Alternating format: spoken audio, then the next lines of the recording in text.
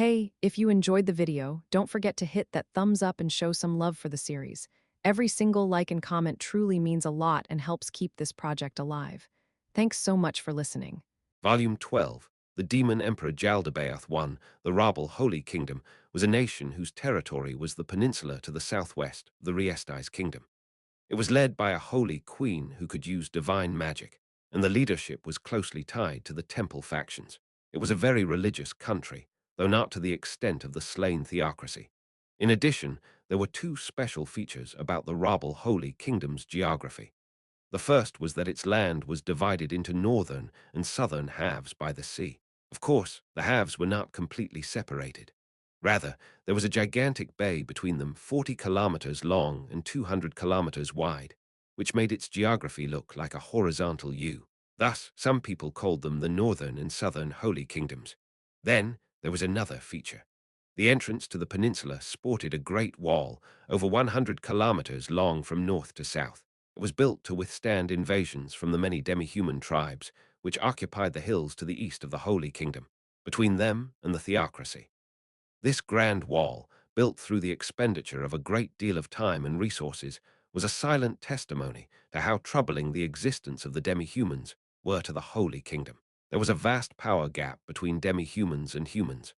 Granted, it was true that there were certain demi-humans who were weaker than humans, such as goblins.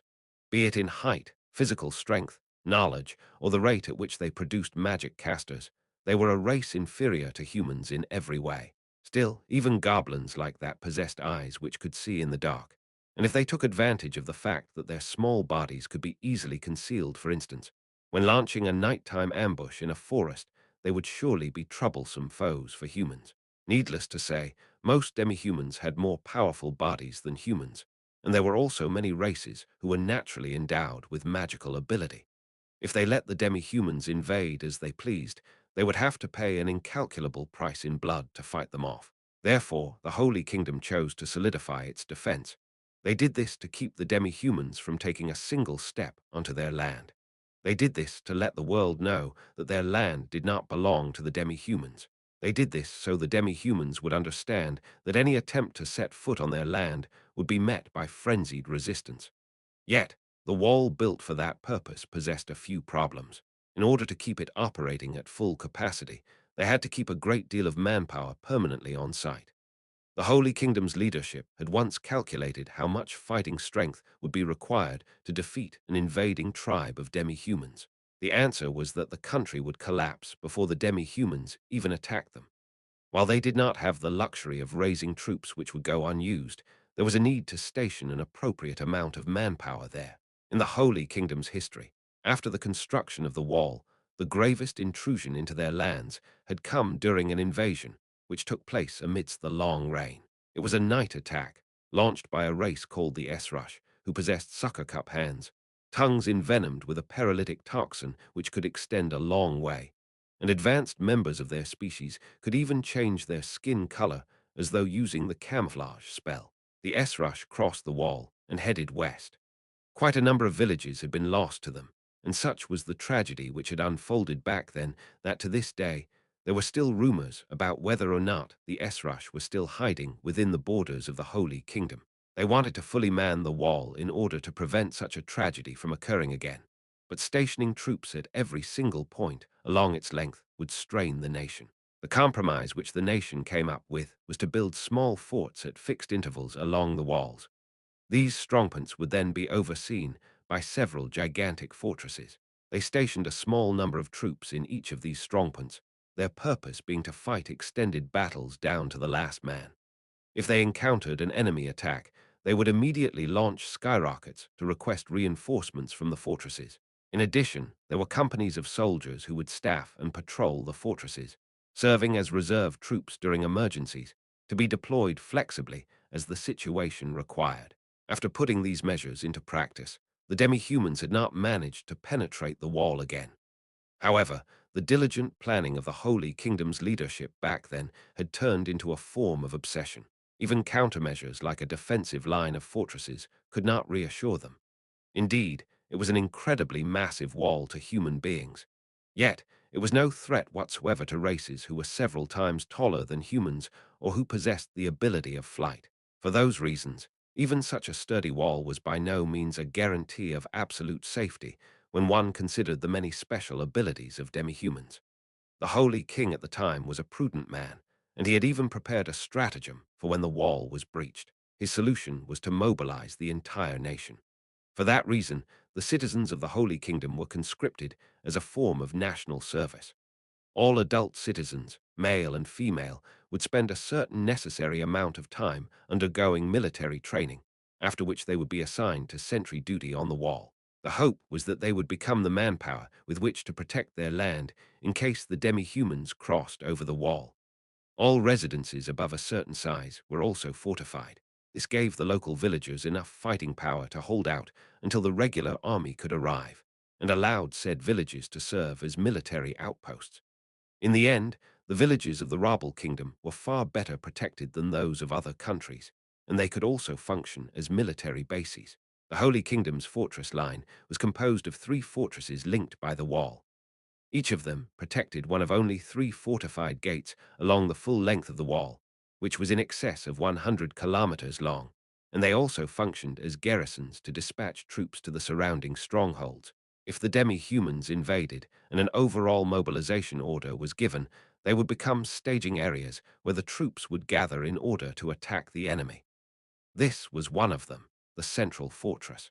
As the sun slowly sank beneath the horizon, the red-tinted land was slowly soaked with the color of night. A powerful-looking man stood with one foot on the battlements, looking out over the land at the western foothills. After that, he put his foot down. He was a man who bulged with muscle. His neck was stout, and his chest muscles were impressive enough that one could sense them even through his thick armor. His powerful arms protruded from his rolled-up sleeves. There was no better way to describe him than athletic, regardless of which part of him one looked at.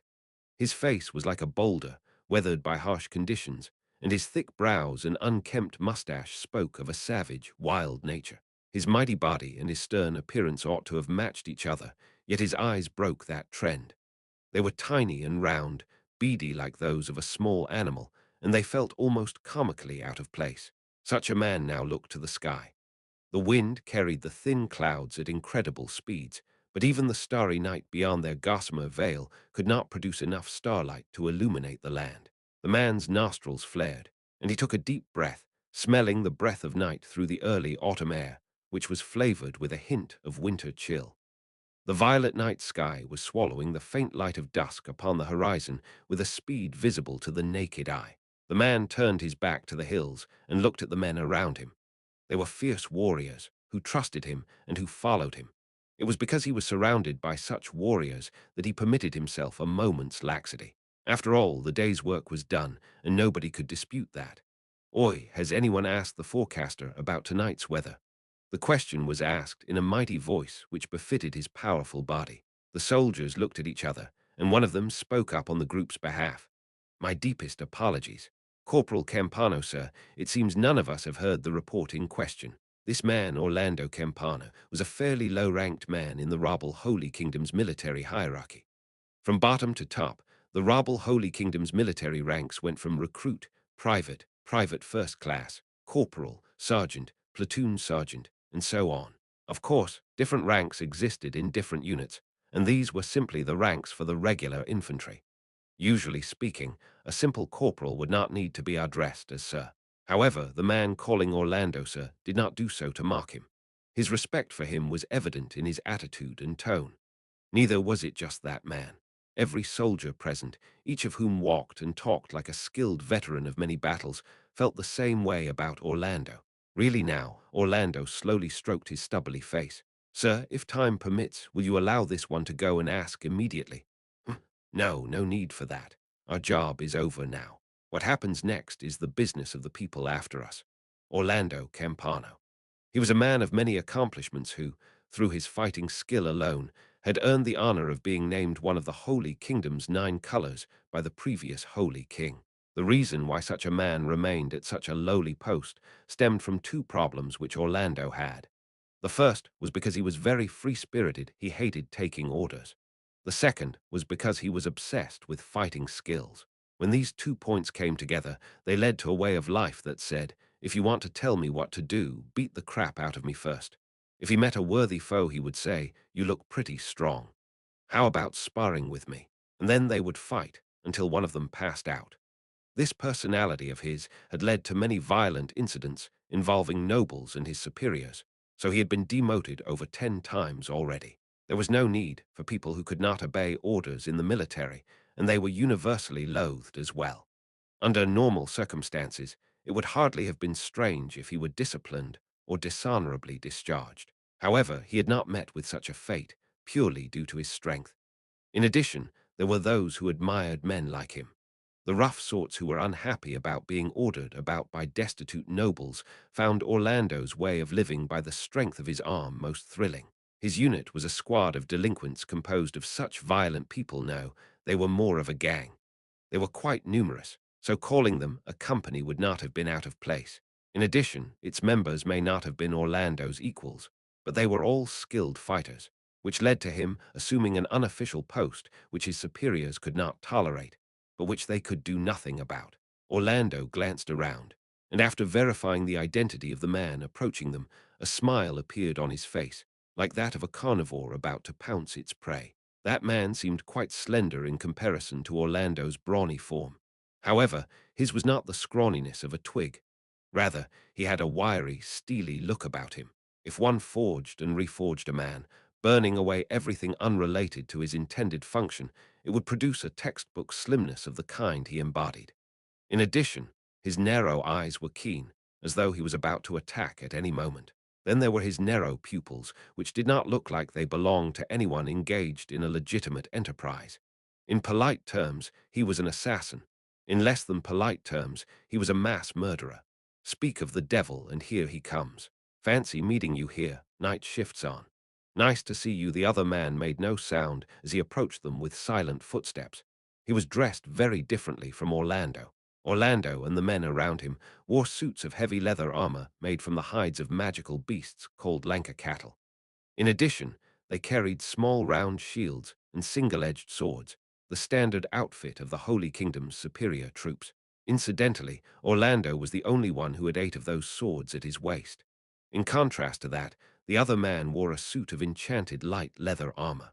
There was an owl crest stitched on his right chest, while the emblem of the Holy Kingdom adorned his left. Orlando, I haven't received your shift report yet. Also, is that the attitude you ought to be taking with a superior? That's practically insubordination. How many times do I have to remind you of that? Well, do forgive me, Platoon Sergeant Dono. As Orlando saluted him sloppily, the men under him saluted as well. It was a proper salute, the kind which they would never give a nobleman or any mere superior officer. It was a salute which showed genuine respect. The man sighed with a hair. It was a sigh made by one who knew that his conduct was unacceptable, but who also knew that lecturing him about it would be pointless. Sorry, boss. Old habits die hard, as they say. The reason why Orlando saluted this man, however reluctantly, was because he had defeated Orlando. I'd like to beat you once before I leave this place. On your terms. Don't you think, Platoon Sergeant Pavel Baraja? The man Pavel Baraja was nicknamed the Night Watchman. Like Orlando, he was one of the 9 colors. The massive, exquisitely made bow on his back gleamed with the faint light of magic, and the quiver hanging at his waist glowed in the same way. He was an archer, just as his appearance suggested. He was a superb marksman with a reputation of perfect accuracy. I think this all the time, but working at night sure is hard. The demi-humans do just fine in the darkness, but it's hard enough just to find their traces, let alone fight them. That's why we're here. The only way to gain magic and talents comparable to demi-humans, their vision aside, is through training. And we've received that training. Yes, yes. Same goes for that daughter you're so proud of, right? Pavel's face twitched and Orlando instantly regretted his poor choice of words. This was a man whose expression remained unchanged even in the midst of a drinking party. The only exception was when the topic of his daughter and wife came up. That was where the problem lay. Oh yes, she's an outstanding girl. It was happening. It had already begun. Pavel paid no heed to Orlando's regret and continued speaking. That said, I honestly have no idea why she wants to become a paladin. She's a weak little girl. Certainly not the type who thinks of fighting power as everything honestly. She's even been scared to tears by caterpillars in the past. And while I did say that might was everything just now, that doesn't extend to my wife. Although my wife does seem like that in some ways, and she's adorable because she grew up like me. No, I should say that it's a pity she ended up growing up to look like me. But the true shame is that she doesn't have any talent for using swords. However, she's adept with the bow. If only she could hone her skills in that respect. But then here she is wanting to be a paladin, and whatnot he let the meandering monologue flow in one ear and out the other, making the appropriate noises in response when they were needed. But it would seem he had still been found out. Oi, are you listening to me? That question was only to be expected. No, I wasn't listening. I think I stopped after the third time. After hearing the same thing about 5 or 6 times, under normal circumstances, Orlando would have unhappily retorted hell no. However, taking that tone with Pavel would be a terrible mistake. That was because he knew that he would surely reply, then I'll tell you again. This was the right answer. Of course I did. What a lovely girl she is. Pavel's face changed dramatically. While it was an ugly, fiendish expression that put Orlando on his guard, the fact was that the other man was simply embarrassed. If he did not capitalize on the way Pavel's mind was savoring the joy of hearing his daughter being praised by others, and overcome Pavel's desire to praise his daughter, he would be plunged into that hell once more. Also, only one thing could trump the topic of his daughter. That was work. Doesn't night work mess with your biological clock? Want your body get weird? The butcher's expression on Pavel's face returned to his usual killer's expression. How many times have you asked that question already? The answer's the same as always. It's nothing to be concerned about. Still, why do you keep asking that question? What are you really getting at? He knew the cause for it, but he still stared at his rapid shift in attitude. Where did the you from just now go? He wanted to say, but Orlando did not want that hell to return once more. Ha! What I really want to say. Well, that's a surprising question. I was just thinking that it did cause a lot of trouble for me. If the man who beat me ruined his body, and ended up having to retire over a trivial thing. Of course, once I win, such minor things won't matter anymore. In the past, Orlando had been full of himself when he was first assigned to this strongpoint, and thinking back to those days embarrassed him.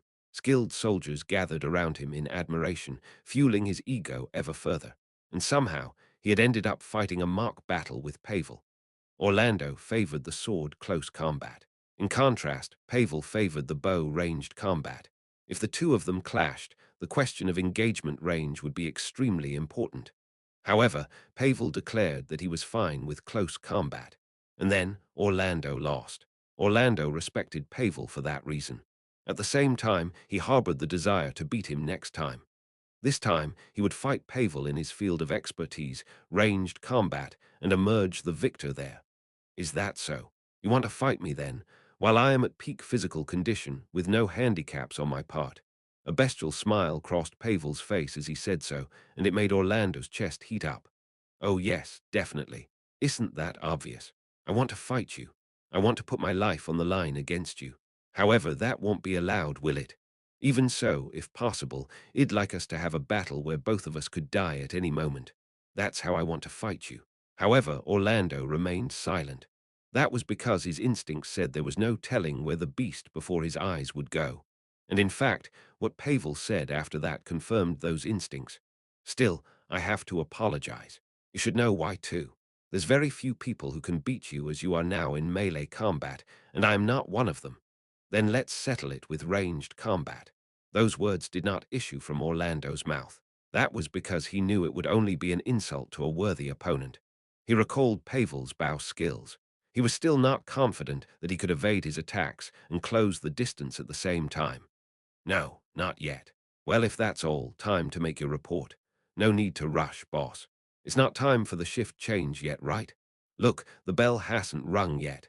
Indeed, the chime that signaled a shift change had not yet sounded. You still need to prepare to change shifts, right? There are things to do before the bell goes. You ought to be getting yourself ready so you can change over the moment the bell rings. It's still too early even for that, right, boss? Come talk with us for a bit. Then may I make a report to the platoon sergeant second in command? The person who spoke was one of his men. Oh, that's a great idea. Excellent job, you. How about that, boss? Ha. You're being really persistent today. You want to say something, right? Good grief, if you want to say something, come out and say it. But of course, he could not. While he had acknowledged the other man as someone he could talk with because he respected him, Orlando was the type who did not speak to people precisely because he respected them. That was because he wanted to be seen as a man who could stand on his own. Well, that's why you're the boss. You get it, don't you? Ha, so what is it? I won't let you off lightly if it's some trivial nonsense. Well, about that, Orlando took off his helmet and scratched his head. The cool air felt strangely comfortable on his heated scalp. The truth is, I want to go on a warrior's pilgrimage. So can I leave this place? He could hear the gasps of surprise from all around him. However, the expression on the slender man in front of him remained unmoved. Why tell me? That's because you're the man I respect the most in this nation, boss. If you won't stop me either, then I won't have any more doubts. Aren't you an NCO? If you've finished your enlistment period, I can't possibly stop you. The Holy Kingdom practiced conscription. Therefore, they sometimes called those people who chose to be career soldiers non-commissioned officers, in order to differentiate them from those people who had been conscripted. Pavel and all his men were NCOs, while Orlando had some NCOs and conscripts under his command. In that case, you don't mind if I quit, right? Being asked that question marked the first time Pavel's face had changed apart from when the topic of his wife and daughter had come up. Orlando had barely managed to discover it by dint of his extraordinary powers of perception gained from being a warrior. Nobody else around them had noticed it. He was someone that Orlando acknowledged as a man of steel, but he was actually perturbed by the question of his staying or departure. His heart swirled with a mix of delight and sorrow. Well, legally speaking, I have to accept that. I can't stop you, that said. Well, sorely feel the absence of a strong man like you. You should have gone on your warrior's journey earlier, right? Why now? Is it because there aren't any more demi-human attacks? Since that time half a year ago, the demi-humans had stopped attacking this fortress. In the past, they had attacked about once or twice a month, in groups of about a few dozen each time. While they only numbered a few dozen, they were still demi-humans, who had superior physical abilities compared to mankind, and many of them possessed special abilities on top of that. Those were numbers which could easily slaughter an entire outpost wholesale. Both Orlando and Pavel had experienced many situations where they had to send out elite troops for relief operations. You know, I don't enjoy slaughtering the demi-humans, right? I like fighting strong people and becoming strong. So how about the Grand King, then? Ah, that guy-o. And then there's the Demon Claw, the Beast Emperor, the Ashen King, the Ice Flame Lightning, and the Spiral Lance. Pavel had mentioned the nicknames of several notable demi-humans, but none of them moved Orlando's heart apart from the one he had first mentioned. The Grand King Bucer. He was the king of a certain demi-human tribe, a being known as the Lord of Destruction. That nickname came from the fact that he was skilled in martial arts that destroyed weaponry and his fighting style that revolved around such sundering techniques. He was a mortal enemy of the Holy Kingdom who had defeated many famed warriors, and he had fought Orlando in the past. Back then, he had destroyed Orlando's longsword, his backup weapons of a short sword and hand axe, and even a billhook used to cut trees for firewood. Although he had broken all of Orlando's weapons, the Grand King withdrew after seeing the reinforcements sent from the fortress. In a sense, being able to hold out until help arrived was a win for Orlando, and many people praised him for his valor. To Orlando, however, it simply meant that the Grand King did not think that slaying Orlando was worth the risk, and so all Orlando felt was a hollow sense of defeat. I do want to fight him again, but I guess I still can't beat him now.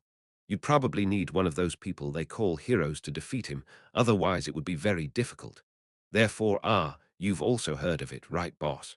How that great warrior, Gaze of Stranoff, died in battle. Ah, yes, I did.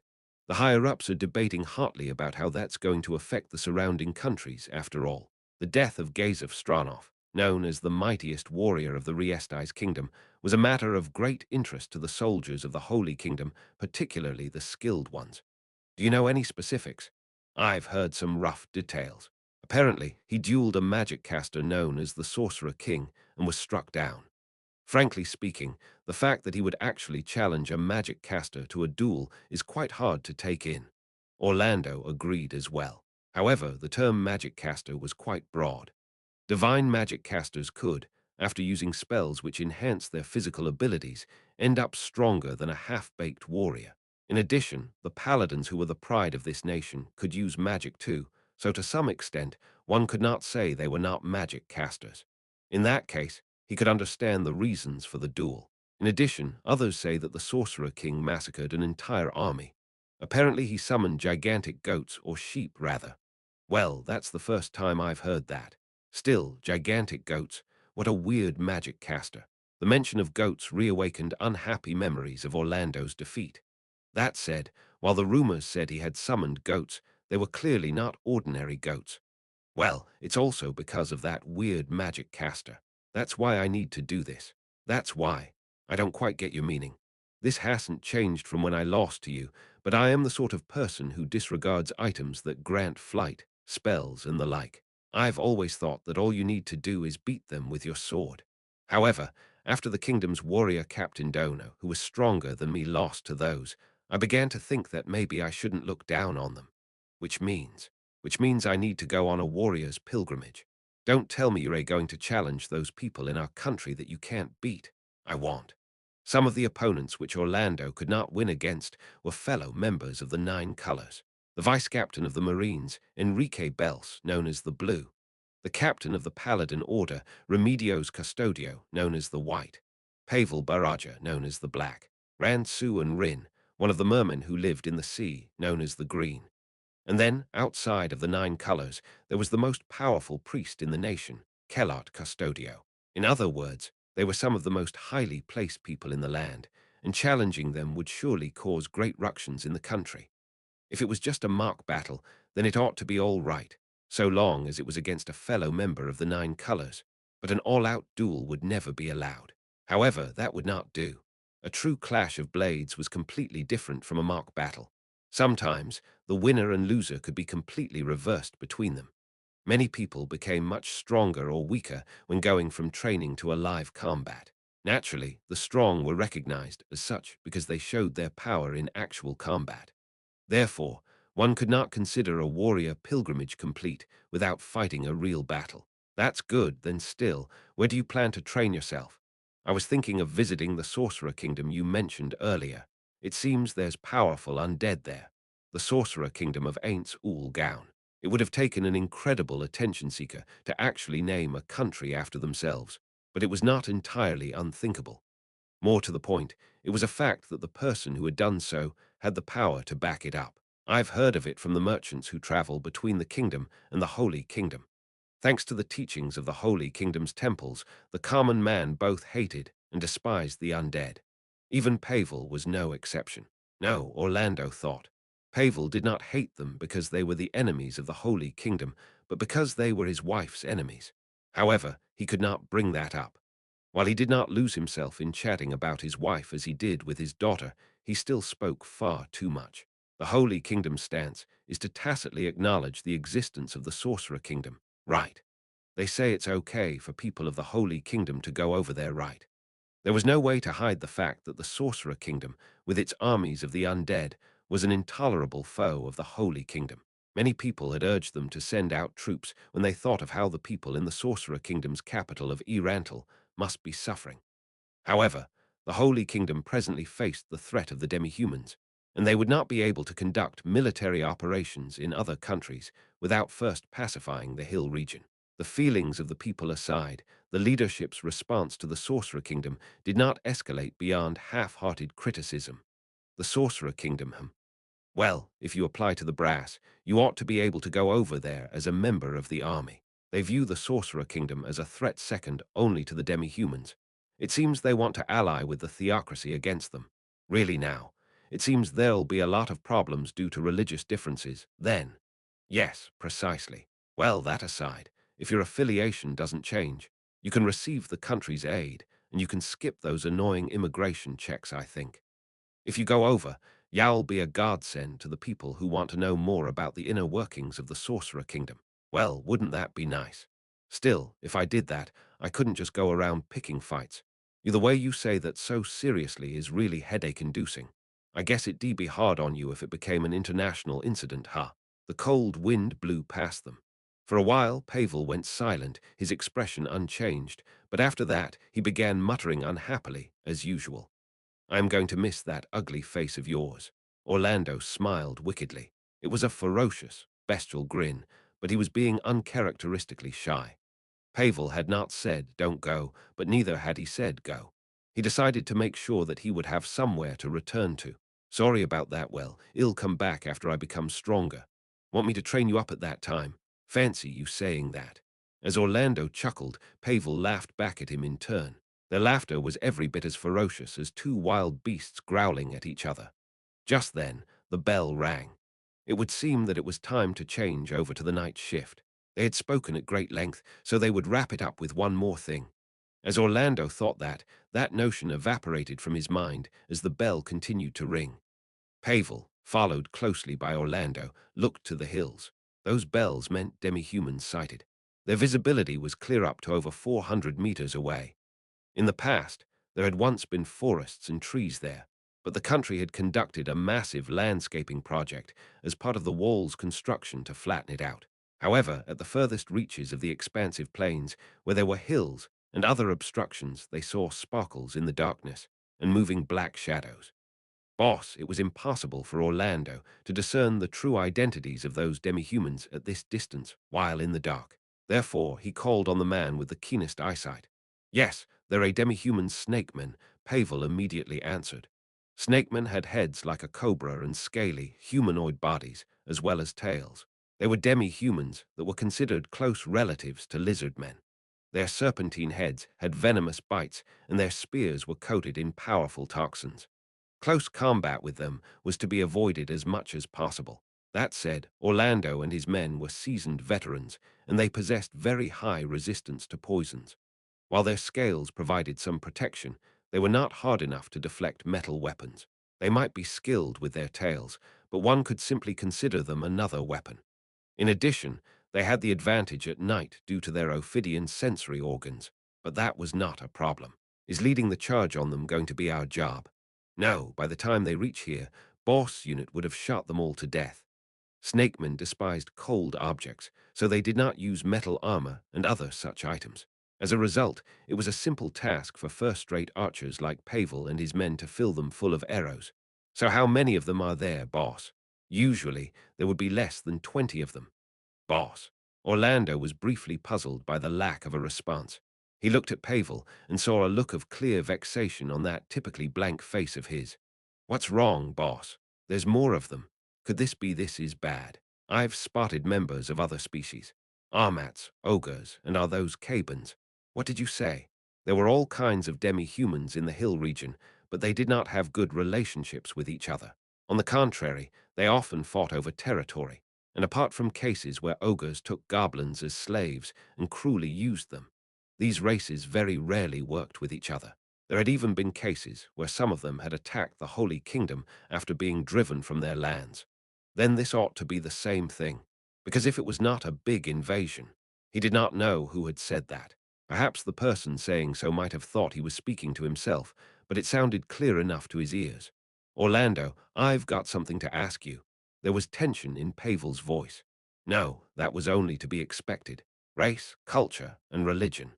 Just as how there could be many nations composed of members of the same species, creating a cohesive nation was a very difficult task. It was even more difficult when the species of the members were different.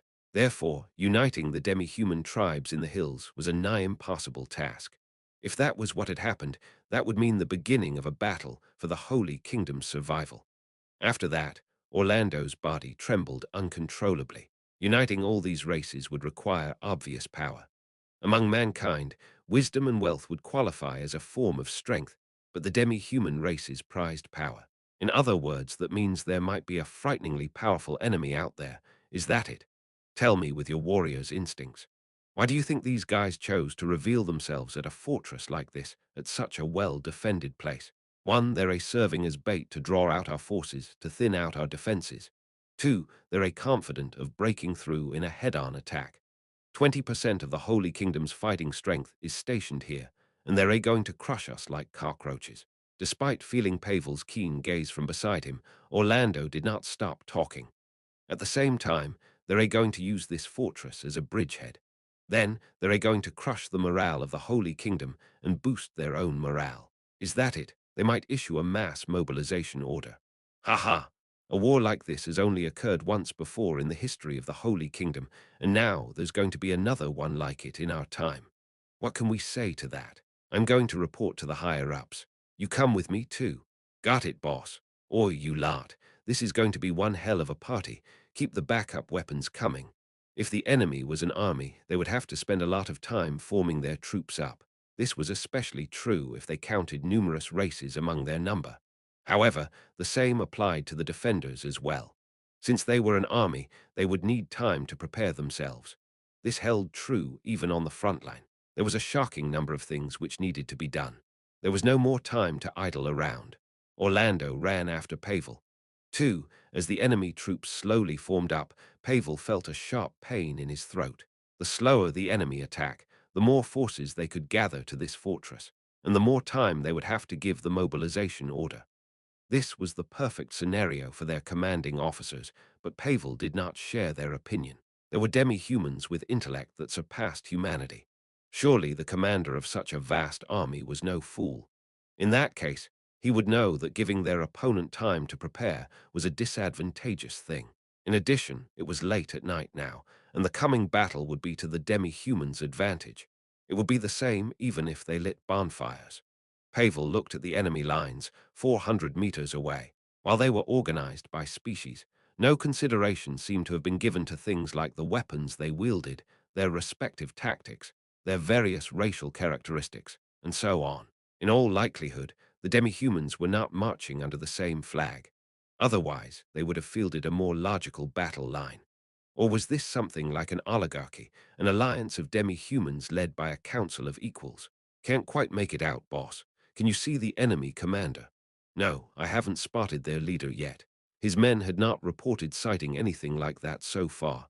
However, there had to be a commander. Otherwise, even forming up into units would be very difficult. He can't keep hiding forever.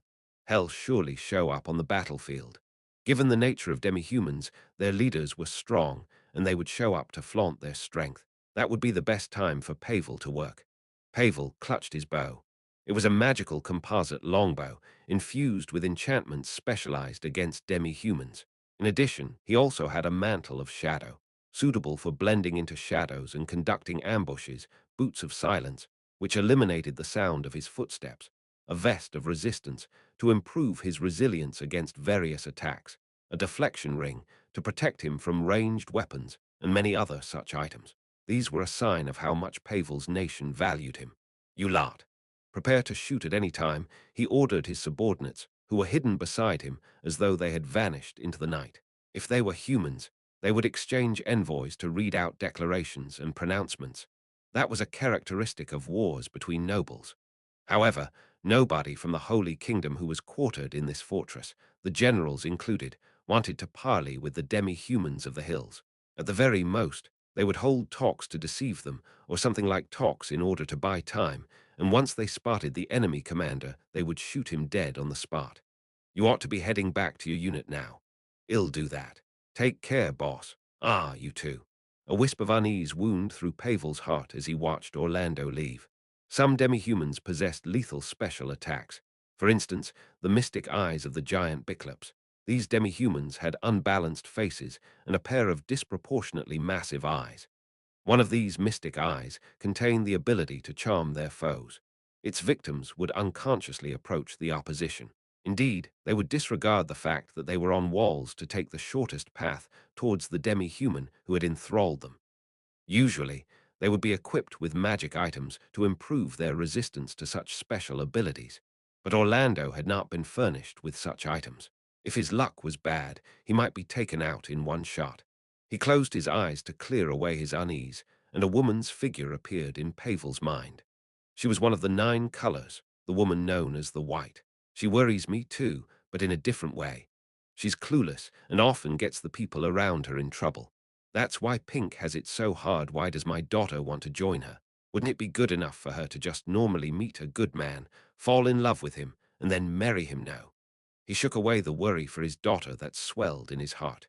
At the same time, he looked back at the demi-human lines to change his mood. He did not know how many demi-humans stood at the foothills, but there were many flags waving there. Those flags were not camouflage. The sole third-tier magic caster in this fortress had already verified it from the sky. In other words, there really were that many combat units gathered here today. Things would not end with a simple staring match.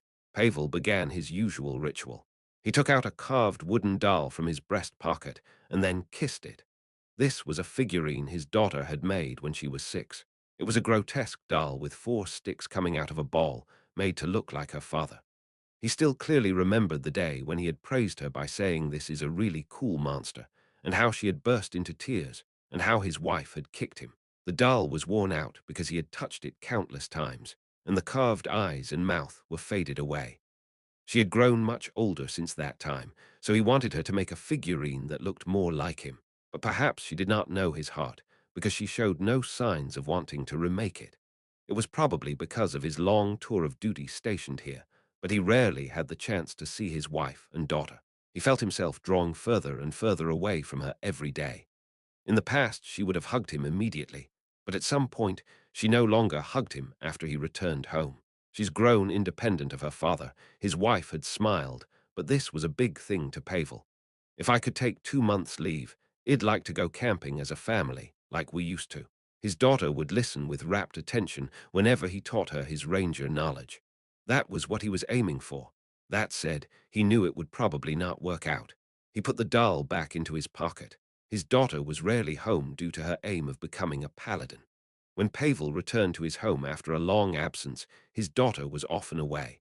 It would be best if she married a neighbor after all, no, someone who lived a little close by, or no, someone who stayed in the vicinity. A paladin's way of life was the least suitable for his daughter. He had been observing her all this time, so he was sure of it. His daughter had chosen this path because she admired how her mother looked as a paladin. However, that was not enough to be a paladin. Only a knight who physically expressed the justice they believed in could be called a paladin. Therefore, although he did not say it largely because his wife was very scary to him, paladins were essentially zealots. I wonder if my girl knows that. Well, I don't want her to know that really is an incredible number out there. His adjutant muttered to himself under his breath, which brought Pavel to his senses. Ah, that's right. Still, there's no need to be scared. All you need to do is support me. In addition to his adjutant, the mood from the men around him relaxed somewhat. That's right, that's it. Tension is the archenemy of sniping. And just as Pavel broke his own blank face, although he did not realize it with a thin smile, there was movement in the enemy lines. A lone demi-human slowly stepped forward. Despite the many demi-humans around him, he was unescorted. Did he not need an escort, or was he full of arrogance, or perhaps he was a messenger whose death would not be missed? Should we shoot him? Not for now, but move to a place where it'll be easy to shoot, and then wait for my order. After quietly giving his orders, his men sped away in droves, like lengthening shadows. Was he the enemy general, or just a simple messenger? Pavel studied him carefully to find out. That demi-human, what species does he belong to? Doesn't feel like I've seen him before, and what's with those clothes? Is it a tribal outfit? Is that mask something like that too? He was definitely not human. There was a tail coming from behind his waist. The problem was the demi-human's clothes. One could think of it as a tribal costume, and indeed, it felt like it might have been something like that. However, even at this distance, one could tell that the clothing was of excellent make, even when compared to that of humans. Highly civilized demi-humans are very troublesome. It was not just Pavel. All the soldiers waiting on the walls gulped as they watched every move the demi-human made. Amidst the oppressive mood in the air, the demi-human approached to within 50 meters of his location. That's far enough. Any further and Yow'll be encroaching on the Holy Kingdom's territory. This is no place for you demi-humans. Leave at once. The voice was loud enough that even Pavel, who was some distance away, felt it was loud. It came from the man in command of the fortress, one of just 5 generals in the Holy Kingdom. He imagined he could feel the voice of the man in unadorned, battle-scarred armor resonating in his gut. The reason why he only had one staff officer by his side was probably because he did not intend to get the others caught up in it if the enemy launched an attack. In their place were many troops with tower shields hidden behind them, ready to rush out if anything happened. In contrast, the demi-human's voice was gentle and pleasing to the ear. It seemed to worm its way into every man's heart. Even at this distance, it still reached Pavel's ears. That we already know. Now then, may I know who you are? I am the general in charge of this fortress. Who are you? There was no need to tell the opposition that. Pavel frowned, but he already knew that the general was not a shrewd man. Therefore, he should have regarded this outcome as inevitable. I see, I see. Since you have given your name, I fear it might be rude not to respond in kind. Greetings, ladies and gentlemen of the Holy Kingdom. My name is Jaldabaoth. Could it be? The man who shouted was the staff officer near the general. The archfiend Jaldabaoth. Are you the demon who led an army of demons in that disturbance in the kingdom's royal capital? Oh, I am honored that you know my name. Indeed, I was the architect of that magnificent feast in the Riesti's kingdom.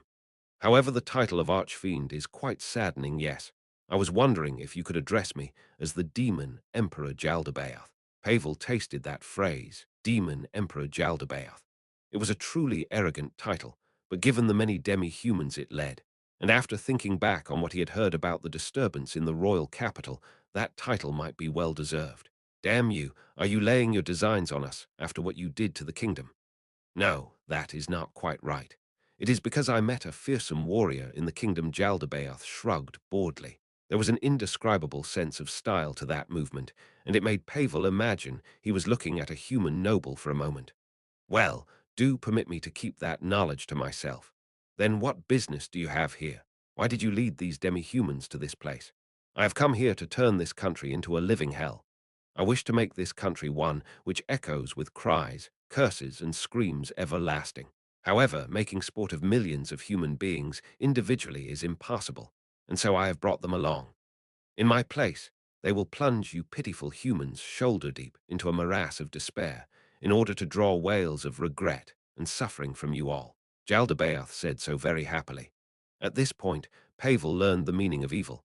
What the holy men shouted about the wicked demi-humans was nothing more than propaganda to raise fighting spirit. It was practically sleep-talking. From a detached point of view, demi-human invasions were nothing more than going to the farm to feed themselves. Terror filled Pavel's body. At the same time, he made up his mind. He would not allow that demon to set foot upon the Holy Kingdom's land, where his wife and daughter were. He tightened his grip on the bow in his hand. If Jaldabaoth's words were intended to intimidate them, then they had been a complete failure. Humans were not cowardly and weak creatures. They would let him taste the foolishness of underestimating humanity with their vicious counterattack. The people here possessed the iron will to defend the Holy Kingdom, and even if it had rusted a little in the past few years, they were still fiercely devoted to their home nation. Do you think Wed let you do something like that? Listen now, Jaldabaoth the fool, the general barked. Indeed, he was barking. This is the first line of the Holy Kingdom's defense. It is also the last line of its defense. Beyond us lies the peace of the Holy Kingdom's people. Did you think we would let you trample it as you wish? The nearby soldiers shouted Yuwu in response to the general's bellowing. In that moment, their fighting spirit flared up. Pavel would have cried out as well if he were not hiding himself, and perhaps his subordinates, whose bodies trembled faintly, felt the same way. However, a round of out-of-place applause threw a damper on that. After clapping for a while, the demon spoke up. Watchdogs which guard the cradle, I cannot say I disapprove. It is very important to protect things. Yes, I approve very much. That being the case, I shall give the people I capture here the finest possible reception. The way he laughed as he spoke made him sound like he was enjoying himself. Jaldabaoth did not speak particularly loudly. Therefore, it would have been understandable if his voice did not carry over to where Pavel was. Even so, the words reached him with a mysterious clarity, as though they were coming from behind himself. Don't worry about it. That might be the work of magic. Spells and magic items which amplified sound existed, and it was very likely that Jaldabaoth was using those. However, he could not escape the unpleasant feeling which seemed to adhere to his back. I will not accept surrender or anything of the sort. Entertain me to the best of your ability. Now then, let us begin. Pavel gave his subordinates the order to shoot. There was no need to wait for the general's commands. They were permitted a degree of independence, because opportunities to snipe the enemy commander were not readily available. Waiting for approval from their superior might result in them missing their chance. Pavel stood up. The men around him followed suit. It took only a moment to lock onto his target. A distance of 50 meters was essentially point-blank range to Pavel. He drew his bow, filled with the intent to kill, and Pavel felt Jaldabaoth's eyes meet his through the mask. We won't give you the time to flee or defend yourself. If you want to blame anything, blame your own arrogance for coming out onto the front lines alone. Loose. 51 arrows flew out in time with Pavel's voice. Their enchanted bows discharged magical arrows. The flaming arrows left red lines hanging in the air. Blue trails lingered behind the ice arrows. The lightning arrow's path was marked in yellow, green streaks followed in the wake of the acid arrows. And Pavel's own holy arrow traced a white trajectory as they all soared through the void. The arrows loosed from the fully drawn bows traveled flat paths as they streaked through the air, each one striking Jaldabaoth's body without deviating in the slightest. Pavel's shots were exceptionally potent, and after being enhanced with his martial arts and his skills, each of them possessed power comparable to a mighty downward slash from a heavy trooper. If he were hit by this, even a man in full plate would be knocked back and sent rolling over the ground. However, Jaldabaoth did not move in the slightest, even after taking 51 arrows. And then something happened which made him doubt his eyes. The arrows which should have punched through his body fell to the ground. What? Is he defended against projectiles?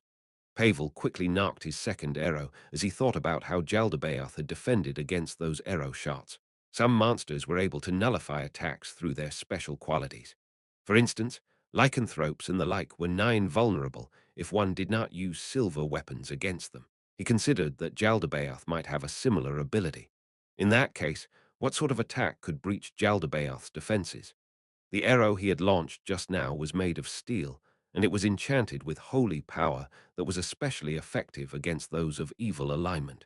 While it was said that demons could not defend against it, there was no denying that Jaldabaoth had proven immune to it. In that case, it would be best to use other arrows to learn more about the opposition, tearing down his veil of mystery to chart a course for victory. Pavel readied a silver arrow next. It too was imbued with righteous power. Now then, do permit me to make a move of my own. It is a trifling present, but I would be delighted if you would accept it. This is a 10th tier spell, Meteor Fall. Pavel sensed something from above him, approaching with unavoidable speed. Looking up, he saw a mass of light. It was a gigantic heated rock now. It was something bigger than that.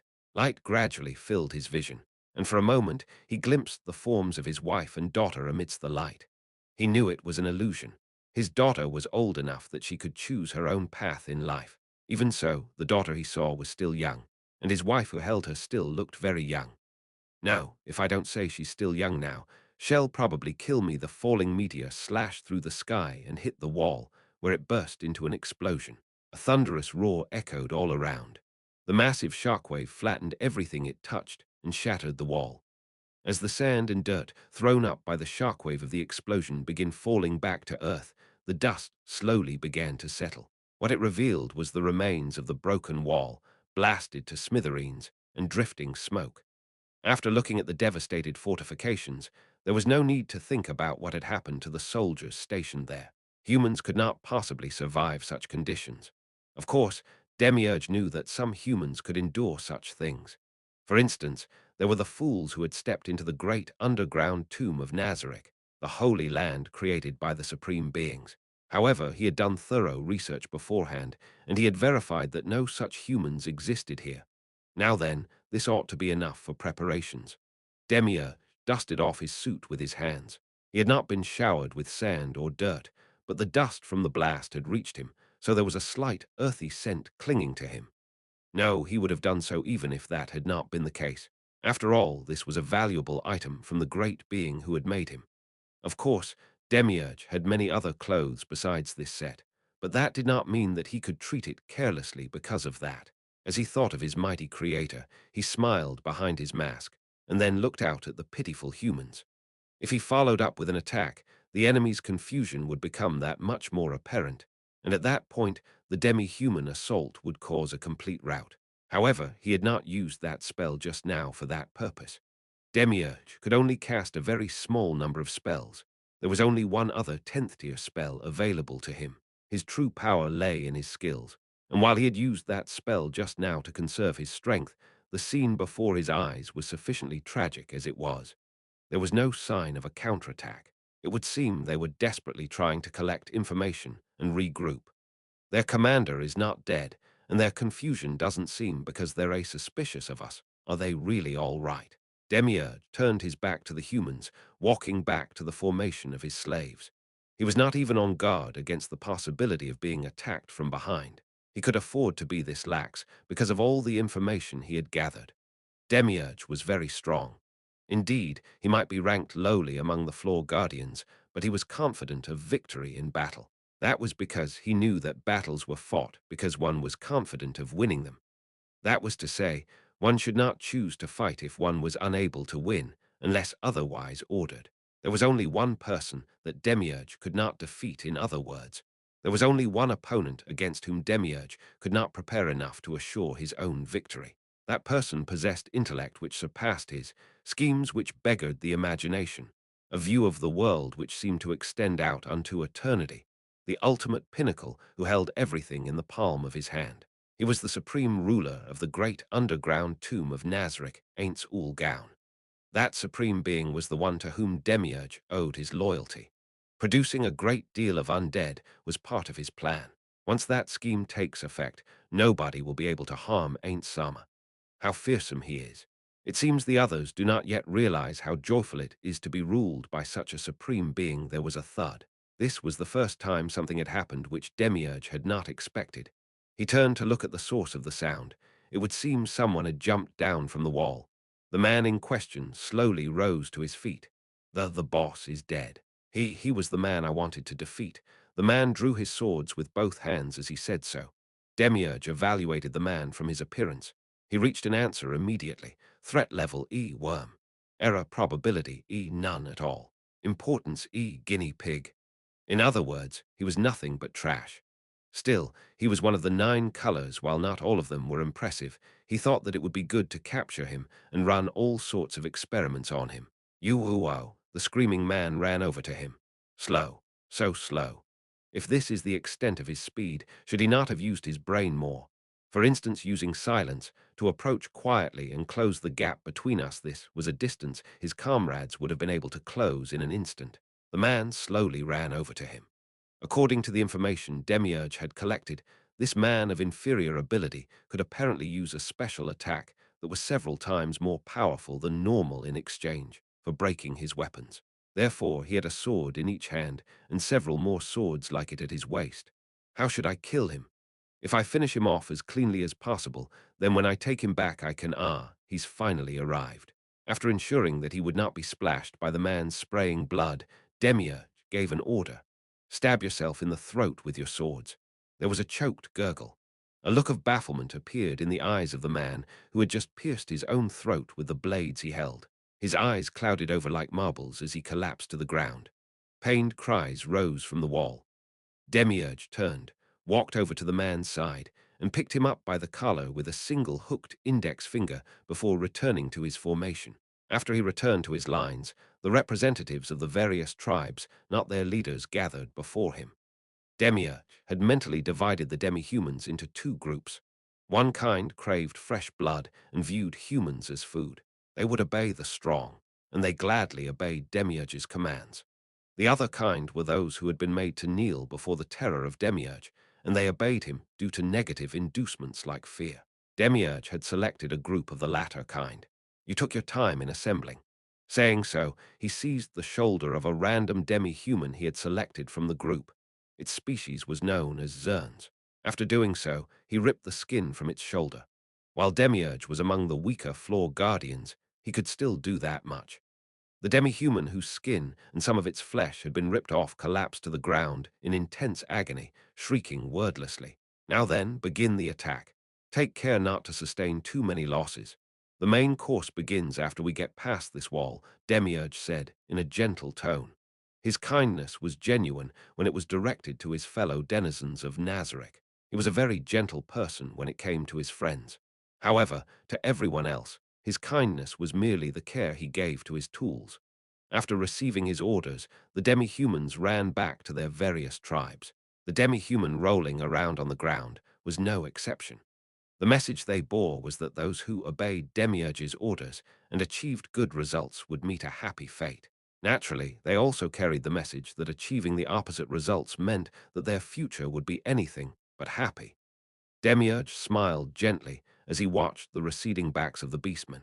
Then let us begin the next step of our plan. Demons. Demiurge activated one of his skills and summoned a vast quantity of the demons he intended to use as sacrificial pawns. While these demons were extremely weak compared to Demiurge, summoning stronger demons would mean he could not summon as many. The important thing in this operation was to spread the word that the Holy Kingdom's army had been assaulted by demons, which meant that quantity was the priority here. Listen carefully now. Support the demi-humans in their efforts. Also, limit your pursuit of the humans. Do not do something as foolish as not allowing a single one to flee the fortress. The low-ranked demons nodded and soared into the sky as one. While summoned monsters were supposed to know a portion of what their summoner knew, said information was generally quite vague. It would be best to regard it as the ability to tell friend from foe. Therefore, it was important to give verbal commands to summoned creatures. Now then, it would be good if the ball landed on target. Demiurge's perspicacious mind pondered all manner of situations, and after computing dozens of eventualities, he made the appropriate corrections to achieve his aim. Slight deviations were within his predictions. However, there were times when utter fools would lead to situations developing beyond their expectations. Surely someone with Ainz Ooal's intellect could even predict the actions of fools. I am still a long way off. Come to think of it, it would be good if I could share this with Ainz Ooal, as he thought that. Demiurge's heart raced unbidden. He had spent a great deal of time preparing this stage. If he could not even share it with his supreme master, what would Demiurge do? Ladies and gentlemen of the Holy Kingdom, I have a sincere wish. Please allow Ainz Ooal to enjoy himself with your suffering forms. Although, how will Ainz Ooal adjust my plans for a better outcome? Like a student waiting for a respected teacher to dispense instruction, Demiurge smiled as his heart filled with the fires of anticipation and excitement. Oh, to learn from Ainz Ooal's actions, progress towards a better self, and further deepen my loyalty. How wonderful it is! To Demiurge, who had been born to serve the supreme beings, nothing was more delightful than giving his all for his master. Ah, this is truly marvelous. The news of a demi-human alliance one that comprised a massive army crushing the strongest central fortress and its vast quantities of soldiers, then subsequently crossing the wall, had already begun spreading throughout the Holy Kingdom. The leader of the demi-human alliance was called the Demon Emperor Jaldabaoth. He was a demon who had caused great havoc in the kingdom, and he had used powerful magic to shred the wall like tissue paper.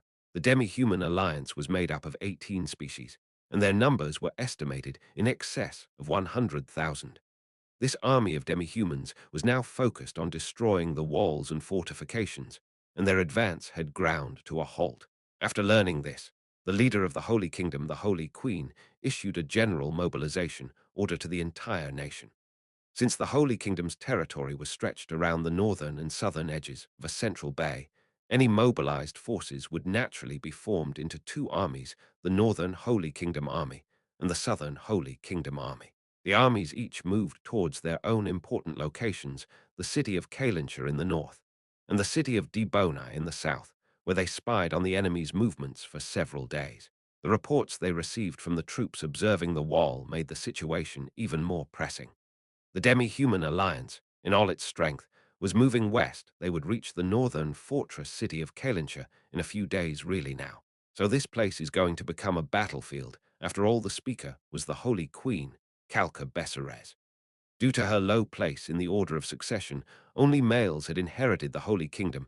Until now, she should never have taken the position of Holy Queen. However, due to two qualities she had, the crown had eventually been placed upon her brow. The first was her beautiful looks. Her face was as beautiful as a freshly bloomed flower, filled with cuteness and dignity, and it was praised as the treasure of Rabble, while her radiant, vibrant long hair was like threads of spun gold. Since it resembled an angel's halo, many who saw her gentle smile went on to describe her as a saint. The other quality was her excellence as a divine magic caster. She was a genius who could use fourth-tier spells at the tender age of 15, and she had ascended to the throne with the firm backing of the previous Holy King and the temples. Almost 10 years had passed since then. While certain voices disapproved of her excessive kindness, she had not made any mistakes which could be considered critical, and thus she had ruled the Holy Kingdom to this day. However, this rule was not solid, and embers smoldered out of sight. I understand your sadness, Kalkasama, but the people who live in Kalinshire do so because they have prepared themselves for a day like this. In the past, there was also a that battle, where this city was the heart of the fighting. That's why the walls here are even taller and sturdier than anywhere else. The person trying to console her was a woman with brown hair. While she was as beautiful as the Holy Queen, her eyes contained a cold, razor-sharp look, like the edge of a blade. She was dressed in a suit of silvery full-plate armor and a surcoat. These were the traditional vestments of the Paladin Order's captain, an ancient article of magical masterwork. The most important thing was the sword at her waist, whose name was known to everyone in the Holy Kingdom. It was renowned as one of the 4 holy swords, the Holy Sword Sapphirisia. One of the 13 heroes, known as Black Knight, was said to have carried 4 swords: the evil blade Humiles, the demonic blade Kilinarum, the blade of Rot Crocdabble, and the fatal blade Esphes. This was one of the 4 swords which existed as a counterpart to them. Incidentally, the other 3 holy swords were known as the Sword of Law, the Sword of Justice, and the Sword of Life. Wielding a powerful sword often led to one becoming drunk on its power and neglecting the fundamentals of swordsmanship.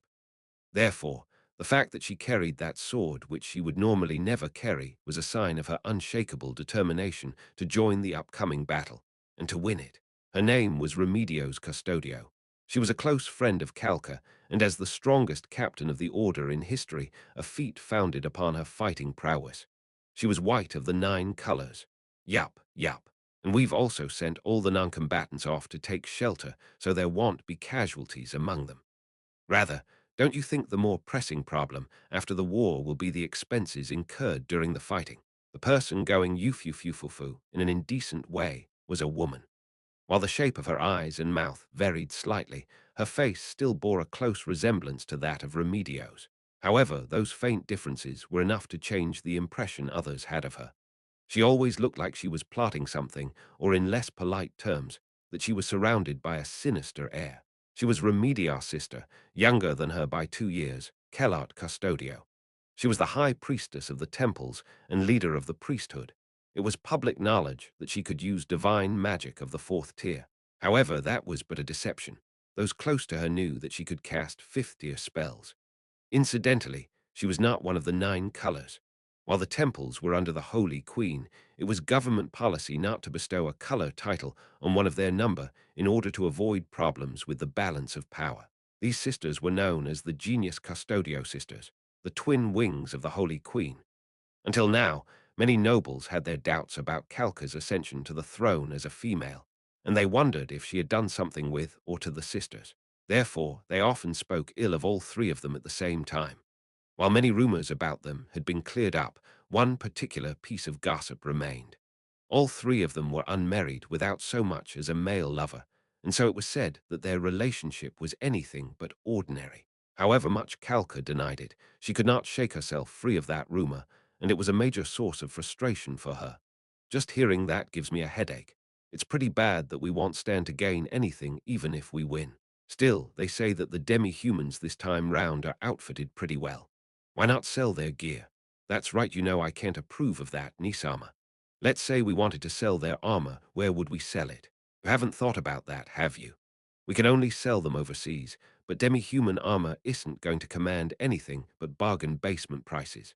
Besides, we ought to avoid strengthening other countries' arsenals until the destroyed wall is rebuilt. In particular, I hope they don't fall into the hands of the Sorcerer Kingdom. Ha! You don't like the Sorcerer Kingdom. I've never heard you say that in court, though. No priest would like them. You're the same way too, right, Kalkasama? Kalka pondered the matter. As part of the clergy and the Holy Queen, she disliked them.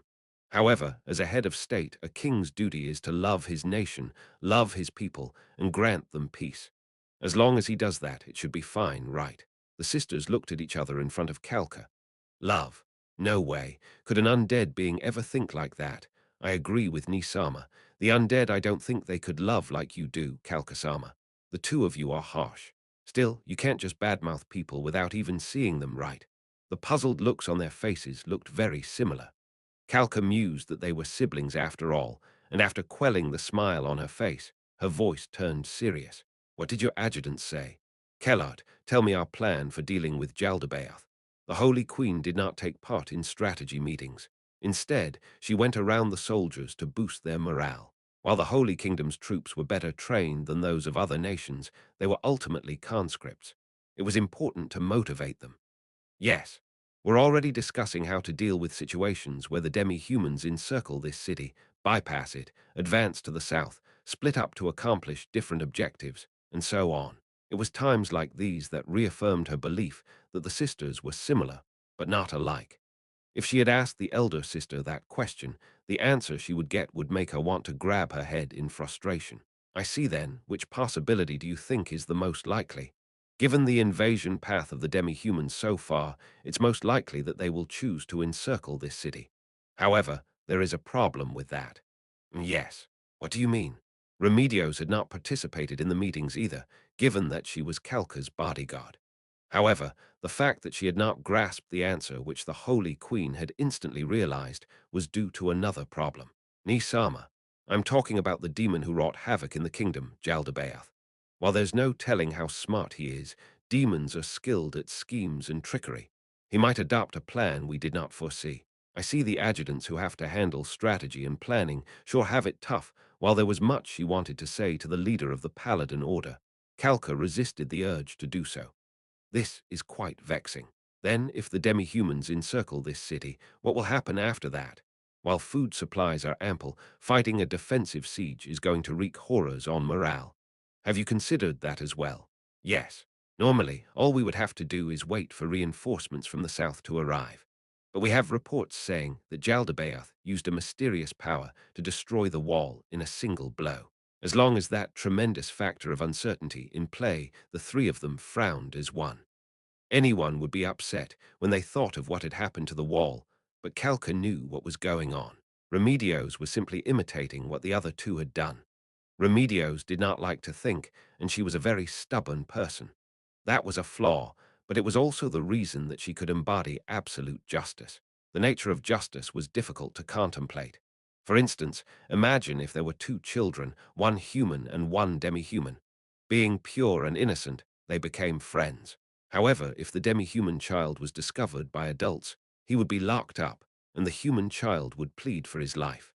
However, if they let the demi-human child go, he might grow up to become a threat to humanity. Was killing the demi-human child just or unjust? This was not a question that could be easily answered. Kalka would have spared him without any hesitation. Remedios, however, would kill him without any doubts.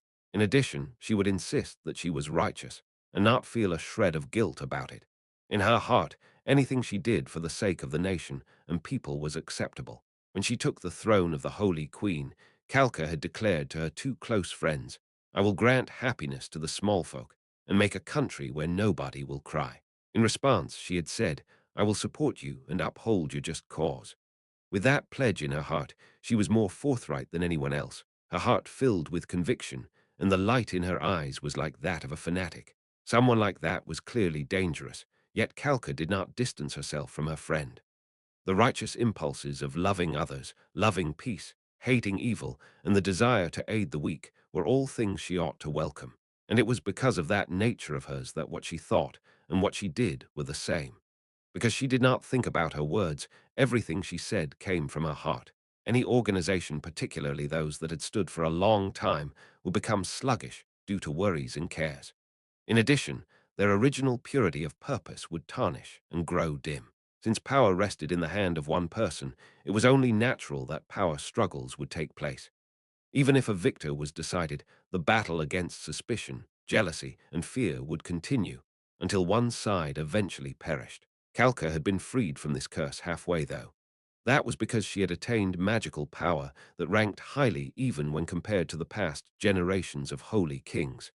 Others had lauded her for it, and her heart was at ease. Therefore, Kalka could put aside her mental preparations to take the throne of the Holy Queen, but her brothers did not feel the same way. There was only one elder brother among her relatives whom she could trust, Caspond. Since she lived like this all this time, Remedios was a spiritual oasis for Kalka. Umu.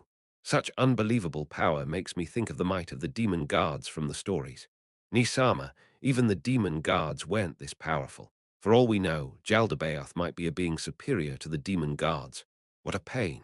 Then how shall we beat him? What are you worrying about, Kalkasama? They say he was defeated by the adamantite-ranked adventurers of the kingdom.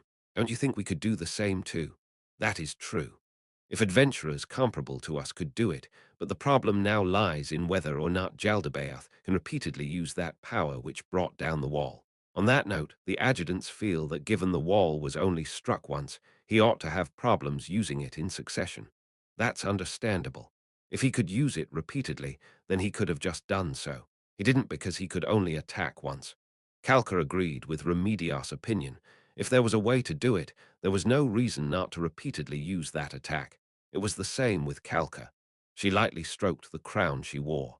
It was a magic item that was the binding focus for the grand ritual spell that had been passed down through the Holy Kingdom, the last holy war. Well, we can conscript high-ranking adventurers, the kind who are used to defeating monsters and the like, as part of mobilizing our people. If we muster up our full fighting power, Jaldabaoth's hardly an unbeatable foe. The fact is, he's already been defeated once before. The Adventurers Guild had strongly protested the conscription of adventurers into the army, but Kalka had not revoked her order. It was only to be expected. This was a matter of national importance, and splitting their strength was foolish in the extreme. In addition, the Adventurers Guild was hardly as powerful as the Holy Kingdom itself, so forcing them to obey was a simple task. That's true, though I guess we failed in that we didn't gain detailed intelligence about Jaldabaoth's activities in the kingdom.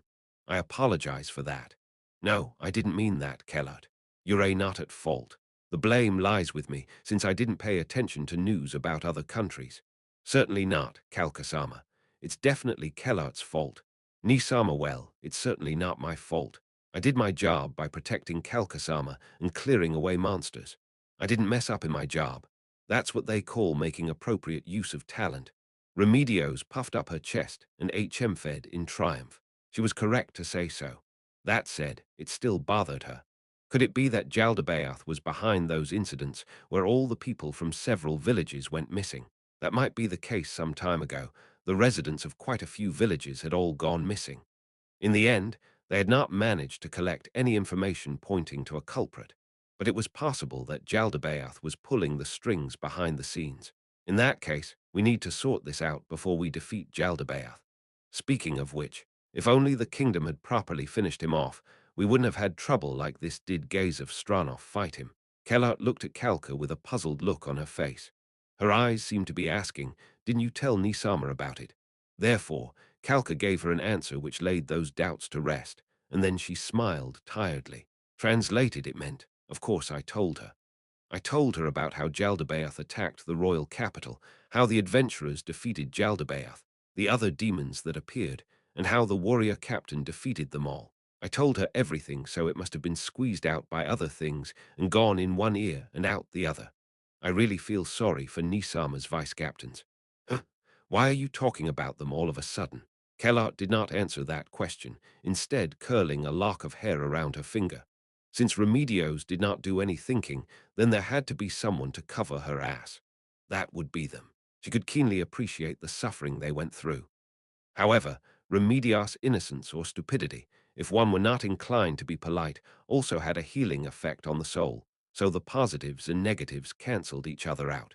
I only know the rough details, but apparently he fought with another demon which was covered in scales.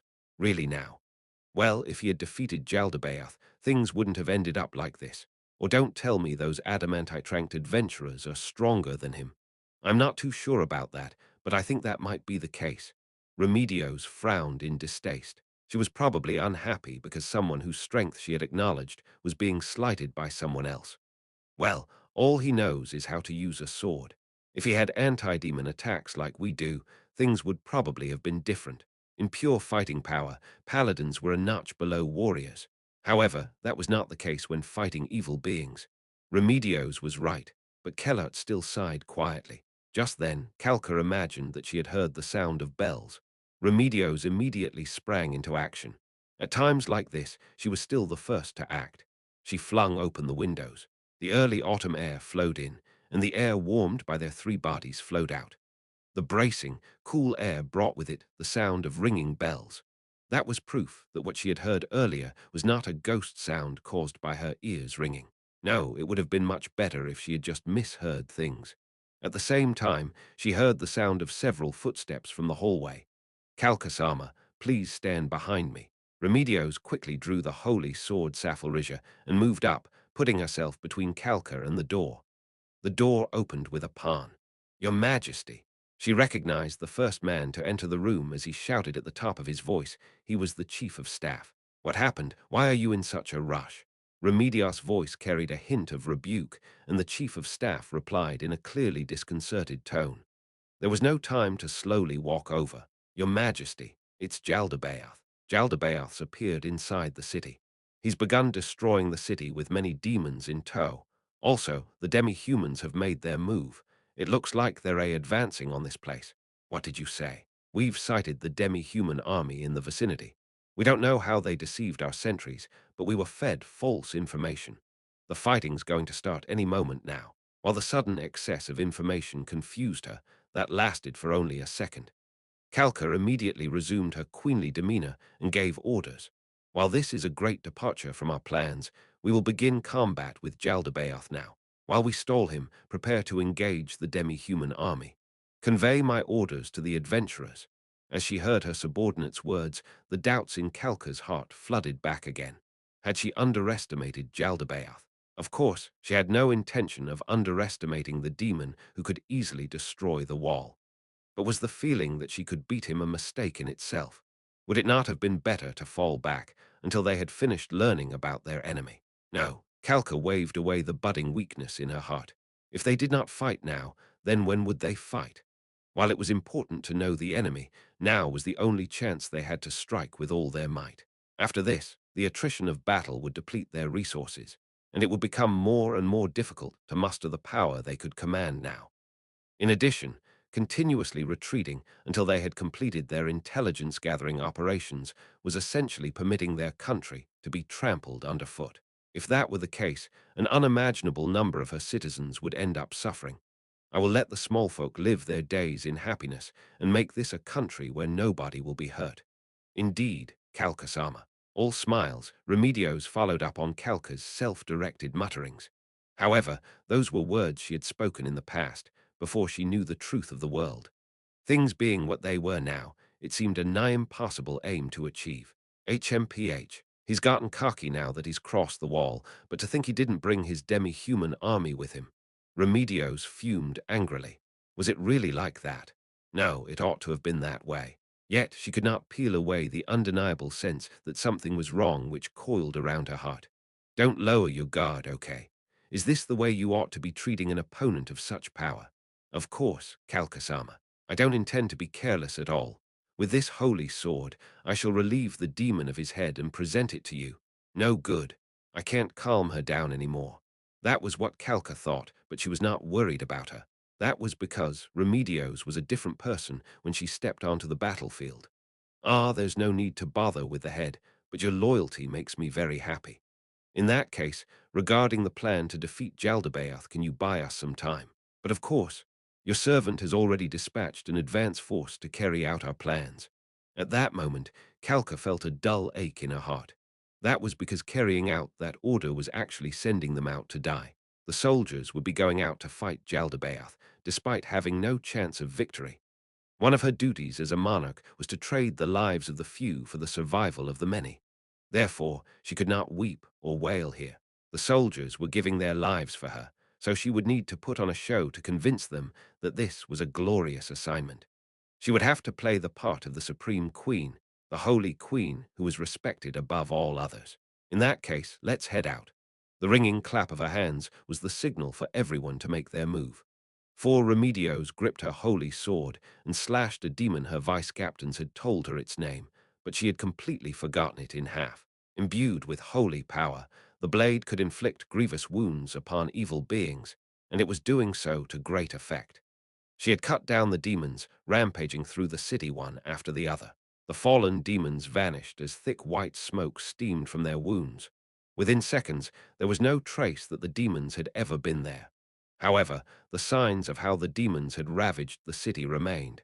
How could this be? She looked at a fallen soldier, not one of the vanguard troopers, but a local patrolman, and Remedios bellowed in rage. His leather armor had been cleanly severed, and the hands clutching his abdomen were stained a deep red. She could even see the pink of his innards. His face was well past the point of paleness, now a bloodless white. While she had almost no medical knowledge, her own experiences supplied enough information for her to make a judgment.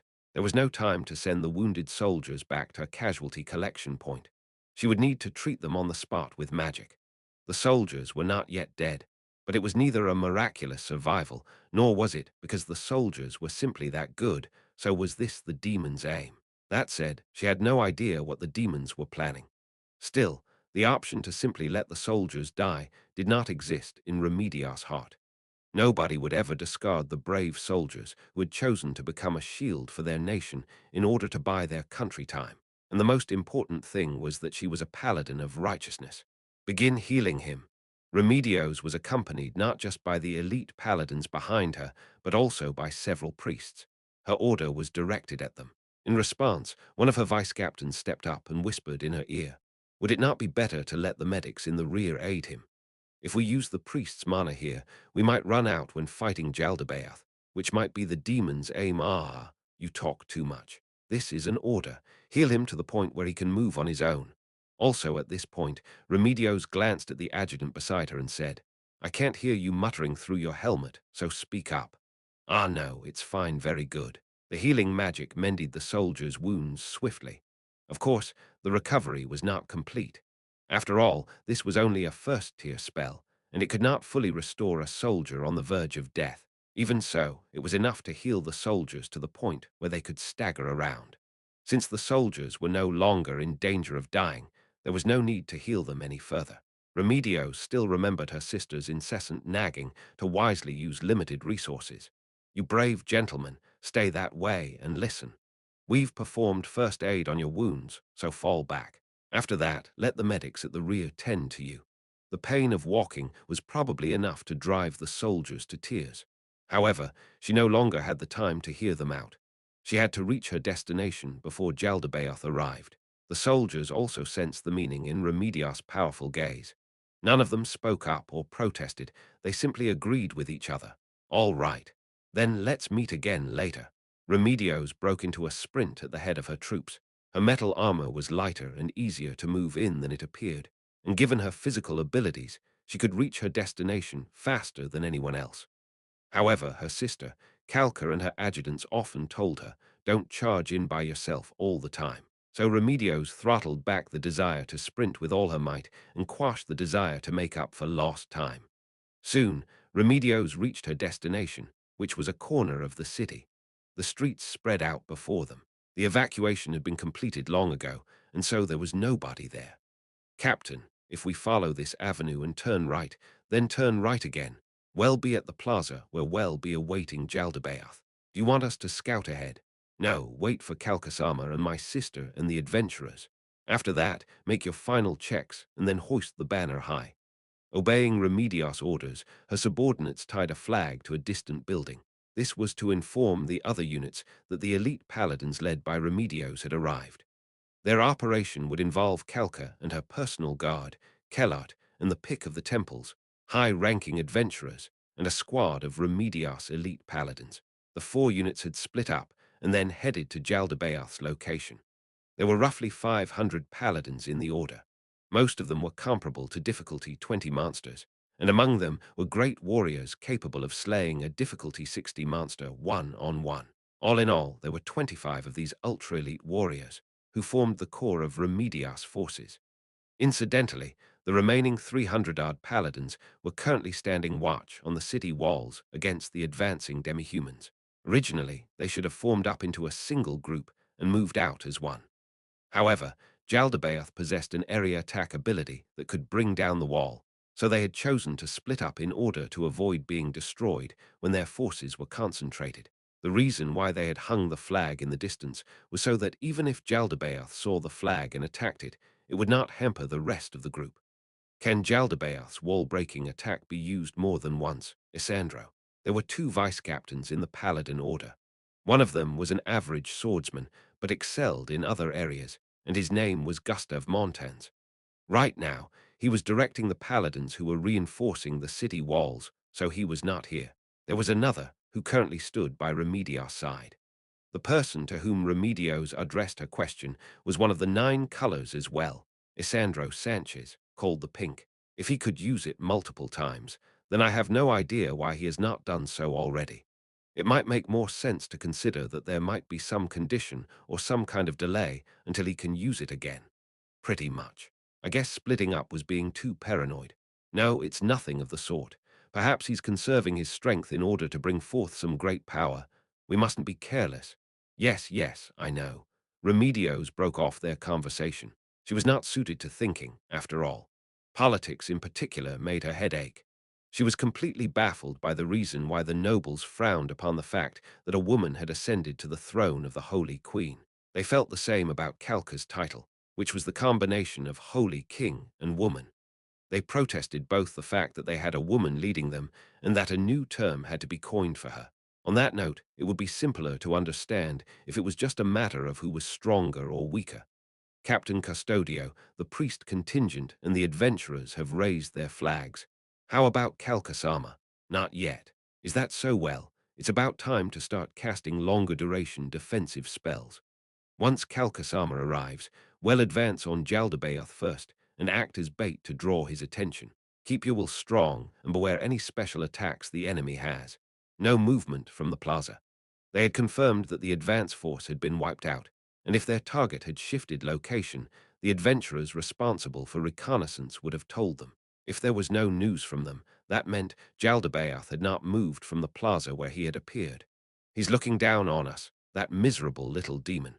Probably thinks that if he can kill us all here, he can conquer the country easily. No, Captain, it's also likely that he's trying to stall for time. If we're pinned down here fighting Jaldabaoth, the demi-human army will be able to win elsewhere. I see. So that's possible too. This Jaldabaoth is pretty smart, huh? I think he's good at scheming because he's a demon. HMPH. He's just a demon who's gotten full of himself. It'll beat him like a dog and make him weep bitterly. Just as Remedios swore that to the guards, the final flag went up, as though it were waiting for that moment. Vice-Captain.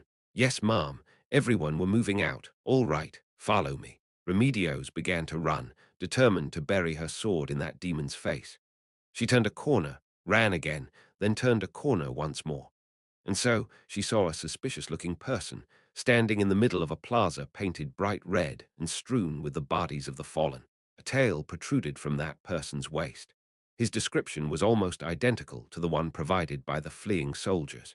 He did not have bat-like wings or curled horns, and the only sign that he was inhuman was his tail. From that point of view, he was little more than a man in a mask. However, are you Jaldabaoth? Red Carwo.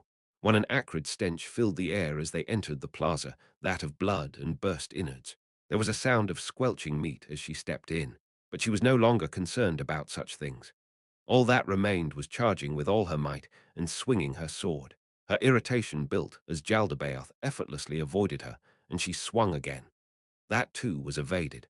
Remedios knew that however much time she put into her studies, she would never be able to excel in academics. For that reason, she spent all her time on improving her fighting skills instead, because she understood that she was more talented in that field. Thus, she had become known as the greatest warrior of this nation. And now, the instincts of the paladin Remedios Custodio were screaming to her. Jaldabaoth's evasion was not a coincidence. He put on a show of conceit because he had the strength to back it up. Few human beings could keep up with the battle that was about to take place, and she would need to further enhance herself with magic. Remedios' instincts had never failed her at times like these.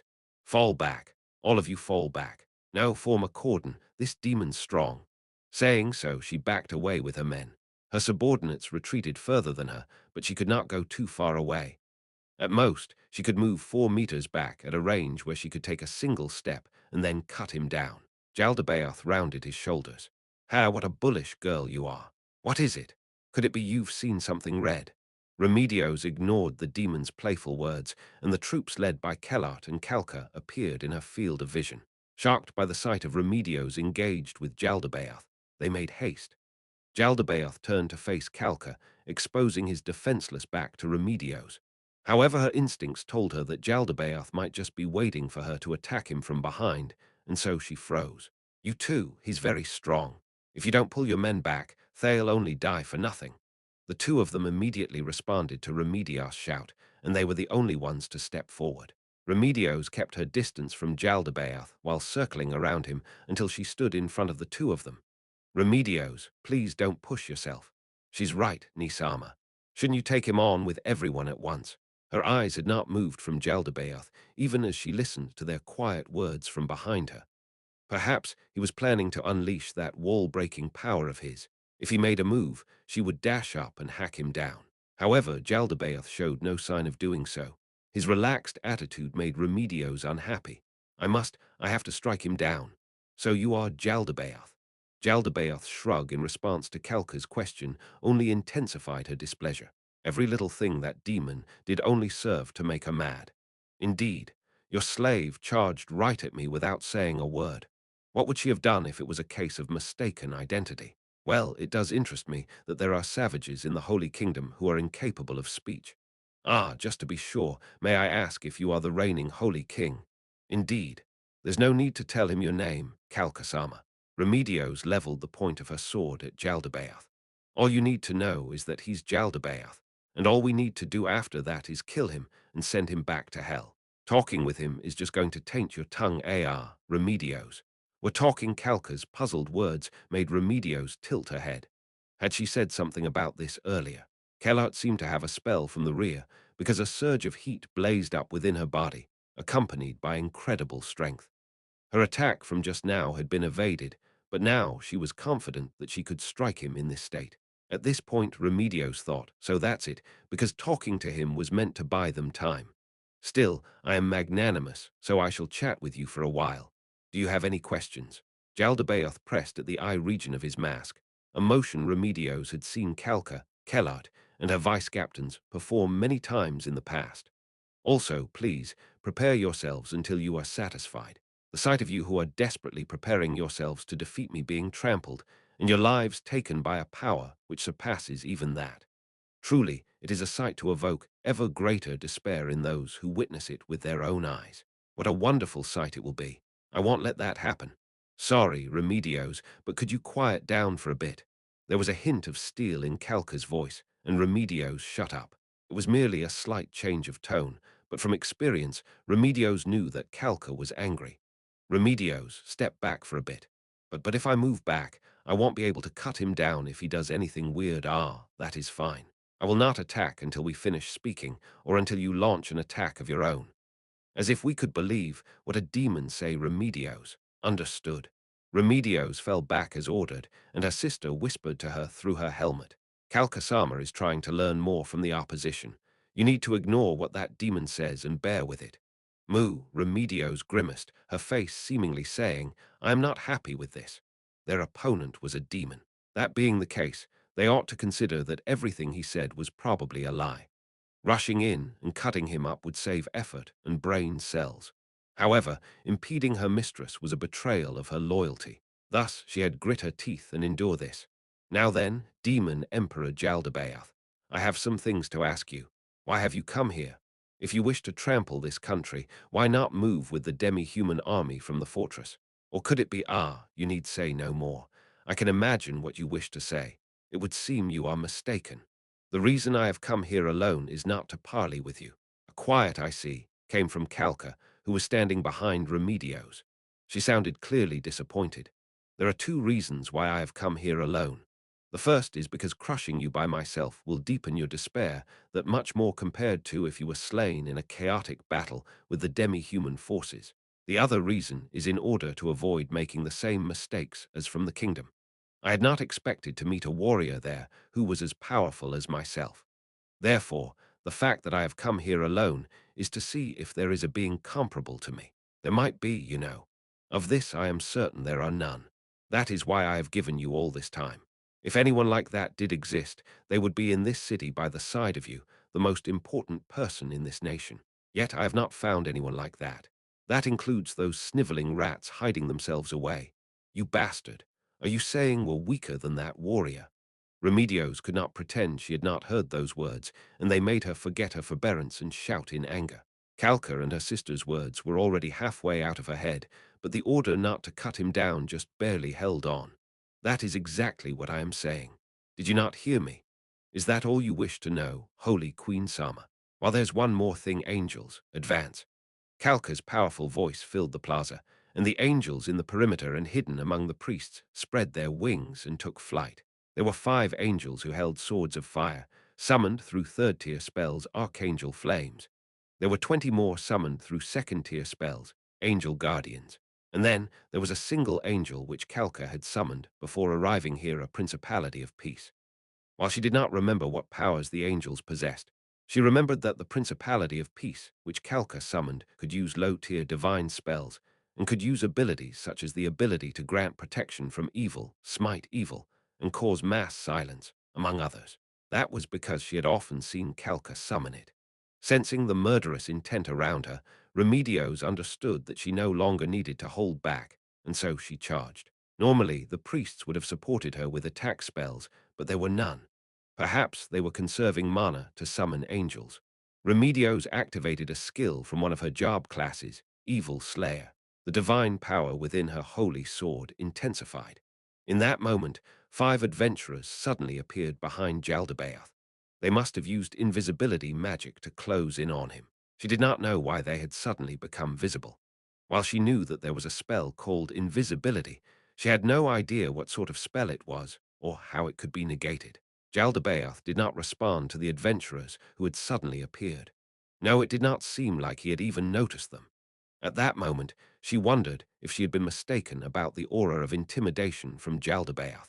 Or rather, was this just an illusion or a copy, and the original was not here? No, she denied the latter deduction. That could not be. Her instincts, her ability to sniff out evil told her that Jaldabaoth was right there. The adventurers looked shocked and slashed at Jaldabaoth in a panic. Just as she thought that their weapons would be able to reach him, Jaldabaoth sprouted a set of strange wings behind him. They impaled the adventurers who had tried to attack him from behind. Perhaps the frothy blood he was coughing up was because he had been stabbed in the chest, and blood was flowing into his lungs. But with his last trace of life, a single adventurer swung his weapon down on Jaldabaoth. However, Jaldabaoth let the strikes rain down on him, with no sign he had been harmed. Since they were here, those adventurers ought to have been quite skilled. It was only reasonable to assume that they would be wielding holy elemental weapons as part of their preparations. Even so, they could not leave a mark on him, showing that this demon was quite a highly ranked being. In the few moments that it took the battle conditions to change, the charging Remedios screamed Yeot and slashed down diagonally with her holy sword. Jaldabaoth hopped one step back, and those tentacle-like no, they probably were tentacles wings through the perforated adventurers at her. She had no intention of taking it head-on. She took her left hand off her sword's hilt, beating them all aside flow acceleration. Then activated a martial art, stepped forward and thrust. The holy sword stabbing in at Jaldabaoth's throat was blocked by a set of suddenly sprouted claws, holy strike. She infused the holy power within her sword into the claws in the instant they made contact. This was an elementary technique for paladins, and it was originally intended to be used in the moment one's blade bit into a foe's flesh. But that did not mean it could not be used as a touch attack, since most of the divine power simply exploded on the surface. It would not do much harm, but she had still used it anyway. That was because in the moment that the adventurers had been killed, her instincts as a paladin, which her little sister called an animal instinct, screamed that she needed to show that they could still resist Jaldabaoth and prevent the morale of the surrounding soldiers from falling. I see the angels jammed themselves in between Remedios and Jaldabaoth as the latter was backing off.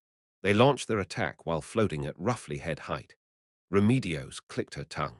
The metallic sound that rang out as her holy sword made contact with Jaldabaoth's claws showed how hard those claws were. In addition, the fact that he could easily evade a blow from her magically enhanced self, although in a somewhat clumsy fashion, showed how high his physical abilities were. There were only a few people who could contend with such a mighty being. While the angels summoned through second and third tier spells usually excelled at slaying monsters, they only served to get in the way during this battle. In particular, the greaves of the angels floating back and forth were an eyesore. Penetrate magic holy ray. Her sister cast a spell. However, it vanished before Jaldabaoth's face like it had been deflected. Twin penetrate magic holy ray. Kalka emitted 2 rays of light. She was probably thinking that it would be fine as long as one of them could pierce Jaldabaoth's spell immunity, but unfortunately her attack was ultimately as ineffective as her sister's. That meant he possessed very high magic resistance. In other words, I need to give it my all. She shouted a battle cry to fire herself up. Use your head and let the angels fight. There's no point in this. The fact was that even though the angels had the advantage of height and surrounded him on all sides, Jaldabaoth was still quite composed. But that was only natural. Even after being surrounded by so many people, not a single attack had hit Jaldabaoth. The adventurers ran over to collect their comrades who had fallen by Remedios' feet. While their immobile bodies were clearly dead, they still believed in the faint probability that it might not be so. How bothersome. Even if they are nothing more than insects, a swarm of them is still unpleasant. Jaldabaoth sounded perfectly composed. Indeed, being able to negate the spells cast on him from the rear and perfectly evade physical attacks made him seem overwhelmingly superior. However, do you think we've never fought enemies like this before? Unless their summoners were specialists. Summoned monsters were generally weaker than the ones who called them forth. Therefore, there were cases where angels' attacks ended up being useless. Against a powerful foe, the best way to use angels was the airborne angels rushed Jaldabaoth as one. They did not use their swords, but tackled him, to hinder their opponent's movements in this fashion. It was quite effective. Perhaps he was starting to grow tense, but Jaldabaoth went on the offensive, and a single swipe of his claws caused several angels to vanish into nothingness. However, the angels from behind filled the gap, continuing the attack in place of their absent fellows. This was the frightening thing about summoned monsters. Since they were beings that did not die even when they were killed, they could be fully utilized in this fashion. The angels came like a ferocious waterfall, without rest or respite, and Jaldabaoth's flowing counterattacks left Remedios staring in awe. However, that's carelessness on your part. Remedios had moved subtly to step into an opening in Jaldabaoth's defense, a fatal flaw that was exposed when he was on guard against the angels coming from above. What? Yeard. She activated a skill, and then her martial arts, using her holy sword to strike a blow with all her might. She had chosen to conserve the greatest power of her holy sword because her instincts told her that then was not the time for that powerful move, which could only be used once a day. Stricken by the mightiest blow she could muster apart from that move, Jaldabaoth flew back as though he was being smashed to the horizon until he crashed into a store on the other side of the plaza. Remedios looked down at the hands which held her blade. Oh crap, Ni-sama, you did it. She shouted angrily in response to her little sister's excited exclamation. It's not over yet.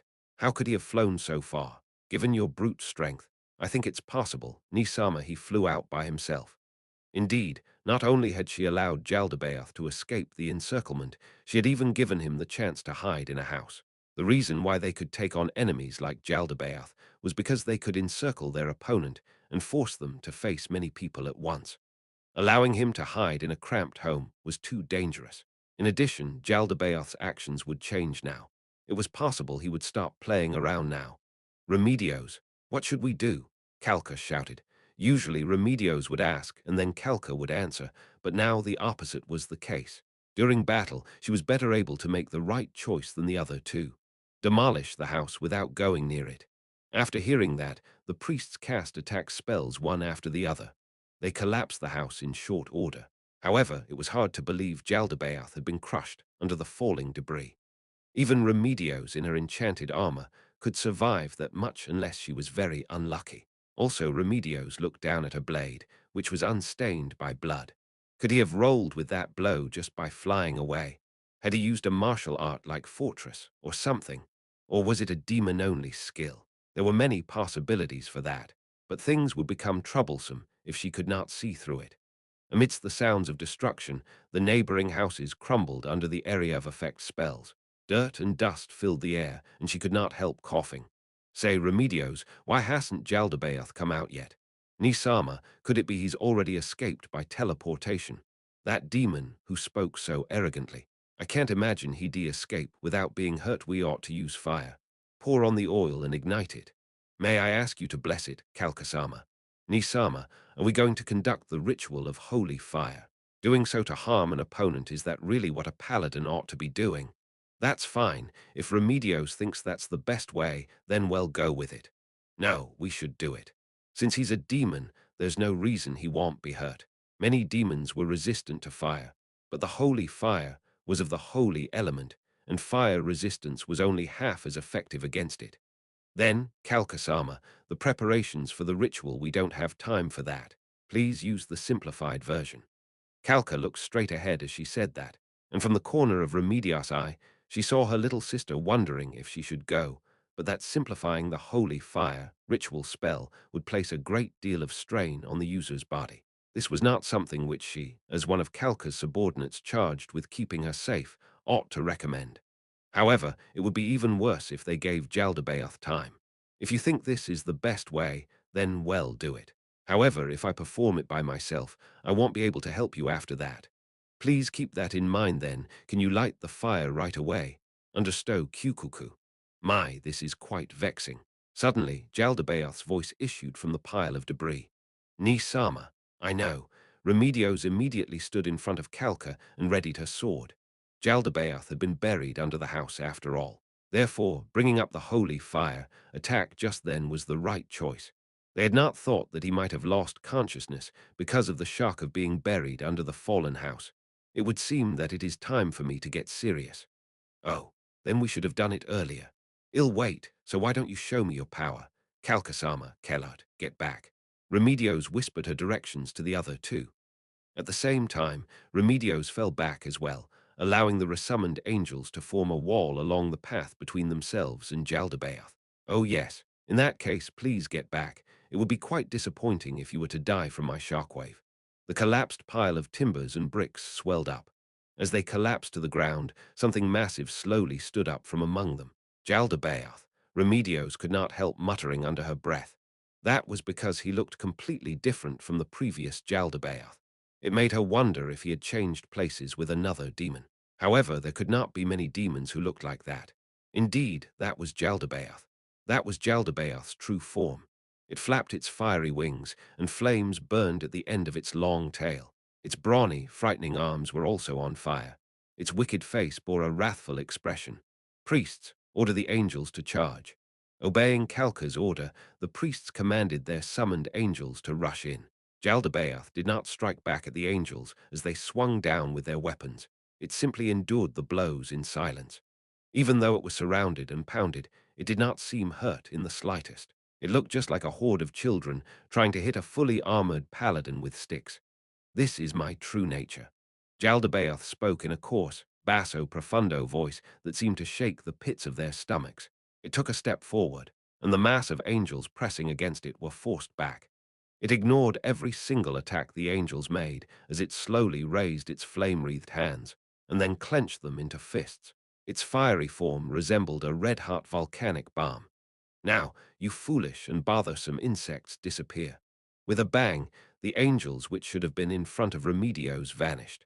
Jaldabaoth had punched with extraordinary speed, and even Remedios' trained motion vision could not capture a single frame of its movement. Just that single hit was enough to exterminate all the angels that were forming a wall for Remedios. 1. Redoka, cut off while making a pun about rolling out the red carpet. Chapter 2, Seeking Salvation 1. A lone girl walked the kingdom streets. There was nothing adorable about her face. There was nothing about her looks that made observers want to do a double take. However, she still drew attention, albeit in a negative sense. Her beady black eyes slanted upwards, giving the impression that she was constantly glaring at others, while the dark circles around her eyes made people think that she was the kind of person who hung around with criminals in seedy back alleys. It was useful for walking among crowds, but once she reached city gates and other such places, she would receive intensive scrutiny and searches from the local authorities. That girl near Baraja looked to the sky. Above her, the sky was covered in dark clouds, giving observers the wrong impression that it was close to dusk when it was still daytime. The heart of winter had passed, but spring was still a long way off. Nia sighed tiredly, then marshaled the keen senses she had inherited from her parents and walked toward the street which led to the inn where she was staying. The reason why she had to be so wary even in a city was because she felt a powerful sense of exclusion towards herself, an outsider, ever since she had entered this city. Naturally, it was nothing more than the girl's imagination. After all, when she wore a cloak with the hood drawn up over her head, there was no way to tell whether she was a foreigner. However, she had not been mistaken about the heaviness in the air. She peeked at the passers-by and saw that their faces were downcast and their footsteps were heavy. It was as though they wore the gloominess of winter around themselves. Under normal circumstances, she might have thought it was because of the overcast weather. However, she felt that the sense of entrapment, or perhaps a nameless melancholy which she felt here, in the capital of the Riesti's kingdom, ought to have stemmed from some other source. Maybe it's because they were defeated in battle not long ago. Still, compared to the people of the Holy Kingdom, they're practically jumping for joy. Although the southern bay region of the Holy Kingdom was still relatively safe, the northern reaches were essentially hell now. To the Liberation Army formed from the remnants of the northern Holy Kingdom's army, and to her, who had come here as a member of an ambassadorial delegation, such news was of little comfort. The more she thought about it, the more depressed she became, and Nia reached to her waist in search of salvation. The cool sensation of steel traveled up her hand. It was the sword she carried, emblazoned with the crest of the Holy Kingdom's Knight Order, which served as proof of her identity. Usually, a paladin's sword would be imbued with minor enchantments, but hers was not. That was because this was a sword of the sort issued to trainee soldiers. Only after completing her training and being officially ordained as a paladin would her trusty blade be enchanted with magic. That was one of the rituals involved in donning the mantle of a paladin. While it was little more than a sharpened slab of steel until she officially became a paladin, it was still a personal weapon which had accompanied her through long years of training and practice. One could not fault her developing the habit of caressing it when she felt uneasy. The sensation of steel calmed Nia down slightly, and she sighed a cloud of white vapor. Then she opened her cape and quickened her pace. Her feet dragged every time she thought that she had to report bad news. However, it was because she disliked such things that she had to move quickly to get this over with as soon as possible. Finally, the inn where their delegation resided came into view. It was a high-class inn with prices as lofty as its reputation. It was said to be among the top 5 in the kingdom. As she thought about the tragic state of her homeland, the northern Holy Kingdom, she could not help but feel guilty over how she was basking in such luxury while her countrymen were suffering. The truth was, the female leader of the ambassadorial delegation had opposed staying here precisely due to its decadence. She felt that they ought to reduce their expenses on this journey and use the leftover money elsewhere. However, her opinion had been rejected, thanks to the suggestion of the male assistant leader. As representatives of the Holy Kingdom, if we do not lodge in an appropriate inn, people who see us might think that the Holy Kingdom is not long for this world. Therefore, we need to stay in a superior inn to show that our nation is still strong. The assistant leader's logic was irrefutable. Nobody else in the group could deny him. However, their leader was driven by emotion and could not accept that proposal, and she stubbornly refused to go along with it. After a long deadlock, she was finally persuaded by all the other members of the delegation to reluctantly choose this inn. However, everyone understood that they could not rack up any unnecessary expenses. In order to accomplish their tasks as soon as possible, even Nia, a squire, had been roped in to carry out missions. The aim of the delegation's visit to the kingdom was none other than to secure aid for the Holy Kingdom. Therefore, Nia and the other members of the delegation were running around trying to arrange appointments with the movers and shakers of the kingdom. Anyone could make an appointment, even a squire. There was no problem with that part of the leader's thinking. However, Nia was the sole squire among the delegation. The others were proper paladins. Even if she made an appointment, what would the other party think in the future when they found out that others had been visited by paladins, but they had only merited a mere squire? Surely they would be unhappy. Even Nia knew that much. However, despite her roundabout protests, the orders handed down to her had not changed. As a squire, there was little she could say about it. That said, Nia had not given up because of that. If it was a personal failure, she could gladly accept it. However, doing so might lead to the ailing Holy Kingdom losing more aid from the kingdom.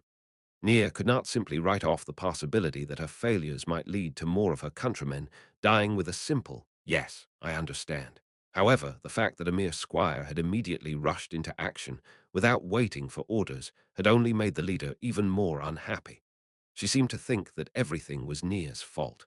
Fortunately, the assistant leader had managed to smooth things over, but the delegation's leader had a poor impression of Nia now. Nia had been selected for this ambassadorial party solely because of her keen senses, which had ensured their safety on the road here. Asking her to contribute in other ways would be a tall order.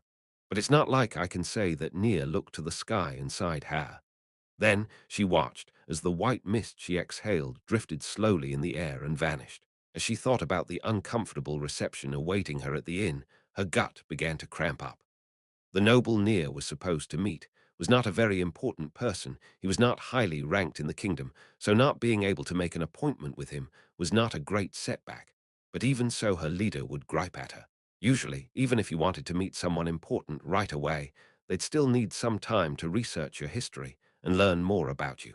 So the earliest you could have a meeting was in a week's time. Well, at least that did not sound like she was just complaining about the other party's refusal. According to our leader's instructions, we'll be leaving the royal capital in a few days, our leader. Their leader was now constantly on edge. She did not look like she could properly control her emotions. In the past, she had not been that way. Nia knew that much. She had been an easygoing or clueless person if one were not inclined to be polite. However, ever since the battle where they had lost the Holy Queen, there had been a dramatic shift in her personality. An unsatisfactory performance, huh? As a squire, the only thing she could do about her leader's unreasonable scoldings was to bow her head and silently accept them. Even so, this was nothing compared to how the surviving people in the Holy Kingdom were struggling. All she had to do was keep her head down and weather the storm. After steeling herself for the worst, or perhaps she had given up, Nia reached the front of the inn. She took a deep breath, pulled back her hood, and then pushed open the inn's fancy doors.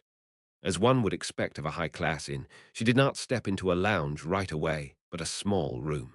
It would seem it had been designed for guests to clean the dirt off their footwear. That said, the place she had just visited was in a high-end district, much like this inn, and it had been paved with stone. Neither had it rained, so there was nothing she needed to shake off. Therefore, Nia went on to open the door before her. A gust of warm air flowed out and washed over her. The concierge lay straight ahead of where she had entered the room, while the bar was to her right, and the stairs were on her left. There were sofas used for receiving guests near them. There were no heating stoves inside the room. However, the fact that there was still a temperature difference despite their absence was probably because of a magic item. Magic casters in the Holy Kingdom were generally priests, and while they could make some magic items, precious few of them were useful in daily life. In that respect, the kingdom was technologically superior to the Holy Kingdom. That being the case, how much more advanced was the empire, which her father had once mentioned? Although she might never have the chance to visit it in her life, Nia still harbored a vague sense of admiration for the empire. Typically speaking, a village girl would only be able to see her village throughout the course of her life. Since Nia lacked any distinguishing qualities as a warrior, she might spend her entire life serving her nation and never get the chance to visit other countries. In that case, perhaps the chance to travel abroad which this trip afforded her might be a faint silver lining on a grim, dark cloud. These thoughts ran through Nia's head as she climbed the stairs toward the room on the second floor where the delegation was staying. The people in the inn seemed to have remembered Nia's face, as none of them shouted for her to stop. Considering the matter of expenses, only the leader and the assistant leader ought to be staying here.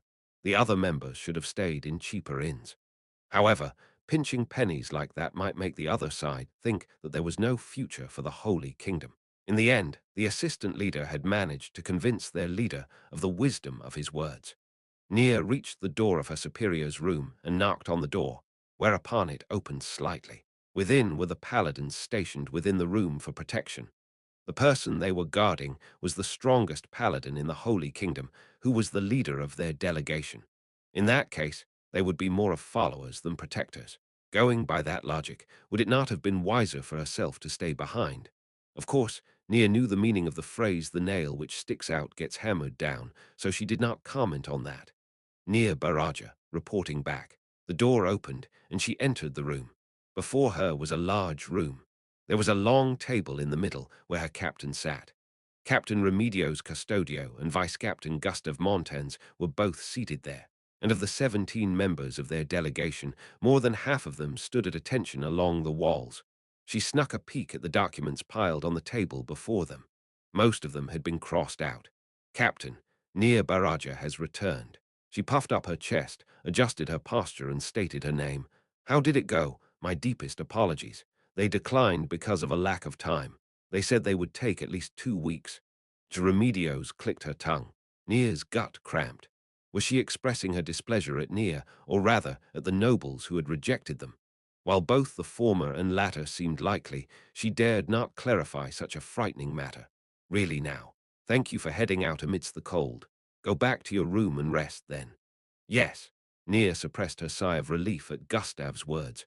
While she wanted to leave right away, Remedios called out and stopped her in her tracks. I wanted to ask you before, but did you really tell them that we wanted to open negotiations as soon as possible? Ha! Ah, yes.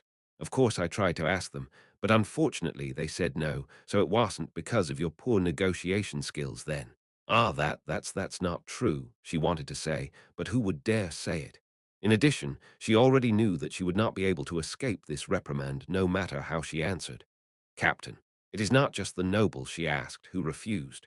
Other nobles have rejected the request for a meeting in the same way. Among them were some nobles who indicated they could not lend aid to the Holy Kingdom, but who wished to speak nonetheless.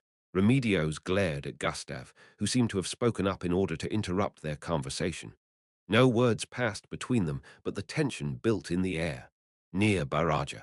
Yes, so she was still gunning for her after all. While Nia had mentally rounded her shoulders in defeat, she did not express it externally, instead responding in a timid tone. Gustav had now moved to stand between the two of them, but Remedios paid him no heed and continued glaring at Nia. While we are wasting time here, many of our people are being slaughtered by the demi-humans led by Jaldabaoth. In addition, 4 major cities have already fallen, in addition to many more smaller and villages. The 4 cities in question were, respectively, the capital Harburns, which housed the great cathedral that was regarded as the high temple of the Holy Kingdom's faith, the port city of Rimmon, which lay to the west of the capital, the fortress city of Kalinshire, which was the closest to the wall and the first to be attacked by the demi-humans. And then there was Prat, the city between Kalinshire and Harburns. In other words, most of the major cities of the north were now under the control of Jaldabaoth's demi-human hordes. In addition, they've captured many of the survivors, who they have imprisoned in camps made from captured villages and cities. Just the mention of being sent there is enough to chill one's blood. Yes, those camps were surrounded by walls, and nobody had personally witnessed what was happening inside because nobody had managed to infiltrate the interior. However, the rumor said they were guarded by demi-humans. Those people who had probed as closely as they dared said they could hear groans and screams of agony from within. In addition, what was more convincing was the fact that nobody felt Jaldabaoth, as a demonic ruler, would grant any form of humane treatment to his human prisoners. So knowing all that, you still came back with results like this. Did you really try your best? Normally, you'd have something to show for it if you did, no? Yes, my sincerest apologies. Indeed, she was right. Remedios was correct. However, the thought that welled up in Nia's heart refused to fade away. In that case, what good is the captain of the Holy Kingdom's Paladin Order if she failed to rescue those prisoners? She dearly wanted to retort with those words. However, as a squire of the Holy Kingdom, she could not possibly say such a thing. Since you feel sorry, what do you plan to do? What can you do to show concrete results? Nia was at a loss for words. At the heart of it, Nia was just an ordinary citizen of the Holy Kingdom. She had neither a noble peerage, power, or wealth. She was not even a paladin, just a squire. There was nothing which Nia, as she was, could offer a noble of the kingdom which could appeal to them. In that case, all she could do was work harder. Psychology. However, it would seem that answer did not meet with Remedios' approval. I am asking you how you intend to work harder. Futile effort is captain. Gustav interrupted Remedios as she was about to say something. Why not leave things as they are for now? After all, it's about time we began our preparations now. The esteemed members of Blue Rose will be arriving soon. If we take too long welcoming them, we will upset them, won't we? Indeed. Squire Baraja, work harder and do better next time. Understood. Remedios made a shooing motion with her hand. In other words, she was saying hurry up and get lost. My apologies, Captain Remedios. Even though she was tired, Nia was shouting all right, in her heart and trembling with joy as she made to leave the room. However, her ally from just now transformed into her most dire adversary in an instant. Captain, may she be present when Blue Rose arrives. Gustav's words made Nia's vision black out for a moment. However, this was a topic that involved her since she was a squire. Remedios looked at her adjutant. It was completely unlike the way she had looked at Nia. Her eyes were so caring that it seemed like she had changed personalities at some point, and it confused Nia. Really? Well, if you say so, but why? The main reason for bringing her along as a squire was because she has exceptional senses. Perhaps there might be things which only she can notice. Many paladins and squires had died during the battles with Jaldabaoth. However, quite a few of them had survived. Even so, the reason she had been chosen to accompany their group was precisely because of her senses. While paladins were excellent fighters, they were little different from the average commoner in other respects. On this mission, there might be a need for someone to pass unseen, spot the enemy at a great distance, pass through encirclements, and perform other such tasks, which meant that they would need someone who possessed such reconnaissance skills. Under normal circumstances, one would call on an adventurer or hunter, but most of them were already dead, and the remainder had already fled to the south or to other countries. Therefore, with no more experienced candidates to choose from, Nia had been selected. While she was far inferior compared to her father, she harbored some pride in the fact that her senses were sharper than those who had only been trained as paladins. She was very happy that her talents could serve her nation, but that feeling was steadily being worn away. Now she was starting to resent the fact that she had been chosen. Really? Well, if you think so, then that's fine. I'll allow it. Thank you very much, Captain. Squire Baraja. Like we just said, you will remain in the corner of the room and listen to our conversation. If anything happens, inform us. Now go back to your room and freshen up before coming back. Understood. Finally, I am free, Nia thought, but then Gustav followed behind her just as she made to leave. After they left the room, he spoke quietly to her. Sorry about the captain. Nia halted in her tracks, turned around, and then she voiced the doubts she had been harboring in her heart all this while. Did I do something to upset the captain? I mean, I've heard that the battle where we lost that city changed her completely, so what happened? Many paladins died in the battle with Jaldabaoth, including the Holy Queen Sama and the captain's sister. I know that, but so what? The same thing had happened to Nia. Both her father and mother were dead. People like this were hardly uncommon throughout the Holy Kingdom. Of course, she could not actually say that. Without a place to vent the grief and anger she felt from that, the captain chose to take it out on you. I think the reason why she did not do so with us paladins was because we fought and suffered with her. What the hell? Nia grumbled in her heart. In other words, all this was because Nia had not taken part in that battle. This was just unfair. Half of Nia's fellow squires had traveled to the same city, and many of them had ended up dying. The reason why Nia had not been in that half was due to her luck, and not because of any choice Nia had made. Let me also say this. Please bear with it. Right now, the captain is irreplaceable to the Holy Kingdom, even if she takes her anger out on others and gives them a hard time then. Indeed. Gustav looked at her with a pained look in his eyes. Anger raced through her body. She wanted to shout at him. Nia knew that woman was strong, but still, Nia had also done her part in getting them safely to the kingdom. She had spotted the demi-humans' lookouts, and she had been more careful than anyone else when they pitched camp at night. Nia had a role in getting the ambassadorial party to their destination. That being the case, Nia did not feel she was any less valuable than that woman. However, Nia quashed her feelings as they boiled up.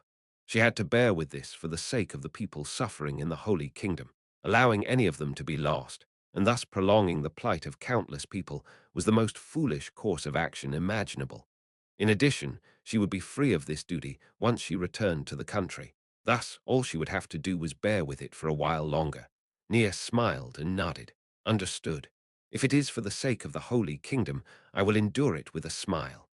Blue Rose arrived at the inn not long after Nia returned to the room. Nia waited among the paladins who stood motionless by the walls.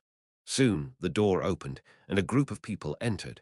Chapter 3. Beginning the counterattack 1. The carriage was shaking.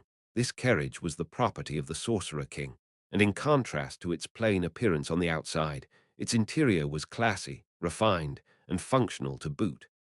Nia was particularly grateful for the soft cushions that did not hurt her, but no matter how long she sat on them. Nia peeked at the Sorcerer King, who was seated opposite her and gazing outside. He may be a fearsome undead king, but she did not feel the oppressive grandeur he had shown when he had met them in the audience chamber. This was probably because she had spent more time conversing with the Sorcerer King during their journey. During all this, one thing which Nia had learned was that the Sorcerer King was extremely magnanimous. It was true that the Sorcerer King acted with the dignity of a sovereign, his every action reflecting his quality as a monarch. However, when Nia sat in the carriage with him, he would act like an ordinary person from time to time. In addition, these occurrences had been getting more and more frequent recently. In all likelihood, the Sorcerer King had considered that Nia would be nervous while sharing the same carriage as him, and in his generosity, he had chosen to act more like a commoner. The reason why such incidents were recurring more and more was surely because his skills were improving. The reason why he did not act that way around the others was probably because they were still playing the role of paladins. To think he would treat another country's citizens this way, what a compassionate man he is. What was he looking at? Was he looking at the paladins riding alongside the carriage? Or perhaps something else, something that Nia did not see him? Is there something interesting on my face? No, my apologies, your majesty. There's nothing on your face. It would seem she had been staring too intensely at the Sorcerer King. Puzzled, the Sorcerer King touched his face with those bony hands of his. I suppose it must be quite awkward to sit in a carriage and not say anything. Yes, in that case, let us speak. Although she had gotten slightly used to it, conversing with the Sorcerer King always made her stomach ache. We are not entirely familiar with each other, so previously I did not ask questions which might have intruded on your privacy, but we have shared the same carriage for several days now. I suppose we can be honest with each other now. Nia Baraja, can you tell me about yourself? About me? Even talking about herself was too vague a topic. She had no idea what she could say to please the Sorcerer King. Yes, indeed. For instance, why you wanted to become a squire. What sort of work a squire does. Could you tell me about that? If it pleases you, your majesty. After bowing her head, Nia began talking about what had been asked of her, but it was hardly an exciting topic. Talking about family and the work of a squire was not particularly interesting.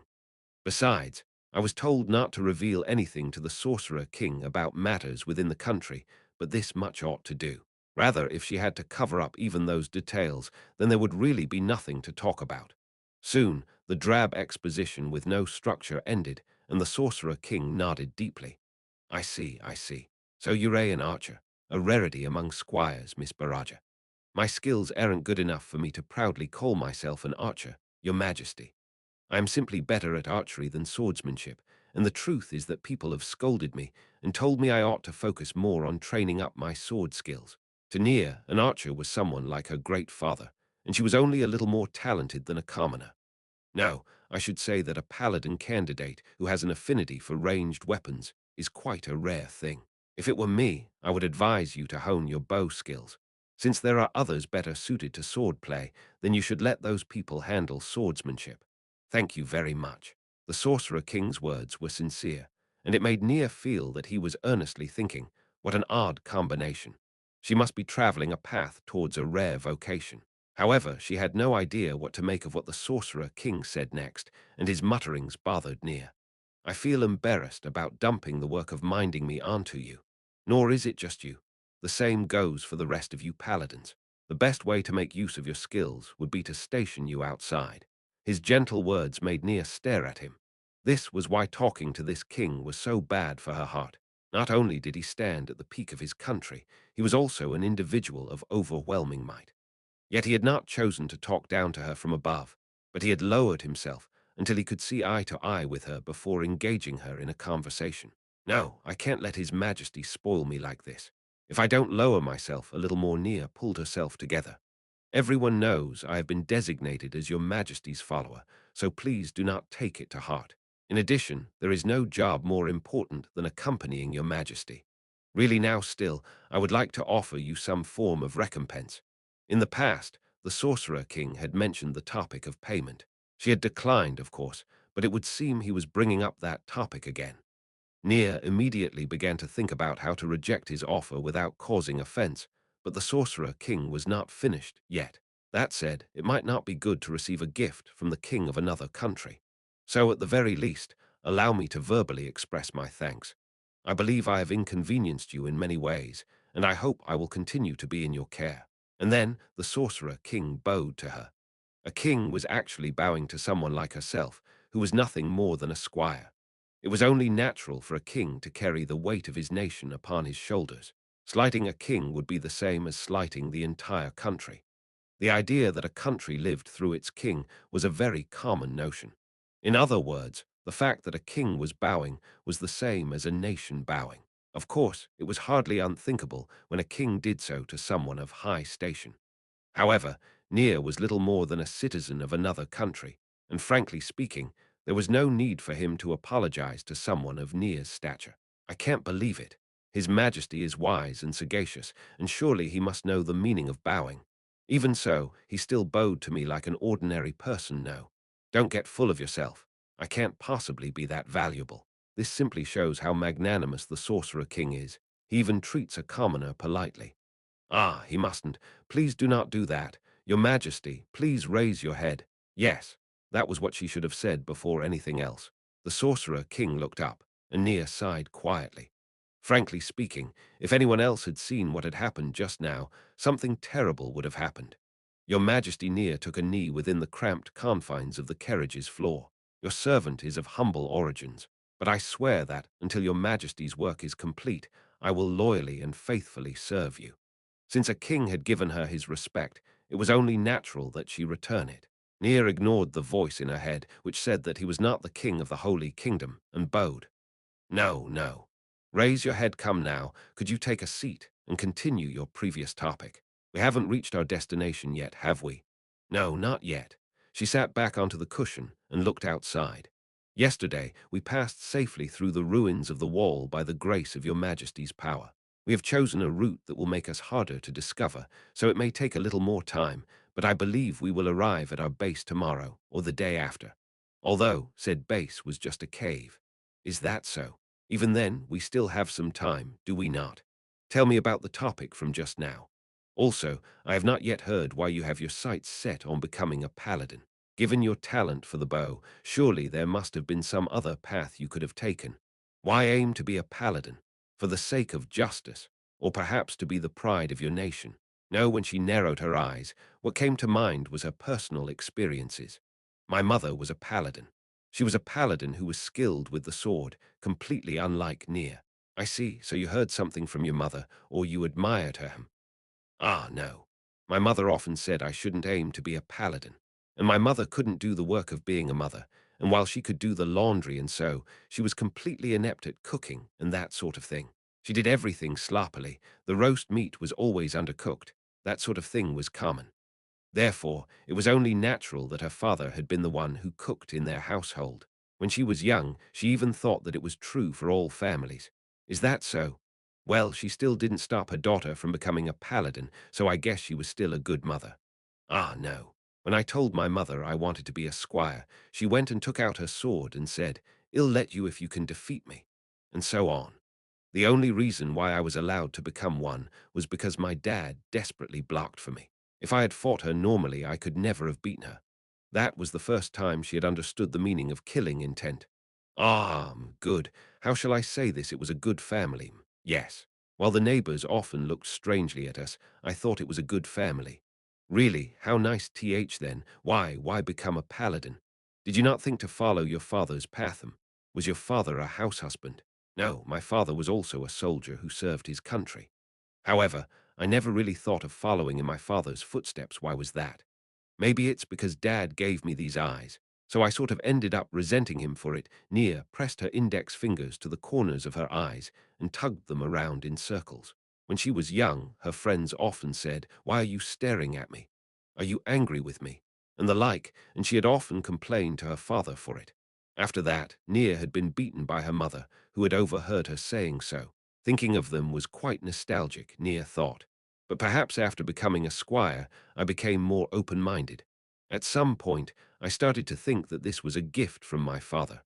Well, I could do without the fierce glare, though. How are your parents now? My father fought Jaldabaoth's army at the wall and died. I lost contact with my mom, and I don't know what happened with her, but I think she must have died during the defense of the city. After all, she was the sort who would have struggled to the bitter end. It seems I have inquired about a painful topic. The sorcerer king bowed to her once more. Since this was the second time, the impact was not so great. However, it was enough to make Nia feel anxious. Please, please raise your head. How could you bow to someone like me? I thoughtlessly inquired about your dead kin. Although I was not aware of that beforehand, now that I know the facts, an apology is still in order.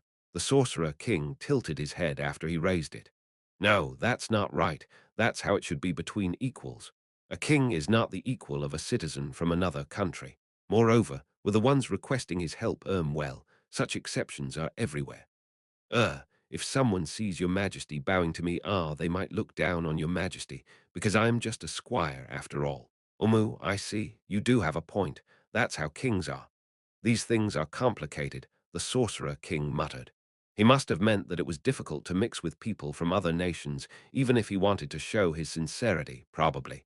Yes, while this cannot begin to count as an apology, I shall lend this to you, Miss Baraja. The sorcerer king swiftly reached into his robe and produced a bow. Ha! It was bigger than what could have been hidden inside his robes. Nia blinked several times, but reality refused to change. This is a magic weapon. Use it to protect me. Portions of the bow were made with animal parts, but it did not feel raw or gory. Instead, she felt an air of holiness around it. She could tell at a glance. In other words, this bow was a masterwork which needed to be described with the word super. This is the ultimate shooting star super, made with the ancient art of runecrafting. For various reasons, I was carrying it on me to lend it out to someone else. Normally there would be runes carved here, but you can't see them now because of wear and tear. What do you think? Nia used all her strength to suppress the urge to cry out. Typically speaking, she ought to refuse it. This was very likely to be a national treasure of the Sorcerer Kingdom. However, would anyone lend such a treasure to a follower from another country? Maybe it just looks amazing as if. It's definitely a very powerful weapon. What do you think? Will you not accept it? Your job is to keep me company and protect me, is it not? In that case, it would be good to equip you with a better weapon, am I wrong? NGH, he was right. Nia felt her head spinning around. My apologies. Is it because it looks too showy? In that case, I have something more sedate, the Great Bow Special, which is also a product of runecraft. Saying so, he reached into his robe again. Please do not trouble yourself. I am more than satisfied with this one. Please allow me to politely decline. Nia's words came out as a mournful cry as she begged the Sorcerer King to stop producing any more weapons. If he took out another weapon in front of her, Nia did not think she would be able to retain her senses, and lending it to her would probably entail that she had to spend the whole day on maintaining it. Your Majesty, I humbly accept this ultimate shooting star super which you have bestowed upon me. She took the bow with trembling hands. Given its accessories and decorations, it looked to be very heavy, yet it felt surprisingly light in the hand. In the moment she took hold of it, she felt her body strengthening, as though power were coursing into it, or was that just due to the shocking lightness of the bow? This is bad. I wanted to reassure myself with the thought that this was nothing more than a fancy-looking magic item. This is definitely a bad thing. For all I know, this might be better than the holy sword, eh? Wait a minute, no, surely it can't do you. To me, that's hardly worth being proud of, you know. If you'd like a better weapon, please let me know. This was bad. If this sort of thing continued, if she kept hearing about it, things would become extremely bad. She could not begin to imagine what would happen if a squire ended up with better gear than the top-ranking person in the Holy Kingdom. Thank you very much, Your Majesty. I'm very grateful that you have spent so much time considering someone like myself. Letting someone else hold this would be very dangerous, so Nia clutched it tightly to herself. She smiled to the Sorcerer King while she nodded.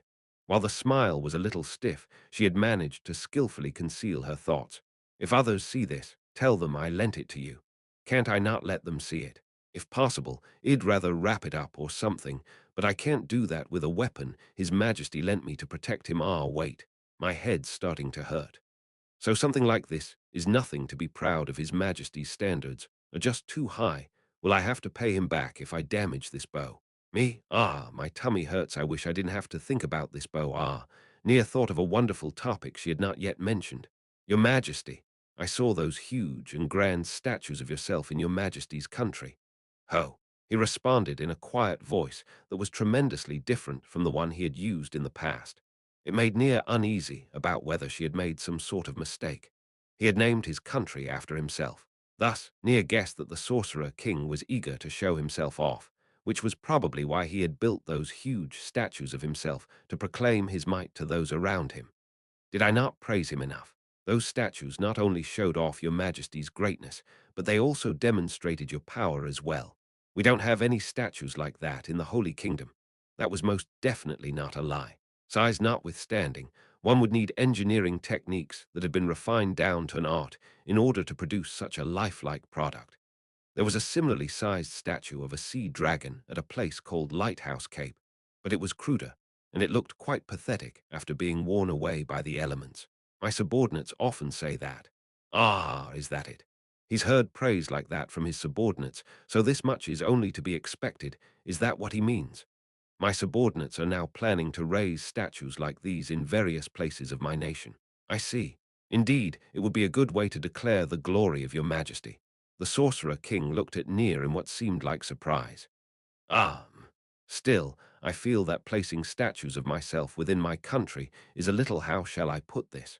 Even so, my subordinates built statues of myself that are over 100 meters tall in the middle of the city, in order to show me off to the world.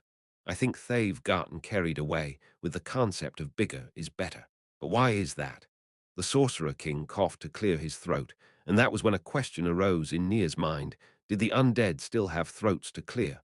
However, the Sorcerer King was speaking as that question echoed in her head, and she could not interrupt him. A king's greatness cannot be shown with physical objects. Ah, Nier was shocked, but that was only to be expected. Nier had not only forgotten that the Sorcerer King was undead, but had come to harbor feelings of genuine respect for him. This man was truly a king. Suddenly, she saw the Sorcerer King clenching his fist out of the corner of her eye. Of course, declaring my greatness to the world by allowing my people to live without impediment is a different matter, but showing it off with statues of myself is well. I wish to be known by the peace of my rule. It is as you say. Nia gulped and then asked a question. Your Majesty is one of the undead, but why do you spend so much time thinking of the people? Nia did not think the Sorcerer King's compassion for the masses was an act. She even began to wonder if he was even undead.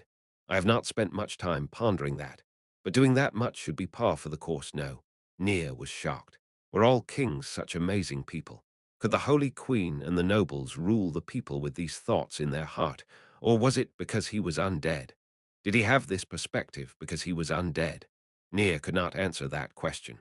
Also, if it really was 100 meters high, there'd be complaints about things like not getting enough sunlight, and so on.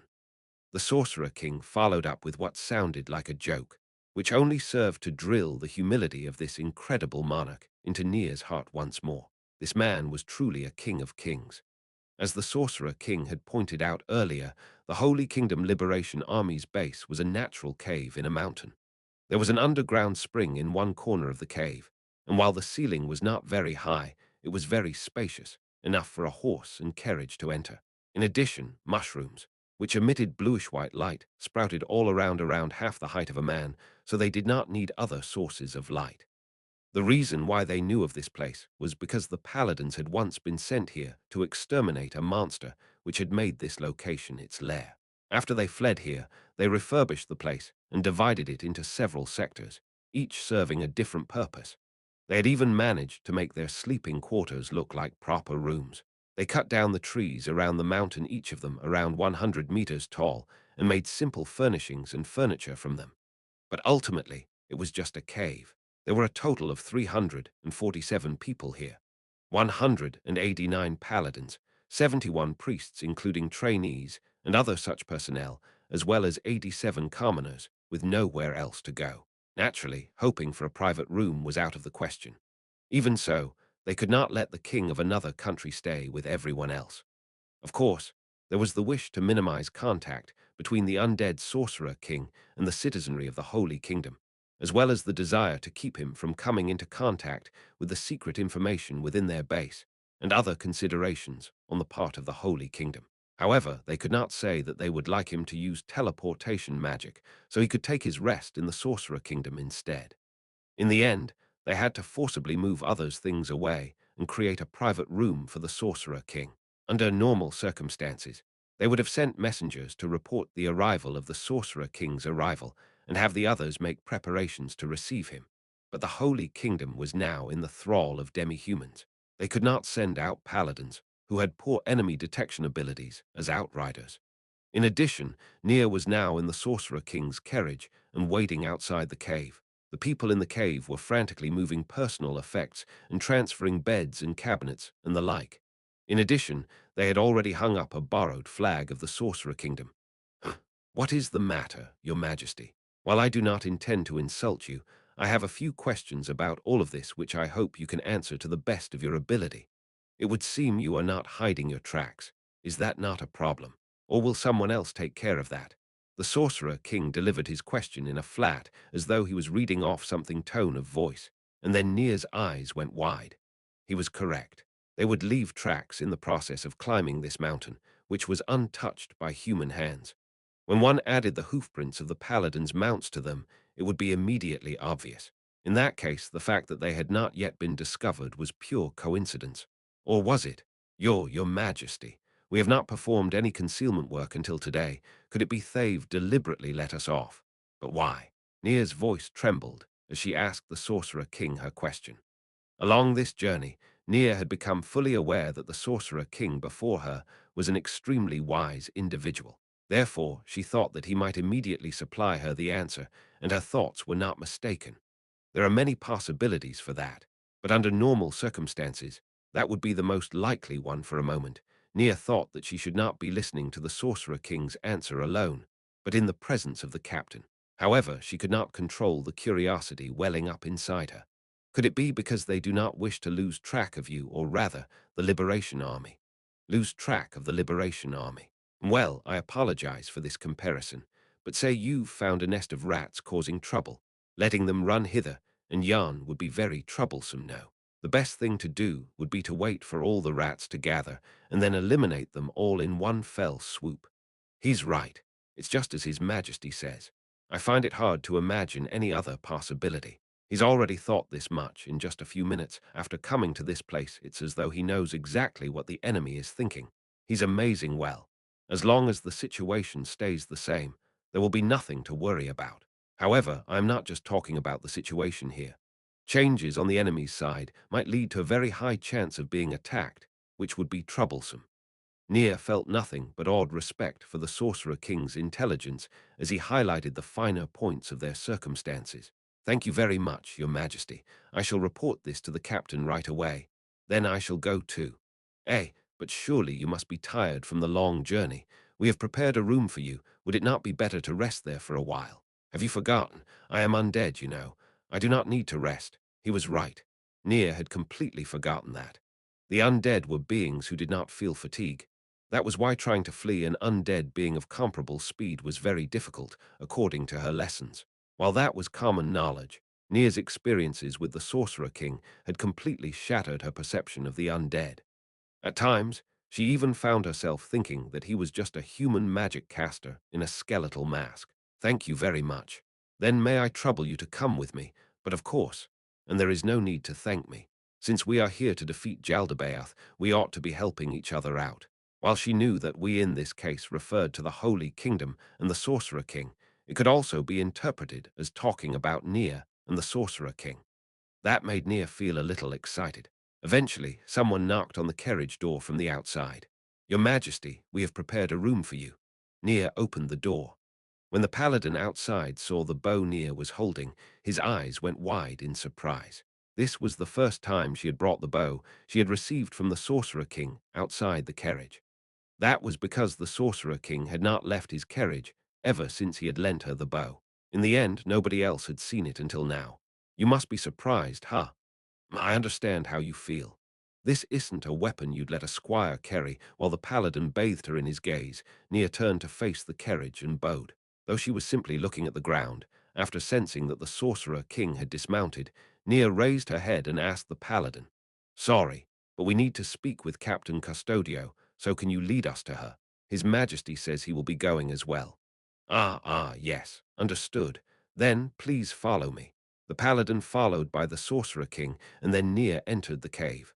The bluish-white illumination from the mushrooms was creepy. In places where the mushrooms were particularly prolific, monstrous shadows danced on the walls in the spaces between the mushrooms. In addition, their bluish-white light made her look like a corpse, but mysteriously enough, she did not mind it now. As they walked through the cave, they occasionally saw commoners and priests, as well paladins standing watch. They should have heard all about him from the captain and the others who had gone ahead of them, but they still could not help gawking at the Sorcerer King. It's kind of rude, though the Sorcerer King would not get angry, right? He was a very kind ruler.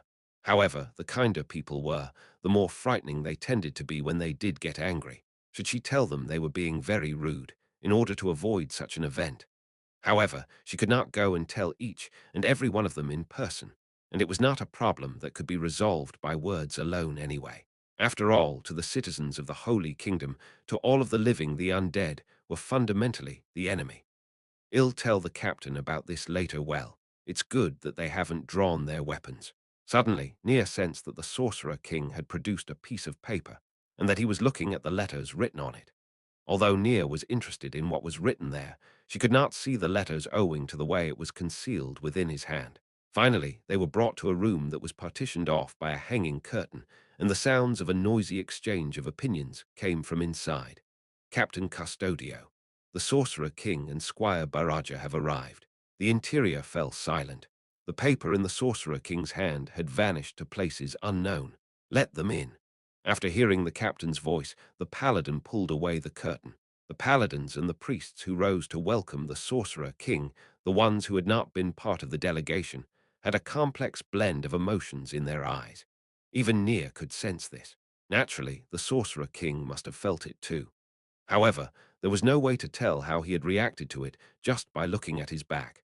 There's no way His Majesty can't feel the mood in the air. Perhaps he simply doesn't care about the petty fumblings of tiny men. Is this the bearing of a king? Everyone, listen up. Before us stands His Majesty, the Sorcerer King Ainz Ooal Gown. Unable to ignore the plight of our nation, he has specially come here on his own to aid us. You will accord him all due respect. After Remedios said so, everyone in the room bowed to the Sorcerer King. Once everyone had raised their heads, the Sorcerer King spoke in a grand tone. "Greetings. I am the Sorcerer King, Ainz Ooal Gown. I have come to this land in order to help you, not on the behalf of my nation, but in a personal capacity. Therefore, while this might be a little sudden, I have noticed a few things on my way here, so I wish to seek your opinions on the matter. Please allow my follower to explain."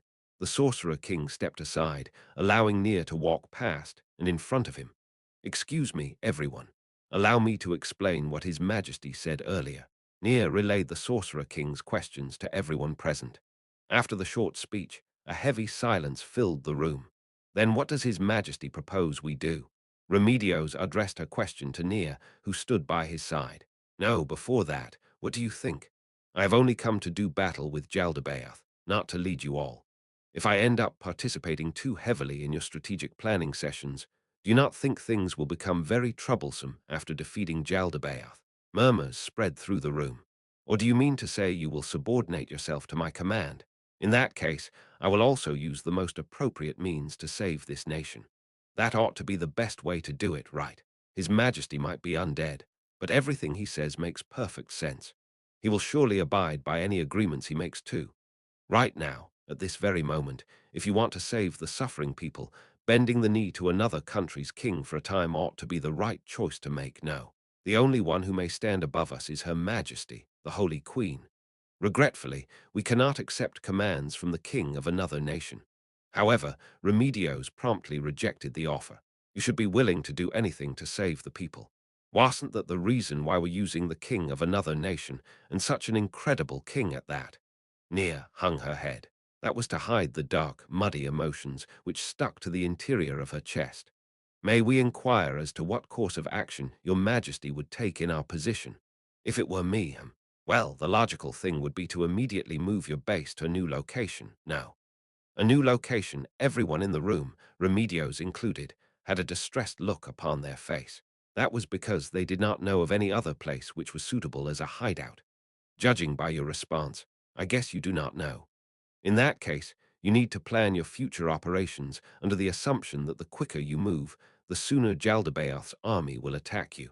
Then, since that is all, I will retire to my room. Just as Nia was about to follow him, the Sorcerer King held out his hand to stop her. Forgive me, but I would like you to stay here and listen to the others' opinion on my behalf, Miss Baraja. Understood, Your Majesty. While he had not acknowledged her as one of his people, it would seem the Sorcerer King was treating her as a substitute for himself. In that case, if she did not properly complete this task, he would be disappointed. Just imagining the Sorcerer King being disappointed made her heart flutter for some reason. I can count on you then. You don't mind, do you, Captain Custodio? If your majesty permits it, we will not object. After hearing that, the Sorcerer King turned to leave with the paladin assigned to be his guide. Once he vanished around a corner, a priest spoke up. So that's the Sorcerer King, Captain Custodio. Will it really be all right? I hope the cure is not worse than the disease. That would be very troublesome. Indeed. Taking future poison to escape present agony, is that not what paupers do? We've talked about this before, haven't we? Don't make me repeat myself. The poison's already in us now. Not His Majesty, huh? They aren't going to address him with respect. Nia was irritated by the dramatic change in attitude they had shown the moment the Sorcerer King was gone. If one understood the attitude of the citizens of the Holy Kingdom towards the undead, then their attitude was only to be expected. Rather, it was Nia's displeasure which was abnormal. Why did she feel unhappy about this? Well, he's still useful now, so it can't be helped, and we've concretely seen how he can help us, but as priests, we might have trouble neutralizing that poison now. What do you mean, useful? Someone notices a mistake we made, and even goes on to supply a solution. But not only are they ungrateful, they're still thinking about how to use him. So that's it. That's what I sensed from His Majesty, something which the Holy Kingdom now lacks a sense of integrity. That's why I feel like this. How much of his grace had she received? After sharing a carriage with him, she had been given the chance to realize the fact that despite being one of the undead, the Sorcerer King was a king that was worthy of respect. Therefore, what she felt for these people would be more accurately termed pity. Speaking of which, Squire Baraja, what's that bow you're carrying? Ah, yes. His Majesty said that he would lend me this weapon for the duration of my assignment. May I take a look at it, Squire Baraja? I wish to see if the bow is enchanted with any sinister magic. The priest extended his hand to her. Normally, she would have handed it to him. However, please permit me to refuse. The priest was stunned.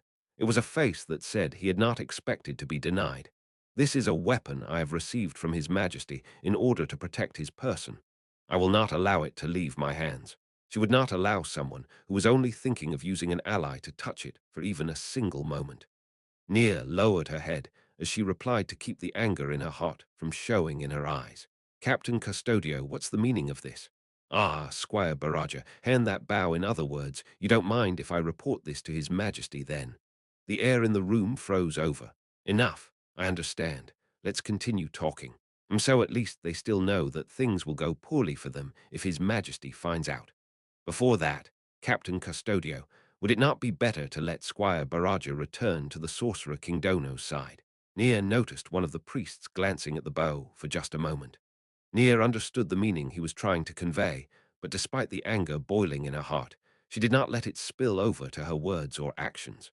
I apologize, but I am here to listen to everyone's words by order of His Majesty. I would be very grateful if you would let me continue to remain here and listen to your words from the side. True enough, Gustav. What do you think we should do? His Majesty said so in front of all of us. If we have her leave now, it will probably cause more problems in the future. That's true. So well, let her remain then. Is this something you should be saying in front of the person in question? As Nia thought this, she bowed in silent gratitude. Now then, following on what the Sorcerer King has said, what should we do? Does anyone have any ideas about leaving this place? and looking for a new refuge. Perhaps someone with her father Pavel's ranger skills might be able to find a place for this many people to stay for extended periods. However, there was nobody like that here. The sorcerer king his majesty said earlier that if we do not do anything, Jaldabaoth will not make a move either. In that case, why not search for a new place before they take action? That suggestion, made by one of the paladins, met with scattered approval. However, Nia knew very well that putting the matter off would not solve anything.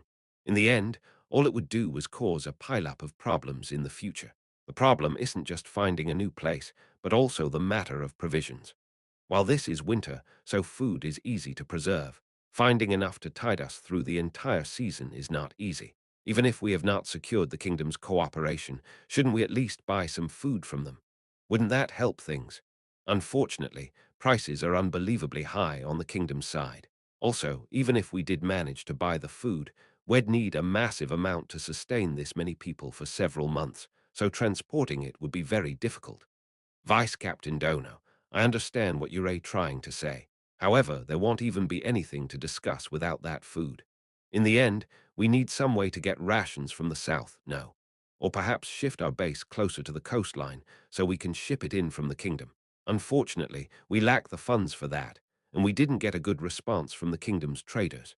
As for getting it from the south, Gustav smiled bitterly as he replied, they probably haven't realized that danger is drawing near for them. Our navy is being slowly worn down. It's like they're taking a step closer to the chopping block with each day that passes. So we need something to make the South want to help us. Is that it? The base, the food, our problems are piling up. As for resurrecting the holy Queen Sama, can it be done? After all, once we can get that settled, everything else will be moot. Unfortunately, according to what we learned from Blue Rose, even that 50th spell will have a hard time working without a corpse, or if it's badly damaged. Can we count on His Majesty's power? You want to borrow the power of the undead. Things being what they are, what else can we do? If the Holy Queen Sama were to be resurrected, then only the main problem, Jaldabaoth, would remain. Everyone's eyes turned to the sour-faced Remedios. Let's set that aside for the moment. We discussed this while traveling through the other countries, but our main objective will be to attack the camps and liberate the people. Many people nodded in agreement. I see.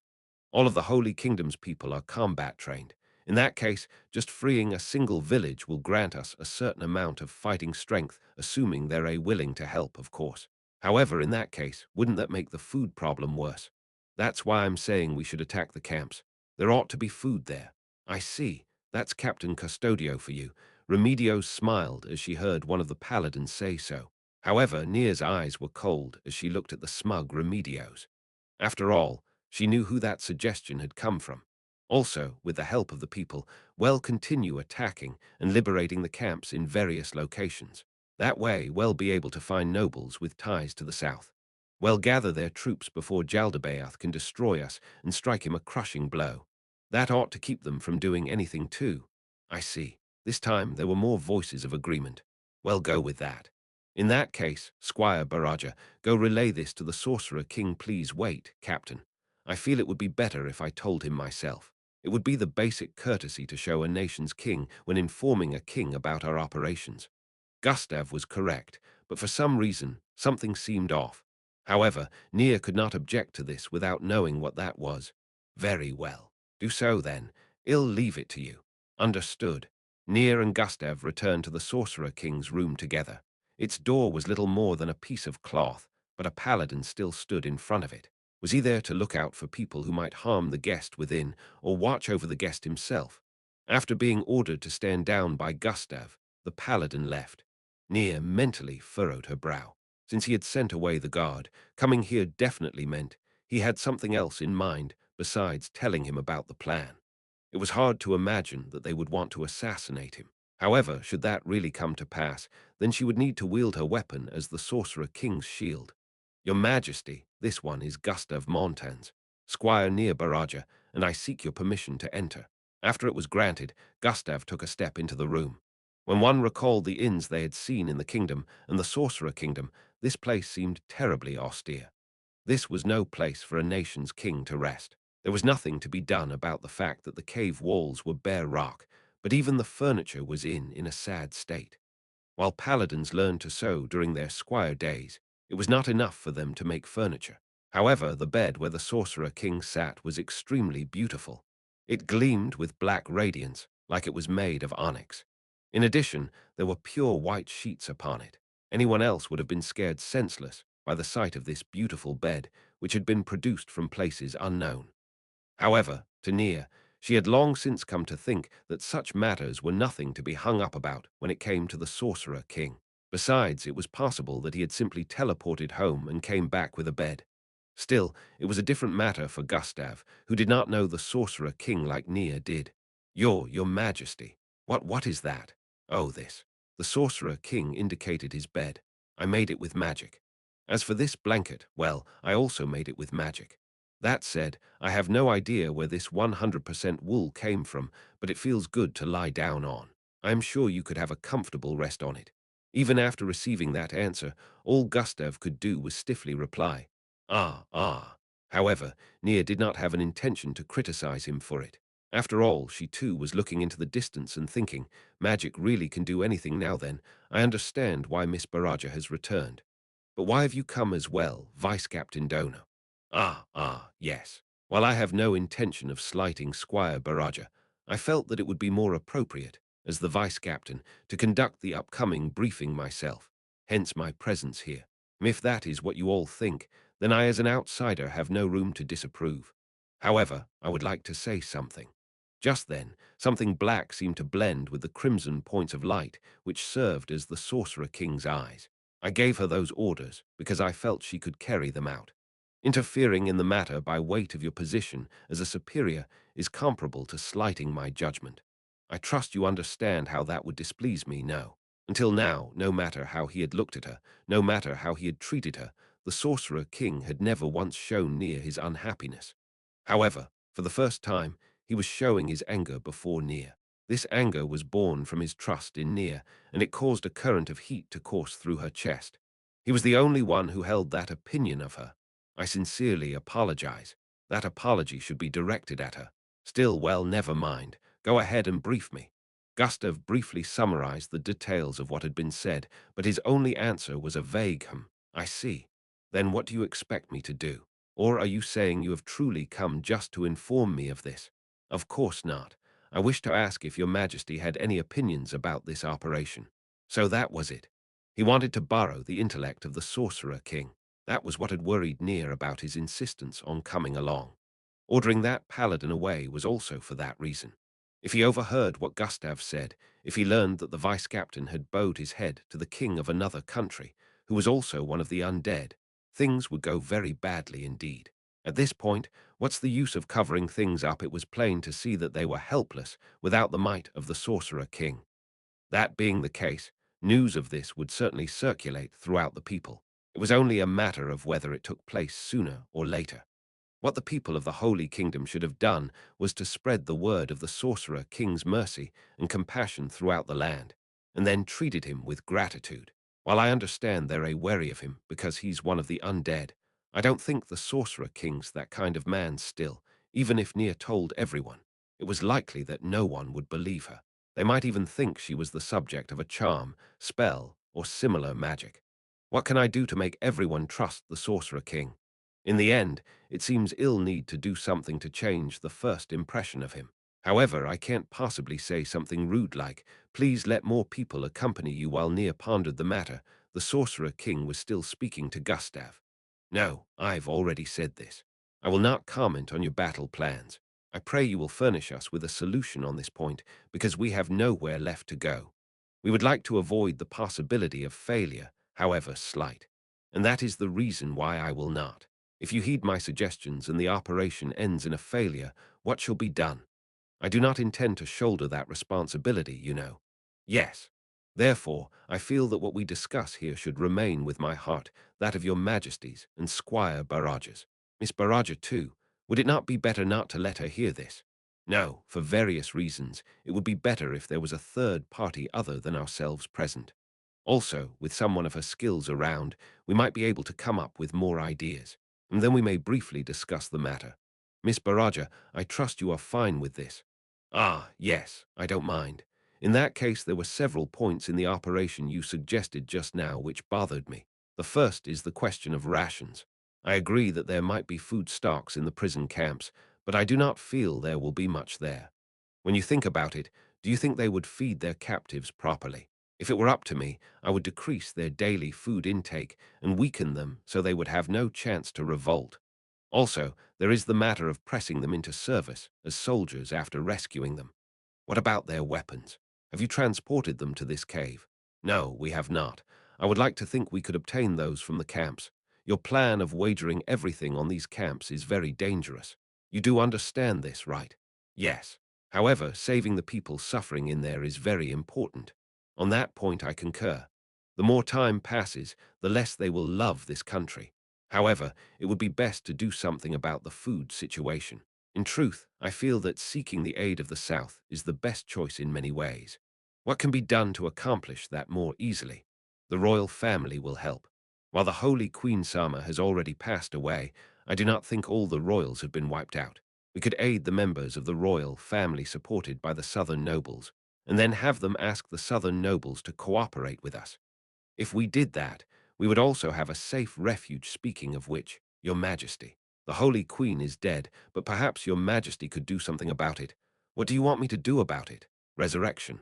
I see. That is not impossible.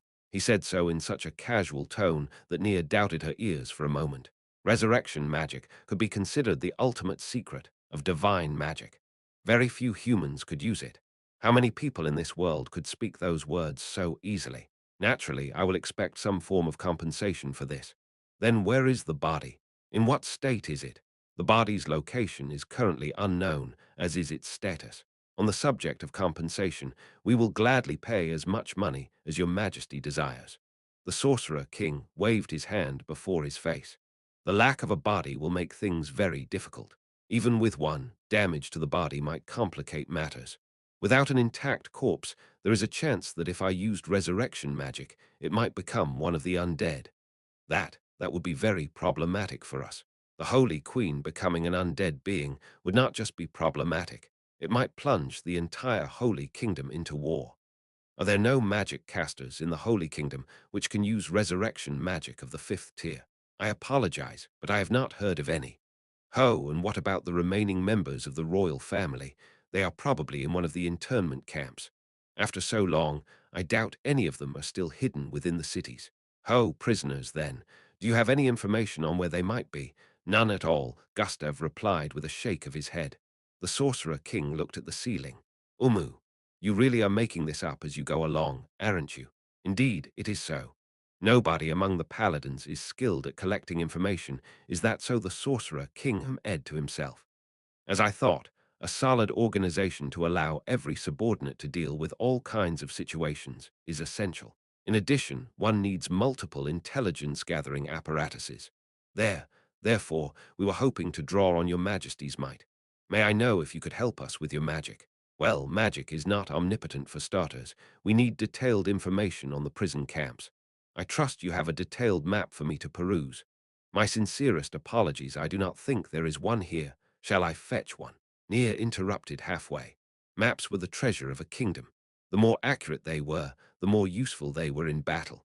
Allowing a possible enemy nation to know so much about one's geography did far more harm than good. Therefore, Gustav must have been planning to refuse him. However, Nia could not concede on this point. She could not tolerate their one-sided usage of the Sorcerer King.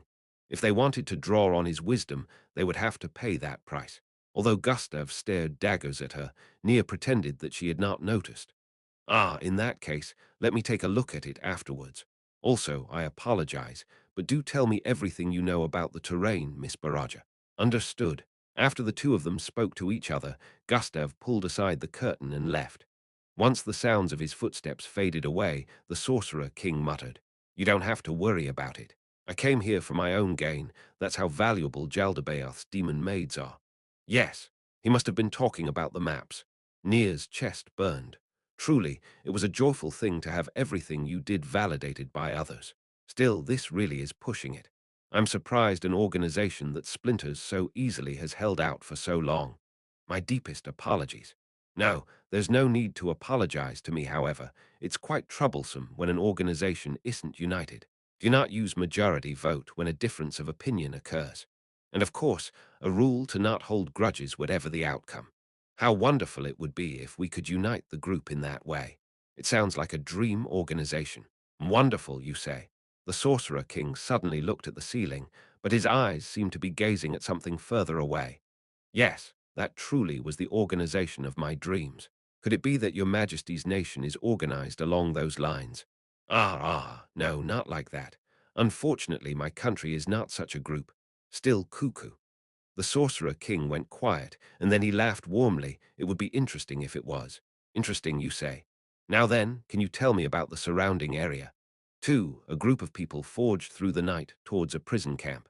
They had decided to adopt the Sorcerer King's suggestion of attacking the prison camp by the shore, which was as far from their base as possible. It would be easier to hide their tracks by the sea. And given the distance, they would be able to buy some time before the enemy verified the location of the Liberation Army after the attack. However, there was a problem. If it was too far, the chances of being spotted by enemy scouts was very high. Therefore, they decided to attack the furthest prison camp within their travel range. Nia asked a question of the Sorcerer King, who was riding a horse beside her. Your Majesty, we will be making our approach on horseback until we reach the village. Are your preparations complete? But of course. However, I did not hear much about the operation details. What sort of tactics will they use? I do look forward to it. You look forward to it? Cuckoo, I'll be able to see some of the Holy Kingdom's tactics at work. What abilities will they use to break down the camp gates? Or will they fly over the walls and infiltrate through the air? I doubt they will be so unwilling to let me see that the thought that they might have an ability I have not encountered excites me. The Sorcerer King will surely be disappointed, Nia thought uneasily. The Holy Kingdom's basic siege tactic was to launch a two-pronged attack with angels from the air and infantry from the ground. They would probably do the same thing this time round. Or rather, they did not have the manpower to do anything else. Nia looked at Remedios. Practically all of the Liberation Army's fighting power was now advancing. The captain raised her lance, from which the Holy Kingdom's flag fluttered in the wind. Let's go. Oh, the captain spurred her horse, which began to move, and the paladins followed behind her. They were still some distance from the village, so they could not go at a full gallop, but a trot. The paladins are carrying freshly cut logs. Are they battering rams? Yes. Our Liberation Army only has paladins and priests. Nobody is skilled at opening doors or other infiltration skills. Therefore, all we can do is mount a frontal assault. Our captain is a skilled swordswoman, but for breaking down gates, tools like that would be faster. So they're not using magic, but seek to physically break it down with a battering ram. Aren't they going to use ladders or the like? Can the magic of paladins carry them over walls? There were several broad types of spells, like arcane, divine, and spiritual. The magic that the paladins used fell into the other category, and they typically cast spells in the form of blessings. Dark knights who were fallen paladins also used blessing spells. From what Nia had seen and heard, there were no spells which let them make ladders. I apologize, but I have never heard of such magic before. Neither have I. That said, I have heard that there are some paladin spells which allow them to fly, although those are of quite a high tier. Is that so? You even know about paladin spells truly. He was the Sorcerer King. He possessed great knowledge, even about spells he could not cast. That's because the enemy might use them. It took a lot of effort to memorize every spell there was. Since I was not talented, I had to make up for it with hard work. The more you know, the closer you are to victory, although that was what a friend told me him. She could not believe what he said about having no talent. However, there was something more important that she had to say. Your Majesty, if you have any strategies to recommend, I will relay them to our captain. It was quite likely that someone as capable as the Sorcerer King had already come up with a more effective plan than what the Liberation Army had. That was why he was acting this way. No, I shouldn't. Well about that. Liberating this prison camp is not my job, but yours. Attacking these prison camps is the first step in finding a better way to do things. They need to realize that themselves, which is why it must be done this way. The Sorcerer King was right. Or rather, everything he said was right. However, just for today, Nia wanted to borrow the Sorcerer King's strength. That was because their war was fought to save the suffering masses, and she wanted to choose a path which was faster and which could save more people. I fully agree that what your majesty said is correct. However, I pray you will still lend us a hand. She immediately knew she was being very rude. However, Nia still bowed her head and pleaded with the Sorcerer King anyway. The Sorcerer King looked forward for a while before speaking again. Umu Nia Baraja. Don't make me repeat myself so many times. Failure is the mother of success. The consequences of not relying on me and instead thinking for yourself, even if they should end up being failure, should not be feared but embraced. This is because they are the failures necessary for success. The Sorcerer King's words stabbed at Nia's heart. She could not keep asking the Sorcerer King to help. The Sorcerer King was saying that the consequences of planning on their own were a necessary sacrifice for the recovery of their nation. Indeed, it was as His Majesty said. But with the power of the Sorcerer King, they might be able to save more lives. Would sacrificing them for the sake of self-reliance be justice? What was justice, anyway? Was saving more lives justice? Or her thoughts went around in circles, and she could not find an answer. Now then, let us look forward to their skills.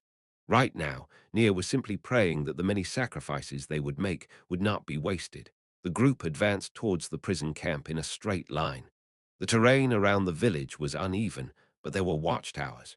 If they made a direct approach, they would definitely be spotted. However, it was also a fact that this was the only way they could attack. Soon, they spotted the village. There seemed to be sentries on the watchtower above the gate. They banged on the alarm bells, and a commotion arose from within the village. Nia narrowed her eyes and stared at the watchtower. The demi-humans there looked like bipedal goats, wearing chain shirts and carrying large spears. If Nia recalled them correctly, those demi-humans were known as Bafok. They were a demi-human species who lived in mountainous regions, and their legs were every bit as capable as a mountain goat, making them fearsome warriors who could scale even city walls if they had so much as the slightest bump or depression on their surface. In addition, their fur tangled on slashing swords and steadily blunted their edges. So after killing one, it was important to clear the fur off the blade, or so her father had taught her. The Bafok spears were long enough that they could stab people passing underneath from above. She mused that things would be troublesome if they immediately strengthened their defense. However, they did not seem that well drilled, given how they were running around wildly and giving their side a lot of time to prepare. The priests dismounted and immediately summoned angels. The paladins also dismounted and raised their shields. This was probably to protect the people carrying the battering rams from attacks. However, not all the paladins were like that. About 10 or so people remained mounted and began circling around the village. Miss Baraja, I trust dispersing some troops around the area is meant to intercept any demi-humans from the camp who are trying to flee with intelligence about this battle. If anyone gets away, then even if you win the battle, you will lose in the long run. That's it. It's just as you say. He had seen through the paladin's tactics with such ease. The only thing Nia could say about him was that he was amazing. Still, that raised a question. Where had the Sorcerer King learned such tactics from? A being with a demi-human's tough skin would not wear armor on top of it. With sharp claws, one would not need swords. Humans wore armor and carried swords because of their fragile bodies. If there was no need to rely on one's wits, then tactics would naturally be unnecessary too. Why did the overwhelmingly powerful Sorcerer King know of siege tactics? Your Majesty, may I know where you acquired such knowledge? By knowledge you mean, my predictions just now. Umu. Those tactics were taught to me by one of the friends I mentioned before. After that, I tested them out in live combat. Well, I learned a lot of things, but I didn't expect them to be put to practical use here. Since he was your Majesty's friend, surely he must have been very strong too. Oh yes. Well, his strength was not in melee or magic, but in another field. In that sense, I have not yet attained his level of strength yet. Hoo-hoo, the Sorcerer King laughed happily. It was the kind of laugh one had when reminiscing about the past. Right now, he seemed just like a human being. Could it be that the Sorcerer King was once human? Perhaps he had transformed himself into one of the undead with the power of magic, but that would be a perplexing matter. That should not have been possible. To Nia's knowledge, the undead were naturally occurring things. However, the world is large, after all. Nia's journey with the ambassadorial delegation had let her realize how tiny the world she once knew had been. Across the ocean, beyond the mountain, and in the depths of the forests, there ought to be something out there. The sages who could scoff at Nia's problems and tell her the answers ought to be out there too. What are you thinking about? Ah, my apologies. No, I am not blaming you. I was a little worried when I saw you spacing out on horseback. The battle is about to begin, and I understand if you're uneasy. Thank you very much, Your Majesty. Just then, Remedios planted her banner in the ground and drew her holy sword. Everyone, the first battle to save this land from Jaldabaoth is about to begin. Justice shall triumph. There was a heated response of justice shall triumph to Remedios' shout. Once they gathered, they began their charge. So it's begun. Miss Baraja, would it not be better to move up if you wish to fight? No, my duty is to accompany you, Your Majesty. Abandoning Your Majesty to fight is something I cannot do, Nia shook her head. Is that so? Then let's talk about something else. You haven't lent that weapon to anyone else, have you? Not even once. This is a weapon I borrowed from Your Majesty. I would not dare allow anyone other than myself to touch it. Ah, really now? I suppose. I thank you. His tone sounded a little depressed, but there was no way to divine his intentions from it. Have I done something to offend His Majesty? I'm not too sure what's going on, but perhaps I should apologize. While Nia was waffling, the Sorcerer King changed the topic. Ah, this is a rare opportunity. I looked around our surroundings, but I did not discover any demi-humans hiding with invisibility magic. Perhaps we should move forward a little to observe the battlefield conditions. I doubt there'll be any problems with leaving the priests here. What do you think? Understood. It would be very disrespectful to tell the Sorcerer King, who possessed might, which far exceeded her own, that moving to the front would be dangerous. As the sound of bells rang through the prison camp, she stayed close to the Sorcerer King as he moved up. That was when the fighting began. The angels attacked the watchtowers on top of the gate, and the Bafok there met them with their spears. The archer towers launched arrows. They were not aiming at the angels, but at Remedios as she led the charge. It was only natural to aim for her, given that she was not carrying a shield and there was no chance of hitting friendlies. However, her strength was far removed from the others. She easily cut down all the arrows coming at her with her sword, maintaining her speed as she ran. As if to counterattack, several angels rushed the archer tower. Shortly after that, 3 Bafok corpses fell from the tower. This was when the paladins reached the gate and began pounding on it with the battering ram. The log doors began to shake, and there was a faint sound of cracking from inside, along with the cries of the paladins going, one more time. The gate shook again, more violently than before. And then the battering ram struck again. One of the logs making up the gate bent heavily, and they could hear the paladins' cries of triumph, even from here. While the gap was not yet big enough to let people in, they ought to be able to break the gate down completely after several more tries. Several angels flew past the gate. Nia could not see what they were doing from here, but they were probably trying to hold off the Bafok defenders. Get back, all of you. All eyes went to the source of that shout. It came from a watchtower above the gate. The angels should have taken that place. Yet a single Bafok appeared there. However, the problem lay in what the Bafok was carrying. Get back, the Bafok shouted again. The Bafok was holding a girl, aged around 6 or 7, and he had a sharp blade to her throat. If you don't back off, I'll kill this human. The girl was dressed in filthy clothing. Her face looked dirty too, and her body shook from side to side. Was she still alive? They could not detect any signs of life from her. It seemed to speak for how everyone inside the camp had been treated. You're despicable, one of the paladins shouted. Hurry up and back off. Look, there was a commotion among the paladins. What had happened? Even Nia could not see what was happening at this range and at night. However, it was different for the Sorcerer King. The child's throat seems to be bleeding. Could it be?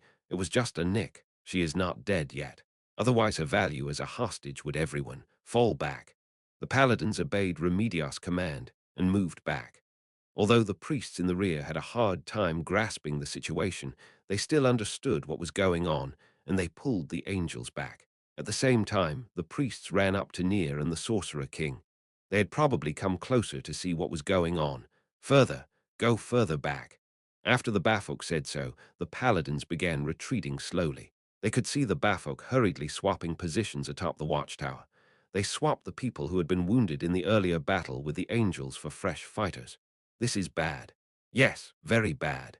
Nia slowly raised the bow she had been lent. The Bafok seemed to be using the girl as a shield. Therefore, she had a very small space in which to aim for. Killing it in one hit would be very difficult. Even so, if she did not do it, who would? I wish I'd practiced my bow skills more, Nia thought as she drew an arrow from her quiver.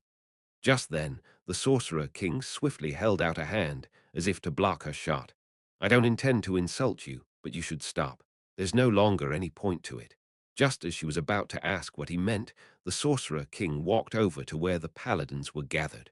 There was an argument raging there about how to save the girl. Priestly magic could freeze the enemy in their tracks. Many people approved of that, but spells had an effective range. Could they get into that range? Would the hostage be killed? All these questions and more flew back and forth, but there was no sign that an answer had been reached. Just then, the Sorcerer King and Nia arrived. How long are you going to twiddle your thumbs about this? The situation looks bad. After he spoke, the others turned to look at the Sorcerer King as one. Of course we know that, Captain, please calm down. The enemy is over there. Remedios was at the end of her tether, and Gustav spoke to her. No, Captain Custodio, you know nothing. Since the enemy knows that hostages are effective, they'll show that this is not a threat, and they'll use her as an exam as though waiting for those words. The girl hostage's head was hacked off. They could see her bright red blood spurting even from here. The Bafok let go of the girl's body, and it crumpled weakly to the ground. Everyone was silent. Their minds refused to accept what had just happened. Remedios was the first to recover, and as she shouted, Nia came to her senses as well. You bastard, how dare you kill the hostage? Even after we obeyed your demands, HMPH. The Bafok dragged a boy in front of him this time. That's why I've got another one, see? Now back off, you shameless scumbag. HMPH. You really are an idiot, aren't you? Perhaps you'll understand after I bring another over. Remedios' clenched fist trembled mightily. Then, as though to vent her feelings, she ordered, everyone fall back. Also, gather up the people on horses around the sides. Move it. She could hear the sound of grinding teeth from Remedios. It was loud enough that one might think she was crushing her teeth.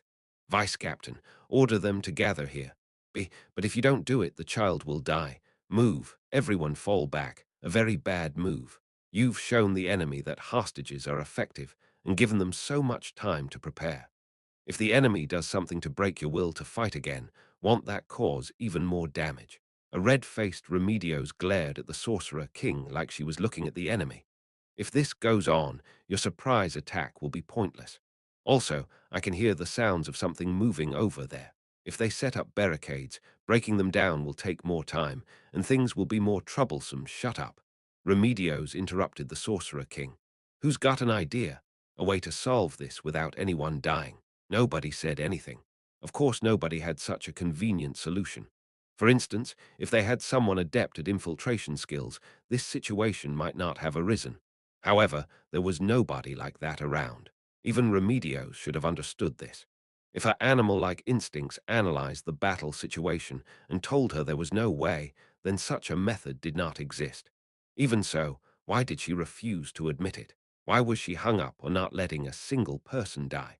The Sorcerer King's words flashed through her mind. Was this not one of those necessary sacrifices which he mentioned? There was no way to come out of this without losing a single person, unless one had an overwhelming advantage in strength or a great deal of luck. Captain Custodio. Nia's voice sounded abnormally loud. Right now, can we not finish the fight with only a few casualties? Remedios' furious gaze shifted to Nia. The powerful emotions boiling off that mighty warrior's body made her own body tremble, but Nia was sure that she was right. There's no justice in that. Remedios shouted, Justice! That justice, the surrounding paladins remained silent. It would seem nobody was prepared to say anything. Nia felt like she was surrounded by enemies, and she unconsciously backed off, and then she felt someone's hand supporting her from behind. Looking back, she saw the Sorcerer King as she had expected. I support Miss Barrage's opinion. He had affirmed her in a quiet voice. But to Nia, it was like 100 million strong ovation. Shut up! Remedios barked again. However, this was not something she should be saying to a king from another country who had come all this way to save her. There were actions which were acceptable, and actions which were unacceptable. Anger welled up in Nia's heart. What you need right now is to change the situation, not sit around and butt heads in frustration. It can't be helped. I shall turn things around then." After muttering to himself, the Sorcerer King turned away from them towards the gate and began walking. Due to his sudden movement, nobody managed to call out to him before the Bafok shouted a warning. "You there in the mask? I told you to back off, didn't I? I will not back down. What do you think a single human life means to me? What? Our aim is to kill every single one of the Bafok here. It doesn't matter what happens to the humans. Widen magic fireball." The Sorcerer King extended his hand with a shout, and the fireball that flew forth blew away the Bafok and the boy he was holding. The enormous burst of flame also consumed the watchtower.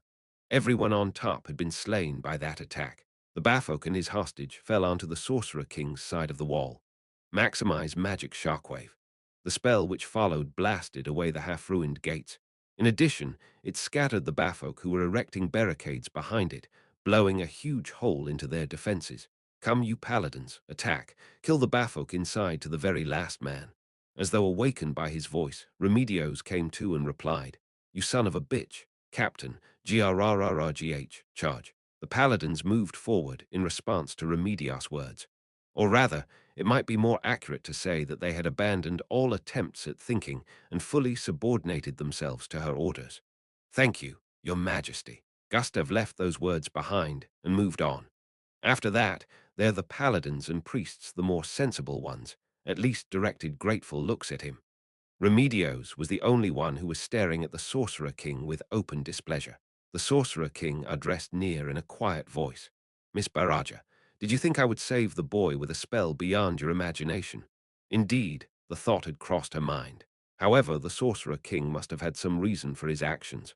"Ah, yes, I did. It is as you say, and perhaps that might be so." The Sorcerer King nodded, and Nia listened in silence.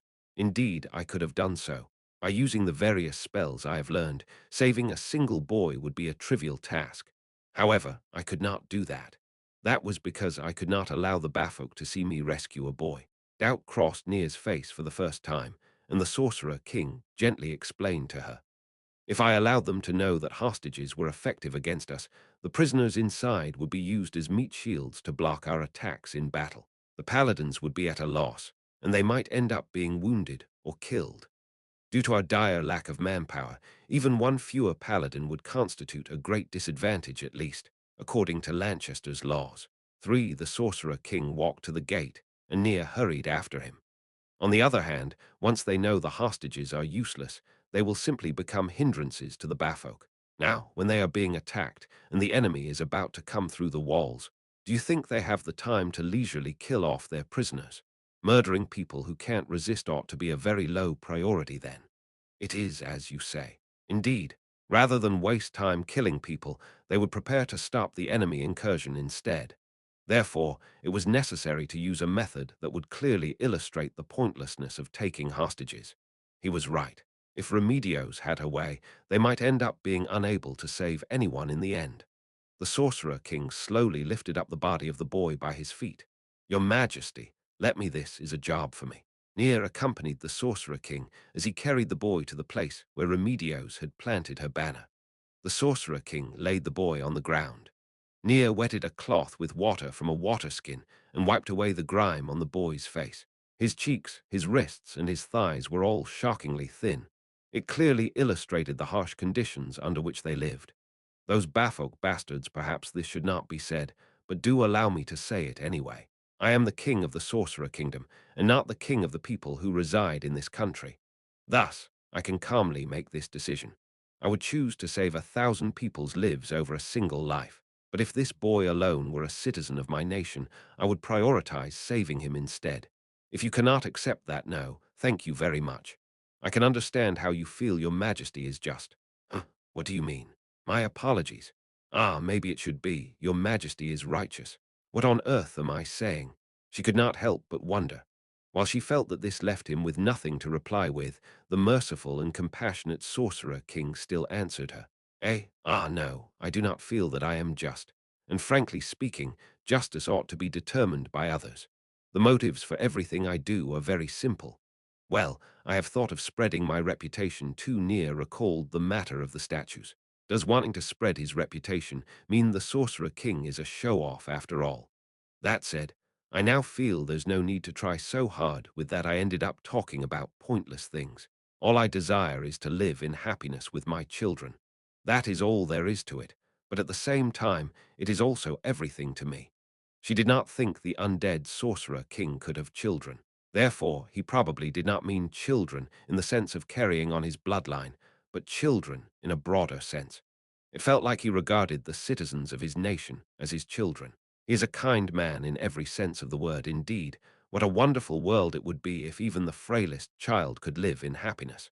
What was he thinking when he took this boy's life? As she looked at the profile of his face, she saw something like grief for killing a child. Well, that was pointless. In that case, let's drop the topic here. Miss Baraja, while I am not qualified to speak pretty words, I hope you find the justice that belongs to you. May I ask one more question? If your own subordinates had been taken hostage like that, would you have done the same thing? Well, this might be grumbling on my part, but it would be troublesome in another sense. What exactly do you mean? In the past, I asked them out of curiosity, what would you do if you were taken hostage to force me to negotiate? At that time, every single one of them promptly said they would rather kill themselves than inconvenience me in any way. No, I told them, can't you say you'd wait for me to rescue you? And things like that. While it pleases me to see their loyalty, this is still, how shall I put it? My subordinates are all a little too fanatical. As he rotated his wrist, the sorcerer king continued in a tired voice. Just as Nia began to think, weren't these unnecessary worries for someone in his position? Remedios appeared at the gate, carrying a blood-stained longsword, her armor similarly splattered in blood. Though she had removed her helmet, her bangs were stuck to her forehead by sweat. She looked utterly exhausted. After saying something to Gustav, Nia sensed that for a moment Remedios' eyes had met hers. No, it was less that she had locked gazes with Nia, but rather she had been looking at the sorcerer king, and Nia was in the way. Remedios said nothing, simply going back inside with a blank look on her face. In her place, Gustav approached the two of them. Your Majesty, I wish to express my thanks. While there were some slight losses, we were able to minimize them thanks to your Majesty's power. Normally, the captain would be thanking you in person, but she is somewhat distraught at the moment due to the tragic condition in which we found the people. So I pray you will forgive me for taking her place. Gustav sneaked a peek at the boy, and then he looked back at the ground. It is fine. Go tend to the captain. Thank you very much. Come to think of it, what were those tragic conditions? Yes, we questioned several of the people we rescued, and they said that they were skinning the prisoners. It would seem they were not demi-humans, but demons sent by Jaldabaoth, while she felt that the captain was using her emotions as an excuse for her rudeness. That did not seem to be the case. Just as Nia was starting to feel surprised, the sorcerer king beside her tilted his head in bafflement. Why the skin? Why that? Are they going to eat it, like chicken's skin? No, we have no idea either, although the demi-humans did not seem to have taken part in those activities. Does your Majesty know anything about this? Could this be for some kind of demonic ritual? No, I apologize. I have no clue either. Why would Jaldabaoth do such a thing? The sorcerer king's puzzlement seemed to stem from the bottom of his heart, and after that everyone looked at each other, but they still could not unravel the mystery. Even so, since it was the work of demons, they might have done so just to make the humans suffer. Ill asked the priests later. Then, Your Majesty, we are now trying to figure out the demi-humans' hiding places in order to clear them out, so I would like to monopolize a bit of your precious time afterwards. After saying so, Gustav went back inside the gate. About 10 minutes after that, they could start seeing scattered human forms through the gate. They were the captives. Just like the boy who had been taken hostage, they were dressed in tattered, threadbare clothing that did not look like it could resist the winter chill. The paladins who should have escorted them to the door simply went back past them and vanished behind the gate. Had they done this because they had too few people to handle the prisoners? Or was it because the suppression work was still ongoing, or both of them? The prisoners had looks of delight on their faces as they rushed toward Nia. However, they suddenly stopped in their tracks. That was probably because they had seen the form of the sorcerer king. And then some people continued to approach them. Perhaps they felt that the sorcerer king was just wearing a mask or something. A man ran over from amidst the walking people. The man panted heavily and then knelt down beside the boy which Ainz had laid at Nia's feet. No, it would be more accurate to say he had collapsed there. The man caressed the boy's cheek, and after seeing for himself that the boy was dead, he burst into mournful tears. Clearly, he was the boy's father. Nia bit her lip. As the father cried his son's name while he wept, the sorcerer king calmly said, "I was the one who killed that boy." Nia looked at the sorcerer king in surprise. Was now the time to say this sort of thing? However, surely the wise sorcerer king would not have suddenly said so for no reason. Why? Why did you kill him? The fires of hatred burned in the father's eyes. Faced with that, the sorcerer king replied with a mocking laugh. To save you, of course. What did you say? For just a moment, the father's eyes filled with fear. That was because he realized that the sorcerer king's face was not artificial. Then his eyes roved to the sides in search of help, and they settled on Nia. However, before Nia could say something, the sorcerer king spoke first.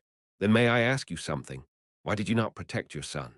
Your son was brought before me as a hostage. I protected him, but he was snatched away. Those bastards were stronger than me, so I couldn't do anything. The sorcerer king laughed again. Then let me ask you, why are you still alive? The father did not know how to answer and froze up. I am asking you why you did not die to protect your child. It is said that not all lives are equally important. You should have been the one who valued that child's life the most of all. So why did you not struggle wildly to protect him to your last breath? The other people were peeking at the situation here from a distance. They must have felt unease, fear, and anger at the sorcerer king who had taken the boy's life. What are you saying? You are the one who failed to protect him. Do not push the blame onto others. You, who were weak, are at fault. Also, you seem to be mistaken about something. You do realize that I am much more powerful than the Bafok you claim to be stronger than you know. Although I can forgive some insults because I pity you for the loss of your child, I will slay you if they get out of hand. The sorcerer king reached out a bony index finger and rested it on the father's face. That's because you're a strong, that's why you can say that. Not everyone can be as powerful as you. Well said. I can say this precisely because I am powerful. Then it is precisely because you are weak that being taken from is your lot in life. No. The strong preying on the weak is a very natural sequence of events. The sorcerer king turned his eyes to the people around him. Have you not also experienced suffering because the Bafok are strong? Are you saying the strong can do what they want? Exactly. The strong do what they will, and the weak suffer what they must. This is the way of the world. The same rule applies to me. In the face of a more powerful opponent, I would have no recourse but to suffer. That is why I seek strength. Nier understood why the sorcerer king sought Jaldabaoth's maids. His Majesty must be seeking strength because he wants to protect his nation, to protect the children of his country. So strength is the most important thing after all. Well, originally, the weak like yourselves should have been defended by the Holy Kingdom. Those who should have been strong, I really do pity you. If you were under my protection, under the protection of my country, the Sorcerer Kingdom, something like this could not possibly happen. That is because I would have used all my strength to protect the people and strike down the Bafok. Everyone around them was silent. The Sorcerer King's arguments were cold and heartless, but at the same time they expressed the truth of the world. If they could not oppose his words with reason, would they choose to protest with their emotions? However, their fear of the Sorcerer King stopped them from doing so. Isn't he one of the undead? What are the undead doing in a place like this? The father could not say anything to the Sorcerer King because he feared the latter, and so he directed his wrath at Nier instead. However, before Nier could answer, the Sorcerer King stole a march on her, as expected. To help your country, of course. And the fact is, you were all rescued by the undead of which you speak. If you are unhappy with that, why not save this nation by yourselves? As he heard that, the father questioned Nier with his eyes.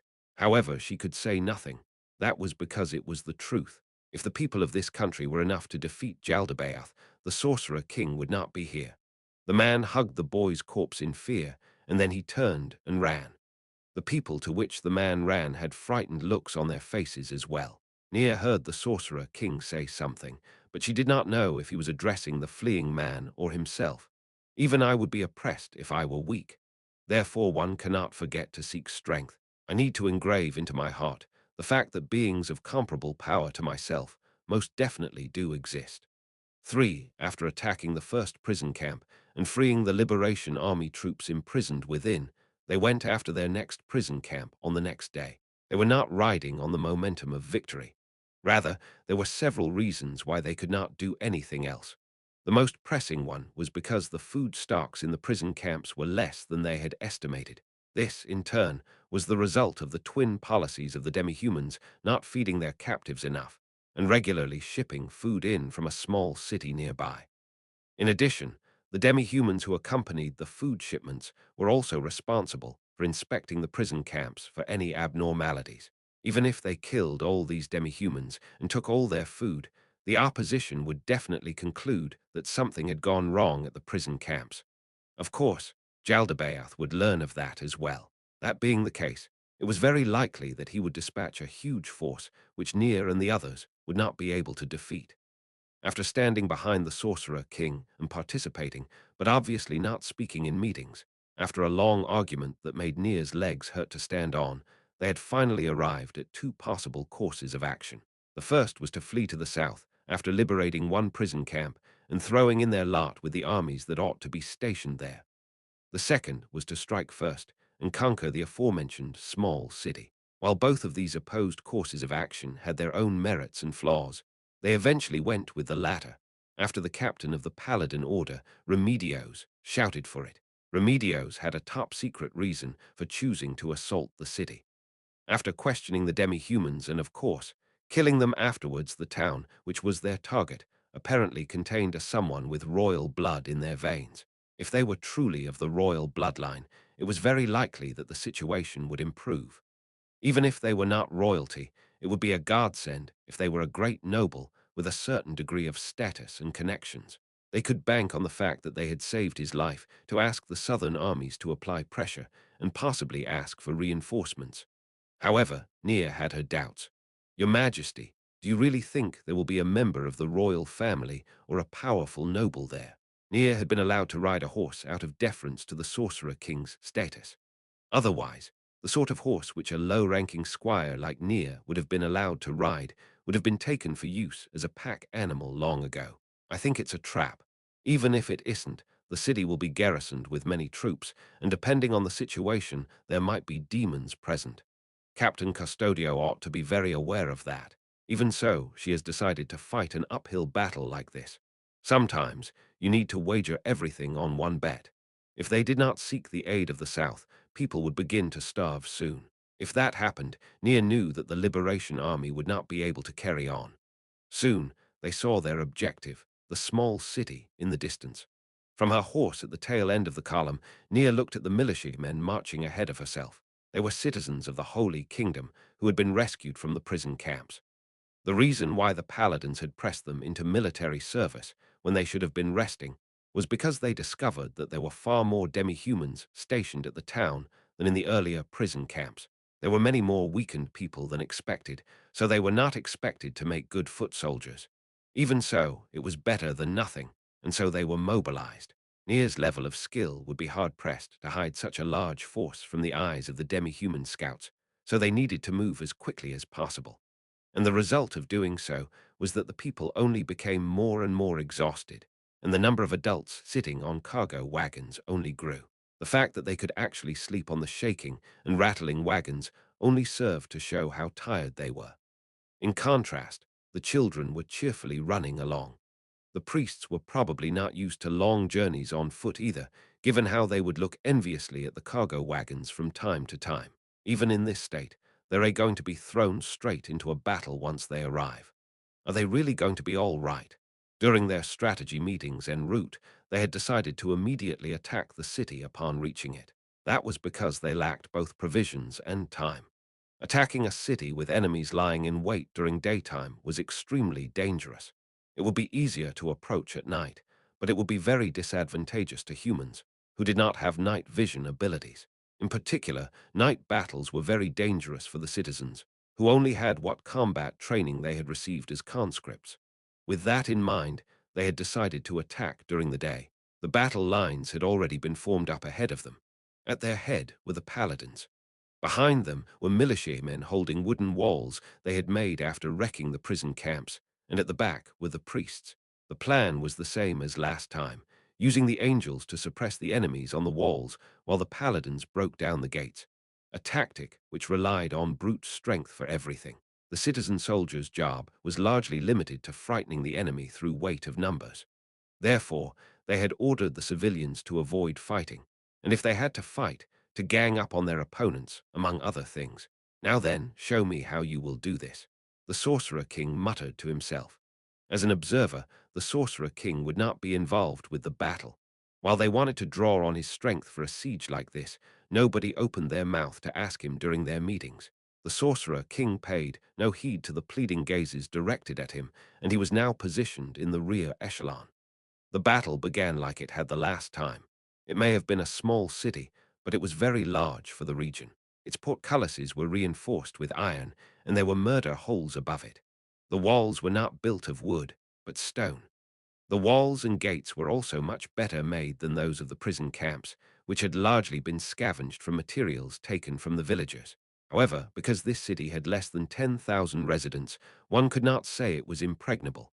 The attackers found it troublesome, while it left the defenders uneasy. That was probably a more appropriate evaluation of the situation. Remedios led the paladins in a charge, while the angels attacked the demi-humans on the walls. However, the angels occasionally vanished into motes of light after being hit by enemy attacks. It would seem the demi-humans were the same Bafolk they had encountered previously in the camps. But as expected, the ones defending this city were very skilled troops. The most obvious of them was a Bafolk on the walls hiding among the battlements and holding a well-made long spear. He had already impaled many angels. That Bafolk gave a mighty cry. Perhaps it was some kind of skill, but it did not affect the angels or the paladins breaking down the gates beneath him. Was it because of a narrow area of effect, or was it only effective on allies? The details were unclear. However, it would be good to remember that he possessed some sort of special ability. Looking down, both sides were fighting fiercely outside the gates.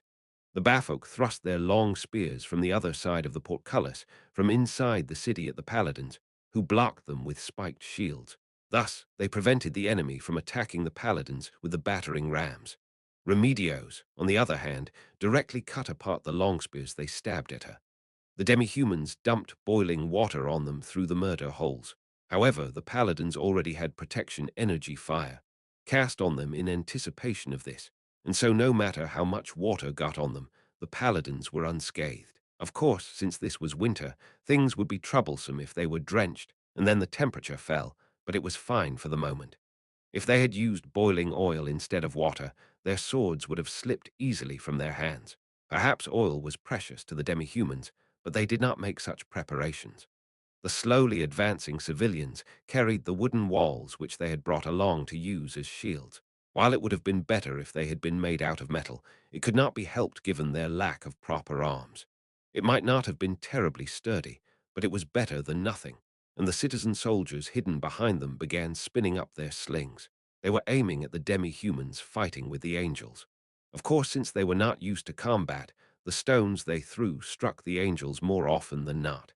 Even though they were taking friendly fire, the angels were resistant to unenchanted attacks, so it was not a problem for them. Of course, it was merely damage reduction and not immunity, but still, the citizen soldiers did not do that much damage to the angels. It was simply because the sling stones would hurt the demi-humans more if they hit them. Every time an angel fell, the priests would summon a new angel and throw it into the fray. While there were very few of them, this inexhaustible and untiring supply of fresh troops kept pouring on, and the demi-human resistance began to falter.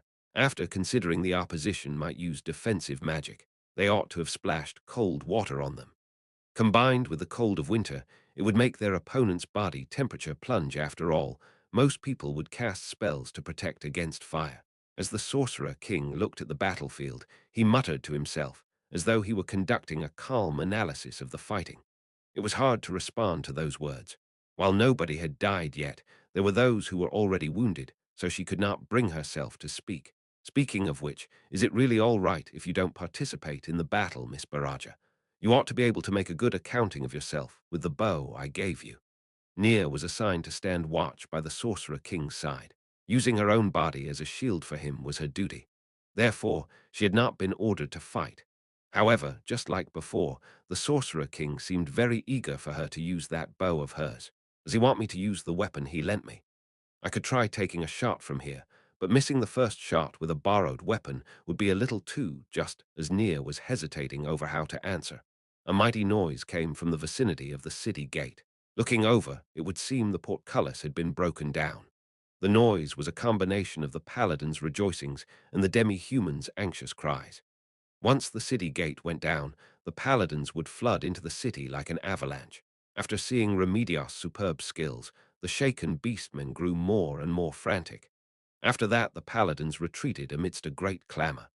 Nia's keen vision saw within what was inside the narrow aperture of the gates before the paladins had made it there. It was the same as before. A Bafok was clutching a child, even younger than before, and issuing orders to the paladins on the other side of the city gate.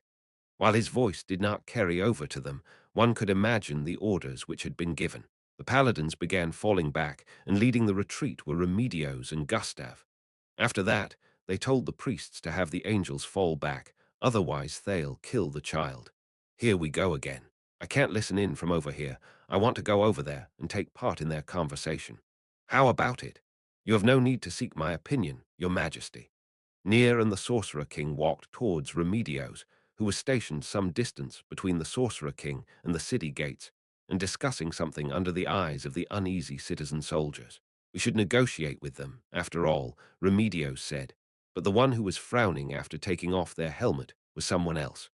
Perhaps it was because they knew what had happened at the first prison camp, but all of them had "How can we approve of this?" written on their faces. Even after the Sorcerer King came, they still had not found an answer. No, everyone was trying to think of how to talk Remedios down from her position of, in any case, we need to save that child, but that seemed unlikely. After proposing a few vague compromise plans that were ultimately a waste of time, several people exchanged looks, and soon Gustav raised his voice to shout, "Captain," as he poured strength into his eyes. "We've gone over this countless times already. Even if we had the time, even if we discussed this more, there wouldn't be a way to do it. We can't save that child." After hearing what Gustav said, Nia knew that the captain had continued the strategy meeting even after the Sorcerer King had left the command tent. At the same time, she knew that the paladins would not be able to solve this problem without spilling blood. Remedios bit her lip and remained silent. "However, Captain, we can't win this battle without sacrifice. Right now, we ought to sacrifice the few to save the many." Nia saw Remedios' eyes flare crimson at those words. That is not the kind of war Her Majesty would wage. We are Her Majesty's swords.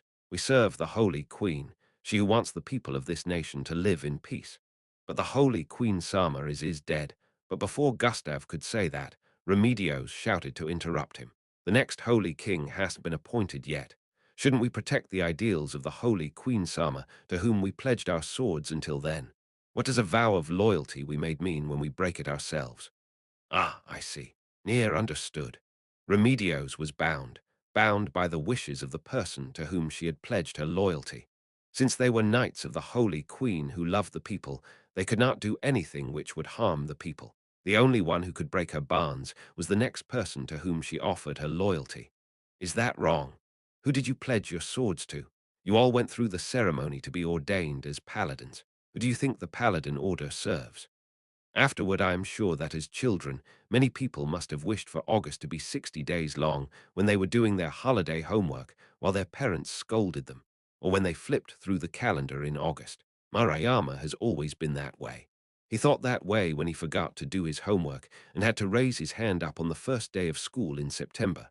However, this time, I made it real. My childhood dream came true. Marayama wanted to become an adult like this in the past, and now it's become reality. Oh, what a wonderful thing. Everyone's, I guess I should stop here. Spouting these pointless excuses to drag things out won't help things. Therefore, while it was slightly delayed, we managed to publish the book at last. Well, this ought to be within the margin of error. No, the truth is that it was because a lot of things happened. Seriously, there were a lot of them, both good and bad. Speaking of which, Marayama bought several ebooks while in hospital. Ebooks are really great. I didn't expect them to be handy. I think it would be good for Overlord to have an ebook version. Therefore, I have decided to convert Overlord into a digital format.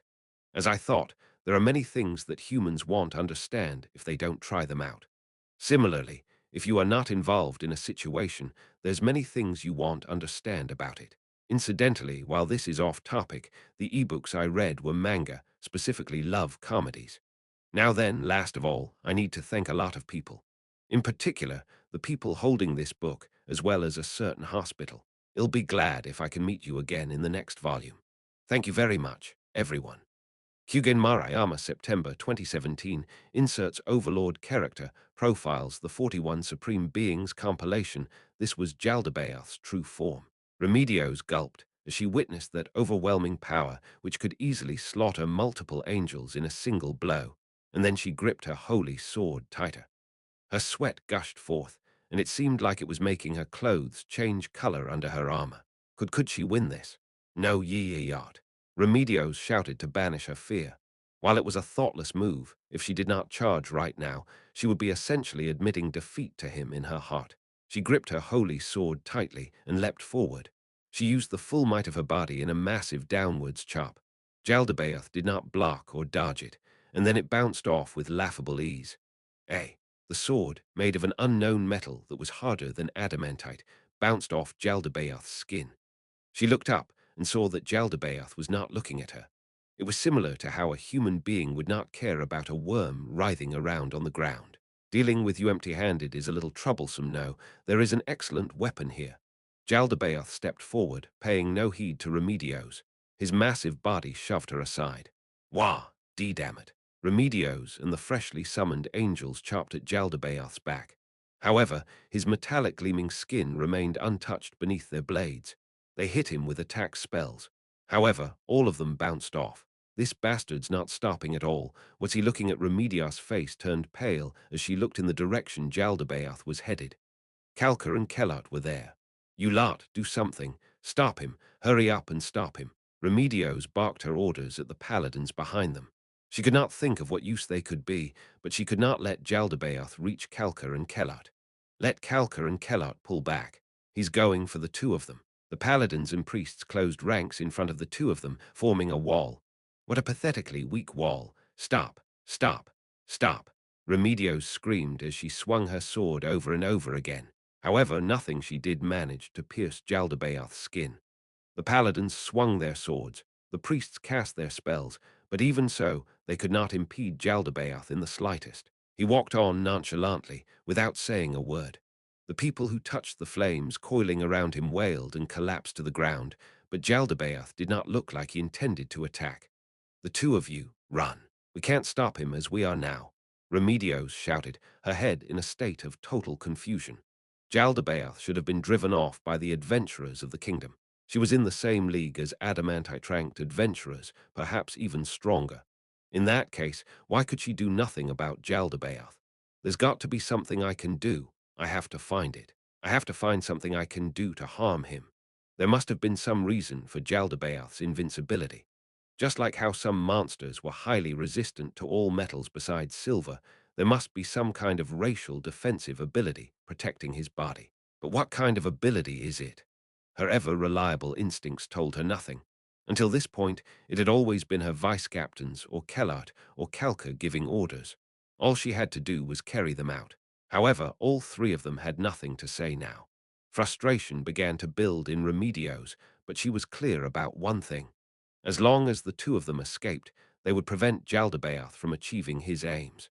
The two of them seemed to understand that too, because they turned and ran without looking back. That was good.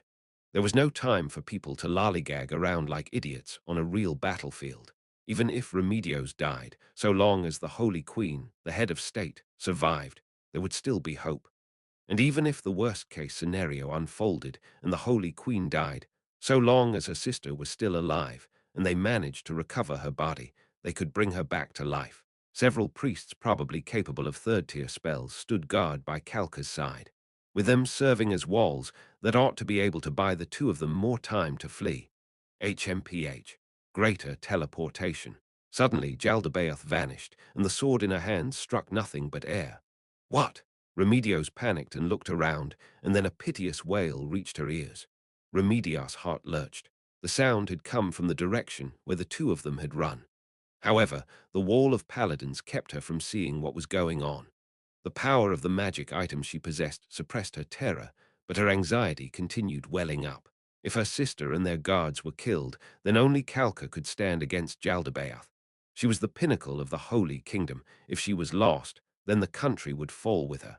Out of my way, ye! Remedios shouted as she broke into a sprint. The paladins hurriedly parted their ranks for her. She was too far from Kalka. How slow her body was! Remedios had always thought her strength of arm and fleetness of foot were at the zenith of human ability, and it was a silent source of pride for her. However, this moment was the first time she learned that it was nothing but false vanity. All she needed to do was survive a single hit. However badly hurt she was, there were many priests here. There was a way, so long as she did not die. While Remedios told herself that, as she ran, she saw that Jaldabaoth had taken hold of Kalka. She did not have the luxury of verifying Kellart's safety. Jaldabaoth's massive hand was closed around Kalka's legs. Those hands were wreathed in flame. She heard something like her flesh sizzling under the heated armor, and her helmeted face seemed to have gone mad with pain as she clenched her neat rows of teeth. The despicable bastard. He's taken a hostage. Was Jaldabaoth going to make some kind of demand, having taken a fighting stance? Remedios found herself doubting the words he said next. An excellent weapon. Ha! Remedios glanced at the holy sword she was holding. Did he want that? From the moment I first saw it, I felt that it would make an excellent weapon. He raised his arm, lifting Kalka to his line of sight. Jaldabaoth flexed his arms. It looked just like he was making practice swings. There was a crack, and Kalka whimpered in barely suppressed agony. Unable to bear the force of Jaldabaoth's overwhelming power and the weight of her own body, the joint of her knee now bent in a direction it was never intended to face. It was then that Remedios realized Jaldabaoth's meaning. He meant to use the Holy Queen, Kalka Besserez, as a weapon. What are you? She could not understand it. However, she had no choice but to understand it. All right, is it my turn now? A wicked smile appeared on that furious face, and Jaldabaoth approached her. What should she do? Remedios backed off, and the paladins behind her retreated as well. What can I do at a time like this? What should I do? Remedios looked around for help, and behind Jaldabaoth she saw the priests protecting Kalka and Kellart collapsed on the ground. While the priests were motionless, her sister was still moving faintly. Perhaps she had secretly cast a spell. Kellart's still alive. But who should I save first? I have to ask Isandro. Isandro, what should we do? Retreat. Understood. Everyone retreat. Fall back. Fall back. What? Not fighting. And after I went to all this effort to obtain a weapon with which to crush you, Fireball. Jaldabaoth extended the hand that was not holding Kalka and discharged a third-tier attack spell. The fireball flew over and burst, immolating the paladins within its area of effect. Protected by fire-resistant spells, the paladins barely managed to avoid being fatally wounded. However, it was simply that they had not died. Kalka squirmed and struggled desperately, but she could not escape Jaldabaoth's hold. What an annoying woman! You are a weapon now. Act like one. Jaldabaoth's body flexed slightly as he raised the arm that held Kalka. Stop! Remedios cried out in mournful agony as she realized what Jaldabaoth intended. And then Jaldabaoth swung down, ignoring her wails. Splat! Kalka could not protect herself in time, and her face smashed viciously into the ground. After that, Jaldabaoth slowly raised his arm again, and Kalka dangled limply from his hand, having lost the will to resist him. Her helmet was open-faced. That was to raise the troops' morale with her beauty. However, that beautiful face was now a mass of fresh blood. It would seem the bridge of her nose had been crushed flat, because that part of her face was a smooth expanse now. You son of a bitch, you idiot. Stop. One of her men, a paladin, could not stop himself from drawing his sword and charging out. She wanted to stop him, but it was too late. Jaldabaoth swung his weapon at the paladin with a speed that did not seem like he was holding a human body. The two of them collided, and the paladin was sent flying with a thunderous crash of metal. His armor was staved in like he had been hit by a giant, showing how intense the collision with Kalka had been. Remedios' eyes could not leave Kalka's body. Humans might have softer skins than other species, but strong humans could enfold their bodies in Kai or magic, and if they were still conscious, they might be able to endure a slash without being hurt. Indeed, if they were conscious. Perhaps it had been knocked loose by the impact because her helmet had flown off and her long hair played wildly in the wind. Her inverted face was a bloody mess, her nose smashed and her front teeth shattered, her eyes rolled up, and a faint moan leaking from her throat. Her beauty, regarded as a national treasure, had vanished without a trace. Her present state was too tragic for words. What should we do, Isandro? How can we save Calca? I don't know. What the hell are you good for, then? Doesn't that brain of yours exist for times like these? I never imagined something like this could happen. There's nothing we can do but pull back. So you want me to abandon my sister and Calca here? What else can we do? And Remedios had nothing to say. Good grief. The sight of humans squabbling before their enemy is a fearsome sight. Well, it is about time. Playtime is over. What? Jaldabaoth slowly looked to the sky. It is about time that my army arrived at this city. I need to smash the gates and usher in a storm of slaughter and carnage. Do you think we'll let you do that? Allow me. I do not need you to allow me anything. All you need to do is accept it. Like, say, the gift of a star. Jaldabaoth raised the hand that was not holding Calca, and then, like he was searching for something, he pointed to the sky. Stop. Remedios shouted because she did not know what he was going to do. However, everyone was frozen in place, their hands tied.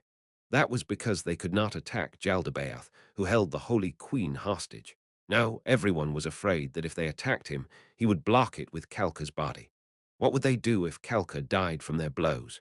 Heedless, to the confusion of Remedios and the others, the star fell. She was not a fangirl of theirs, but their reputation still shone brightly in the Holy Kingdom, and it made Nia's heart flutter. These were great people of her gender who had ascended to heights which she herself could not reach. Personally, she would have liked to ask them all kinds of questions. That said, she could not do such a thing. They're one of the 3 adamantite-ranked adventurer teams in the kingdom. Blue Rose, they're awesome, while she had heard their descriptions and names from rumors. This was the first time she had seen them in the flesh. There was quite a big discrepancy between how she had imagined them from their stories and how they actually were. Standing at their head was Blue Rose's leader. She was a priestess who bore the holy symbol of the water god, the wielder of the demonic blade, Kilinaram Lacius Alvin Dale Aindra. Her beautiful features were such that even her fellow females might fall in love with her, and it was hard to believe she was a top-class adventurer of the like, which only fighting geniuses could be. If she wore a dress, she would be the very picture of a princess from the dreams of a commoner like Nia. That beautiful woman spoke with a gentle voice that matched Nia's image of her. Thank you for your invitation. We are Blue Rose. Remedios, who had stood up to welcome them, nodded slightly to express her gratitude. I cannot thank you enough for accepting our invitation, honored members of Blue Rose. We are the ones who are grateful to receive an invitation from the paladin who bears a holy sword and who has skills to match Remedios Custodio Sama. Their exchange contrasted Remedios' formulaic greeting and somewhat stiff tone against Lacius' natural way of speaking. It would seem she really was a noble heiress. Ah, I am the one who should be happy to meet the wielder of a demonic blade like yourself. Ahem, please take a seat. The people around us are all paladins of the Holy Kingdom. It would be good if we could all listen in. If there's time after that, I would like very much to see the demonic blade. Gladly, and the chance to behold your holy sword would delight me as well. Then let us do as our host bids and take a seat, everyone. The members of Blue Rose each sat down in their own way. Some of them had already folded their arms and grasped their elbows. It made one wonder if their bold attitude came from knowing their strength or if they were simply acting in a manner that best fitted it. Shall we start by introducing ourselves? The vice-captain answered, probably to help Remedios out. No, there's no need for that. News of your exploits has made its way around the Holy Kingdom. Ah, and while it's a little late for this, I am the vice-captain of the Paladin Order, Gustav Montens. Lacius smiled gently at Gustav's answer. Really now, it would be good if that news was flattering. Ah yes, we've heard nothing but good things about you. In truth, your heroic exploits make my heart beat faster in excitement. It would seem Remedios wanted to say something, but Gustav had interrupted her. After that, he smiled to Lacius like nothing was the matter. That is quite pleasing. While I wish to ask about the details of those things you heard, we are here today to fulfill a request. It is not our intention to waste our client's valuable time. That being the case, let us discuss the particulars of this request. Before that, I'd like to ask the name of that girl. Nia jumped in fright as she realized one of the twin thieves was pointing at her. The other one was also looking at her in interest. The two of them ought to be the twin thieves known as Tia and Tina. Despite being members of Blue Rose, which was famed even in the Holy Kingdom, there were no rumors or tales of their deeds. They were a pair of mysterious individuals, and now those individuals were pointing at her. She felt like she had suddenly been shoved into the limelight from the shadows of an audience seat. Thoughts like why, what is this, what's happening, and other such phrases bounced around inside her mind. That girl doesn't have a warrior's body, different from our muscleheads. Oi, what was that supposed to mean? The person who had spoken up was Gagarin, the lady warrior who was built like a brick shithouse. Exactly what I said. She's not a warrior, no matter how you look at it. Now this is a warrior. Oi, you can train your body with experience, you know. So you're going to evolve then, Gagarin. The thieves' faces quietly hardened. Don't be mean, I feel sorry for that girl. Hey, is it me or have you gotten full of yourself since you went training with me? Oi, nothing's changed. It's just that my sides hurts when you grab me with your ridiculous strength. When I am sleeping, that's enough out of the two of you. I am sorry. That's just how we are. Please pay it no heed. Her name is Nia Baraja. She has keen senses, and she's made a lot of contributions during our journey here. I understand. The reply was flat and emotionless, not cute in the slightest. Well, while that was our fault, we haven't made any progress at all. If nobody minds, shall we begin discussing the matter? Also, there's no point talking like fancy nobles, is there? Let's get right to it, shall we? Everlai, Lachius said in a reproachful tone. That was the arcane magic caster Everlai. Clad in a mask, she could use powerful spells, but she never removed it under any circumstances. She had a very petite frame. Some rumors said she might be from a small-bodied species. No, that's fine. I'm not good at all this plotting stuff myself. Captain Fufu. Well, the other side's boss has given their approval. How about ours? Besides, once they've paid the appropriate fee for the information, they'll be our clients. Let's not bother with feeling each other up and get to the question of money. Won't it be better to seal the deal sooner rather than later? Lachius sighed, and Everlai continued, seemingly sneering at them. Well, our boss has given her okay too, so shall we firm up the details before we talk about payment? I take it you want to talk about the one who's been running wild in your country. Jaldabaoth. You knew.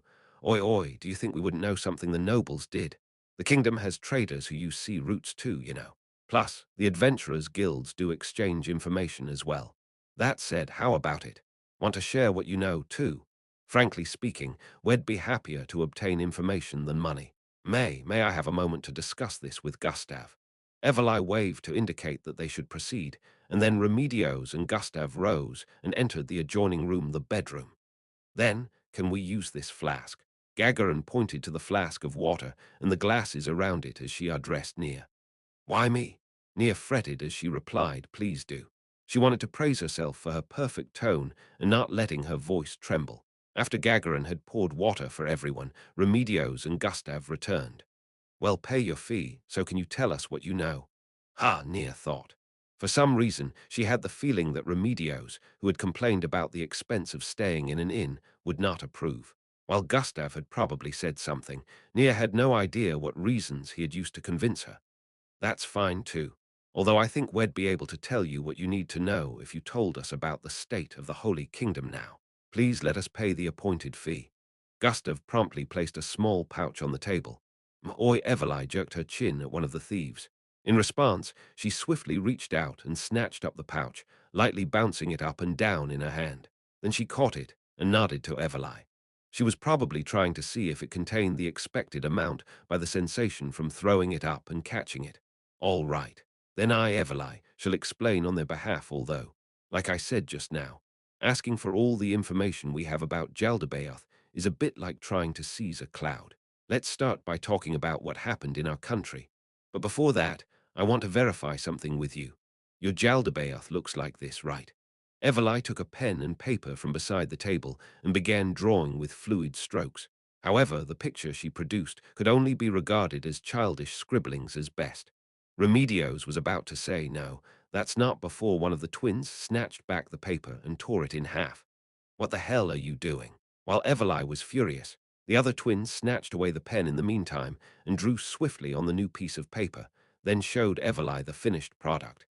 The masked magic caster muttered, Yugu in a disgruntled tone. The truth was, it was of far greater quality than the picture just now. His appearance was very difficult to describe with words. He was dressed in foreign clothing and wore a strange mask. After seeing the picture, Remedios angrily clenched her fists and growled like a wild beast. That's the bastard. After seeing this, the twins and Everly ceased their feuding and turned back towards Remedios. Then we've verified one thing, that this is the same per the same demon. Well, if demons like that could appear one after the other, we'd be in trouble. Thank heavens for small mercies, as they say. Now Everly then proceeded to narrate the events that had transpired in the royal capital, and Nia winced in her heart. She knew Jaldabaoth was strong, and she knew that the demon army and that scaly demon existed, so she was not shocked by them. But the fact that there were 5 made demons who could each take on an entire adamantite-ranked adventurer team by themselves deepened her sense of utter despair. I don't think anyone spotted those made demons in the Holy Kingdom, so they're a Jaldabaoth's trump card. To think he had something like that then, what would you estimate Jaldabaoth's difficulty rating to be? Gustav's question caused Blue Rose to look at each other, but in the end, it was still Everly who spoke on everyone's behalf. Let me get this out of the way first. This value is just a conjecture. It might be higher, it might be lower, so I hope y'all keep that in mind. We estimate that Demon's difficulty to be around 200. 200, Gustav gasped. Nia very nearly gasped as well, but she managed to resist that impulse. Some of the paladins lining the walls were not so successful. Remedios was the only one to remain calm, her expression unchanged. If Nia recalled correctly, difficulty 100 monsters were not something which humans could defeat. Exactly how powerful is a rating of 200? Everly seemed to have a bit of trouble answering Remedios' direct question. While difficulty 200 beings have never appeared in the human world before, well, old dragons would be roughly around 100. An old dragon, while I've never fought those before, would that be around the same as the guardian deity of the oceans? The guardian deity of the ocean referred to a sea dragon which dwelled in the ocean. It had 2 arms and feet, and a long, thick tail that replaced its atrophied wings. It resembled a sea serpent more than a dragon, and its intellect was on par with or surpassed mankind. It was quite a benevolent being that would protect ships if it was properly venerated. Nia had the very good fortune of seeing it once, from a distance, when they had gone to Rimmon on holiday. It had raised its head high above the surface of the seas, and it was a sight majestic enough to earn it the title of guardian deity. It was hard to imagine a human being could defeat such a being. Captain Remedios. If we used defeating the guardian deity as a baseline, if there were a fisherman here, he'd be giving us the stink eye. Still, that means he's twice as strong as an old dragon. Indeed. We've determined that he's stronger than the legendary demon guards who were defeated by the 13 heroes. That is to say, his appearance in the human world would be a great tragedy, and multiple nations will be destroyed. That's how powerful he is. Although, I hear that when Jaldabaoth was wreaking havoc in the kingdom, he was driven off by Momonga. That would mean Momonga must be just as powerful, right? Remedios swallowed, and then continued. Or does that mean he used some kind of special item when defeating Jaldabaoth? That was when Everly's attitude changed. Nia could not see her face, but she had the feeling that her face was flushing under that mask of hers. I don't think he used any such item. However, Marman Sama fought magnificently when he dueled Jaldabaoth. I was fighting Jaldabaoth's subordinates back then, so I did not see the full fight, but it was a terrifying battle. It was a battle fought by a hero among heroes, a champion among champions. Is that so? It was all Gustav could do to squeeze those words out after being crushed by Everly's presence as she leaned herself out. Precisely. Ah, what an amazing battle. Marman Sama defended me while he was fighting Jaldabaoth, So he fought Jaldabaoth, that monster, and drove him off. Is that true? What? Are you saying what I saw with my own 2 eyes was a lie? Everly countered Remedios' question with a vicious retort. Gustav struggled to clear the uneasy mood in the air. Ah, no. What our captain meant was that if darkness could attack some weak point of Jaldabaoth's, perhaps we could do something too. I apologize for not clarifying. No, we should be apologizing for the immature tone our Everly is taking with a client. That reply came from Lachius. What was this? When the 2 main players were sidelined, and their supporting cast went on to smooth things out between themselves. Well, assuming Jaldabaoth really does have some weak point, Marman Sama must have won by attacking it. Still, It's hard to imagine a demon-like that would leave his weaknesses unguarded. Indeed, perhaps he used an item or a subordinate to make up for it. While this was the first time she had heard of the maid demons, Jaldabaoth had several powerful demon minions. After questioning demi-human captives, they knew there were at least 3 of them. There was the demon who ruled the wilderness where the demi-humans lived. There was the demon who ruled the port city of Rimmon. And then there was the scaly demon who commanded the demi-human army. So, can you tell us in detail about that scaly demon you mentioned earlier? That's right. Can you tell us what abilities it has? Yes. I fought it before, so I'll take Everly's place and describe it in detail. She described its abilities and how they fought it. Lakia's tale ended with Brain unglouse a man on Gazif's level slaying that demon. That's strange. Jaldabaoth hasn't made any movements after conquering the Holy Kingdom's capital, but that scaly demon's been commanding the demi-human armies in his place. Wasn't it already defeated? I see, however, we've met this Brain fellow before, and I don't think he was lying. It's probably not a unique demon, just a high-level one. In other words, Jaldabaoth can conjure that demon any number of times as long as certain conditions are met. Or perhaps he can summon the same demon multiple times. Nia could not cast spells, but she had heard this during her lectures. It was difficult to summon multiple beings with summon magic. In other words, when a summon spell was active, casting another summon spell would cause the previous summon spell to end. The currently summoned monsters would go back from whence they came, and new monsters would be summoned in their place. However, people capable of high-tier summoning spells could simultaneously conjure several weaker monsters at once, of the sort that one would evoke with a low-tier summon spell. For instance, one could use a 4th-tier spell to summon multiple monsters that could be invoked by a 3rd-tier spell. I don't understand at all. His method of summoning demons is still a mystery. While it felt like he was summoning them with spells, he couldn't have summoned multiple demons of such power, but if he could, that would beg the question of why he did not do so in the kingdom. Perhaps if he were a magic caster who specializes in summoning, he could simultaneously summon multiple copies of such a creature, so even if we defeated the scaly demons, Jaldabaoth could immediately resummon it. Just so. However, that refers to the situation where Jaldabaoth conjures them with magic. If he used some kind of special ability to do it, that would be another matter entirely. So you don't know much about that side of things. Sorry, but I don't. We know very little about him. Everly sounded clearly disheartened. I didn't get any of that at all, you know. I'll explain it to you later, Captain. No, start clarifying now. I haven't been able to keep up since just now. This is our captain, the person in charge of all of us. That being the case, was that disgusting insect made one of Jaldabaoth's summons too? I don't know. I don't want to think that way Blue Rose's members began discussing among themselves. May I ask a question? Everyone turned to look at Nia after she nervously spoke up, and the tremendous pressure made her regret doing so. Perhaps it might be better for someone other than her to bring this up. However, the die had been cast, and after firming up her resolve, she asked, "This might be a very basic question, but where did Jaldabaoth come from? Was the name of Jaldabaoth passed down from earlier days? That is unclear. We've studied all sorts of literature, but we haven't been able to find that name in any of them. We've also tried looking for clues based on his appearance, but similarly, we haven't been able to make any headway either. Could it be an alias? Maybe he caused trouble under a different name in the past. I doubt that.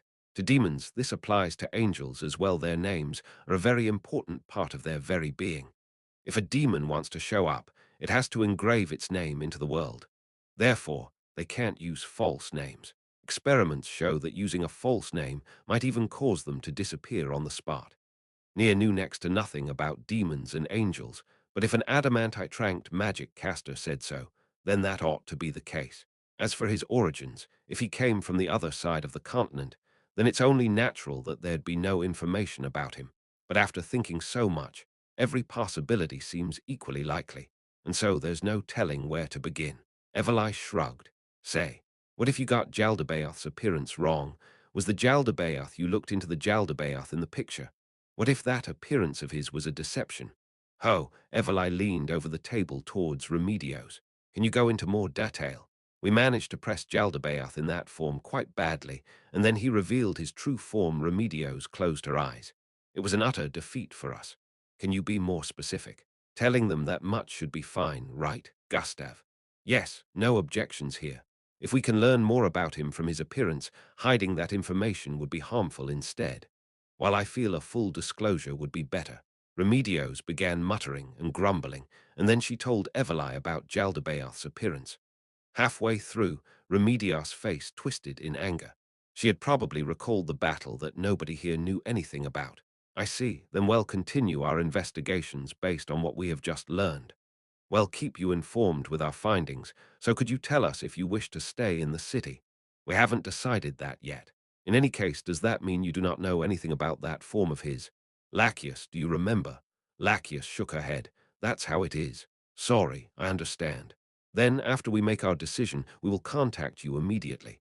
But in that case, we'll have to consider the worst case scenario, the possibility that his appearance in the kingdom was intended to create a false impression. So he deliberately refrained from showing his true power. In other words, our country was Jaldabaoth's true objective, and that he had some other plan for the kingdom. Perhaps. If the kingdom was his main priority, he would have shown his true form like he did in the Holy Kingdom now. Or was it because he was startled by Marman Sama's strength and chose to protect his true identity rather than let his plan be ruined? I really don't want to think that's the case. Eveli's words left the room in a gloomy silence, so profound that even the faint sounds of breathing seemed very loud. Who would speak first? In this tense atmosphere, Lachius proved her bravery. Now then, let me say again, we're in the same boat as you. We want to know more about Jaldabaoth. Frankly speaking, everything we've learned is basically analysis from our encounter with him. We have no inkling of Jaldabaoth's aims, true identity, or abilities. Maybe we could summon demons to learn about Jaldabaoth, but that will stain the soul.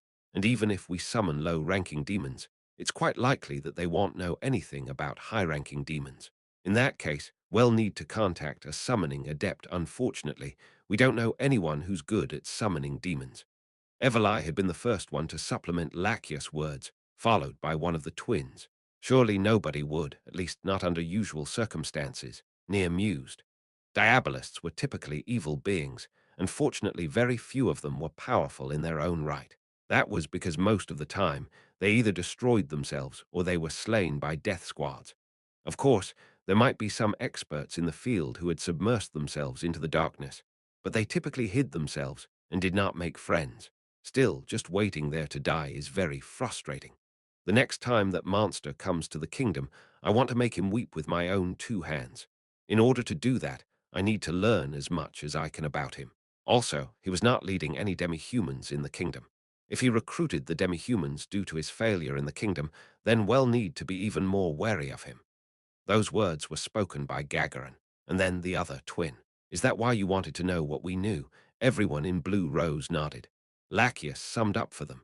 We'll pay a sum equal to the fees we'd receive for a similar request.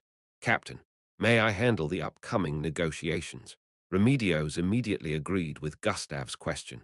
In place of money, we would like some other form of payment. What is it? While we would like to meet your wishes, we can't do everything, however. If you want to make contact with powerful nobles, that could be arranged. Is that so? Thank you very much. However, we were not thinking of that. Could you come to our country and fight alongside us? The room was silent once more. It lasted several seconds. No, perhaps it was longer. The next sound they heard was that of Lachius leaning on her chair. I am very sorry, but we cannot offer that form of payment. We're gathering intelligence because we don't want to die. Doing that would be counter to our purposes. Eveli shrugged, as if to say there was nothing that could be done about it. We won't ask you to fight Jaldabaoth. All you need to do is wait in the rear and help with healing magic. Bullshit, you don't have the luxury of doing that.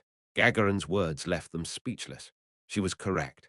The northern half of the Holy Kingdom was now subjugated by Jaldabaoth's beastmen, and all they could do was mount a feeble resistance. Many of the people had been incarcerated in camps, and the surviving paladins were hidden in caves as defeated soldiers. No, that's not the case. We stopped the demi-human advance in the nick of time. They still held the south, where the army and Jaldabaoth's forces were staring each other down, so saying that they were at the edge of extinction might be accurate. To Nia, who knew what was going on, Gustav's words sounded more like lies than the truth. Can you come in that case? I refuse. Remedios sat up to ask a question, and Eveli flatly rejected it. Given the way everyone in Blue Rose remained silent, she was most definitely not alone in her opinion. They must have all felt the same way.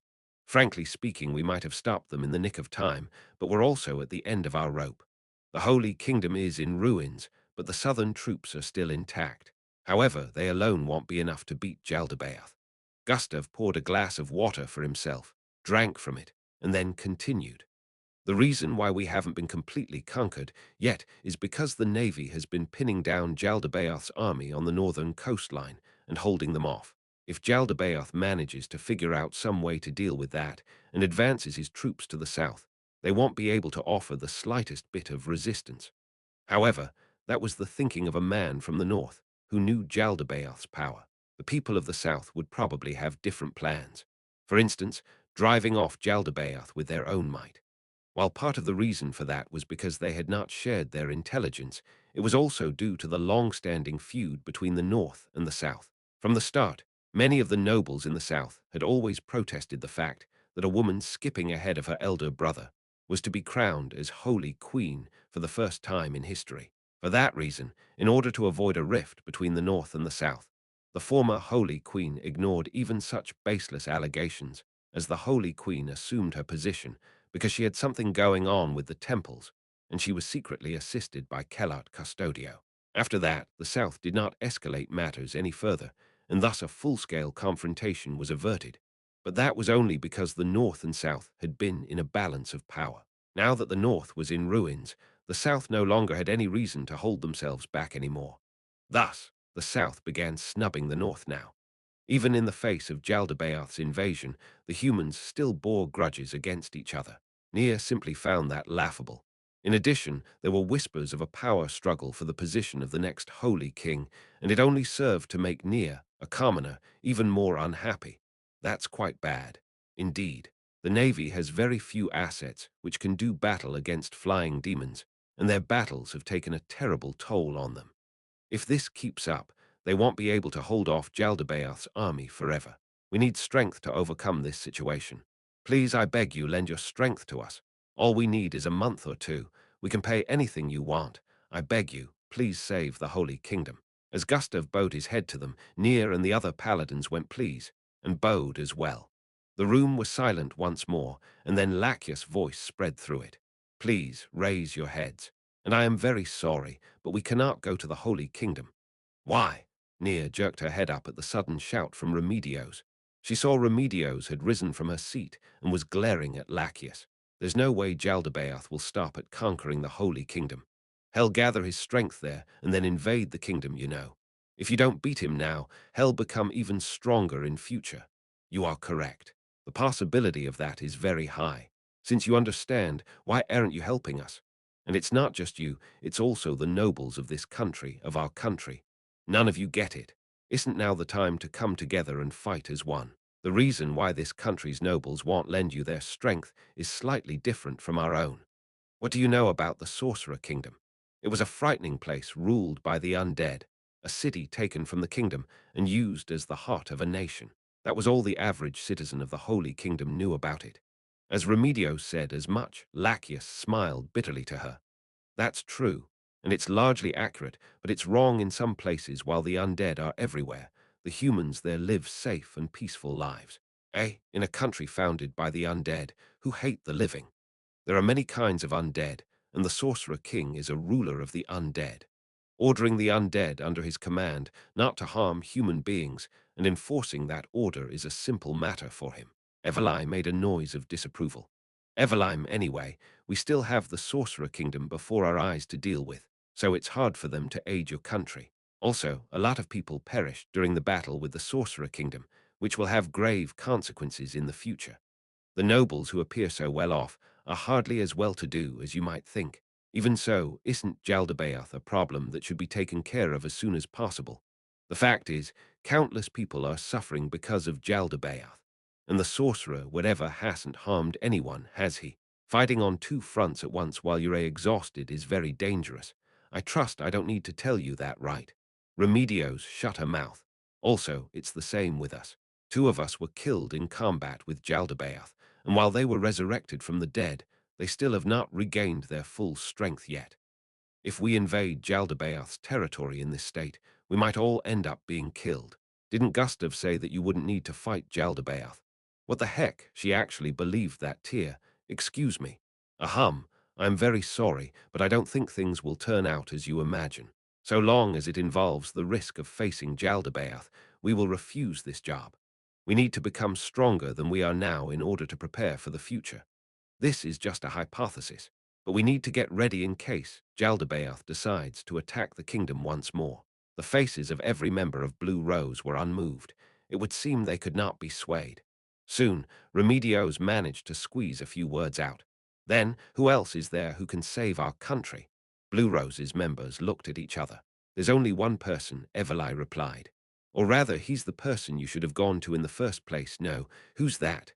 Marman Sama, of course. The Marman Sama who beat off Jaldabaoth. Oh, did he? A moment, Captain Custodio, if I'm not wrong, he's... You've heard, haven't you? Yes, Marman Sama is now in the Sorcerer Kingdom and is one of the Sorcerer King's subordinates. Therefore, you will most likely have to convince the Sorcerer King to help you. J. Remedios grunted bitterly. Nier understood how she felt. Any citizen of the Holy Kingdom would have very complex feelings about asking anything of the undead. Considering she, as a squire, felt that way, how much worse would it be for the captain of an order of paladins who bore a holy sword? However, Remedios looked forcefully at the members of Blue Rose. If that is the best way to defeat Jaldabaoth, then let's do it. No, that's all we can do. If we can, well, pin our hopes to that, Marman. I believe it's Marman Sama, Captain. Yes. Can you please write a letter introducing us to Marman Sama? 2. After the talks with Blue Rose ended, the diplomatic delegation from the Holy Kingdom, to which Nier belonged, made an early departure from the royal capital. This was because they had already seen that nobody in the kingdom was willing to aid the Holy Kingdom. Researching Jaldabaoth's true form would need several months' time, and also because they knew that the only one capable of beating Jaldabaoth was Marman. In addition, the thought of the Holy Kingdom's citizens suffering made them anxious to do something for them.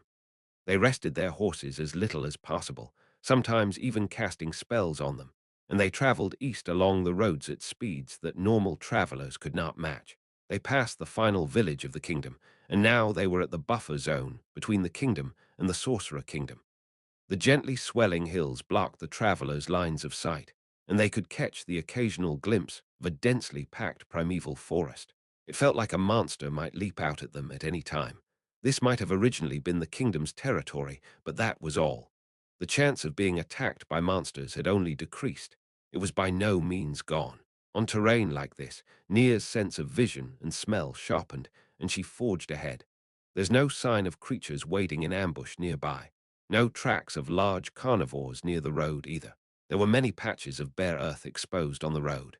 If they continued onwards, they would be entering territory which had formerly been controlled by the Crown, whose roads seemed to have been paved. Paved roads were more convenient for travelers, but to Nia, the bare earth from just now would make it easier to spot best tracks. Nia looked at her hands. She did not like these hands.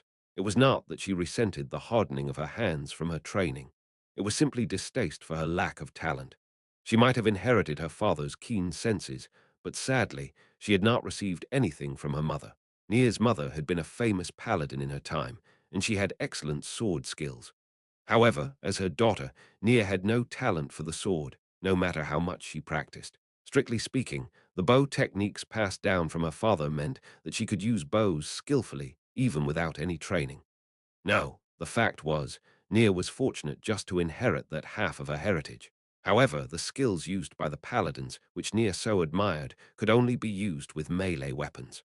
For Nia, who wanted to become a paladin, being talented with ranged weapons was a waste. Once more, she gripped the reins tightly. She straightened her waist and adjusted her position on the saddle. She had spent a long time on horseback after leaving the royal capital, and her butt and thighs were quite sore now. She could have asked the paladins to use low-tier healing spells to get rid of the pain. However, she was a girl, and she was a little embarrassed to ask that of them. Also, it was still not yet at a level where it would affect her ability to work the reins, so that made it even more difficult to ask. I'll just apply the herbs afterwards, as usual. I need to thank Dad for that. In the past, when I said my butt hurt, he'd run over with an annoyed look on his face. Did I thank him back then? Ha! Nia forced herself to stop before her tears spilled out. Ah, Captain, I can see paved roads. We're about to enter the Sorcerer Kingdom's domain. The dirt road suddenly turned to cobblestones halfway through its course. It felt strange. Nia looked to the sky. So, will we ride all the way to the Sorcerer Kingdom, or will we set up camp at night? I think we ought to be able to make it before sunset if nothing else happens. However, we might be taken for an invading force. What should we do? Let me discuss this. Remedios tugged on her reins and her horse slowed down, and then she began speaking to Gustav. However, this ought to be the Sorcerer Kingdom's domain from here on in, but where are their troops? There aren't any fortresses either. There were forts on the kingdom's side usually. There would be forts at a country's borders, but there were none here. Since the Sorcerer Kingdom was just one city, had they concentrated all their forces into the city? Nia's gaze traveled along the paved road. The gentle slope ran between the hills. In the distance, she could see a patch of leafless winter forest. She recalled how she had gone camping in the winter with her father. That did not change, no matter where she went. The scenery here felt just like that of the Holy Kingdom. Living in the human world's a pain, huh? The words her father had casually mumbled pricked her heart like a thorn. Her father had chosen to live in a city because of her mother. If her mother was not around, he would have chosen to stay in a little village near the forest, living off the bounty of nature. When she had still been a child, she felt that living in a natural setting was a pain. However, after going on this journey, she could understand what her father had meant by his words. Was that a sign of maturity? She ought to be able to talk about different things with her parents now. Pain flashed through her heart as she thought about these things. However, it was only for a moment. That was because ahead of them, due east along the road, she could see something blurry along the snaking path that passed between the hills. Could it be a fire? Nia squinted her eyes and then looked carefully again. There was a milky white, smoke-like object there. No, it was not smoke, but fog. And sorry to interrupt you while you're speaking. There's something like fog ahead. So what? After Nia reported to the rear, Remedios took off her helmet. There was a puzzled look on her face. Nia Baraja, is there anything about it that bothers you? Yes. According to this map, there are no large lakes around, yet there's a large bank of fog ahead. I'm sure it must be an abnormal occurrence. The bank of thick, milky fog seemed to be spreading wider and wider, and it looked like it would reach Nia and the others any time now. Her father had taught her about all sorts of natural phenomena, and when she pondered the situation based on that knowledge, the appearance of this fog really was quite strange. Squire Baraja, could it be some sort of abnormal climate change? That question came from Gustav, who had picked up on what was going on before Remedios. These abnormal climate changes referred to usually impossible phenomena occurring in a large area. For instance, there might be a place where a large-scale ritual spell gone wrong filled an area with toxic rot gases, or a place where once a year a desert might rage with sandstorms for a week, or perhaps a place where multicolored rain fell at certain times. In other words, he was asking if this fog was one of those mysterious occurrences. However, Nia had not gathered any information on such things. She sensed that she would probably be scolded if she answered as much, but she had no choice but to answer honestly. My sincerest apologies, but I have no information about the fog that has appeared before us. In other words, you didn't gather enough intelligence, did you? Yet another difficult question. Who could say that they had collected enough information? Captain Remedios. Deciding what to do now is more important. Their horses had come to a halt. The fog was getting thick enough that horses could not advance through it. Given what they had learned earlier, there were no cliffs near Irantal. If they advanced slowly, they ought to be able to deal with whatever came up. However, this rapidly brewing fog made them hesitant to move through it, however slowly they traveled. Nia sniffed the fog. It smelled of water vapor and nothing more. There was nothing about it that would have bothered her. However, that was exactly what bothered her. Captain, could this fog have been generated by a monster? My father once said that some monsters had the magical ability to generate fog, and they would hide in it to stalk their prey. Everyone, draw your blades. Anyone still on the road, clear off right away. This quick decision-making was a sign of Remedios' excellence in battle. Nia and the paladins moved their horses as directed and left the road, whereupon they circled up. By this time, the thick fog looked like it was going to swallow up the entire world. It was thick enough that she could barely make out her companions next to her, and visibility was 0 beyond 15 meters. Her unease boiled in her chest, and she imagined she saw wraiths in the movement of the fog's currents. It would be good if she could determine what was approaching them by sound, but she was surrounded by fully armored knights. Every move they made caused metal to scrape against metal, and it hampered Nia's sense of hearing. Under these conditions, it would be very difficult to detect anything that was closing in on them. By Nia's reckoning, the only one who could still discern objects by sound in these conditions was her father. As she realized her father's greatness once more, she desperately pricked up her ears to listen. This is a really weird fog. It doesn't get this thick, even on the sea. Aren't we about to reach the Sorcerer Kingdom city? Are there still monsters this close to the city limits? Or are these strange things par for the course because it's the Sorcerer Kingdom? I don't know, could it be some sort of defensive spell used by the Sorcerer Kingdom? Let's leave magic out of it. Just talking about it makes my head hurt. If you see anything, let me know and make it easy to understand. If it's a monster, well, kill it so we can have the Sorcerer King owe us a favor when asking him to send out Mammon. How about that? How do you think that will turn out? While they say clearing out monsters within a country's borders is the responsibility of that country, perhaps it was because she had focused all her energies on listening intently. But she could clearly make out the contents of the conversation between the captain and Gustav. However, if she moved away, she was no longer confident that she could hear them. What would her father do at a time like this? I can't keep relying on someone who isn't here. I need to stand on my own 2 feet. However, the fact remained that staying here would only impede her abilities. In that case, should she ask if she could be allowed to move away by herself in order to verify the situation? It would be better not to. Nia quelled her desire to speak up. Even if she did not do so, the captain was hardly close to her. If she asked for that and failed, there was no telling how she would be punished. It would be best to avoid causing more problems for herself. Also, it would be bad if the captain stopped trusting my guidance as a result. Nia struggled to make excuses in her heart. However, it would be very bad for her mental health if they ran into danger, and she thought, I could have handled this better. Although part of her mind thought, if we all die here, the people suffering in the Holy Kingdom will have to wait even longer for salvation. Remedios barbs had already punched countless holes in Nia's heart, and she could not bring herself to care anymore. Just then, Nia saw something from the corner of her eye that she could not possibly miss. Amidst the dense fog, she glimpsed the murky outline of something huge coming from the Sorcerer Kingdom. Say, can you take a look over there? Nia poked one of the mounted paladins beside her. I don't see anything. Sorry, but the fog's too thick, and I can't see anything. Is something there? She heard the paladin reaching to his waist and fluidly drawing his sword, then the sound of him tightly gripping its hilt. Ah, it's nothing. I thought I saw something, but maybe I was mistaken. Really? Well, if you think there's something there, just tell us, no matter what it is. All right, I'll be counting on you when the time comes then. After thanking him with an earnest look on her face, Nia turned back to the front. If one divided the women in the world into those who were suited for smiling and those who were not meant to smile at all, Nia would fall into the latter category. Even a word of thanks from her was better delivered with a serious expression than with a smile. Nia continued studying the fog bank intently. It was possible that only Nia could see it because it was too far away, but she was sure she had not been mistaken. Perhaps her interaction with the paladin had restored her spirits, but Nia decided to say something to the captain. However, she was still talking to Gustav. What should we do next? It's very dangerous to move around in this fog. Let's wait a bit more, and if there's nothing, well, dismount and rest. Come to think of it, are there fog-emitting monsters in the sea? Of course. However, there aren't any seas or lakes nearby. It's just like Squire Baraja said.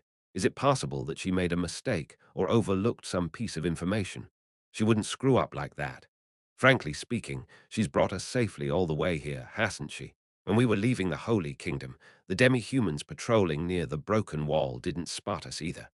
We couldn't have done it by ourselves, could we? We could have broken through by force.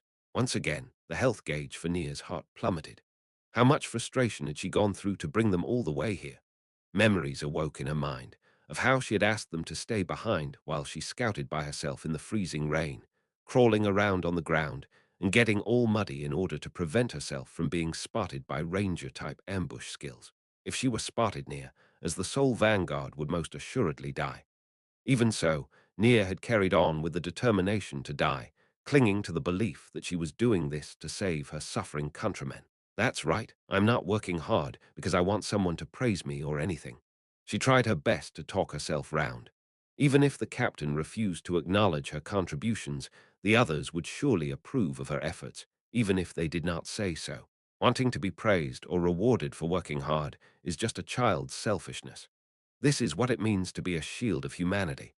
Biting your lip, making yourself a shield, all in order to keep pain and suffering from the people, is the duty of a paladin. Surely the captain must be the same way. Still, could she lower her volume? No, maybe the two of them think they're speaking quietly enough. The two of them were still talking. Nia personally thought that they should not focus on talking and instead keep an eye on their surroundings, especially Remedio's, whose beast-like danger sense and fighting ability meant that she ought to be able to respond better than anyone else. She quashed the frustration in her heart and focused on the shadow in the fog. That was also because she had not yet regained the strength needed to call out to them again, and also because she did not want to continue listening in on their conversation. And then perhaps the fog had been parted by the currents of the wind for a moment, just a moment. Nia clearly glimpsed a shadowy wheelhouse. No way is that a ship. Indeed, Nia had discerned the true nature of the shadow, a ship which floated upon the sea. In addition, it was a large ship, similar to a galleys. It was a momentary thing, and it was promptly veiled again by the heavy fog, so even she was not sure that she had actually spotted a ship. Of course, such a thing was not possible by common sense. The information she possessed notwithstanding, Gustav himself had already said there were no lakes in the vicinity. No, even if there was, only a madman would float a galleys in a lake. If this were a coastal region, it might be possible that they had used an old ship as a fortress, or moved it onto dry land for some other purpose. In fact, there were several examples of such things in the Holy Kingdom. However, doing so this far inland was impossible. I was seeing things right. That was the best way to think of it. Still, her eyes refused to leave that direction, scanning over and over again. So you did see something after all, huh? Nia squeaked out an A in response to the question from the knight she had spoken to earlier. You were looking in the direction from just now, which means you did see something over there, right? Ah, no, that I saw a shadow that looked like a ship. If she actually said that, they would probably think she was insane. Certainly Nia would. In that case, what should she say? Doesn't matter if you were mistaken, but could you tell me if you saw something? It'll help if something's happening over there. It was a perfect argument. She peeked around from side to side. Everyone was listening in to Nia's exchange with the paladin, and all eyes were on Nia. Things being what they were, she could not simply bluff her way through this by saying, "Oh, I was just mistaken. I just felt that there was a big shadow out there." Is that big shadow a monster? The person Nia least wanted to hear fired a question her way. Damn it, don't ask me, she thought, but obviously she could not actually say that. Nia sighed several dozen times in her heart before answering, "No, it's not like that. I had the feeling I saw a building or something similar. Did you really see it? I'm not too sure. It just felt that way. It's quite likely that I was mistaken. A building, a fort of the Sorcerer Kingdom or something like that. I don't know. However, the fact is that we haven't seen anything that looks like a fort of the Sorcerer Kingdom near the roads or near the villages. Those wouldn't be out of place on the borderlands. While she had felt that it was a ship, it would go across better if she said that she had seen a building which looked like a ship rather than a ship itself. I see. What do you think, Gustav? I believe her. Although you didn't verify that it was a building, did you? Yes, it was just for a moment. It might have been something else entirely. Captain Custodio, in any event, I think waiting in the fog is the best option. I don't think the Sorcerer Kingdom's forts will permit foreigners to enter. Makes sense. Let's do it then. Everyone, stay alert. She was answered by a chorus of voices, as well as Nia. While they were ostensibly keeping watch, everyone's attention was focused on a single point. That was because everybody wanted to verify what Nia had seen. The thick fog continued to obscure all vision, and just as everyone was starting to lose interest in the building, something happened. What? Nia and the knight to her right both gasped in surprise. A shadow was moving in the thick fog. What? What was that? Nia could not answer the paladin's question. Saying it was a ship was crazy talk. Is that shadow moving? Isn't that a building? The captain's question was very reasonable. However, since Nia had not told her what it actually was, All she could say until the end was that it looked like a building. When I saw it, it looked like one, but it's moving now, isn't it? Also, the shadow looks like it's getting darker. Is it headed our way? Indeed, if that was really a ship, then it could move towards them. In other words, that ship was one which could sail on land. How could that? It's impossible in the end. The shadow approached close enough through the fog until even the people other than Nia could see what it really was. It was indisputably a ship, and it was moving as though it were sailing upon the waves. Rows of long, thick oars protruded from its sides, rowing like they were actually pushing through the water. Are you kidding me? The shocked words which escaped Remedios' mouth spoke for everyone in the group. Do the ships of the Sorcerer Kingdom travel on land? The inland countries have all sorts of surprising toys. No, no, not like this, Nia said in her heart. She was probably not the only one to think that way. A ship that travels through fog. I seem to recall hearing about something like that before. I expected nothing less of you, Gustav. Come, try and recall it. I am sure you can do it. You taught me all kinds of things in the past. I am sure you can do it. Right, want me to shake your head for you? Please don't do that. Besides, I'm not a sage or anything. It's just because our captain has no head for such facts, which requires me to remember them on her behalf. That's because all I needed to do was ask you, or Kellard. It seems we've been spoiling you too much. Once we send Jaldabaoth back to hell, I am going to make sure you make up for all your years of lost learning. Ah, thanks to that, I remember now. It's a ghost ship. I heard some sailors talk about it, a ship that appears out of the fog. It's a ship that should have sunk, but which sails once more, and it is helmed by the undead. Oh, yes, I've heard that ghost ships are preceded by thick fog. Everyone form up. If it's a ghost ship, then we'll be facing the undead. It's the enemy. Even the paladins could not help but be shaken by their captain's order. Wait, please wait, Captain Custodio. The Sorcerer Kingdom, which is our destination, is ruled by an undead king, so what if this is one of the Sorcerer Kingdom's ships? What? He brought a ghost ship onto dry land and then used it. What the hell is this? It was only natural that Remedios would be dumbfounded. The undead could control other undead. However, what kind of undead being could put a ghost ship that would originally have sailed the seas under their command? Soon, the ship revealed itself in its entirety. Indeed, it was truly a ghost ship. It was broken down all over. There was a huge hole in the side of the hull, and the deck planks were curled upwards in many places. It was gigantic, even bigger than the Holy Kingdom Navy's flagship Iron Hammer of the Holy King. If it were not so dilapidated, it would give off an impression of tremendous power. The last of its three masts flew aft sails, while the others had regular square sails. However, they were all torn and tattered, and they did not look like they could accomplish their mission of propelling a vessel. There was an abnormal sharpness to the way its prow protruded forth. It looked very impressive, like it had been polished. In addition, it glowed with a dim, mystical light, and it gave the feeling that the ship was proud of itself. After that, the most eye-catching feature was the ensign it flew on top of the main mast. It bore the symbol of the Sorcerer Kingdom. The ship floated a meter off the ground as it moved forward. Soon, the ship passed by the group who were frozen in place by the bizarre sight from the side. Nobody was able to move, and then the fog began to thin. Did that ship spew fog as it sailed? No, if that were the case, then the fog would have been thickest when one was near the ship, so they should not have been able to even see the hull itself. It was probably like some sort of concealing layer that shrouded the area around the ship with fog. Or perhaps it was a cage to keep its prey from escaping. Nia was scared stiff by that thought of hers.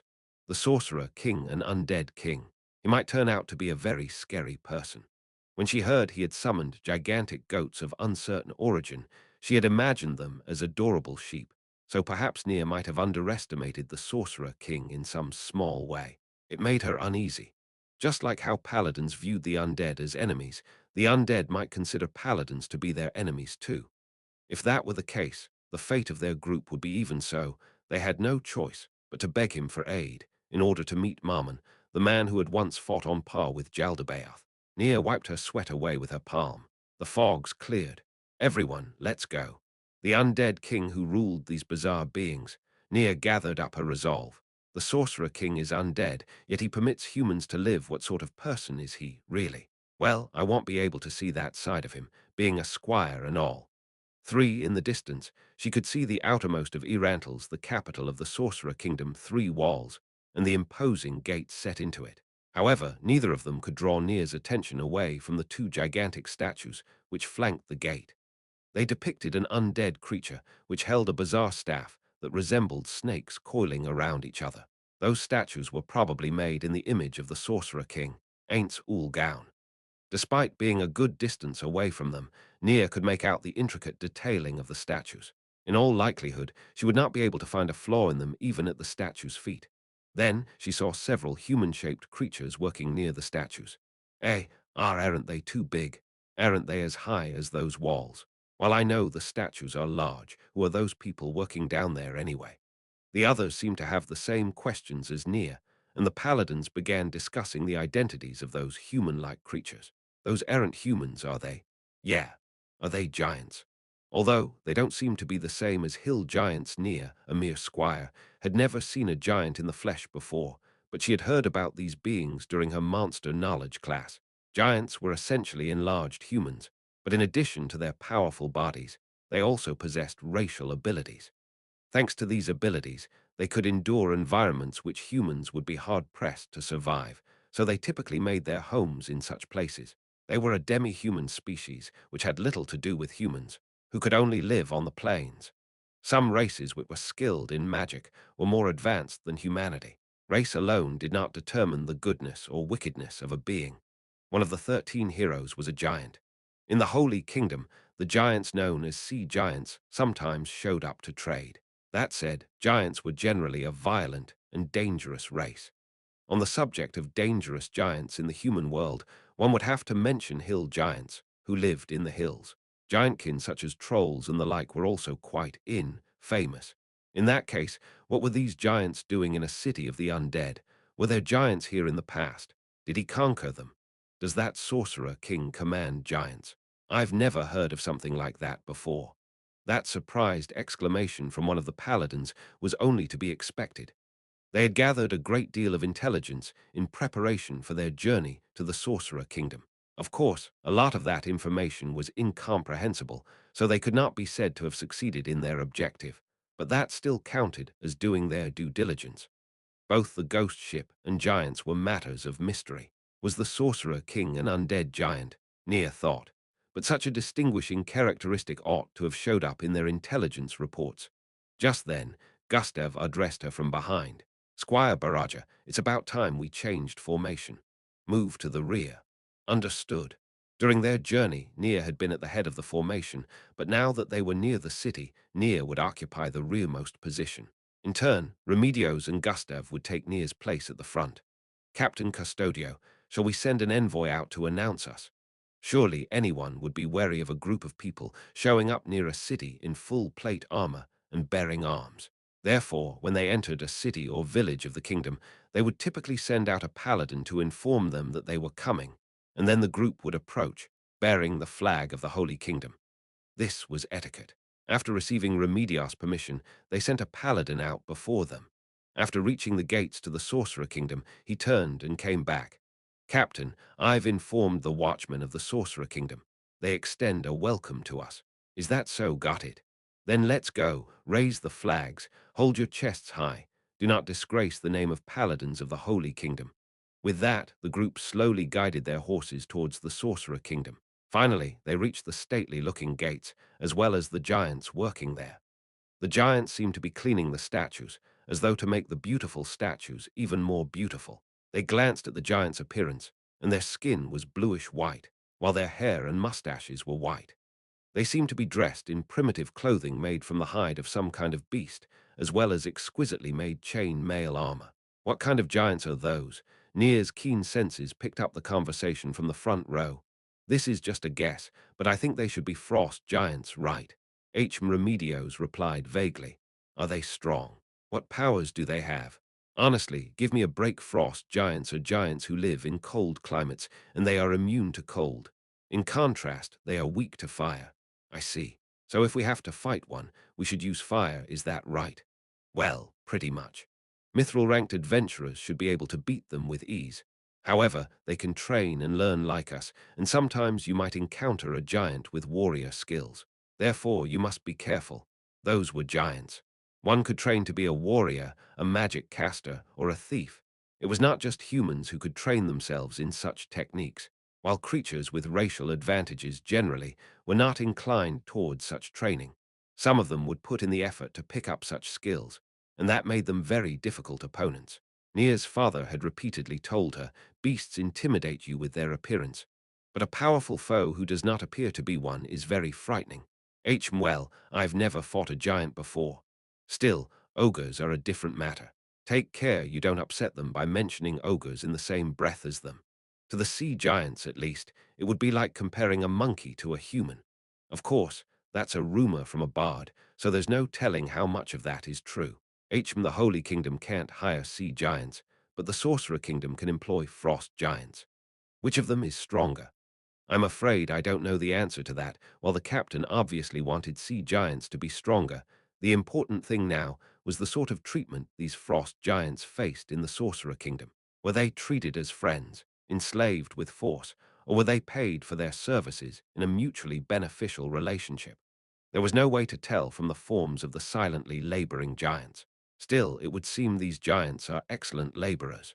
The Holy Kingdom has worked with demi-humans in the past, but if they expanded the scope of that, it could do many more things. Of course, the Holy Kingdom would never do that, while there were races such as the mermen, with whom the Holy Kingdom had a long history of mutual cooperation.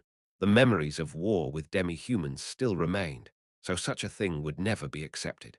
Had the Sorcerer Kingdom only accepted giants? Or did it also take in other strange races? If she encountered demi-humans here similar to the ones who had attacked the Holy Kingdom, could she rein in the anger within her heart? No, if I don't control myself, for instance, what would happen if she met a snakeman here? It would be a snakeman who came from a land far removed from the Holy Kingdom, living in peace with humans in this nation. Perhaps it might not be possible to use an emotional appeal to dissuade the others from showing hostility, but given the present circumstances, they would have to do just that. Nia looked uneasily at Remedios' back. Could she do it? She mentally shook her head. Worrying about Remedios like that was very rude. She was the leader of this diplomatic party, and she was working to save the country. She could certainly do that much. Such concerns were being disrespectful to her. Can we just enter like that? How about going in through another gate? The gates might be open, but the giants were working.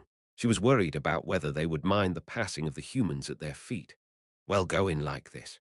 If word gets out that the Holy Kingdom's emissaries went in through another door because they were afraid of giants, everyone who knows will laugh at us. Understood? Then we shall obey your instructions, Captain. And so, the group advanced toward the gates.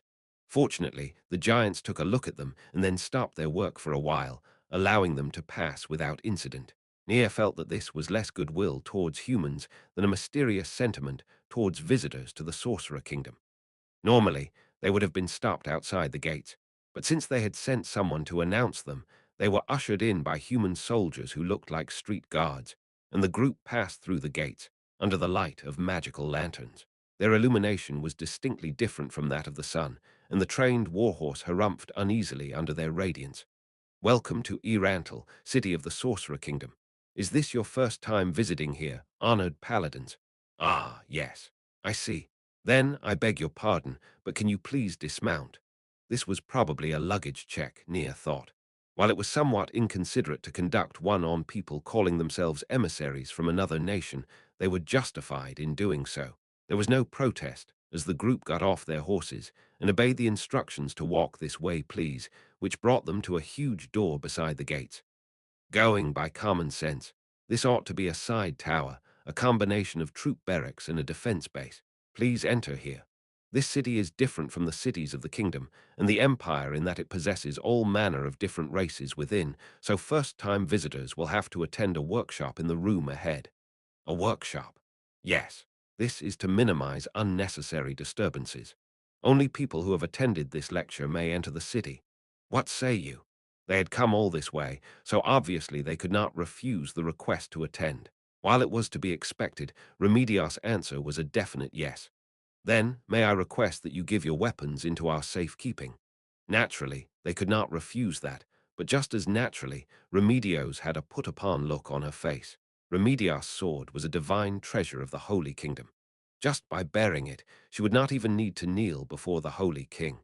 She could not surrender such a treasure before even meeting the king of the realm, and after hearing that much, the soldier nodded in understanding. Is that so? Then it can't be helped. Then please remain as you are and enter, everyone. The truth is, holding onto your swords was intended to ensure your safety. In that case, please promise me that you will not draw your weapons no matter what once you're inside. If you can't do that, I'd advise you to leave this city instead. Understood. We shall return the trust you have shown in allowing us to bear our swords, and so we shall not draw our weapons while we are inside. Remedios touched her hand to her chest, to the emblem of the Holy Kingdom there, as she made that declaration. She swore to do so on her honor as a paladin and that of the Holy Kingdom. Then I'll trust you to do that. First, I shall ask the guard for this area to step outside. Within the Holy Kingdom, this was an absolute oath that might even draw gasps of surprise from those who saw it, but it was much more mildly received in other countries. After that bland response, the guard knocked on the door. After that, the door slowly opened, and what suddenly appeared before their eyes was near went Aiili, in a voice that was somewhere between a gasp and a wail. The being that slowly emerged was excessively large in every dimension. Its black-colored full-plate armor was covered in red tracery that resembled blood vessels, and it was covered in spikes. Demonic horns protruded from its helmet, and its open-faced helmet revealed a rotted human visage. Its empty eye sockets contained points of red light filled with hatred and the anticipation of carnage. The temperature in the room plunged in an instant as though the darkness was chilling them. Please do not draw your weapons. Everyone's shoulders shuddered from the guard's shout. Nothing will happen if you do not draw your swords, but if you do, you will be slain instantly. After that, you will be bound to eternal suffering. Please don't make me have to witness something like that again. His mournful cry sounded like he had experienced this sort of thing before.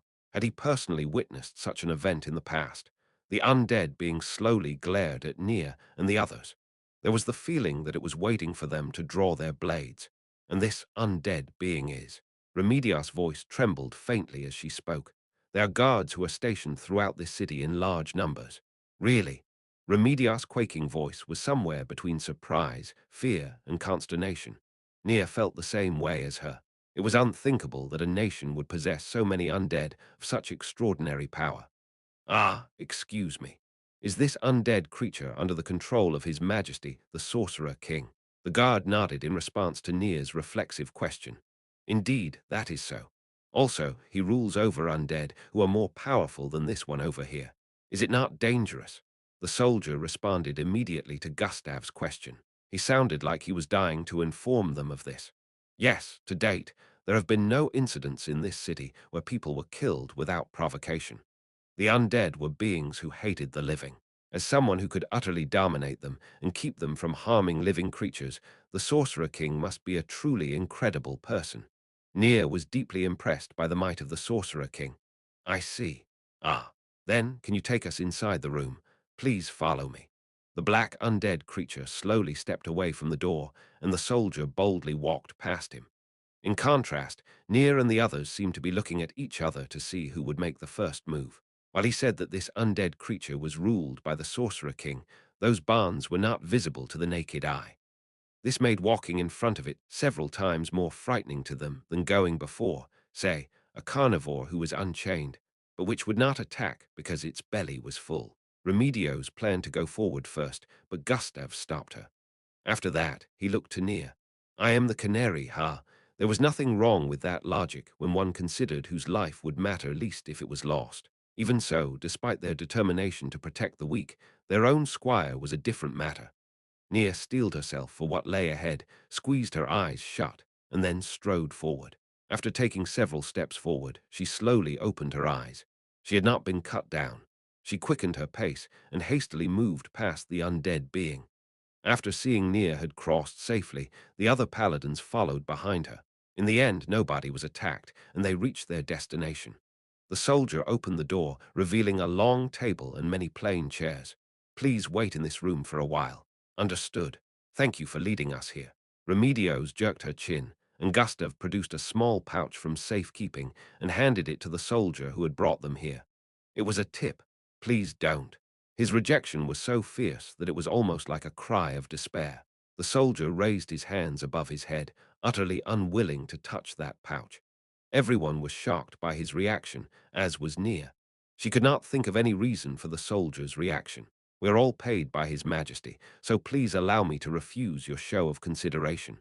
But since you did us a service, and it's not a very big sum, no. No, there's no need for that.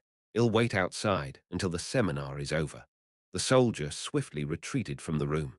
The remaining people looked at each other, mystified by the soldier's overwrought reaction. "Is that really all right?" He said no, so there's nothing we can do about it. Tipping was a natural thing. While not tipping was not a problem, most people of stature did practice tipping.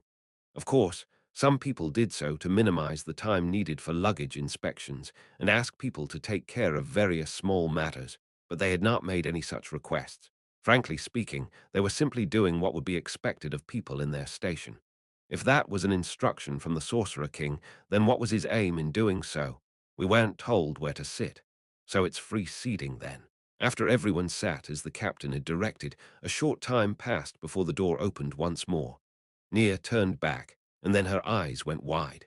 The entity who had entered was not human. It was a creature whose species had a human's upper body and a snake's lower body, a naga. There were several offshoots of the naga race, for instance. The sea nagas, which occasionally appeared along the Holy Kingdom's coasts, but which subspecies this one belonged to was unclear. However, all of them were demi-humans who held no goodwill for humanity, yet Nia did not feel terribly afraid. All this was thanks to that black undead. Compared to that, she could at least muster up a rational response to this. Ah, was that what it was all about? That frightening undead creature was not just intended to frighten people, but to numb people to the shock of seeing demi-humans. They really did put a lot of thought into letting demi-humans coexist with humans. It would seem the Sorcerer King was not just a powerful undead being. The Naga slithered through the silent room, paying no heed to the group's response as he moved in front of them, whereupon he bowed slightly. "Thank you for waiting, dear humans who wish to enter this city. This one is an immigration official for the Sorcerer Kingdom, Rurarius Spinia, AI in Daran. 2. Well, it is hardly a vocation which will bring this one into contact with you, so there is no need to remember that name. Then, without further ado, let us begin. This one will briefly explain the differences between living in this city and the surrounding cities, as well as things one should be aware of. Firstly, drawing weapons within the city is strictly forbidden." That was a very reasonable admonition, and Nia let the tension flow out of her shoulders. Many would think of it as an ordinary reminder. Rurarius pointed to his face with a slender finger. "It's written all over your faces. However, I would like you to remember that many races walk the streets of the Sorcerer Kingdom. You have already seen the undead holding their heads up high and walking proudly through the streets. Even if they strike you as dangerous beings, drawing your weapon on them without provocation would be a serious crime. No. A moment, please. Does that mean we must flee if a dangerous being appears? That is not the case. Even if there are dangerous entities in the city, none of them will harm you. Even so, there are cases where people feel afraid, or they feel they might be attacked, and thus they draw their weapons anyway. That is what this one was talking about. Can you be sure we won't be attacked? Oh yes, of the many dangerous creatures who walk through this place, those who will most alarm you are probably His Majesty's subordinates." Eurarius smiled tiredly. "Once you stay here for more than a day, your wariness will wane, and you will no longer mind them. Well, the first day is the biggest problem. And of course, drawing your weapons in self-defense is perfectly fine." "I see. So it's all right as long as it's done in self-defense." "Yes. Also, mind control magic will be used in the course of investigating crimes in this city. Please keep that in mind." Nia's eyes went wide. Nor was she the only one to do so. A commotion erupted from the paladins. As their representative, Remedio stated her opinion. "A moment, please. Is the Sorcerer Kingdom such a crude nation? Do they allow the use of spells? Are the courts also that way?" In general, mind control magic was not used when questioning people about crimes. For instance, by using dominate, one could make anyone a criminal for a brief period of time. By using charm, one could find a patsy for any crime. The fact that mind control magic could be used to manufacture offenders to one's liking caused it to be viewed as a crude act practiced only by tyrants. The courts also use similar means. Oh, but I can confidently say that His Majesty will not compel you to speak untruths. On that point you need not worry. How could anyone believe that? The use of mind control magic meant that once a nation decided that someone was a dangerous individual, they could paint them as a criminal and then deal with them. No human being would trust an undead being they had never met before. Nobody said that, but they probably all felt the same way. Also, I wish to ask, if you will not enter, will you be returning right away? No, we can't do that. Please allow us entry. Ho, that was the quickest answer yet. Traders would usually ask for time and then discuss among themselves.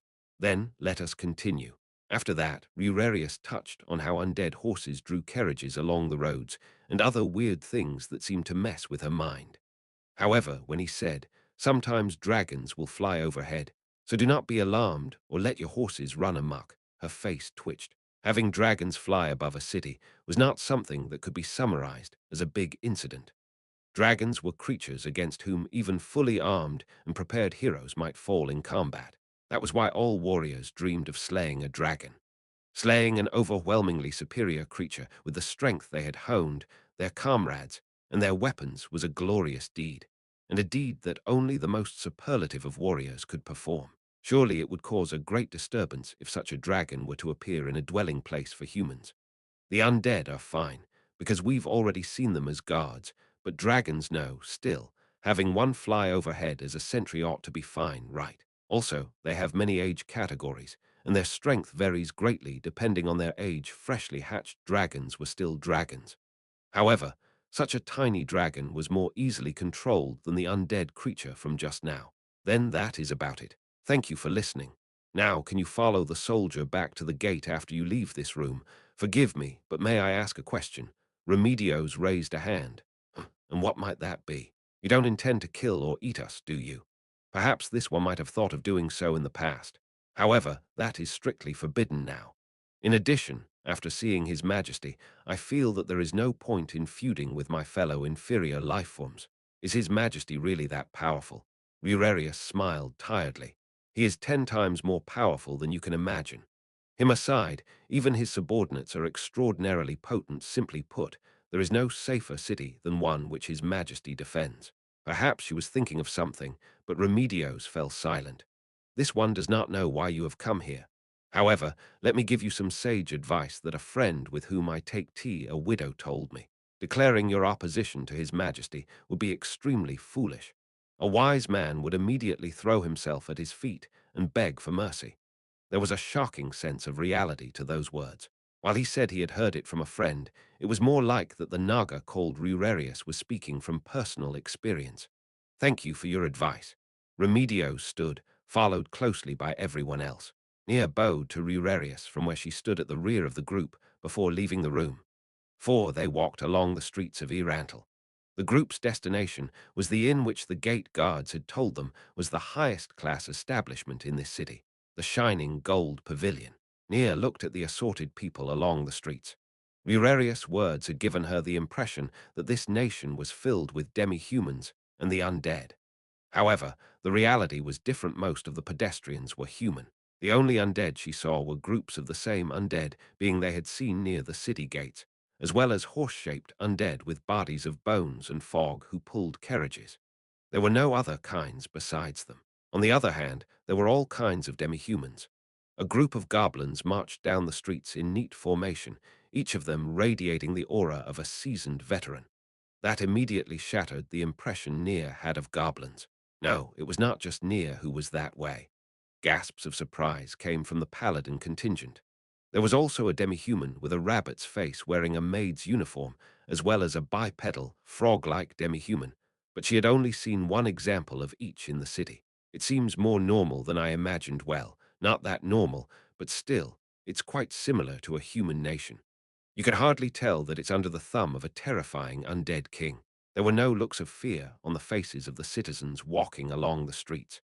Nia was not sure if this was because they had resigned themselves, they had grown used to it, or they had decided that there was no need to worry about living with the undead. However, there were no signs of chaos on the streets.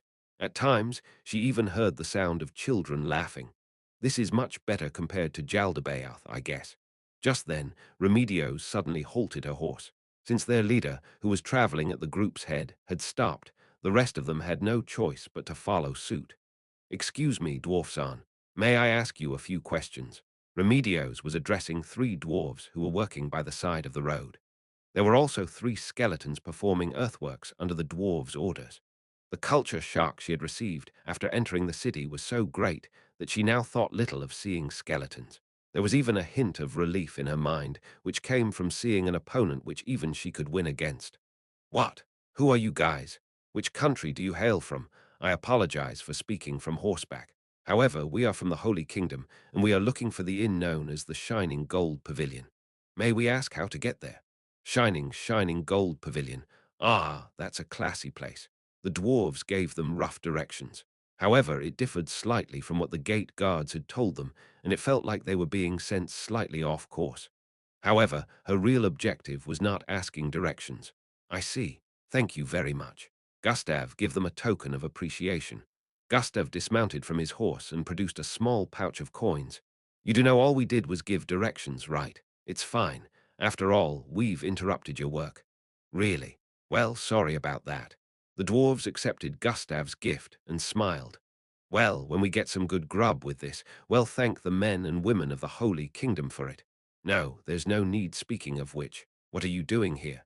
"You can't tell. We're laying roads. His Majesty himself requested it of us. While it's mainly the residents who are doing the work, we're here to serve as technical advisors." Gahaha, the dwarves laughed heartily. "I see. And the undead over there are.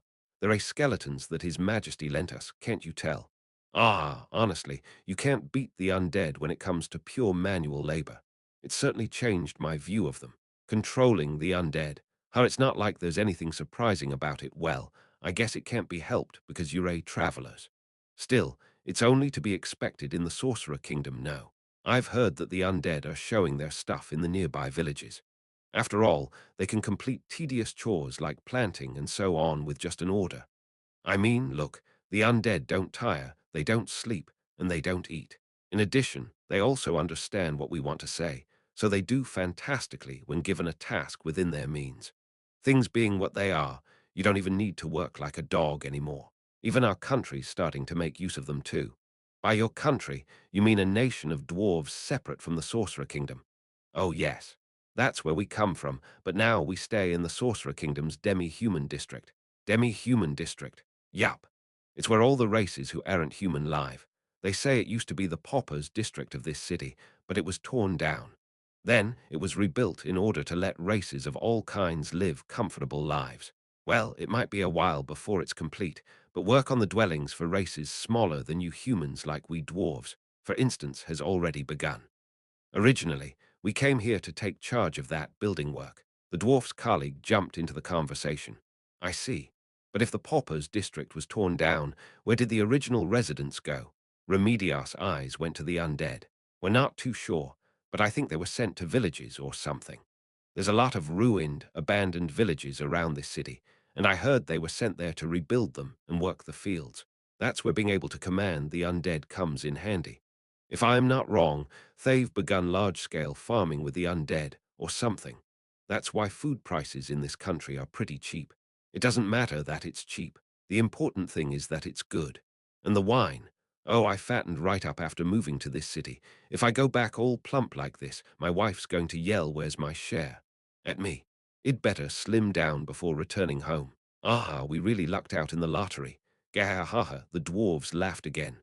"Finally, there's those horse-shaped undead. Do you know their names? Beats me. Still, doesn't matter if we don't know, right? They're not harming anyone. They're a bag of bones, yet they're so damn strong, makes them perfect for moving goods, right? I see, thank you. Same here. Best of luck to all of you." After bidding the dwarves farewell, the group continued toward the inn once more. "Captain, why did you ask the name of that horse-shaped undead creature?" Nia was mystified. She had thought that was what would have interested the captain least. "Gustav, that was because you were acting strangely when you saw that thing." "Really? Say, do you know the name of that undead being?" "Well, a name does come to mind, but I think I must have made a mistake. It can't be, I was probably mistaken. I can't imagine an undead creature like that could ever be controlled. Well, if you say so, then so be it." And that was the end of that.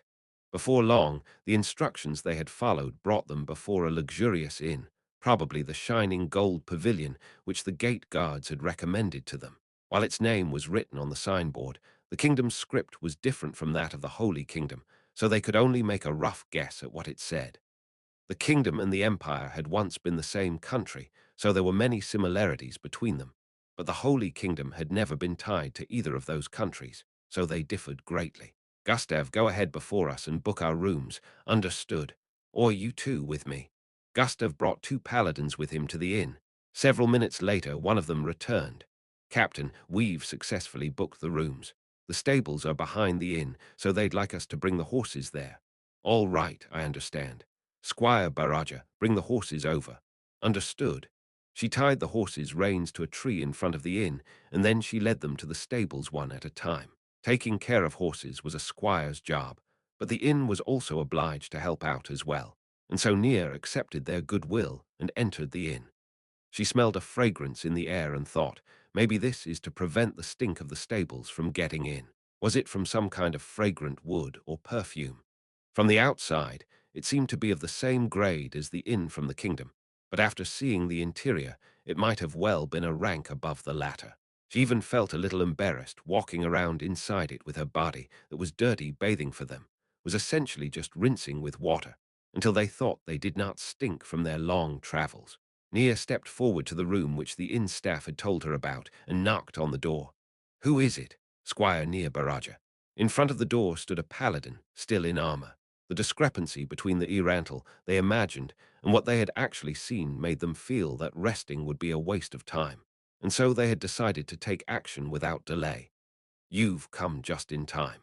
We're about to start the meeting.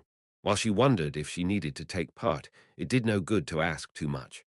The people on top had spoken, and obeying them was the proper course of action. Then let's go seek an audience with the Sorcerer King as we planned. Gustav, I am counting on you. Of course, Captain. But what else should we do apart from that? The original plan was to meet people in power and ask for their aid. Since Marmon was an adventurer, they had originally planned to head to the Adventurers Guild.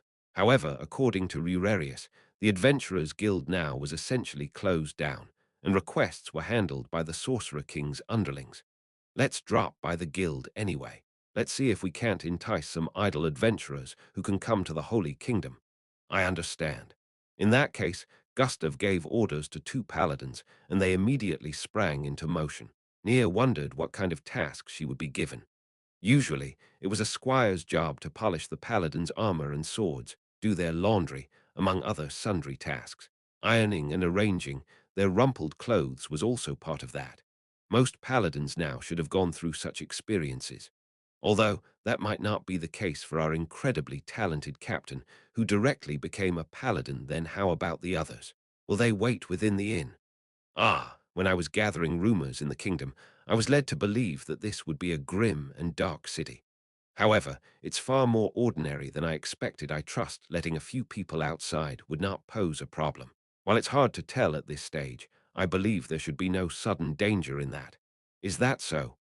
Then have several people go to the temples and see if they can help introduce us to Marmon. The ruler of this city is the Sorcerer King, an undead being. It won't be too good to have ties to the temples, no. Still, we're paladins. Where should we go if not to the temples? Gustav had a sour look on his face. Remedios had a point. That's also true. Also, it would also be good to see and hear about life in the city from its people, in addition to what the Sorcerer King has allowed us to see, right? You have a point there, but what should they do if they saw something which they, as paladins, could not tolerate? Gustav was having trouble responding because he was thinking about that question. Nia answered her own question. Paladins were beings who embodied justice, so perhaps the right thing for a paladin to do would be to censure the Sorcerer King. However, if the result of doing so meant that the Sorcerer King would not help the Holy Kingdom, meaning that they could not save the masses from their suffering, would that still be the right thing to do? She remembered that her father had once said he did not understand the justice of a paladin. She had not given much thought to it during her days of training with the goal of becoming a paladin in mind. But perhaps her heart had become soft and weak because of the Holy Kingdom's present state. Since she had started thinking more and more about that subject recently, perhaps her doubts might be cleared up if she could ask her mother, but her mother was no longer among the living. In the end, she could only rely on herself to find the answer. As Nia continued pondering these things, the dialogue continued. A pair of paladins would go to the temples of the four guards, while two more groups of two would collect information in town. Remedios and the others would stay behind to take care of anything that might happen. As expected, Nia was ordered to polish their armor. After the meeting ended, Nia began working on everyone's armor. She wetted a cloth with cold water and then wiped the mud from the armor. As one might expect of magic armor, there was no damage on its surface. If there were any dents, one would have to hammer them out from the inside. But if one's fingers were clumsy, that would make the surface uneven and ugly. Since Nia had very little confidence in that field, the enchanted armor which the paladins wore was ideal for her. She was very happy to bury her heart and mind in work. That way, she did not need to think of unnecessary things. And so, her forehead beaded with sweat, Nia finished cleaning everyone's armor. Their audience with the Sorcerer King came earlier than expected. Nia could not hide her surprise. That was because it was set to take place the day after Gustav had gone to plead his case. The paladins of the Holy Kingdom, trailed by Nia, found that the residence of the Sorcerer King, which they arrived at, was quite shabby. Perhaps it might have been quite ostentatious for someone ruling a city of this grade, but it was entirely unfitting of someone who called himself a king. There was no sense of tranquility born of a rich history, no aura of stateliness, and it did not reflect the whims of one who held power. It seemed like a building constructed for practical purposes. It was quite pitiful compared to the royal palaces of the kingdom or the Holy Kingdom. Yet this was the domicile of the Sorcerer King. Since this had once been a regional city of the kingdom, he had probably decided to make use of the existing small palace after taking control of it. As the paladins removed their helmets and surveyed the palace, faint traces of disdain appeared on their faces, which only Nia could pick up. Perhaps they were comparing their surroundings with the royal palace of their home country. Who could blame them for that? And then Nia recalled the ghost ship that they had previously encountered, as well as the undead walking along the streets. Why would a king who held dominion over so many undead of that level choose to stay in such a shabby old palace? I have the feeling that there's some reason for it if he wanted a luxurious palace. All he'd have to do is order craftsmen like those dwarves to direct the untiring undead to build one as they passed through the gates of the palace. There were two facing rows of undead creatures, similar to the one they had first encountered upon coming to the city. Unlike the undead they had seen at the gate, they were slimmer and crossed their lances high in the air between them. Flags hung from the tips of the crossed lances. On the right were the flags of the Sorcerer Kingdom, and on the left were the flags of the Holy Kingdom. Below the flags was a passage that they could move through. After that, music played. While it was a tune she had not heard before, it was probably best to accept this as part of the ceremony of the whole thing. From the depths of her brain, Nia recalled a lecture she had received once. The most important factor of resisting spells is to have a clear mind. No, there was no way this music could be a magical attack. If this was a trap, there would be no need to raise the Holy Kingdom's flag. Nia walked in what she hoped was a proud and bold way as she scanned her surroundings. There was an honor guard and the flags of the Holy Kingdom. This was a clear sign that the Sorcerer King was welcoming their delegation as honored guests. In other words, he acknowledged Nia and the others as official ambassadors to the Sorcerer Kingdom, which meant Nia also had to uphold the reputation of the Holy Kingdom. It delighted her, but at the same time it filled her with gut-cramping stress. She walked along the path below the hanging flags, and at the end of the passage was Nia sucked in a surprised breath. A world-class beauty stood there. She's beautiful, she's incredibly beautiful. Her face was elegant and attractive. Her incalculably expensive white dress was free of stains. Her compassionate smile was enough to make her a woman who might have been mistaken for an angel. However, she was no angel. The proof lay in the pair of jet-black wings sprouting from her waist. Welcome, ladies and gentlemen of the Holy Kingdom. While this might be arrogance on my part, I am Albedo, and I have the honor of being the guardian overseer of the various floor guardians and area guardians throughout the Sorcerer Kingdom of Ainz Ooal Gown. To use a term that is more familiar to you, I hold the position of Prime Minister. I am grateful for your warm welcome. I am the leader of the Holy Kingdom's diplomatic party, Remedios Custodio, and I am very grateful that you have arranged to make arrangements to meet with us. There is no need for thanks. His Majesty the Sorcerer King is deeply concerned over the developments within the Holy Kingdom. His Majesty has said that it is only proper that he make time for you. We are very thankful for that." Albedo was all smiles, and her presence crushed Remedios' words underfoot. Her preternatural beauty was such that even a member of the same sex knew it was precisely because they were of the same sex would be swallowed up by it. Albedo's line of sight swiftly flickered over everyone, near included. "Now then, His Majesty is waiting for you, so I shall guide you to the audience hall. Can I trouble you to follow behind me?" "Why, yes, of course." Then how about our swords?" "Ah, yes, there is the matter of those." Albedo smiled in amusement. Why would she smile like that? Nia wondered. They could not possibly carry weapons into the presence of a king, so normally they would be asked to surrender their weapons. This was also a show of trust in the other party. Normally, we would hold on to them for safekeeping, but there is no need for that. You may bear your arms. Albedo said something which Nia could not comprehend. Remedios was also going why. Surely someone who had spent all her time by the Holy Queen's side would have even more reason to question this. Faced with their justified questions, Albedo smiled once more. Naturally, this is because we trust our honored guests from the Holy Kingdom, and also because we, as a nation that contains many undead, must seem like quite a bizarre country to you. Therefore, I feel that permitting you to keep your blades will place you at ease. Of course, we have no intention of harming any of you, but if you wish to leave them with us, we can certainly accommodate that request. Then our country shall graciously accept His Majesty's goodwill. May I ask you to hold onto the swords of everyone apart from myself? I apologize, but I carry a national treasure of my country, so I hope you understand when I say I cannot leave it in your hands. I understand. Albedo glanced to the side, and the undead creature that appeared took their swords for safekeeping. Perhaps some of the paladins were unhappy about giving their swords to the undead, but since their captain had ordered it, there was no way they could refuse. Nia looked at Albedo as she handed over her weapon. There was no telling what she was thinking as she continued smiling that beautiful smile of hers. Rather, one could say that she had looked upon them with pure goodwill, as though she were lavishing heartfelt kindness on Nia and the others. However, was Nia's assessment correct? For instance, if that were not the case, she permitted armed people to stand before her master. Was it due to the Sorcerer King's orders? Or was it because she knew there was no way we could harm him? The Sorcerer King was a powerful magic caster. Was this due to his arrogance that no number of paladins from the Holy Kingdom could defeat him? Or perhaps he has undead guards stationed nearby. Albedo-sama doesn't look like she has any fighting ability. The Prime Minister, whose beauty was as far removed from violence as possible, smiled gently. "Now then, everyone, the Sorcerer King awaits. Please go forth and meet him." The throne room was also not as lavish as she had imagined. It would seem it had also been pressed into service directly after being taken.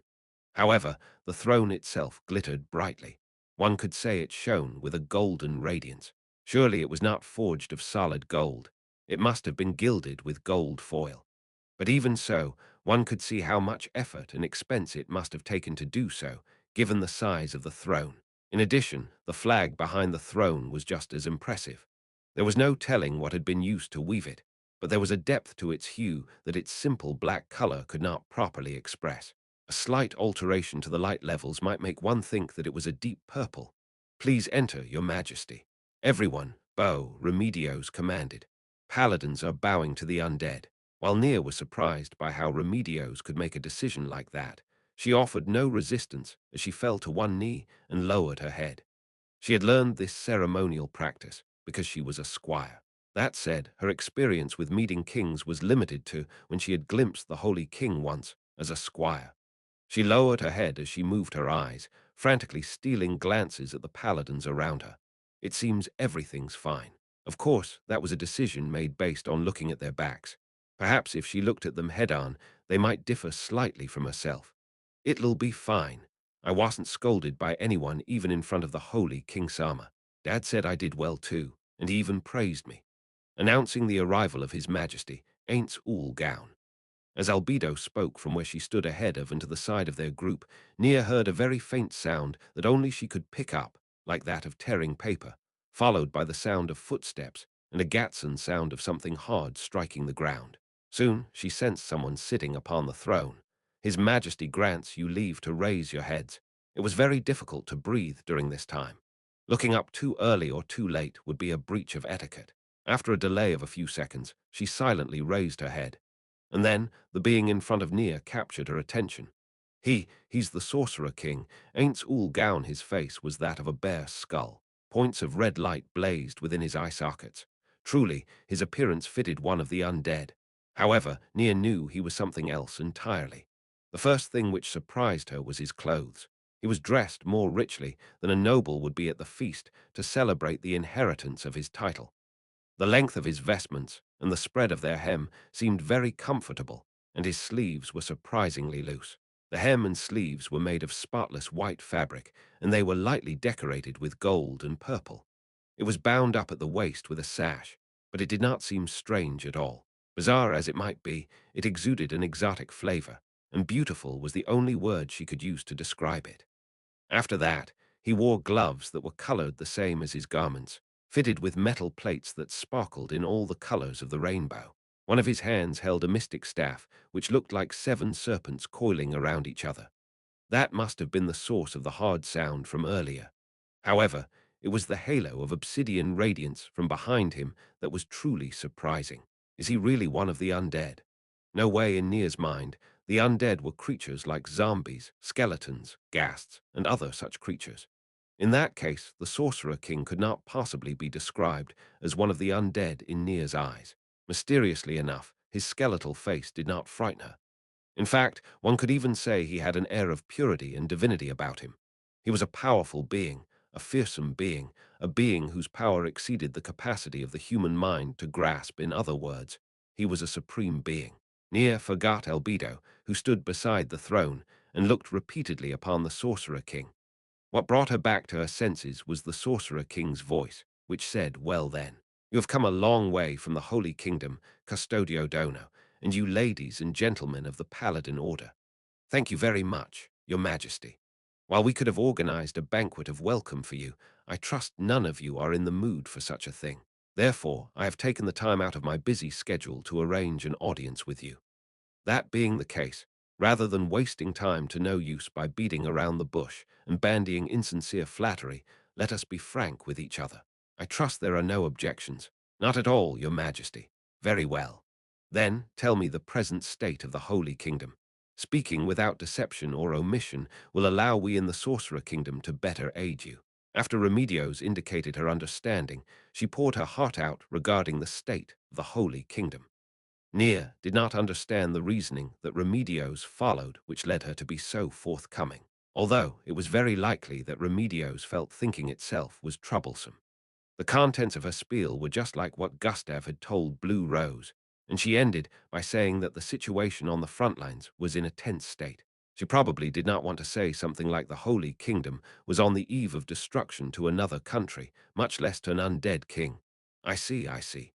Therefore, what is your aim in coming to my country? We wish to submit a request to your majesty. They say the adventurer called Mammon has sworn himself to your nation, and if we could borrow that warrior who could fight on par with Jaldabaoth, there would be nothing for our country to fear. Thus, I beg you to dispatch the warrior Mammon to our country. The crimson glow in the Sorcerer King's eyes suddenly vanished, and then it reignited a moment later. As I thought, I have also prepared an answer for this eventuality, which would be no. May I ask the reason for that answer? While this is something of a black mark on my nation, Marmon is, for the time being, vital for the peace of my country.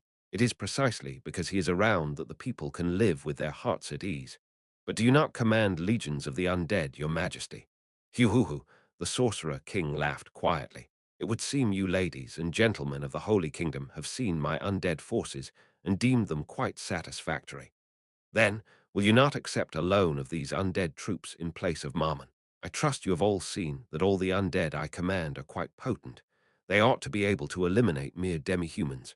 Remedios was left speechless. She was probably imagining the sight of herself leading an undead army back to the Holy Kingdom. No, it was unimaginable. Commanding the undead was utterly antithetical to being a paladin. It was true that the undead boasted many advantages as troops. They did not need to eat. They could lie in wait in the middle of primeval forest, and one could call them an ideal army. However, enlisting the undead, the enemies of all living creatures, into their forces was more frightening than anything else. For starters, bringing another nation's troops into one's own country was a source of unease. After solving the Holy Kingdom's problems, they might then proceed to conquer the Holy Kingdom. In that case, the Sorcerer King chuckled at Remedios' perturbation. Indeed, Custodio Dono, there are those in my country who think the same way as you. Using the undead for agriculture, clearing land, and security are all applications which the people are growing to accept.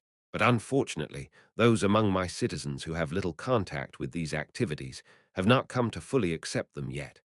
Of course, the situation is much better than when I was just establishing my rule, but more time will be needed for that. Marmon can listen to their concerns and allay them in many ways. If I send him out now, there is no telling how the discontent of the people might erupt. In that case, surely we paladins can stay behind and complete the work of building trust in the undead, could we not? Many people know that paladins are the foes of the undead. Therefore, would it not be very effective to have us stay behind and declare that your majesty's undead are trustworthy? That is a proposal which is worthy of consideration. After a brief period of cogitation, the Sorcerer King turned his face to the hand which did not carry his staff. It would seem having foreigners handle that is not quite appropriate, no. One can trust someone who has gone through the same joys and sorrows as themselves. Surely there is no way for them to believe someone who appeared out of nowhere and said the undead were their friends, is there? As I thought, you will not be able to take the place of an adamantite-ranked adventurer who is already renowned throughout this city. His logic was faultless. Therefore, she could not refute him with logic. This was particularly true for Remedios, who was the type that was driven by her emotions. The Sorcerer King then asked the speechless Remedios, "Very well. Then let us change the topic. I wish to ask about some people you did not mention, Custodio Dono. In the past, Marmon told me that Jaldabaoth commanded maids of considerable power. May I ask if you ladies and gentlemen have encountered people dressed like that in the Holy Kingdom? We have not found anyone so dressed in the Holy Kingdom. In fact, we only learned about them for the first time when we engaged Blue Rose of the Kingdom in conversation. I see, which means it is possible that the maids might be Jaldabaoth's trump card, is it not? Or does that mean they are active in other locations? We cannot be sure. I believe you mentioned that the South is still holding out. Are you maintaining secret communications with them? To a certain extent, yes. So they have not yet infiltrated the South, then. Perhaps I was being too worried. The Sorcerer King suddenly looked up to the ceiling. Does your majesty feel that Jaldabaoth's henchmen have infiltrated the South? I did not say that. But I was thinking that if he possessed such powerful pawns, why has he not used them yet? And I believe I asked for full disclosure at the beginning, did I not? Therefore, let me get right to the point. What kind of remuneration can the Holy Kingdom offer me in exchange for the provision of my nation's aid? This was a perfectly normal question, and entirely to be expected. However, answering it was very difficult. We can offer my country's friendship, trust, and respect. The Sorcerer King snorted at Remedios' answer. However, one could not conclude that Remedios' answer had been wrong. There were times when that was all a paladin would need to rush into a life-or-death battle. For example, one who championed a poor village that could not afford to pay proper compensation and challenged a demi-human horde would be held up as an exemplar of paladinhood. That is very much what a paladin would say. Perhaps one of my past friends might well have been willing to take action based on that alone, but unfortunately, such words cannot move me. I have said before to dispense with meaningless flattery. Can you offer me any tangible benefits? Is he saying that Marmondono is a friend of the Sorcerer King? Is he addressing him so familiarly because he is not just a subordinate? As Nia pondered that question, Remedios remained silent. No, she could not speak. The truth was that Remedios' Custodio was in no position to make any promises. What would happen after they beat off Jaldabaoth? Of course, they would need to name the next Holy King. However, the likelihood of such a person heeding the words of a paladin would be very low. If he was chosen from the southern nobles, who were unfriendly to her, Remedios and the others would probably be placed under house arrest for their inability to protect the Holy Queen. In that case, even if they forged a pact with the Sorcerer King, There was no guarantee that said pact would actually be honored. No, before that, it was very dubious that this group even had the right to represent their nation. Ultimately, the true purpose of this ambassadorial delegation had been to build sympathy among the commoners who did not understand the situation. For that reason, they had no ability to make any promises. No one person could represent an entire country by themselves. The only one who could do that was its king. Forgive me, your majesty. I am Vice Captain Gustave Montaigne, serving under Captain Custodio. Please permit me to speak on her behalf. The sorcerer king lightly raised his chin to indicate that the man should continue. Thank you very much. What your majesty asks for is something that we cannot guarantee. Even if we reclaim the Holy Kingdom's territory, restoring the land that has been ravaged by Jaldabaoth will take a very long time. I do not believe we can offer you anything we promise here with any degree of haste. However, there is one thing I wish to tell your majesty, which is the danger of Jaldabaoth. Do go on. Yes, the disorganized demi-humans who threatened the kingdom in the past are now under the thumb of Jaldabaoth. If he is not stopped now, and he is allowed to hide himself, there is no telling what sorts of preparations he can make and where he will show himself again. In other words, you are saying that now is the best time to kill him, given that he has shown his face. Therefore, one should eradicate the seeds of any potential discord as soon as possible. Is that what you mean? It is as you say. I expected nothing less of your majesty. Therefore, may we plead with you to dispatch Momonga. I see. It is a perfectly understandable reason. Indeed, it is high time this Jaldabaoth was exterminated. In that case, just as Gustav's face was lighting up with joy, the sorcerer king extended a hand to stop him before rapping his staff on the ground. However, dispatching Marmon is still very difficult. Even if he dispatches Jaldabaoth, Marmon's absence will lead to uneasiness in our political situation and alarm the people. In that case, what should be done? If I had more time to stabilize my nation's internal politics, I would then send out Marmon with his approval, of course. Given what you have just said, you ought to be able to hold on for a little longer now. But of course, may I know how long will that take? Albedo, what do you think? The Prime Minister, who had been standing by the side all this while reported to her master for the first time. After considering the gradual induction of demi-humans into our nation, it will delay the process more than anticipated. It might take a period of several years. Yes, if we had 5 years, it would not be a problem. Just so. I trust you have no questions. 5 years. Gustav tasted the words in his mouth before gently shaking his head. That might present some problems with respect to the time. I see. Indeed. I ought to have considered your country's situation. After all, it is a request from a friendly nation. The Sorcerer King placed particular emphasis on the words friendly nation. Our country will do our best to accelerate the process. Albedo, what is the minimum time needed to carry this out?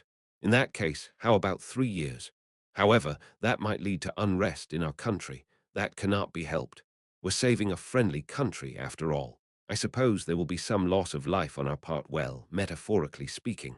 The Sorcerer King seemed to be making a joke, but nobody was laughing. Ahem. Now then, how about that? We've sped it up by 2 years. He had already made a concession of 2 years, but even 3 years was too long. How much damage could occur during that time? And then there was the question of whether the Holy Kingdom could even survive as a nation during that time. No, there was no way they could. However, if they came out and said that, perhaps even the promise of sending out Marmon after 3 years might be rendered moot as well. However, the possibility of the Holy Kingdom's salvation lay before their eyes. Perhaps she had come here for this moment. She ought to bet her life on it. After preparing herself for death, Nia took a deep breath and spoke. My sincerest apologies, Your Majesty the Sorcerer King. And you are. I am Nia Baraja, a squire of the Paladin Order of the Holy Kingdom. I understand this is exceedingly rude, but please permit me to request your early dispatch of Marmondono. The Sorcerer King appeared to be deep in thought. Nia, how dare a mere squire like you beg a favor of the Sorcerer King? There was only one thing which came to mind when Nia heard Remedios rebuke. If you must slay your squire for her disrespectful conduct, please wait a little bit longer. Ah, don't worry about it. Your name is Nia, is it not? In that case, how much earlier would you like me to send out Marmon? I feel that he should be sent as soon as possible, even if it only hastens his arrival by just 1 day. and you insist on your request, even though knowing that sending out Marmon will damage the Sorcerer Kingdom. Yes, Nia bowed her head. She had long since prepared herself to request that her captain take her head if her words displeased the Sorcerer King in order to pay for her sins with her life. She closed her eyes, because she knew she might be cut down at any moment. Your Majesty, I sincerely apologize for my squire's disrespect. We have never once harbored any intention of harming the Sorcerer Kingdom. No, pay it no mind. As a resident of the Holy Kingdom, it is only natural to want to save one's homeland even at the expense of others. Albedo, can we cut it down to 2 years? I believe it would be very difficult. Really now, still do it. Nia reflexively looked up at the Sorcerer King. Yes, I understand, Your Majesty. As she was bathed in the voice of that powerful, absolute ruler, the faint trembling in Albedo's shoulders must have been because she was uneasy about the reckless challenge she had just been given. Nia Baraja, how about 2 years? Perhaps it might still be too long for you, but you ought to be able to hold out so long as the southern armies remain, no. Indeed, 2 years was too long. However, she could not prevail on the Sorcerer King's generosity any further. Thank you very much, Your Majesty. The gratitude in her voice was genuine because she felt that the probability of her nation's salvation had risen from just now.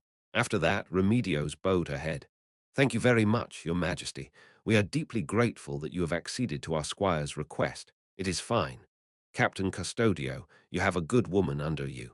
If she did not love her country so deeply, how would a mere squire dare plead in such a way with the king of another nation? I am not mocking her, of course.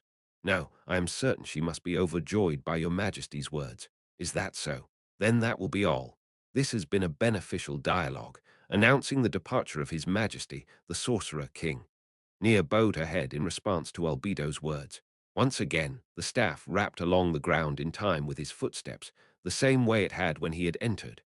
Those sounds drew further away, and soon they heard the sound of the door closing. The Sorcerer King had probably left the room. He has departed.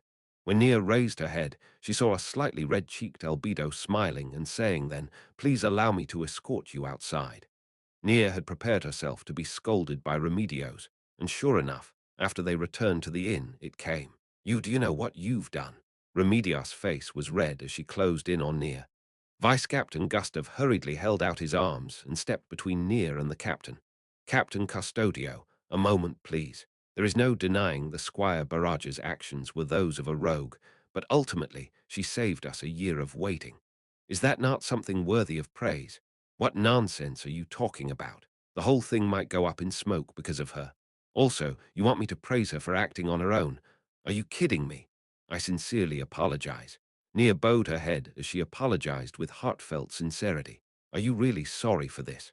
Maybe you were lucky this time, but can you take responsibility if things end up turning bad for us? The blame rests on your servant. I know that already. Answer me. Can you face all the suffering people of the Holy Kingdom and tell them that help won't be coming because of you? No, your servant cannot bear that responsibility. In that case, then why did you just jump in and do that? What on earth were you thinking?" Nia raised her head and looked straight at the captain. "Should the need arise, I feel you should take my life and offer it to the Sorcerer King as an apology for my actions." Remedios' eyes went wide as she heard that. However, they quickly narrowed in displeasure once more. Beside her, Vice-Captain Gustav nodded vigorously in what seemed like respect. "Do you think that's enough to earn forgiveness? Do you think a life like yours will be enough of an apology? I do not know, but I am certain you and the others will be able to think of something, Captain. And what will you do if we can't think of anything?" It was as the captain said. It was likely that even executing Nia would not be enough to earn the Sorcerer King's forgiveness. However, Nia had still said what she had in the audience chamber, because 3 years was far too long to wait. Could it be the captain was willing to accept waiting for 3 years? Why am I being scolded by someone who didn't do anything? I know that the lives of the Holy Kingdom's people hang in the balance, so I shouldn't act of my own accord. Even so, someone should have done something back then. Was it not all right as long as there was a good outcome, or was the process more important? She probably could not give an answer like that. Even so, it was hard for someone who had stepped forward to do something to endure a lecture from someone who had done nothing. Of course, Nia had a pretty good idea of what would happen if she actually said that. Therefore, she remained quiet and simply lowered her head. Captain, that should be enough. Thanks to her efforts, we've saved a year of waiting. Rewards and punishment need to be used in balance. Perhaps you ought to be praising her to a similar extent. Che, the captain looked like she had not yet said her fill as she turned and left. Gustav sighed, and then turned to face Nia. Your resolve is truly admirable. The captain might look that way, but the truth is, she respects your contributions. That was most definitely a lie. That was a lie which nobody could cover up. Perhaps Gustav had sensed her thoughts from her expression, but he looked her in the eye and then smiled bitterly. In any case, I'll go talk to the captain about this. However, if you run into her now, things might get a bit prickly. Could I trouble you to take a walk outside for a bit? I understand. Thank you, Vice Captain. Once outside the inn, Nia wandered aimlessly through the chill of winter. I just feel while she had been told to go outside. Where should she go in this country? Nia felt around in her pockets and produced a small leather pouch.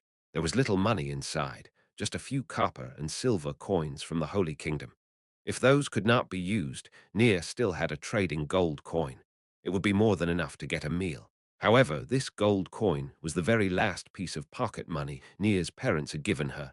Where should she spend this valuable piece of pocket money? Nia looked at the foreign land before her. What a pain, how you seem to be sighing quite heavily. The sudden voice from close by made Nia's shoulders shudder. Hurry up and go down that road over there. This place is too obvious. The owner of this voice was not someone she would forget in a hurry. Nia managed to stop herself from exclaiming reflexively. After that, she walked as directed, and then she heard something moving from behind her. It would seem that it was not just a voice she was hearing, but that there was someone actually behind Nia, although said person had made themselves invisible so Nia could not see them. After turning down the road as directed, she heard the voice say, "Take the alley on the left." Nia obeyed silently. The alley was surprisingly clean, with no passers-by. After walking several steps, Nia turned and spoke the name of the voice's owner. "Your Majesty, dare I ask why you have come here? Am I unable to see you because of magic?" "I see, so that's why you were so obedient. You already knew who I was." Saying so, the Sorcerer King revealed himself. He had changed into an unassuming black robe, but even that gleamed like velvet. It would seem it was a very well-made piece of clothing. Nia immediately genuflected before him. "Yes, it is as your Majesty says. Also, may I ask where your Majesty's followers are?" "No, there are none. After all, having followers around would make things troublesome." "Why is that?" "I want to speak with your captain in private, so please go and get her now. It would be better to do so in a room. Can you help me open the window of her room? I will enter through there." That was a bizarre request. Normally, she would not open the window just like that. However, she was dealing with the king of this country, and a king who had agreed to aid the Holy Kingdom. She could not do anything to ruin his mood.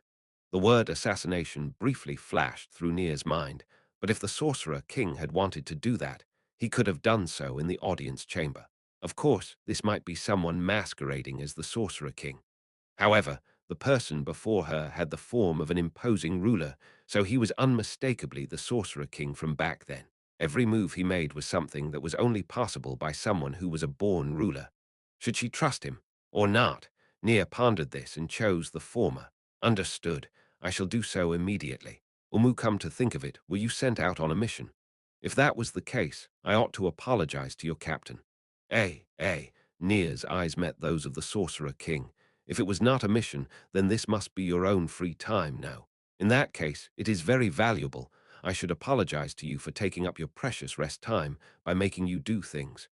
No, it's not. It's nothing of the sort in any case. I will go and open the window to the captain's room now. Nia immediately ran from the Sorcerer King's side. Those kind words from a third party were like someone carefully applying a soothing liniment to a palm covered in scrapes and bruises.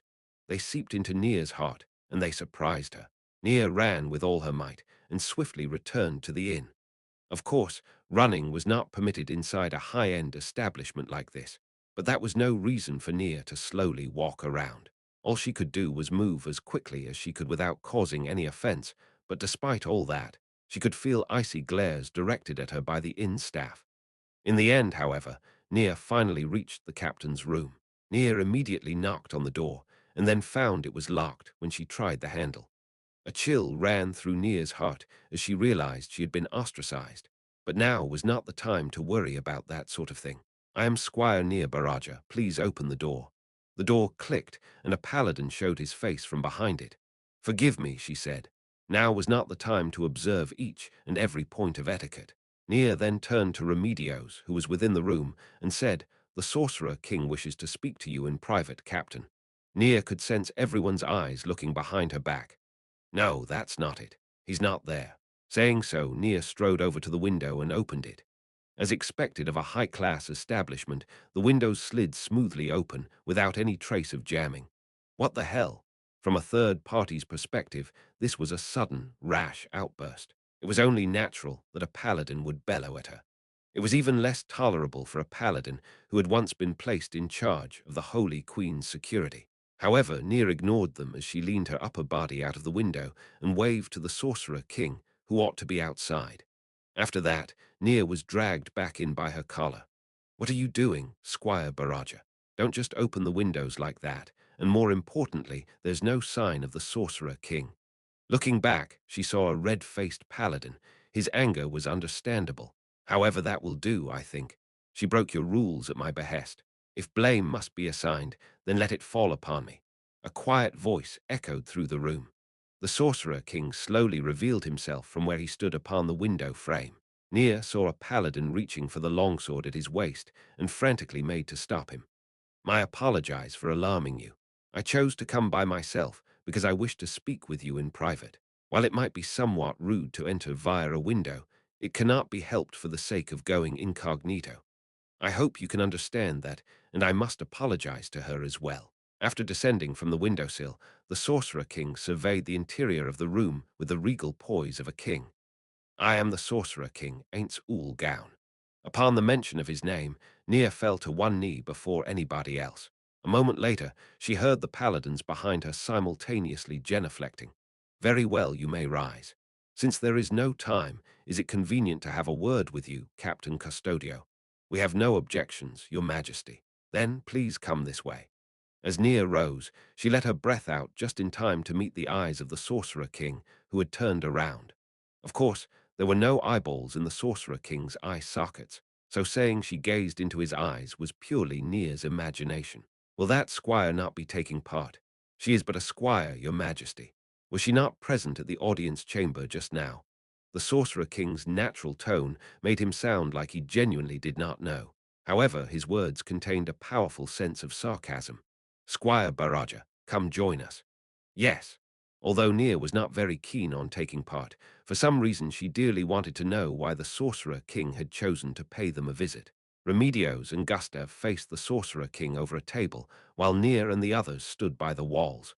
This was the same way in which they had received Blue Rose. "Now then, your majesty, please permit me to ask a direct question. May I inquire as to why you have graced our humble lodgings?" Remedios nodded after Gustav spoke. "But of course, like I said earlier, I dislike beating around the bush. After all, doing so makes it easy for one's words to be misinterpreted or have their meanings twisted." There was a sense of reality to the Sorcerer King's words, which could not quite be articulated. "While I have decided to send Mammon over in 2 years, if you will accede to a request of mine, it would not be impossible for me to dispatch someone on par with Mammon from the Sorcerer Kingdom." On par with Mammon. Remedios could not help but exclaim. "May I know the nature of the request which your majesty wishes to make?" "Depending on the nature of the request, I pray you will forgive us if we cannot immediately give your majesty an answer." The Sorcerer King chuckled in response to Gustav's words, and then he spoke. "But of course, given your present state, I can roughly imagine now, calling you a resistance movement would be a pretty spin on things, but the fact is that you are most likely a band of guerrillas hiding in caves. Am I wrong?" Everyone present held their breath. Nia was no exception. Why could the Sorcerer King speak about the true nature of their circumstances? How had he divined this? Pinpointing the cave issue was particularly impressive. The captain and Gustav's faces were stony masks, only their eyes turning to look at Nia. They must have thought she had leaked the truth to the Sorcerer King. Therefore, Nia shook her head to indicate it wasn't me. The Sorcerer King ignored Nia and the others' shock and continued speaking. "The strength of the South is untouched, but yet you did not seek to cooperate with them and conduct joint operations. That is because a rift exists between yourselves and the southern nobles. That being the case, once you fail to protect the Holy Queen fall under the command of the new Holy King, it will probably be very difficult for you to hold on to your previous positions. Therefore, you cannot offer me land, titles, trade concessions, and other such privileges. If you actually kept your words on this matter, the possibility of war with my Sorcerer Kingdom exists, depending on what the next Holy King decides. The Sorcerer King clearly highlighted the key points of the war with the demi-humans, as well as the decisions they had made about their future. Similarly, you cannot use your nation's treasures as bargaining capital. For instance, the holy sword which you bear, Captain Remedios. If you actually did try to trade them, the most you could do was treat the country's treasures as having been plundered by Jaldabaoth and then turn them over to me. However, doing so is very dangerous. Should someone inform the next holy king that said wealth was actually obtained from you, trust in you paladins would most likely sink like a stone. Worthless, in other words. Therefore, all you ladies and gentlemen can do is what you did at the audience chamber, informing me of your plight. I imagine that I have hit the nail on its head, given the expressions on your faces. After saying all this, the Sorcerer King leaned back against the back of the chair. Silence filled the room. Perfect. He was just too perfect. Nia felt nothing but respect for the Sorcerer King's reading of the situation. Was this the man they called the Sorcerer King? Nia thought. Nia had once met the Holy Queen close up, but the Holy Queen had simply greeted her, and Nia had not had the chance to truly interact with a true monarch. To Nia, now was her first time meeting an absolute ruler, one possessed of a dignity and insight that surpassed all others, in addition to incredible might, or in other words, a perfect being. This powerful impact left an indelible impression on Nia's heart. That said, anybody could have imagined that. In truth, I am somewhat ashamed of coming in here and smugly spouting all that I trust you all did not think I had not even considered that much. Oh, of course, your majesty. Gustav replied with a stiff smile on his face. Wonderful. If I had been regarded as an idiot who could not even think of that much, I would not be able to face my subordinates who labor for my sake now then. Based on all that, let me be clear about what I want, which would be maids. I want maids. Everyone near included could only stare dumbfounded at the utterly ridiculous words which had just left the Sorcerer King's mouth. Ah, my apologies. I was being unclear. How shall I say this? I believe that during our previous meeting, the topic of Jaldabaoth possessing powerful maids came up. Those are what I want. What degree of magical knowledge do you have? None at all. After Remedios said so, the Sorcerer King looked around, as though seeking help. Is that so? Well, in that case, I wonder where I should start explaining from well, that too you can imagine that Jaldabaoth has bound the maids to him by some mechanism. Therefore, my plan is to defeat Jaldabaoth, take that formula for my own, and then place the maids under my control. In this way, my country will gain powerful minions. But we have not cited those maids of Jaldabaoth's. Gustav's answer made the Sorcerer King chuckle. They were cited in the kingdom, after all. I find it hard to imagine they were not there. Or perhaps they will not appear until Jaldabaoth is forced into dire straits. Let me repeat myself, we are not sure if the maids actually exist. What will your majesty do in the event that the maids do not exist? Well, cross that bridge when we come to it. I'm not asking you to produce something that could substitute for it, in any case. At the very most, I will just write it off as a wasted effort. However, there is the possibility that they might have appeared outside of a maid's guise, so my request will probably include Jaldabaoth's subordinates as well. Ah, that's right. He might have used some kind of special item to dominate them. So I intend to add a condition that any of Jaldabaoth's magic items, which cannot be determined to be the property of the Holy Kingdom, will be mine. It may turn out that the maids which ravaged your Holy Kingdom might end up becoming part of my Sorcerer Kingdom. And in that event, I hope, I can count on your forgetting your grudges against them, since they will then fall under my rule. You mean you want us to forgive people who might devastate our country? After Remedios retorted unhappily, the Sorcerer King shrugged. That is because I stand to gain nothing else from the Holy Kingdom. Or do you mean to say you have something else to offer me? Remedios bit her lip, unable to answer. Your Majesty, the captain means to say that as outsiders, it will be very difficult for us to convince the victims to forget their grudges. Then you will simply have to work hard to convince them, the Sorcerer King said in a cold voice. No, then, just say that the maids were dominated by the Sorcerer King's magic and taken away. That ought to quell their hatred somewhat, no. What would they do? Nia thought as she heard the Sorcerer King speak.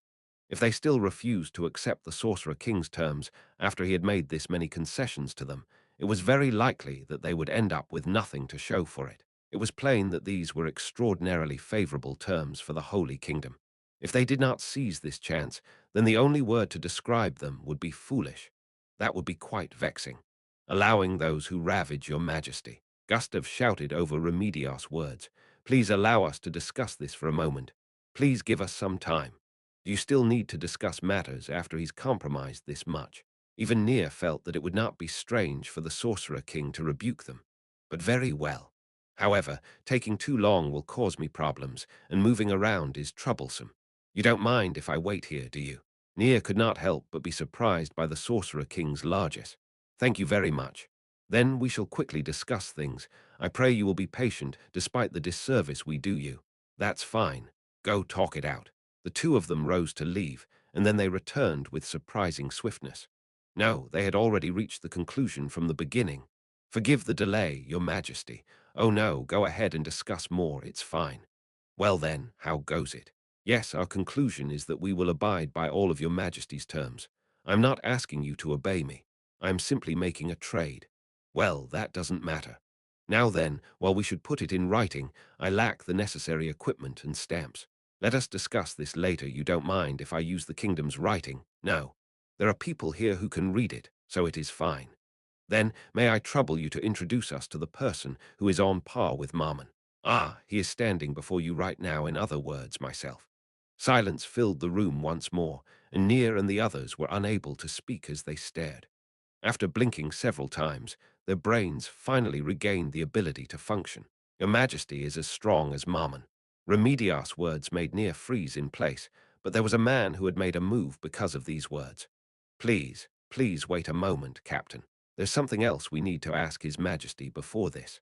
Gustav turned to the Sorcerer King. Ah, will it really be all right if your Majesty leaves your nation and goes to the Holy Kingdom? I do not know how much time that will take. That will not be a problem. Unlike Mammon, I can use teleportation magic. So long as I can find your base, I can move between it and the Sorcerer Kingdom at any time. But even so, surely having the ruler of a nation come in person is just too. After listening to me, did you not think that I would be coming in person? I did say I intended to defeat Jaldabaoth and bring the maids under my control, you know. It would be too much of a stretch to do all that from the Sorcerer Kingdom. In addition, with regards to Captain Custodio's question, I am stronger than Mammon. Then there should be no problems with that, Gustav. Of course there's problems with that. Your Majesty, this jest of yours is really quite vexing for us. The vice-captain clutched his gut as he shouted that. This is no jest. Nobody other than me can defeat Jaldabaoth. In addition, I will be going by myself. I will not bring an army with me. Therefore, I came alone in order to discuss the matter in private with you. But if your Majesty sustains an irrecoverable injury from Jaldabaoth, that would be very bad for the relationship between our country and the Sorcerer Kingdom. It is as Gustav says. Your Majesty, are there truly no problems in that respect? None at all. But Gustav, I am still talking. Don't interrupt me. After holding out a hand to stop Gustav, Remedios bowed deeply. Then we will be in your Majesty's care. The air in the room calmed, as if a storm had just passed, and indeed, it had, but Gustav's shout echoed off the walls. What are you thinking? Recruiting a king, the king of a country, to fight Jaldabaoth and whatnot? Nia agreed with him. He might not operate by common sensibilities, but this was simply senseless. Amidst all this, Remedios spoke quietly. Say, don't you think that it doesn't matter what happens to the undead? The room fell silent once more. You have a demon, and you have an undead being. We won't be harmed regardless of who gets wiped out, don't you think? Gustav's eyes went wide. This was not acceptance of his captain's opinion, but shock at what his captain had just said. Both of them are enemies of mankind. Then ideally, it would be best if both sides destroyed each other. That said, we won't just sit back and reap the profits.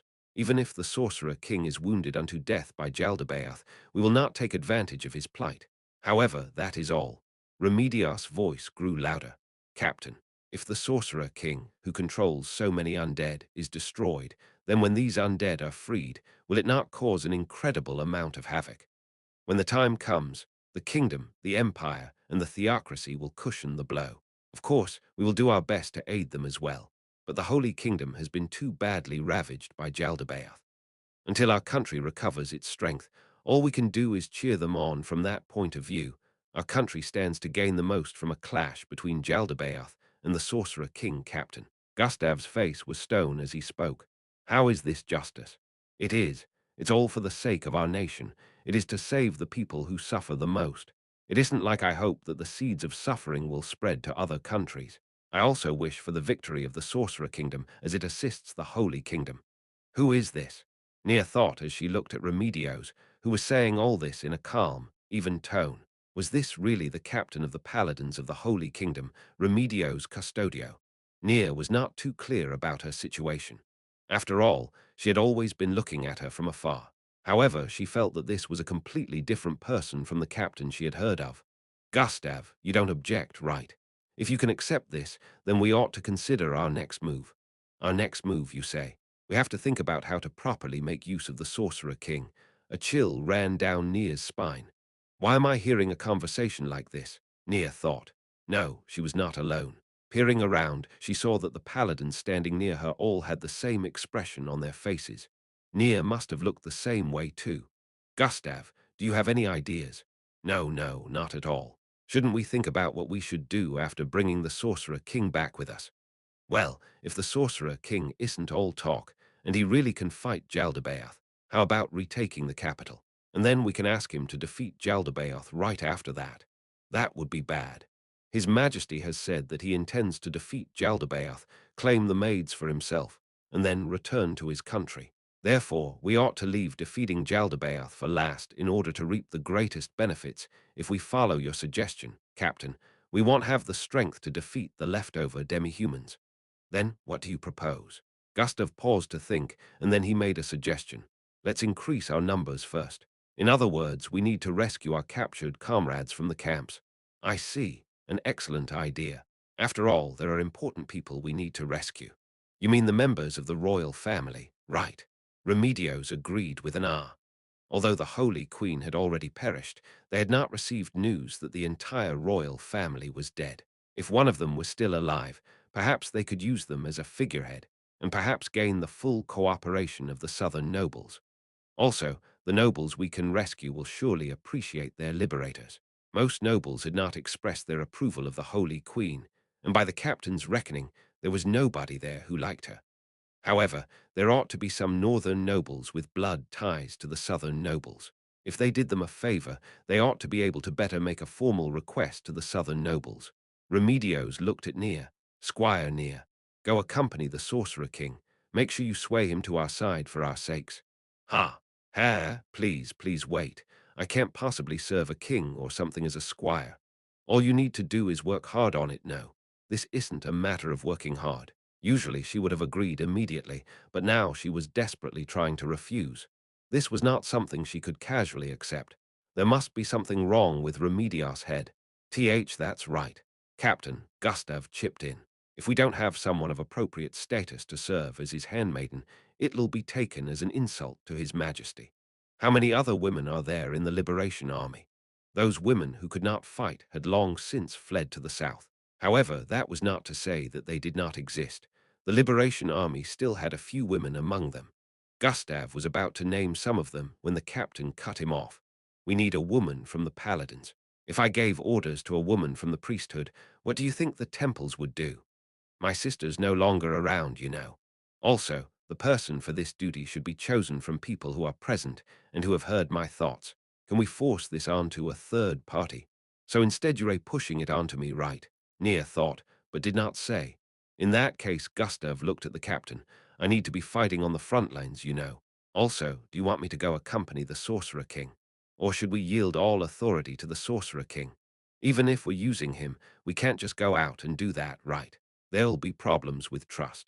And if the Sorcerer King sees that we have no fighting power and decides to conquer the Holy Kingdom while he's at it, after seeing the tongue-tied Gustav, Nia realized the fact that their allies might end up turning on them. Understood. While I might not be sufficient for the task, I will work hard and do my best. Ah, I'll tell you this first. Your mission is make the Sorcerer King more easily usable. Flatter him and keep him in a good mood. This was no longer just an impossible request. It was just plain absurd. She had no confidence that she could do such a thing at all. However, no matter what she said, Remedios would not change her mind. Nia hung her head in resignation. Understood. I will do my best to achieve that aim, and I hope I can count on the aid of everyone here. Good. If there's anything, just look for me or him, Gustav. Even as despair filled her heart, Nia was surprised that she was actually feeling a little elated. His Majesty, Hatu, previously known as the Serpent of the West. See Light Novel Volume 8, The Two Leaders, Side Story 2, A Day in Nazareth. When a squire became a paladin, they would meet with the Holy King and ritually offer the sword they held to him. Similarly, when there was a change of Holy King, the paladins would meet with him and offer their swords to the reigning Holy King while swearing their loyalty. Therefore, everyone in this band of paladins had pledged their swords to the Holy Queen. Or did you not? Her tone changed in an instant. After heating up, she cooled down right away, and her voice was filled with a freezing chill. Was the Holy Queen Sama wrong to wish for the small folks' happiness and a nation where nobody would need to cry? She wasn't wrong. But depending on the situation, we might need to change. Who? Who needs to change? Tell me, then. Is there a higher form of justice than not having to sacrifice anyone? Gustav shut his mouth. Nia realized that she had made a mistake just now. She was not ruled by her loyalty to the will of the Holy Queen whom she had pledged to serve. Remedio said that one ought to carry out justice.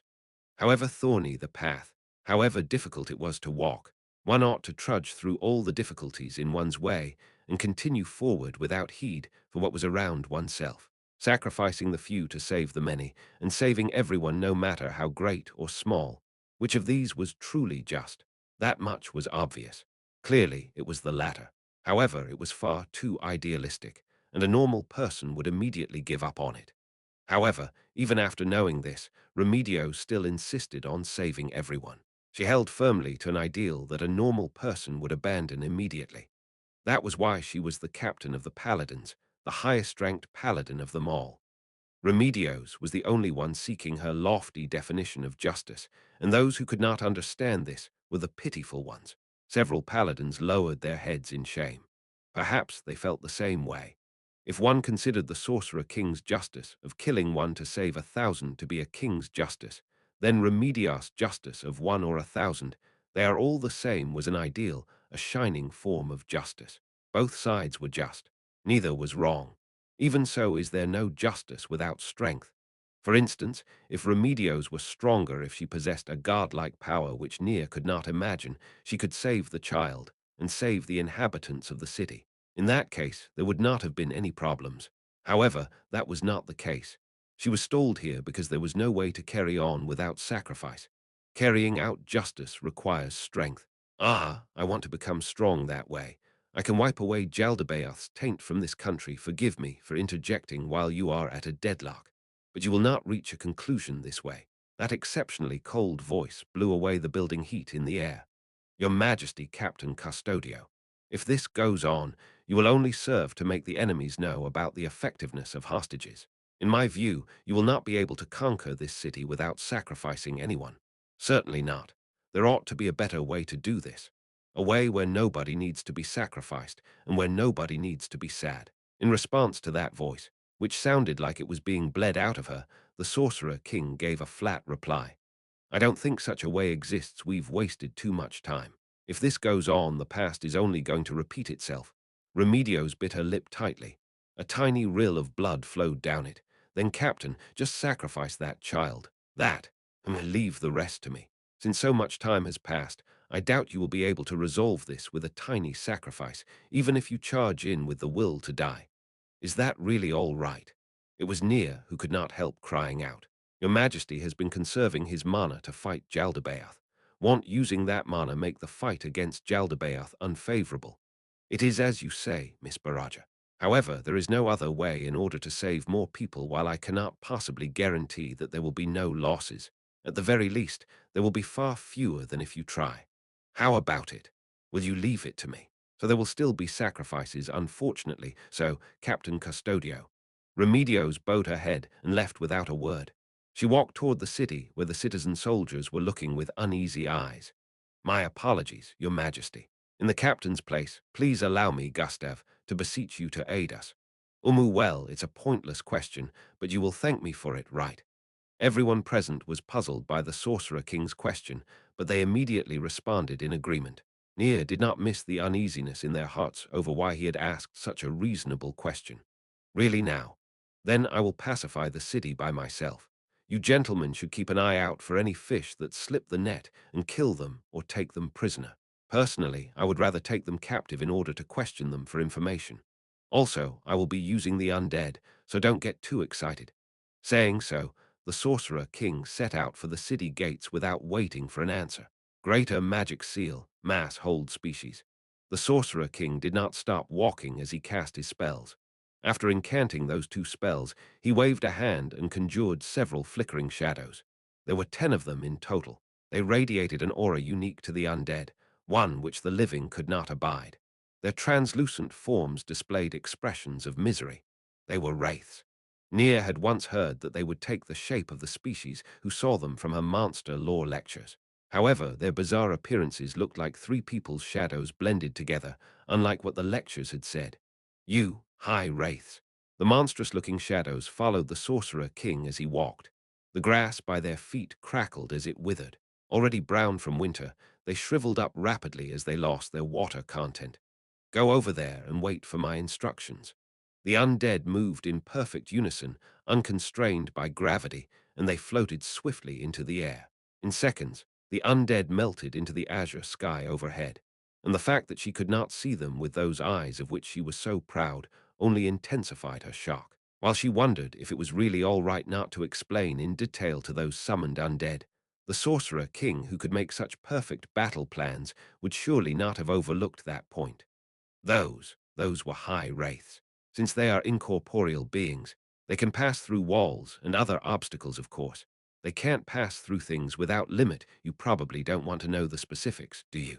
Well, they're a part of my preparations for taking the city. Now then, please wait here. Miss Baraja, please allow me to accompany you. In that case, please wear this item around your neck. This is. The Sorcerer King produced a necklace with a 5-pointed star pendant set with a large carnelian in the center. This item grants immunity to fear. High wraiths have the ability to emanate terror. Let me get this out of the way first. Afterwards, you will be walking into complete chaos. People driven by fear can sometimes show fearsome strength. Even I might not be able to protect you, so if you still wish to follow, please allow me to accompany you. Yulmo, is that so? I understand. Nia fastened the necklace around her neck. Even so, good grief, they are at war, you know. How could there be a war without casualties? Nia smiled bitterly in response to the Sorcerer King's slight jest. Of course, that was not what Remedios had meant. The Sorcerer King could not possibly have missed the meaning of her words. This was probably the Sorcerer King's way of cracking a joke, but even so, His Majesty does not seem particularly talented at cracking jokes. Perhaps this might be the Sorcerer King's sole weakness. Just as that thought came to Nia's mind, they had reached the vicinity of the city gates. Fall back, paladins. I'm going to conquer this city now. Move to the rear. I believe you ought to get at least that far back now. The Sorcerer King indicated the rearmost paladins, and then he walked into the city gates, like he was strolling into an empty field. Get back. If you don't move quickly, this brat will soon enough. The Sorcerer King ran into the Bafolk, who was holding the child hostage. It was hard to tell what kind of expression the demi-human was making. It was probably shock. The other demi-humans around the Bafolk probably had the same looks on their faces. No, even Nia would be shocked if she suddenly saw the Sorcerer King. The undead. With that, the word undead rippled through the demi-human ranks. Indeed. I believe they are called the living. I heard that once, but I do not quite trust my recollection. Wow, what? Why are you? What on earth are you really know, a human? The Bafolk's eyes turned to Nia. You control that undead creature, right? What a creepy guy he is. Thoughts like, I'm not a necromancer, or Yurei being rude to the Sorcerer King, ran through Nia's mind, but she remained silent. Sorry to intrude while Yurei in chaos, but get back, undead. Or else this kid gets it. The Bafolk tightened his grip around the boy's throat. All signs of life fled the boy's face. His glazed-over eyes reflected the Sorcerer King's visage, but he did not react. Even so, he still gasped softly when his captor grabbed his throat. Fuhaha, you're actually trying to use the living as a hostage against me, one of the undead. My. The Bafok's eyes went wide. His expressions kind of disgusting, and Nia mused that the reason she had the room to calmly think like this because she was backed by the mountain that was the Sorcerer King. Human, call this undead off. It's not like I am controlling him. Now then, shall we begin? What? Stay back. Get back right now. Perhaps it had sensed something, but the Bafok took a step to the rear while still holding its hostage. When she looked around closely, she could see the forms of other children. Had they been brought here as hostages as well? Even so, they did not seem to want to kill their hostages to teach them a lesson. They probably thought, would living hostages really work on the undead, who were the enemy of the living? Nia sensed something like a black wind curling past her. In that moment, all the Bafok froze in place. Ever since the Sorcerer King had shown up, everyone present had remained still, studying him so as not to miss a single move he made. But this change was far too extreme. Their eyes and mouths gaped open, and their faces twisted in an ugly manner. Also, it was not just the Bafok. Even the near-lifeless children showed a dramatic response to this. While she could not read the demi-humans' faces, Nia understood human expressions. Fear was written on the children's faces. It was an absolute, unimaginable, and overpowering fear. Aye. The Bafok screamed in a strange way HMPH. Release, mass hold species. A magic circle appeared, and some kind of spell flew forth from the Sorcerer King. In the next moment, the numerous demi-humans and their child hostages froze in place like hideous statues, their faces still twisted. However, they did not look like they were dead. She could hear the faint sounds of breathing quite ragged, it would seem. And then, above them, countless cries rang out from near the city wall. After that, the thump sounds of meat being bludgeoned came from behind Nia. All right, let's go. She was briefly distracted by that sound, so when she looked forward again at the portcullis greater break item, a shrill noise rang out. It was the sound of the pieces of pulverized gate falling like rain. As I thought, destroying buildings with this drains a lot of mana.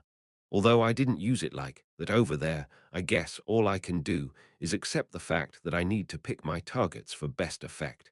You can't look down on small things, after all. The Sorcerer King muttered to himself as he walked over the hill of the gate's debris and passed through the city gate, with nobody to block his path. The rapidly changing situation left Nia confused and unable to move. Once she regained her calm, she smiled to herself. The Sorcerer King had destroyed in seconds the portcullis, which the paladins had worked so hard to just dent. The strong really are unfair. Nia jogged after the Sorcerer King, and he turned around in front of the immobile Bafok. So, how about them? He said, while indicating the motionless demi-humans and the children they were holding. It's only temporary, you know. Go tie up everyone here. Then I'll call the paladins over. That would be a great help. Unfortunately, I am still radiating a fear aura. Everyone who steps into it will be terrified. Therefore, please ask them to take the appropriate measures. I believe priests ought to have lion's heart. While paladins have them, ask them to use under divine flag. How about that? You actually knew about that. The Sorcerer King chuckled, and then walked through the Bafok, as if to fill the gaps between them. Guo! A strong-looking Bafok fell from above with a growl, holding a spear. It had probably jumped down from the city wall. Its eyes were red, and he was foaming at the mouth. It was clearly not in a normal state of mind. It looked like he had gone mad. I see. Savagery, no, berserking. Certainly, that would negate fear and other mental effects. Oops. The Sorcerer King skillfully evaded the stabbing spear. It was a crisp, efficient movement, one unique to trained individuals. However, the Sorcerer King's evasion meant that a Bafok who had become a statue ended up being stabbed by its compatriot's spear instead. The spear pierced straight through its body, and it collapsed to the ground, spraying blood everywhere. The berserk Bafok no longer seemed able to tell friend from foe. Give me a break. The Bafok raised its spear. Was he going to sweep with it? However, Nia could not launch an arrow. The Sorcerer King approached the Bafok like he wanted to block her shot.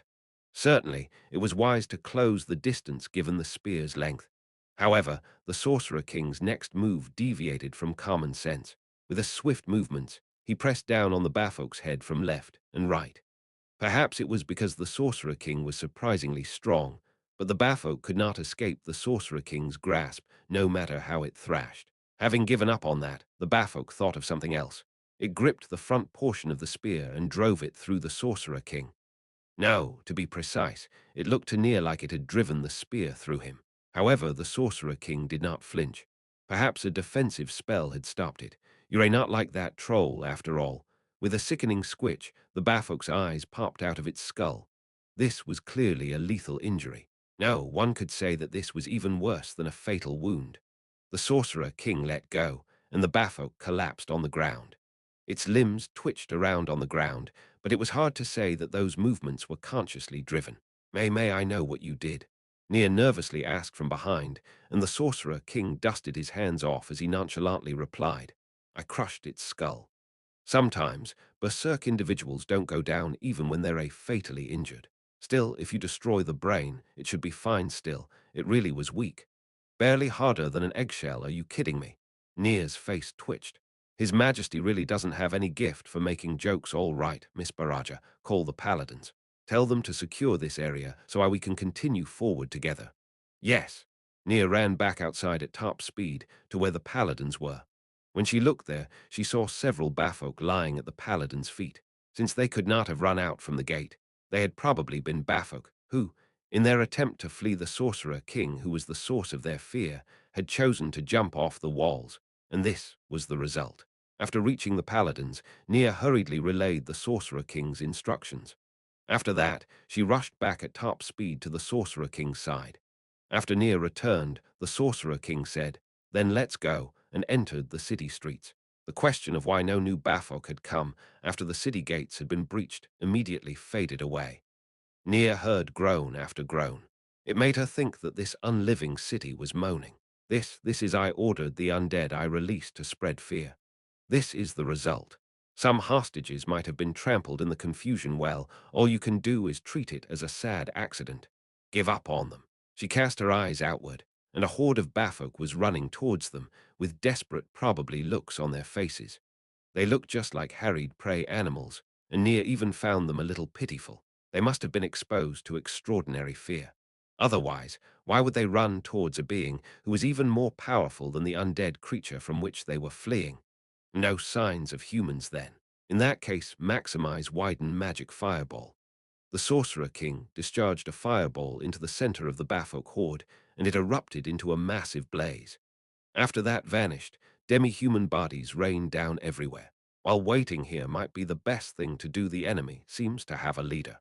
He's waiting in a plaza near the center of the city, and he's resisted the fear of the high wraiths. So let's move on. What do you think? I believe all will go well if we do as your Majesty wishes. Really now? Then let's go. Every time they took a step forward, soul-chilling cries seemed to echo from everywhere, as though a great massacre was taking place. Also, due to the demi-humans' lack of hygiene, their raw waste, feces, and urine were everywhere, which made Nier wrinkle her nose. Speaking of which, Miss Baraja, what should be done about those?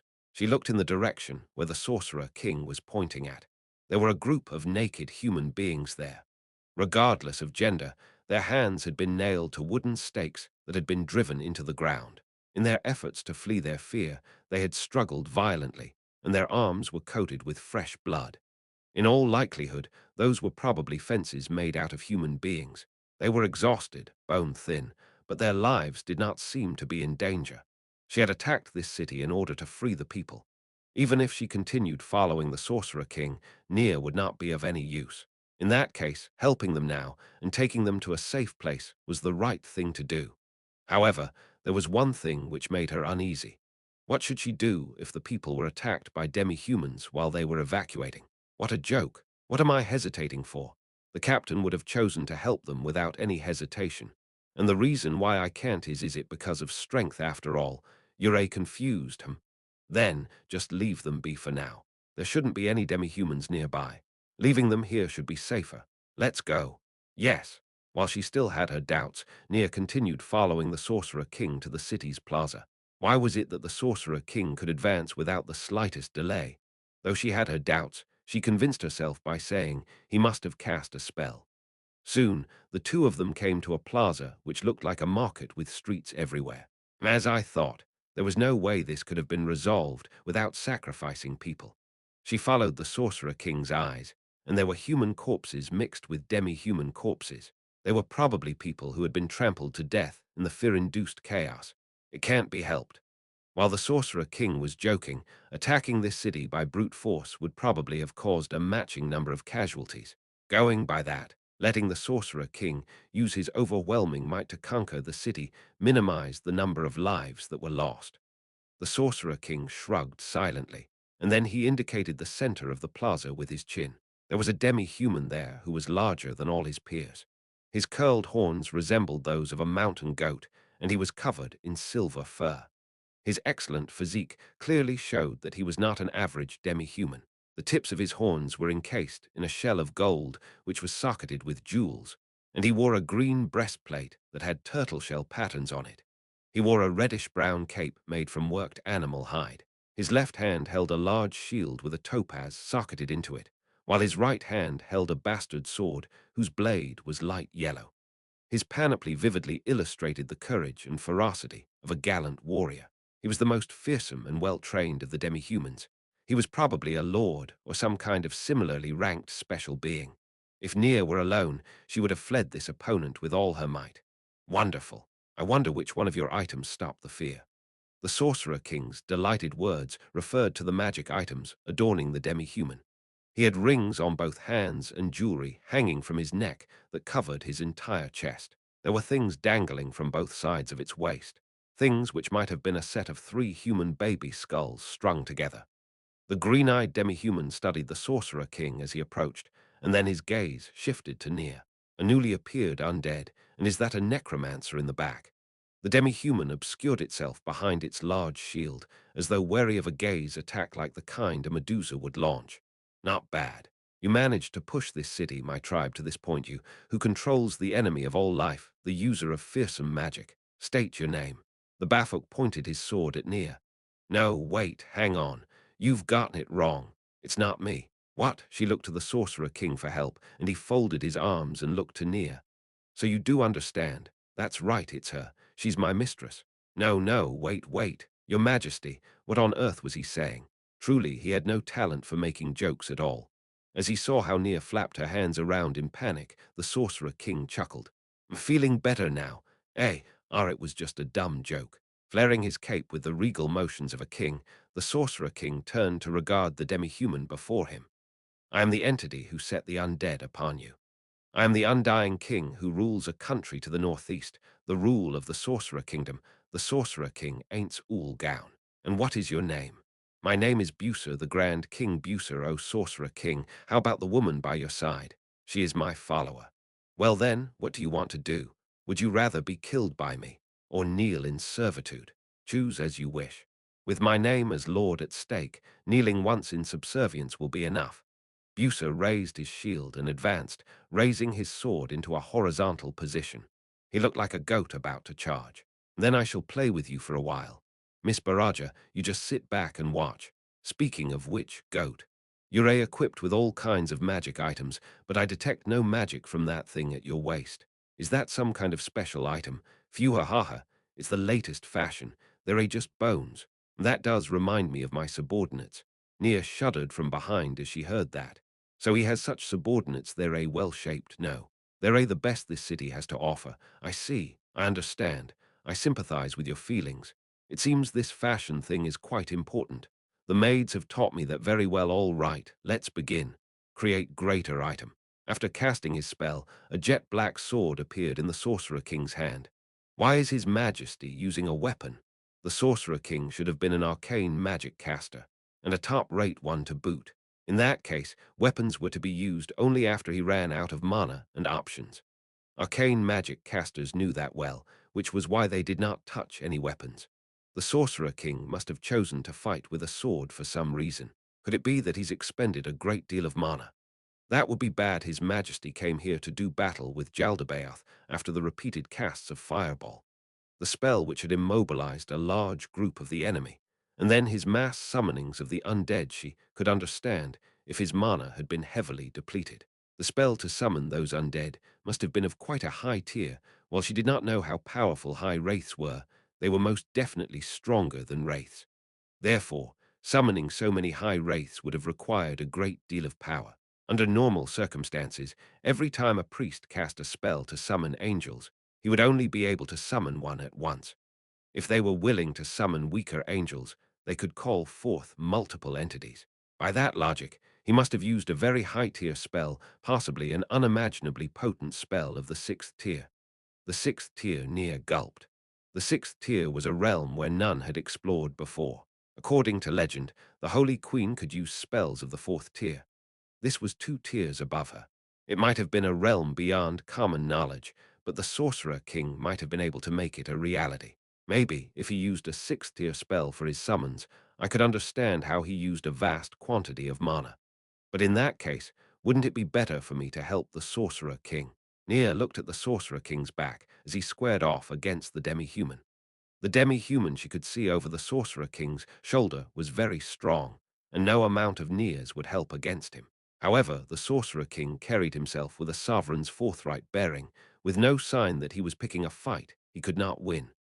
Could it be that His Majesty is a magic swordsman type, arcane magic caster? There were benefits and drawbacks to improving one's swordsmanship and spellcasting at the same time. The benefits included being able to use many fighting methods, but the drawbacks were that one would be mediocre in both fields. In that case, what was the Sorcerer King like? The two of them studied each other, and then they slowly began to move. They closed the gap between them until they were in melee range. Bucer launched the first strike, Shield Bash. It was a sudden charge, made with a shield held in front of himself, and the Sorcerer King took it head-on with his sword. As expected, there was no way to take the force of that massive body as it suddenly charged forward. The Sorcerer King was sent flying. No, his feet were still firmly planted on the ground when he landed, so that did not quite fit. Rather, he had been knocked back. While the fact that the Sorcerer King, who could crush a Bafok's skull with his bare hands, had been knocked back was quite surprising, surely a body of bones would not be able to completely defend against that attack. From what Nier knew, there was an advanced martial art called Fortress that could completely nullify the force of an impact, but that was a technique only a veteran warrior could use. The two of them stepped forward, and their swords collided with each other. Their back and forth was too fast for Nia's eyes to follow. The only things she could clearly see were the brief moments when their blades hit each other and froze in place. If Nia joined this battle, she would surely be hacked to death. Steel clashed with steel at high speeds, and the ear-piercing sound of metal echoed all around. Both of them had equivalent arm strength, so when they crossed blades, their attacks and defenses took place simultaneously. Should she be impressed by how Bucer could swing such a heavy blade with one hand, or show respect to the Sorcerer King for wielding a two-handed sword while being a magic caster? This was a super high-level battle of the sort she had never seen before, and Nia was certain that she could not possibly interfere. In order not to get in the way of their fight, Nia slowly shifted behind a piece of cover and hid herself. They're swinging at each other like that, but neither of them is hurt. Speaking of which, the Sorcerer King seems a little too strong. Nia's brain could no longer keep up with a magic caster who could fight with a sword to this extent. Did he use some kind of amazing spell? All Nia could do was attribute it to some form of incredibly magic she had never heard of before. Even so, if this keeps up, there's no doubt that the Sorcerer King will win. No, was he planning to draw out the battle because of that? The undead did not feel fatigue, and they would not be shaken in combat. All of these were unfavorable to Bucer. Bucer seemed to realize this, because his face started to contort. If he has some sort of trump card, Nia was shocked. The Sorcerer King had suddenly thrown his huge sword at Bucer. After that, a hemisphere of light appeared around Bucer and blocked the thrown sword. The bubble of light vanished, and the thrown sword had only slightly scratched Bucer. This is bad. Nia prepared to rush out from behind her cover. The Sorcerer King was unarmed now, huh? At some point, a jet-black halberd had ended up in the Sorcerer King's hands. Bucer must have felt the same way as Nia. His eyes were as wide as saucers. You didn't incant a spell. How did you do it? And where did that sword you threw go to? I simply cast a silent spell. Don't worry about it, all right. My subordinate taught me this, but I am not very confident in my skills. I apologize in advance if I end up fumbling around. The Sorcerer King readied his halberd. He radiated a strange sense of oppression. Warriors often favored weapons within the same broad classes. Swords, axes, maces, that sort of thing. The Sorcerer King used momentum to swing his halberd. He attacked Bucer's feet, which were hard to defend, with a sweeping motion. This was a technique one could only perform with a long-shafted weapon. Just as Bucer brought his sword low to try and block the attack, the halberd suddenly jumped up. It was a feint. This was a move that would require considerable arm strength to perform, but Bucer raised his sword to block it in an instant. As expected, the Sorcerer King favored the sword, and he did not seem very skilled with the halberd. While he could elegantly execute textbook attacks, there seemed to be something strangely off about his attacks, and even Nia could spot it with her eyes. After blocking the halberd's momentum, Bucer leapt back. Sandstorm. The sand particles from within the sword spread out like a wall, rushing towards the Sorcerer King. It had probably obscured the Sorcerer King's vision completely. While she doubted if the Sorcerer King had eyeballs, having one's vision completely obscured blocked was a tremendous disadvantage. Ainz Ooal, Grand Power Strike. One was a martial art Nia had not heard of before, while the other was an advanced technique, a powerful strike that would inflict additional damage. After using both of them, Bucer charged out, faster than before. Bucer's horn decorations glowed with a bizarre light, and he looked like a shooting star. Yeerot, HMPH. The Sorcerer King caught the blow on his halberd, haha, and Bucer laughed. The sound of metal being ground away rang forth. Nia's eyes went wide. Could it be a sunder attack? Sunder attacks directly damaged a foe's weapons, but the amount of damage done was greatly affected by the composition of both weapons and their damage potential. Bucer's martial arts were probably intended to strengthen these two attributes. Nia began to panic, but in the next moment she froze as she saw Bucer staring with wide eyes. It's unharmed. Bucer cried out in shock. What the hell is that weapon? As Bucer scrambled back, his expression completely changed, and with no intention of pressing the attack, the Sorcerer King spun his halberd, tracing a beautiful arc in the air. Well, I did make this weapon with my magic, you know. How could it be so easily broken? But weapons made by magic are fragile, right? Oh, it seems you've had experience fighting opponents with magically created weapons, but it's dangerous to be bound by such a fixed worldview now. In other words, there might be opponents who can make weapons which you can't break. The Sorcerer King let go of his halberd. The halberd then vanished, as though it had melted into the air. The same thing must have happened with the greatsword from just now. After that, the Sorcerer King made a grasping motion, and now he had a black longsword in each of his hands. Now then, what will you do? Don't tell me that attack was your winning strategy. Can you help me gain more experience? The Sorcerer King took a step forward, shortening the distance between them. If you've got any more trump cards, it'd be better if you hurried up and used them now. I'm not kind enough to let a useless enemy live. Foo, foo, foo. What are you saying, undead one? Indeed, I'm very impressed by how you managed to fully defend against my attack. Very well done. However, wasn't that because you were focused on defense? I know you won't get tired, so you feel that you can beat me if you grind me down. He saw through it. Nia felt nervous again, even she had noticed it. Bucer, a far better warrior than herself, could not have failed to notice that. I see. So that was what you thought. Indeed, you would be correct to think so. But unfortunately, that was not the case. The Sorcerer King spread his arms and approached. The swords in his hands vanished like smoke. Watch Bucer had already stabbed that unprotected body faster than Nia could shout. And then what? Bucer frantically, repeatedly swung his sword. Why, what is this? He shouted with every swing he took. That was because the Sorcerer King was unharmed despite taking every blow.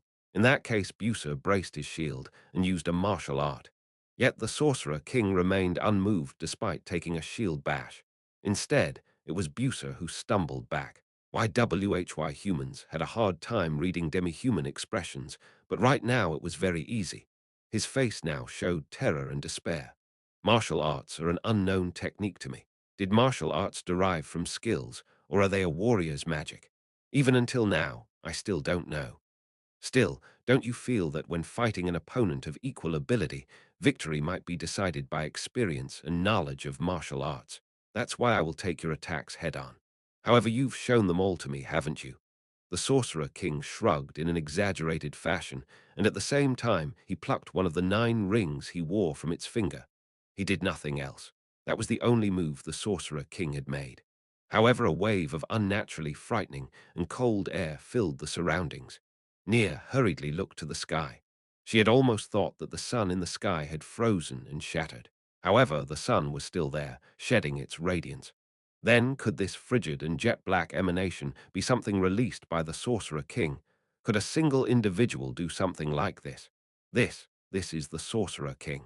This is the true form of the magic caster who slew an army of tens of thousands, and now it seems there is no longer any need to fight you. He stepped leisurely towards Busa. Busa, on the other hand, took a trembling step back. It was like he was being pushed away by an invisible pressure radiating from the Sorcerer King. Busa could feel that abnormal presence more keenly than Nia. He clearly understood the fact that the Sorcerer King was not an opponent he could fight. The way his fur stood on end proved that. Wait, hang on. No, wait a second. I'm begging you, just wait a bit. Busa raised his right hand and let the sword he was holding fall to the ground. Sir, surrender. I surrender. I have news about Jaldabaoth. How about it? That should be very useful, right? It'll definitely be useful, I see. Also, there's more. You want to fight Jaldabaoth, right? I'm much stronger than human beings. I can arrange to bring my tribe along to help you fight Jaldabaoth, that piece of shit Jaldabaoth. Well, go in first. How about that? Oh, wait, please wait. That's not all. If you want, I can give you all of my collected treasure. That ought to be enough for my life, right? Is that all? Are you done making your pitch? Oh, wah, Busa frantically looked around and then looked at the Sorcerer King once more. Yes, yes, no, that's not it. I have more, much more besides that. I can help you get whatever you want now. I'll definitely get it for you, really, please believe me. What I want most is something you will never be able to obtain. Nia sensed the irritation in the Sorcerer King's tone. Naturally, Busa, as the one confronting him, must have felt it even more strongly. Wait a minute. Seriously, wait a bit. Oh, hey. He was laughing like a servile minion. The kingly attitude he had demonstrated when he had faced them at the plaza was nowhere to be seen. I'm sorry if I said the wrong thing. No, I apologize. Really, it was my fault. Really. And then, how about it? This one can be useful to you. He. Ah, how stupid I was to make an enemy of the great undead king. Therefore, if you would give me a chance to make up for that mistake, I would you won't regret it. Busa got on both knees and clasped his hands as he begging for mercy. What a pathetic pose that was. Yet Nia did not think that way at all. No, she had already accepted that this was the proper action an enemy ought to be taking when faced with the true form of the Sorcerer King. At the same time, she vividly recalled the words of that Naga they had met in the Sorcerer Kingdom.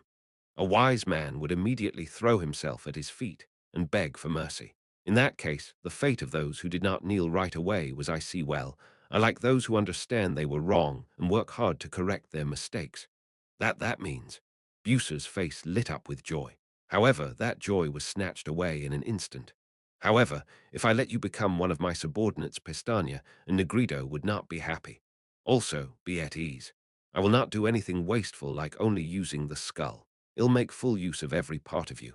Now die, the Sorcerer King said as he erected a slender finger bone. I eerie. No, Nuo, I don't want to die. Wait, I'm begging you. Please, I'm begging you. I still have some value. I'm useful enough to make you happy. Really. Believe me, all things which live must die. The difference is in how soon or late they meet their fate. No, don't look at me that way. Don't kill me. Busa rose to his feet, then turned around and ran. Nia stared, dumbfounded at how fast a living creature could run when its demise was at hand. However, the Sorcerer King's spell was faster still. How boring. Death. Nothing happened. There was no big explosion, no cataract of roaring lightning. Busa simply fell to his knees and keeled over. That was all. Well, it's a shame about the information. Well, that's how it is. Do you object, Miss Baraja? No, not at all. Your Majesty's decisions are flawless. Really? Well then, go find the paladins. Tell them I've taken care of the demi-human's leader. Although this is kind of bad for both retaking the city and freeing its citizens were trivial before the power of the Sorcerer King. The attacking paladins and militiamen were virtually unhurt. and while some of the imprisoned residents had lost their lives in the chaos, it was a shockingly small amount. This outcome was only possible due to the Sorcerer King's presence, to the point where some people thought, if only we had handed everything to him from the start, we might not have needed to lose anyone. Everyone was smiling as Nia and the Sorcerer King walked down the street, whether they were rejoicing over being freed or shedding tears over a bowl of hot soup. Although they had been told that their freedom was thanks to the Sorcerer King's aid, once they saw the Sorcerer King moving around in person, the residents' eyes were filled with shock, confusion, and aversion. But that could not be helped either. Of course, whether Nia could accept this state of affairs was a different matter entirely. While she wanted to do something in case the Sorcerer King was displeased, it would seem the man himself did not seem to mind. That being the case, it would be very rude of Nia to do something on her own. Nia addressed the back of the Sorcerer King, who was walking in front of her. "Your Majesty, where are you going now?" The Sorcerer King was looking at his palm, and he did not look back at Nia. "Umu, I am heading for this big building in the center of town. If that's an enemy base, I'll need to investigate it as soon as possible. The paladins are all tied up with tasks like freeing the captured residents, distributing food, treating the wounded, imprisoning the captured demi-humans, and other things." Nia nodded slightly. "That building is quite large. If the paladins judged it to be a base, shouldn't they have already investigated it?" While the Sorcerer King was the one who had conquered the city, the minor assorted tasks after that had been given to the citizen soldiers and the paladins to complete. In that case, surely they would have inspected the building that was the Sorcerer King's objective. The Sorcerer King stopped walking for a moment and then looked intently at Nia. Then he shrugged and continued walking. "Ah, Umu. Actually, I posted my subordinates outside to make sure the paladins did not draw near. So I doubt they've checked it yet. Then what you said earlier, Miss Baraja. I have told you many things until now, but it would be best if you considered matters on your own from time to time. For instance, the reason why we are the ones who are going to investigate the building." "Ah, yes, Your Majesty." The Sorcerer King looked at his palm again. Within it was an item once worn by that demi-human, the late Buser. The Sorcerer King was appraising the item as he walked, using the power of magic to carefully examine it. From what the Sorcerer King said, the sword was called Sand Shooter, the armor was known as Turtle Shell, the shield was named Lancer's Merit, the horn coverings were called Charge without hesitation, the rings were Ring of Second Eye and Ring of Running, while the cape was called the Mantle of Protection. There also seemed to be other magic items like the necklace and such. Although he said none of them possessed any impressive enchantments, the Sorcerer King still seemed quite happy about them. Nia shifted her eyes from the Sorcerer King's back to the ground, and then she did as the Sorcerer King said, which was to ponder the reason why the Sorcerer King had to personally investigate that building. However, she did not reach any answer which made her think, that's it. However, if she asked the Sorcerer King for the answer because of that, surely he would be speechless. The thought of the Sorcerer King she so respected thinking of her as useless and casting her aside was terrifying. While she desperately tried to find the answer, the aforementioned building had already appeared before her eyes. Two undead beings, high wraiths, stood at the entrance to the building. As the Sorcerer King approached, they stepped aside to allow the Sorcerer King and Nia to pass. This seems to be the residence of the city's former lord. Nia was not too sure which noble had ruled this city. However, given the size of the city, he must have been more than a baron, but less than a count. Yes, not even the undead have entered this place. We are the first to do so. Be careful. There might be more demi-humans who have not yet been subdued. Your Majesty. Then she hesitated over whether she should say you should stop, but the other near in her quietly said that it ought to be fine if it were the Sorcerer King. "I have to go here. This is the enemy headquarters, and it might be the lair of the demi-humans leader. While the only reason for that conclusion is because this building is very large, there might be a powerful being on par with Buser ahead of us. I want to neatly tie off all the loose ends in this city." After learning the answer to the question from just now, Nia suddenly pressed her head in realization.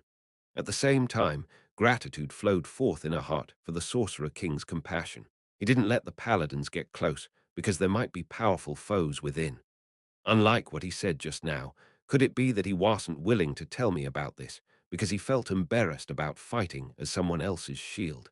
While Nia knew that thinking this way about the Sorcerer King was very rude, for some reason she felt the Sorcerer King was a little cute. Well, do you understand? The Sorcerer King looked at Nia's face as he asked that question.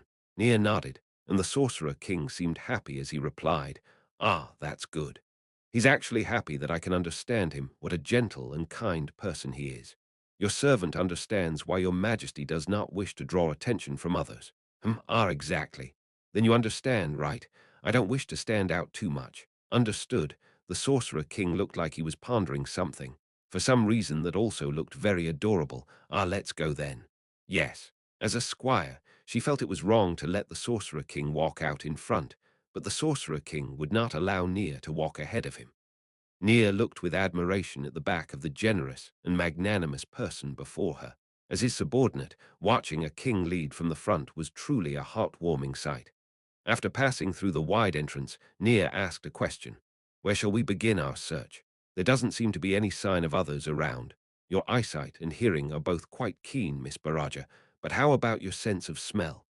"Frankly speaking, I'm not too confident in my sense of smell. However, I think I'm better than most in that field. As for taste, I think mine is just average. However, I've never tasted poison before, so I can't be a poison taster or anything really now." "Then, can you detect the smell of death and hatred?" As he said death and hatred, his kingly aura of dominion coiled up around him. "Death and hatred. This way." The Sorcerer King set off. There was no trace of hesitation in his footsteps. He walked as though he was familiar with this place and what lay ahead of him. Death and hatred, these things shouldn't have a smell, or could it be that His Majesty, who is undead, can make out such smells? That means whoever's making that smell is waiting here. Nia clutched the bow she had borrowed from the Sorcerer King. Depending on the circumstances, she would have to serve as the Sorcerer King's shield and step forward to fire her bow. Yet she had not been able to do anything during the battle with Busa. If she did not make herself more useful, there would be no reason for her to be here. They did not encounter any demi-humans along the way, and before long, they came to a door that was about the same size as the one they had passed through earlier. It was made of steel and iron, and thus looked very sturdy. This was what looked like a prison door in the middle of a regular noble's residence. The juxtaposition filled Nia with a powerful sense of foreboding. It felt like she had been thrown into an unfamiliar and spine-chilling place. "This is its inside here. You can stay outside if you want, you know." It was impossible for Nia to make that choice. After seeing Nia shake her head, the Sorcerer King shrugged and opened the door. The Sorcerer King's strength opened the iron door with ease. However, it was surprisingly thick, so it must have been specially made. The Sorcerer King entered the room. "Oh no, I can't believe I actually let His Majesty walk into this unknown place first. I am an idiot." Nia hurriedly entered the room as well. While the heavy door had given her some inkling of what to expect, the interior of the room felt strange. It gave her the impression of being a torture chamber, although she had only heard descriptions of those. For starters, there were no windows. There were sticks set into the wall which glowed with a faint red light. This was not a natural light, but created by magic. There was a table made of wood and 2 wooden chairs. Further inside was another door, also made of iron. The Sorcerer King stood in the center of the room, carefully surveying every corner of it. This was when Nia noticed something on the table. "Your Majesty, this looks like a piece of paper, but what's that written on it?" The piece of paper Nia picked up was covered in illegible characters. They were certainly not written in Holy Kingdom script, and they seemed to be written in words from the demonic language. The Sorcerer King took out a monocle from a pocket. Perhaps he had noticed the surprised look on Nia's face, because he then proceeded to explain it. "This is a magic item that can decipher written languages. That said, it drains a vast amount of mana. Miss Baraja, do you know of any humans who can decipher these characters? With the ability to comprehend languages?" "Indeed. Or at least, someone who knows what these letters are. Also any humans who have a talent which lets them decipher languages." "My deepest apologies. I don't know about Nia was simply a squire for the Paladin Order. She had not had the chance to come into contact with news about people like those. Granted, she had heard some rumors from her squire friends. For instance, my friend has a talent that lets him know many degrees hot water is. Of course, nobody knows the exact temperature, or my relative's a boat pilot who can walk 5 steps on water, but more than that in hell sink, and so on." Most of them were abilities which would make people sigh and fall silent. There was no information about people who possessed abilities which the Sorcerer King wanted to know about. Really now, what a shame. Do you think Captain Custodio would know? Surely the captain of the Paladin Order would have come into contact with all sorts of intelligence. However, Nia did not know what to think of Remedios. Would the captain really allocate her headspace to information? I'm not sure about that either. However, I feel it would be better to ask the vice-captain. Well, that's true. If I ask him, the Sorcerer King was probably stumbling over his words for the same reason Nia had. However, what do you intend to do if such a person does not exist? I did not intend anything. But if there was someone who could decipher the intelligence Jaldabaoth left behind, our future plans would change, no. This was an obvious question, which she could have answered on her own if she had just thought a little. Yet she needed the Sorcerer King to explain it to her. Nia was ashamed about asking such a foolish question without giving it any thought. If there's nobody who can translate this, then I'll just have to expend mana to decipher it. However, doing so would lead to a disadvantageous state where I would have to be more wary of Jaldabaoth. If I encountered Jaldabaoth after expending a great deal of mana, my only option would be to flee, although this makes me quite curious. If it's just one piece of paper, then I shall read it. Will it be all right? Yes. I just need to pay more attention to my mana reserves. The Sorcerer King put on his monocle and looked at the paper. Although there were no visible signs of activation, it ought to have taken effect. The Sorcerer King looked like he was deciphering it now. That said, the Sorcerer King had no eyes, so it simply looked like he was reading it. After a short while, he took of the monocle. It was a lot of mana after all. Nia had seen priests wobble around shakily after using a great deal of mana, but she saw no signs of that in the Sorcerer King.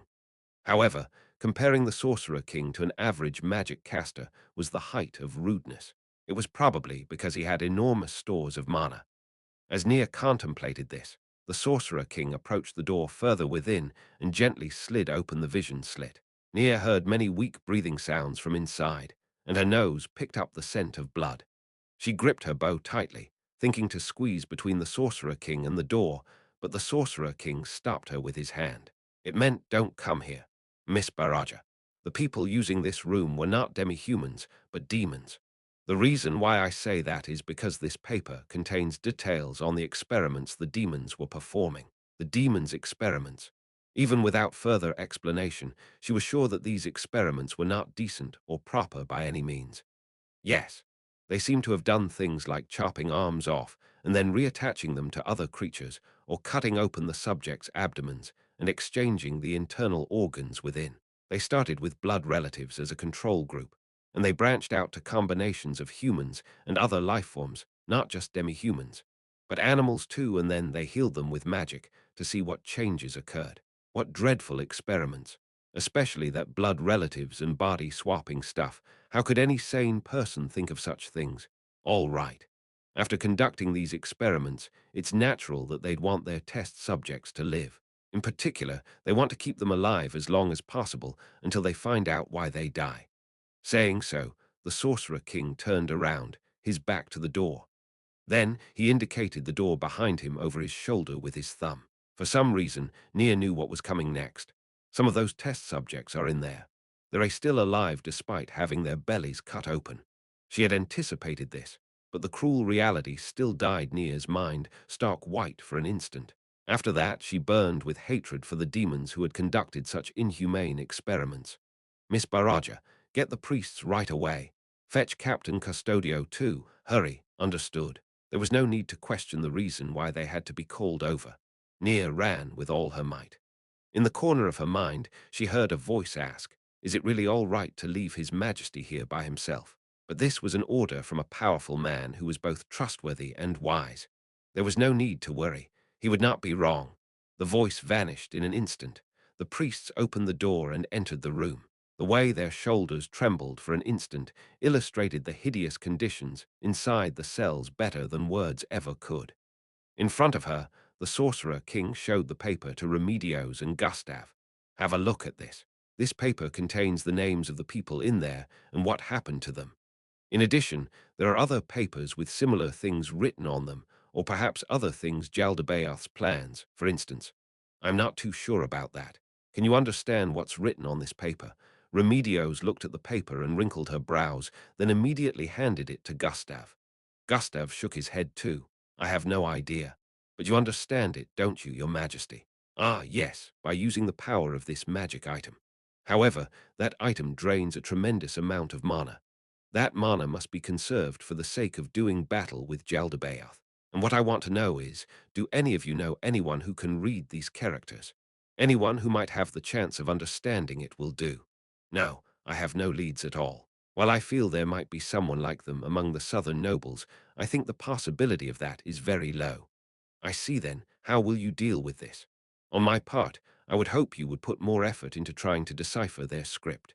Can we not borrow your majesty's magic item? I refuse. This is a treasure of my nation. It is just as how you would not easily loan out the holy sword at your waist. And to magic casters like myself, magic items like these are more valuable than swords. Remedios and Gustav looked at each other once more. I understand. Then let us work hard together. Also, we have a new problem. It would seem there are orc captives. How shall they be dealt with? It would seem the orcs had not attacked the Holy Kingdom out of their own will, but they were brought over by Jaldabaoth. They had not yielded any useful information when questioned, and the Paladin Order was at a loss as to how to deal with them. I understand. Can you tell me where they are? Can you leave them to me? Yes. Thank you for your trouble. Gustav supplied a rough location. Since the city was not very big, they would probably not get lost. After sketching a rough map in her mind, the cell door opened, and an utterly exhausted-looking priest showed up. Oh, what happened? What about the condition of the people inside? We started by using healing magic on the survivors.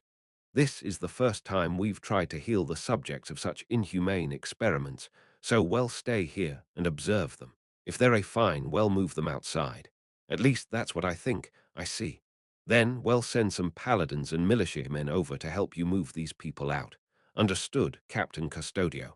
Then I'll take my leave, Your Majesty. The priest opened the door again and went back into the cell. After watching the priest leave and concluding that there was nothing left to do, the four of them each went to their respective destinations. Naturally, the Sorcerer King and Nia parted ways with the other two and headed for the location of the orcs. That said, since there are demons around, it would be good if we had someone who could see the original forms of shapeshifters, the Sorcerer King said as he walked. While they could not verify the presence of demons in this city, the piece of paper with demonic characters on it suggested the possibility that there might be demons about, or that there might have been demons here recently. Can demons transform themselves? Ah, demons like that do exist. They can shapeshift into men, women, or even animals. I see someone with the ability to see through shapeshifting or a similar talent. My deepest apologies. I have not heard of anyone with these abilities. Ah, no, I've heard legends about such things. I remember reading about them in a book. However, if you ask me if there were any of them around now, it seems I would be best served discussing this matter again with Captain Custodio then. Is shapeshifting a form of illusion? I'm more familiar with petty tricks like illusions. For starters, shapeshifting is vastly different from illusions, but explaining that will take a long time, so I'll skip it for now. However, looking down on illusions is very dangerous, you know. Illusions are a fearsome type of magic that becomes scarier the more skilled the caster is. Also, there are those illusionists who aren't satisfied with a surface understanding and choose to specialize along that path. So it's when they specialize. Ah, yes. For example, there are spells like Perfect Illusion, which can defy all five senses. And beyond that, there are those who have refined their illusions to the utmost limit, who can use a certain skill once every few days to deceive the world itself. An illusion that could deceive a world was beyond her capacity to imagine. Ah, how exactly does that worldly illusion work? From what I know, it's a spell that lets you rewrite any aspect of the world, I think. Well, simply put, using an illusion like that could even bring the dead back to life. Hey, you're talking about an illusion, right? Oh, yes. An illusion which tricks the world, the ultimate secret of illusions. By deceiving the world itself, an illusion can be made real. All she could think was why, even if one said that the pinnacle of illusion could do such a thing. It was so incredible that she did not quite understand what he was saying. So does nobody manage the inborn talents of this country? No, I've never heard of it before. Does the Sorcerer Kingdom do such things? My country does not have that practice either. I plan to do so in the future, but that will require considerable effort. It might end up being a matter of 10 or more years in the future. The Sorcerer King had already envisioned the events of the next 10 years in his mind. This was the difference between a king and a commoner. In other words, a tremendous difference. The orcs were held in a building whose windows were boarded up from the outside. This was quite a big structure, probably the second or third largest in this city. There were many paladins gathered at the entrance. It would seem they were on guard against what was inside. After seeing the Sorcerer King approach, the paladins genuflected before him to express their respect. I've heard from Captain Custodio that the orcs are in this building. May I enter? Yes, of course you may, your majesty. Then you should go from this place and return to what you should be doing. The paladins looked up, but the captain ordered us to be stationed here. We may not leave our posts. Did she now? Then I take back my previous words. Saying so, the Sorcerer King passed between the paladins and pushed open the door. Naturally, Nier was following him. There was a sour odor in the air which seared Nier's nose. This was not poison gas, but the smell reminded Nier of when she had once followed a paladin to a jail. In addition, there were other smells mixed into its smells that made her want to throw up. This is when she heard the captain mention it earlier. She had thought about why the orcs had been specially brought along. Nia knew that she was about to learn the truth, but at the same time, she deployed the wings of her imagination. If this was not just a problem that the orcs faced, if there was a grand alliance against Jaldabaoth, would the demi-humans who wanted to fight back against him rally to their banner? As Nia thought all this, the Sorcerer King kept pushing doors open as he advanced. One could say that letting the Sorcerer King go first was a matter of fact now. They crossed rooms and passed through corridors. Just by walking, she realized that this place was filthier than a jail. The place was filthy with blood, vomit, and other detritus. The conditions here were so terrible that there was no way to imagine what had happened here. Orcs were demi-humans around the height of a man, with porcine facial features. For they were said to be a species that loved cleanliness. They would not be happy to live in such a place. Nia watched the hem of the Sorcerer King's cloak. While she was worried about how his magnificent garments might be stained, she could not tell him to wait outside either. After all, nobody could possibly speak for the wise Sorcerer King. Soon, Nia's keen senses picked up traces of many creatures breathing and moving ahead of them. There was also what sounded like crying children and mothers trying to comfort them. Orcs, not humans. Nia was confused. She had never considered the possibility that orcs might have families and raised children. The orcs who came to the Holy Kingdom were invaders. They were hated enemies. Therefore, she had stopped thinking about them in any other sense. As Nia sank into confusion, the Sorcerer King opened the door. The vile odor intensified, and there were several screams. The undead. It's a skeleton. Why? Those bastard humans. They sold us to the undead. They're actually using the undead. Those filthy humans. Mama, save me, my boy. The Sorcerer King stopped at the entrance. As expected, even the Sorcerer King was puzzled by this. Arahum. Silence. After the Sorcerer King bellowed his order, the noisy room fell silent. Of course, that was only for a moment. It immediately filled back up with a racket that was several times louder than before. They were wailing about roughly the same things. No, there seemed to be more voices bemoaning their fate and begging for mercy for their children, regardless of what happened to themselves. Ha! The Sorcerer King sighed, as though he were tired. After that, he slammed on the door. His bony white hands possessed incredible power, and the door bounced away, swinging out until it struck the wall with an incredible sound. The demi-humans fell silent immediately. Shut up. The next one of you who speaks without permission had better be prepared to die. The Sorcerer King took a step into a room that seemed to have been frozen in silence, with some parents trying desperately to cover their children's mouths, and the demi-humans all retreated from him. I did not come here to kill you. On the contrary, I am here to save you. Usually, near the human would have a lot of difficulty trying to read the face of a demi-human, such as an orc. However, just this once, Nia was absolutely confident in herself. Every single one of them was going no way. Explaining to everyone at once is troublesome. Send out a representative. A moment later, an orc looked like he was about to rise, but the orc beside him stopped him. However, he still took a step forward. He may have been a skinny orc, but he had clearly possessed a strong body once. May I assume that you are the representative? The orc said nothing and simply nodded. What's wrong? Why do you not speak? Ah, perhaps it is because your majesty ordered them to shut up just now. While I felt that I had given my permission, it would seem nobody understood it that way. You, the orc who has stepped forward, I permit you to speak. Begin by stating your name. I am Dial of the Ganzu tribe, Dial Ganzu. Dial, then. Here is my first question. Are there people here you do not know, or whose personalities have changed drastically? No, no, there's nobody like that. Next, tell me why you were imprisoned here. You know that demon called Jaldabaoth, right? Of course I do. He is my enemy. Rather, you could say I came here to the Holy Kingdom in order to kill him. Their faces still said no way, as expected. Indeed, Nia might have thought the same way before she had come to understand the Sorcerer King. However, Nia was different now. Nia looked at the Sorcerer King's profile, and then she spoke. It is as His Majesty says. I am a person of this country. In that case, you should be able to understand, right? Jaldabaoth led an allied army of demi-humans to invade the Holy Kingdom. Dial's face changed slightly. Wait, a human probably, a female. What did they mean by probably? She thought, but to Nia, judging the sex of an orc would be very difficult. It would probably be the same way for them as well. We did not attack this country. Nobody from the orc tribes should have helped Jaldabaoth. Because of that, he brought us who defied him along to this place as punishment. I mean, what did Jaldabaoth do after he brought you here? The Sorcerer King's questions seemed to give Dial and the other orcs a powerful shock. The orcs who looked like mothers clutched their children tightly. After that, there were sounds of moaning and vomiting. What happened here, seriously? The Sorcerer King could not help but say, Ah, it seems I've asked a question I shouldn't have asked.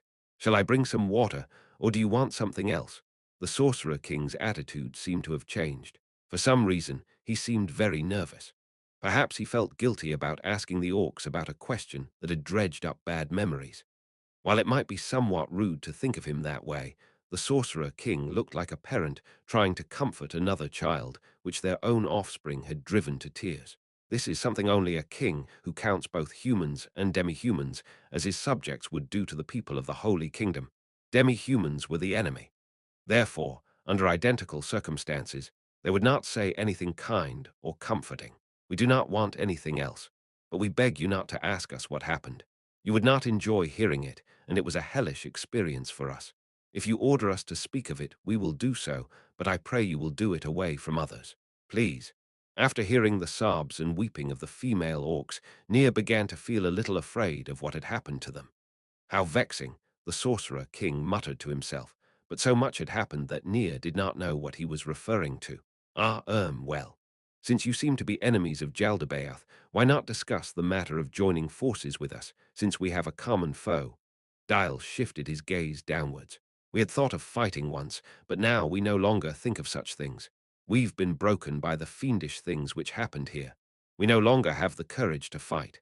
Then if I free you, what will you do? If possible, we would like to return to our villages. If there are still people who are safe there, we would like to take them and run far, far away, until we find a place where Jaldabaoth cannot reach us. The Sorcerer King nodded. Then, come to the domain which I rule, please allow us to refuse. I am keenly aware of the dangers of upsetting you, but even if we agree here, we will surely flee once we reach a place where we can escape. However, betrayal is the vilest act imaginable. Then we should refuse here, since what awaits us is a death that will not be so agonizing. What the Sorcerer King was probably a little baffled by this staunch refusal. However, Nia keenly understood what Dial was thinking. That was because until she had met the Sorcerer King, Nia had felt that the undead were the enemy of all that lived. No, but my domain is not a fearsome place, you see. There are many demi-humans who live there, you know. You're lying. It sounds like a lie. We won't be tricked. You're talking about demi-human undead, aren't you? Dial seemed to have gone half mad, but he was just like how she had been in the past. Then, as one who had some experience in these matters, she ought to tell him about the true face of the Sorcerer Kingdom. His Majesty is telling the truth. He is a great man who, while being undead, also possesses a heart filled with compassion for all living things. He loves children, he rules demi-humans fairly, and he receives the respect of his subordinates. As proof of that, they have even built enormous statues of him which astound all who see them, Miss Baraja. Really, that's enough, but your Majesty, Please say no more. Since he had said please, she had no choice but to keep quiet. Human, have you been brainwashed? I have not. I have seen His Majesty's kingdom with my own eyes. The first demi-human I saw was a Naga. There was a commotion as the demi-humans looked at each other. There were voices asking, "What's a Naga?" But they were ignored. Also, I saw a rabbit-like demi-human. I am not a citizen of the Sorcerer Kingdom. Therefore, my time there was short. Even so, it was enough for me to understand what was going on. The people living there did not have pained and frightened looks on their faces like you do. And of course, none of them were covered in cuts and bruises like you. The demi-humans looked down at their stick-thin bodies. Their muscles had shriveled up, and they were little more than skin and bone. It is as Miss Baraja says. That said, you will probably not believe me. However, once you become my vassals, I will never allow you to suffer such cruelty again. I can swear that to you upon my name, Ainz Ooal Gown. The reason for that is because all that I rule belongs to me. Should it be damaged, it is the same as damaging my property. Therefore, you may be at ease. If you do not wish to accept my rule, I will not force you to do so. Live as you please. In any case, I shall prepare to send you back to your homes. Why are you being so kind to us? This was the first time Dial had cast aside his preconceived notions. Nia could feel him looking at the Sorcerer King himself. Fufu, I wish to defeat Jaldabaoth. Therefore, the demi-humans under him are quite troublesome. Having you go back to your villages is also a way of eroding his power. What do you mean? Unlike Jaldabaoth, I am a merciful king. If you spread the word for me, that will surely cause unrest throughout his forces, and there might even be those who decide to turn coat and support us, don't you think? I see, so that's how it is. It was difficult for people to put their faith in benefits offered to them with no strings attached, but a mutually beneficial transaction was more trustworthy. It would seem the same logic applied to demi-humans. However, don't you think that'll be difficult? Many of Jaldabaoth's vassals are bloodthirsty maniacs. Even if we spread the word in our villages, it would not have much effect. That's fine too. I intend to use everything I can use. And if Jaldabaoth carries out a reign of terror, there might be demi-humans who will betray him too. And speaking of which, will you not help me fight Jaldabaoth? We can't. We've told you before, right? We don't have the will for that now. Ha! What a shame. And you still do not wish to come to the Sorcerer Kingdom. Indeed, it would be a good thing to live under the protection of a mighty being like yourself. However, this is not a decision we can make by ourselves. Depending on the result of our discussion with the others, we might end up relying on you. Dial, Dambas, I know what you want to say. However, with the appearance of Jaldabaoth, a fiend against whom we are helpless, we cannot protect our villages by ourselves. Sooner or later, this will be our fate. The orc called Dambas bit his lip and looked down. He understood that point as well. Is that so?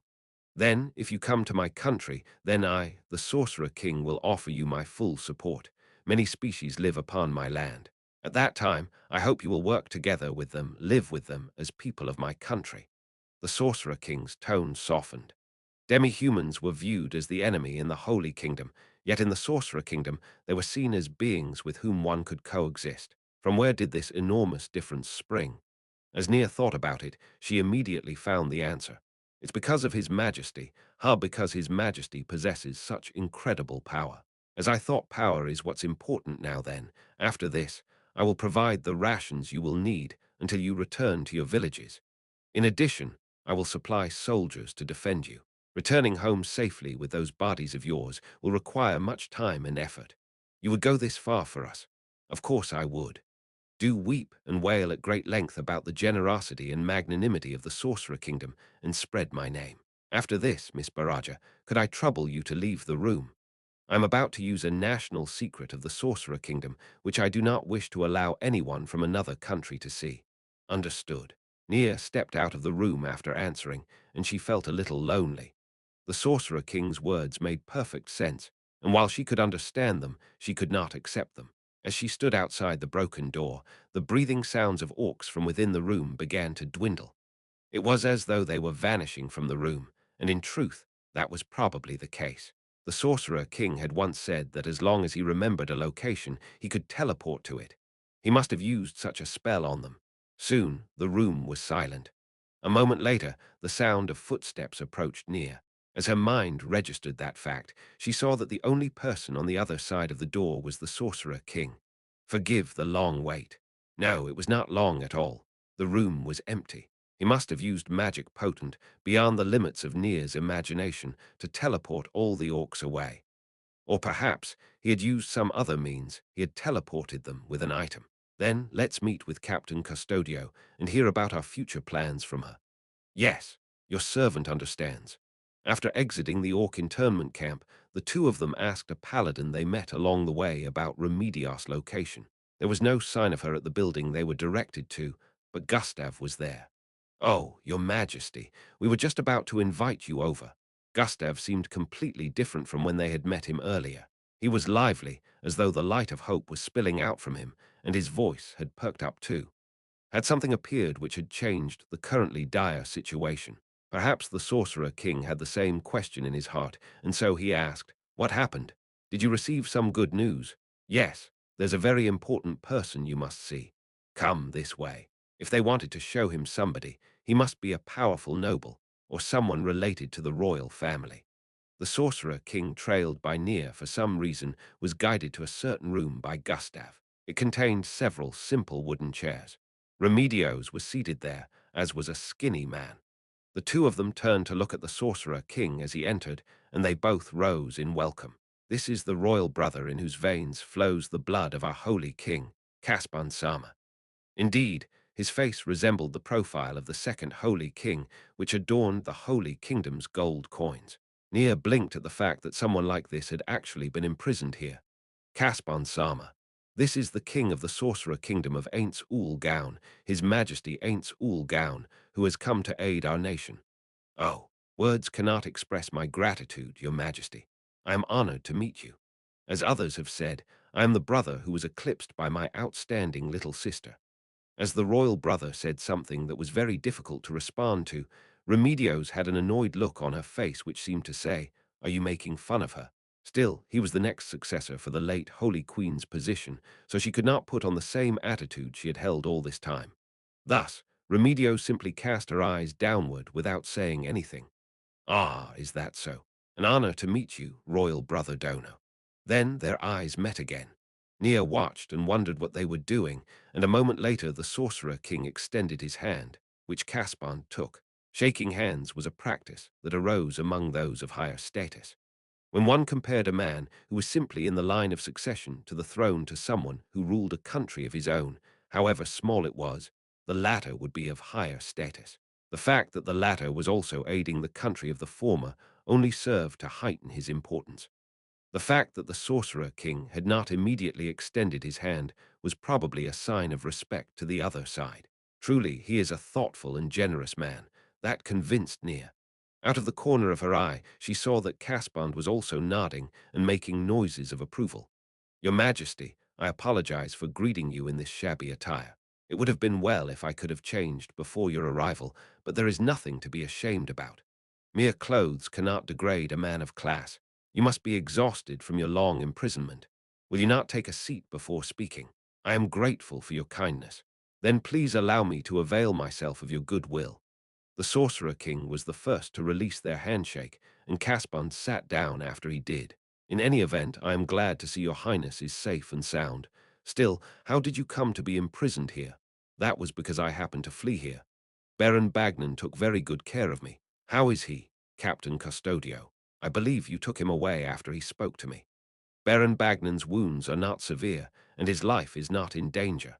However, due to his poor physical condition and great exhaustion, he is still sound asleep. Can the priests not use their magic to aid him? Now would be the time to draw on his intellect, no. The priests have exhausted their remaining mana on healing the wounded, and they are currently resting. I sincerely apologize, but if the situation is not critical, I feel it is better to let them conserve their mana." "If that's the case, then it can't be helped, Captain. However, he was the one who brought me here and fought desperately to protect me. If possible, please you understand what I am saying, right? It was not Remedios, but Gustav who nodded deeply. All right, then there is one thing I must verify first. Is there anyone in this country who can see through shape-shifting or illusions?" "Why do you ask, Your Majesty?" That is because I am wary of demons using magic to hide themselves among the imprisoned people. Caspar looked at Remedios. Captain, can you answer His Majesty's question? Ah, my apologies. Please answer on my behalf, Vice Captain. I do not recall anyone like that. The Sorcerer King went and sank into contemplation. Caspar then asked Remedios another question. If it troubles the Sorcerer King so, that clearly indicates that this must be a vital question. I shall ask you again. Can you swear to the gods that you do not know? The two paladins nodded, and then Caspan's gaze turned to Nia. Surely he would not know a squire like herself, right? As Nia thought that, she hurriedly nodded as well. So even Squire Baraja does not know what's wrong. You look puzzled. I've heard your name from the captain. I'm very grateful that you can serve by His Majesty's side. My deepest thanks. Nia hurriedly bowed to Caspand. Just so. She is exceptional. I would like a follower like that. What surely you must jest. Nia's voice was trembling. As he saw her in that state, the Sorcerer King and Caspand laughed happily. Then they resumed there, although the Sorcerer King had no facial expressions, of course serious looks. While it shames me to admit my ignorance, do demons possess the power to transform into other people? Demons can take human form to make people fall, but that does not mean they can transform into others. It is simply that they can take human form, not that they can imitate anyone's looks. Therefore, if there is anyone unfamiliar among the people imprisoned here, there will be a need to be careful. In that case, we will need to have the people who were captured vouch for each other now. Illusions are more troublesome. With illusions, one can take the faces of others. For instance, the Sorcerer King cast a spell, and his skeletal face transformed into that of Caspand. This is an illusion. However, low-level illusions like this one might be able to change one's attire, but not one's voice. Also, they cannot imitate memories and thoughts. Therefore, they will be immediately exposed if someone close to the subject speaks to them. The Sorcerer King's face resumed its skeletal form. There are many ways to disguise one's clothes and voice. Therefore, the best way is to speak to them and check for a sense of wrongness. His questions to the orcs must have been intended to guard against that, Nia mused. As expected of His Majesty, his considerations are surprisingly thorough. I see well, you heard that, no. Go check it out immediately. A moment, please. You should also consider the possibility of a demon running amok once it is exposed. Do you not think that letting a powerful person like Captain Custodio stay by your side to protect you would be better? I see. I understand. I will perform investigations with the captain as a witness. Gustav bowed his head. Royal brother Dono. That is all I wish to verify. If you have more to say, then by all means. Then your Majesty. As for our future plans, I feel it is necessary for us to head south, link up with the local forces, and then launch a full-scale attack. That is because there were several nobles imprisoned with me, and I wish to ask them to see who can lend their strength to us. That is the plan I intend to adopt. I do not understand this country's nobles, so if you feel that is best, then by all means will you not attack the other prison camps and rescue the prisoners there. It is not yet time for that. Leading many people to areas controlled by Jaldabaoth is very obvious, and our rate of advance will become very slow. I wish to avoid an outcome where we lose more than we gain by helping others. Then why not let the civilians flee south while we alone attack the prison camps? Captain Custodio. You were allowed to be present, but I did not seek your opinion. Caspar spoke in a tone that was completely different from how he addressed the Sorcerer King. Remedios clenched her teeth as she bit back her anger. I also approve of Royal Brother No, Caspar Dono's opinion. However, you have already taken 2 prison camps, including this place. I imagine you can continue to skillfully apply the experience gained here, do you not? We shall do nothing, Caspar shrugged. I do not feel we can take this land back without deaths or wounded. The number of casualties will grow from the tens to the hundreds to the thousands. There is something else which is more important than this. As they heard his words, which cast the people aside, Nia saw looks of shock cross Remedios and Gustav's faces. As for Nia herself, she calmly thought, this is all ordinary royals amount to. Caspar Sama, you've changed. In the past, you were a great man who was as kind to the masses as Her Majesty. What's this, Captain Custodio? Are you disappointed? HMPH. Caspar's face twisted. His lips curled, baring his teeth. His razor-sharp gaze was full of mockery. Your heart would be as twisted as mine if you had tasted the same hell I did. I can't spout pretty words anymore. Ha! They make me sick as, for what did they do to us? I guess you haven't heard yet. In that case, go find someone and ask them. That way, Yow'll know exactly how evil and blasphemous demons are. He was like a completely different person. Or perhaps it would be more accurate to say that the inky black substance under his forcibly repaired personality had emerged again. If possible, I'd like to kill all those demi-humans. He glanced at the Sorcerer King, who shrugged and answered, "You may do as you please after you've questioned them. I've already liberated the orcs. That can't be helped then. What a shame. Well, the orcs tasted misery alongside me, although. Could you hand them over to me in exchange for the holy sword? I am a magic caster. What would I do with a sword even if you gave it to me?" Caspar chuckled at the Sorcerer King's playful reply. On the other hand, Remedios' blank face stood as a contrast to Gustav's pale features. It sounded like a joke, but Caspar was probably serious. Nir's body trembled. To think he hated those imprisoned demi-humans enough that he was willing to hand over a national treasure just to get them back in his hands. What on earth had happened to him? "So you will abandon this city?" "I would like to if I could. But before that, I want to interview some of the prisoners and send messengers to the south. I think that will take a week at the earliest. When we take this land back, I shall offer you a gratuity corresponding to your kindness, in addition to what Captain Custodio has already arranged. I do look forward to that." The Sorcerer King left with Nir a minute later. Caspar went, "All right. Since the Sorcerer King is already gone, let's get to the main event." "Yes, protecting this many people at once will be very difficult. If possible, I believe we will need to borrow reinforcements from the south, or perhaps obtain some sort of transport like horses and carriages." Caspar smiled thinly as he heard Gustav's suggestion. "What nonsense are you spouting? Who said we're talking about that? Were we not supposed to consider how to move ourselves south? Let me speak plainly. We will not flee south right away. We will do battle with Jaldabaoth's army here. That's far too rash." As she heard Gustav's words, Remedios continued speaking. "While we have city walls, we'll be finished once we're surrounded and the food runs out. A siege would be foolish without reinforcements to count on." While Remedios may not have been good at thinking, she was very reliable when it came to battle. Gustav nodded as he heard his captain's confident words. "Even so, we must fight here." As the two of them turned questioning gazes on him, Caspar smiled cruelly and explained himself. "You heard it too, right? The Sorcerer King is conserving his mana for the battle with Jaldabaoth." After seeing Gustav nod, Caspar continued, "That would be troublesome. After he defeats Jaldabaoth and takes the Maid demons, the Sorcerer King will return to the Sorcerer Kingdom. Before that, we need to have him decrease the number of demi-humans who have invaded this nation. Therefore, we must place ourselves in dire straits. But our agreement with the Sorcerer King, every time the Sorcerer King slays several demi-humans with his magic, fewer people of the Holy Kingdom will be lost. Now, which will you choose?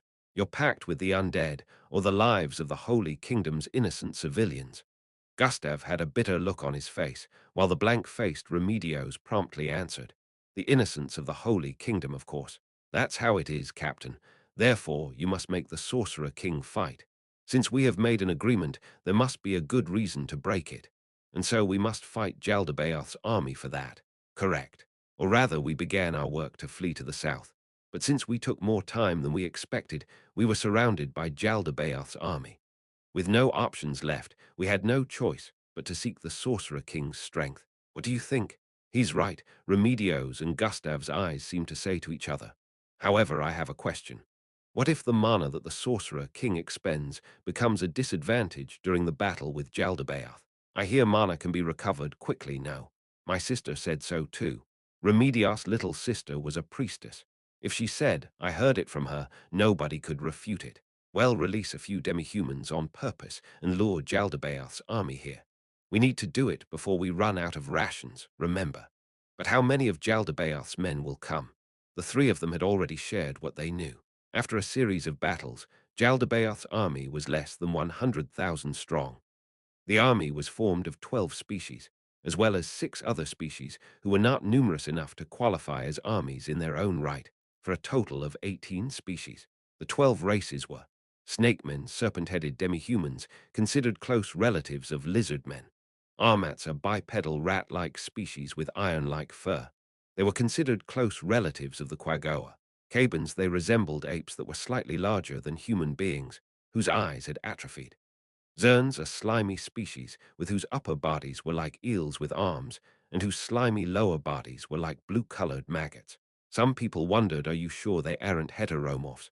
But they were affected by spells that worked on demi-humans, so they were classed as demi-humans. 5. Bladers, an insectal species whose fingernails sprouted knife-like blades and whose bodies were protected by an armor-like exoskeleton. Much like the Zerns, they were also affected by spells that worked on demi-humans, so they were classed as demi-humans. Horunas, demi-humans with horse-like legs who were adept at sprinting. They could run for long periods without rest and possessed shocking mobility. Spiddens, spider-like demi-humans with 4 long and slender arms and legs who resembled spiders. They could spit all sorts of silk from their mouths and make all manner of clothes and items with that silk. The silk clothing they made in this way was as hard as steel. Stone eaters armed with crude weapons, their most frightening feature was their ability to spit the rocks they ate. They could spit stone fragments that could easily dent metal armor, and do so at ranges in excess of 100 meters. However, they could only do that a limited number of times, so if one could weather their onslaught, they were nothing to fear. Orthrus, they were a version of centaurs whose lower bodies were replaced by those of carnivorous beasts. They had better fighting power than centaurs, but conversely, they were less mobile. Magellos born with the ability to use spells of up to the 4th tier. The spells they could use apparently appeared on their bodies like tattoos. Their more powerful members were covered in tattoos. Sometimes there were individuals who could develop skills as magic casters, and those were rumored to be able to cast spells of up to the 5th tier. They might be lord-level entities. Terapuses, a species which lived on cliffsides.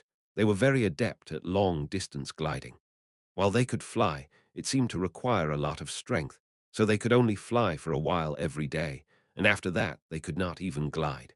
If they did not fly, they could rend armor with the wind, so defending against it was very difficult. They were a species which was stronger when they could not fly. And then there were the Bafolk.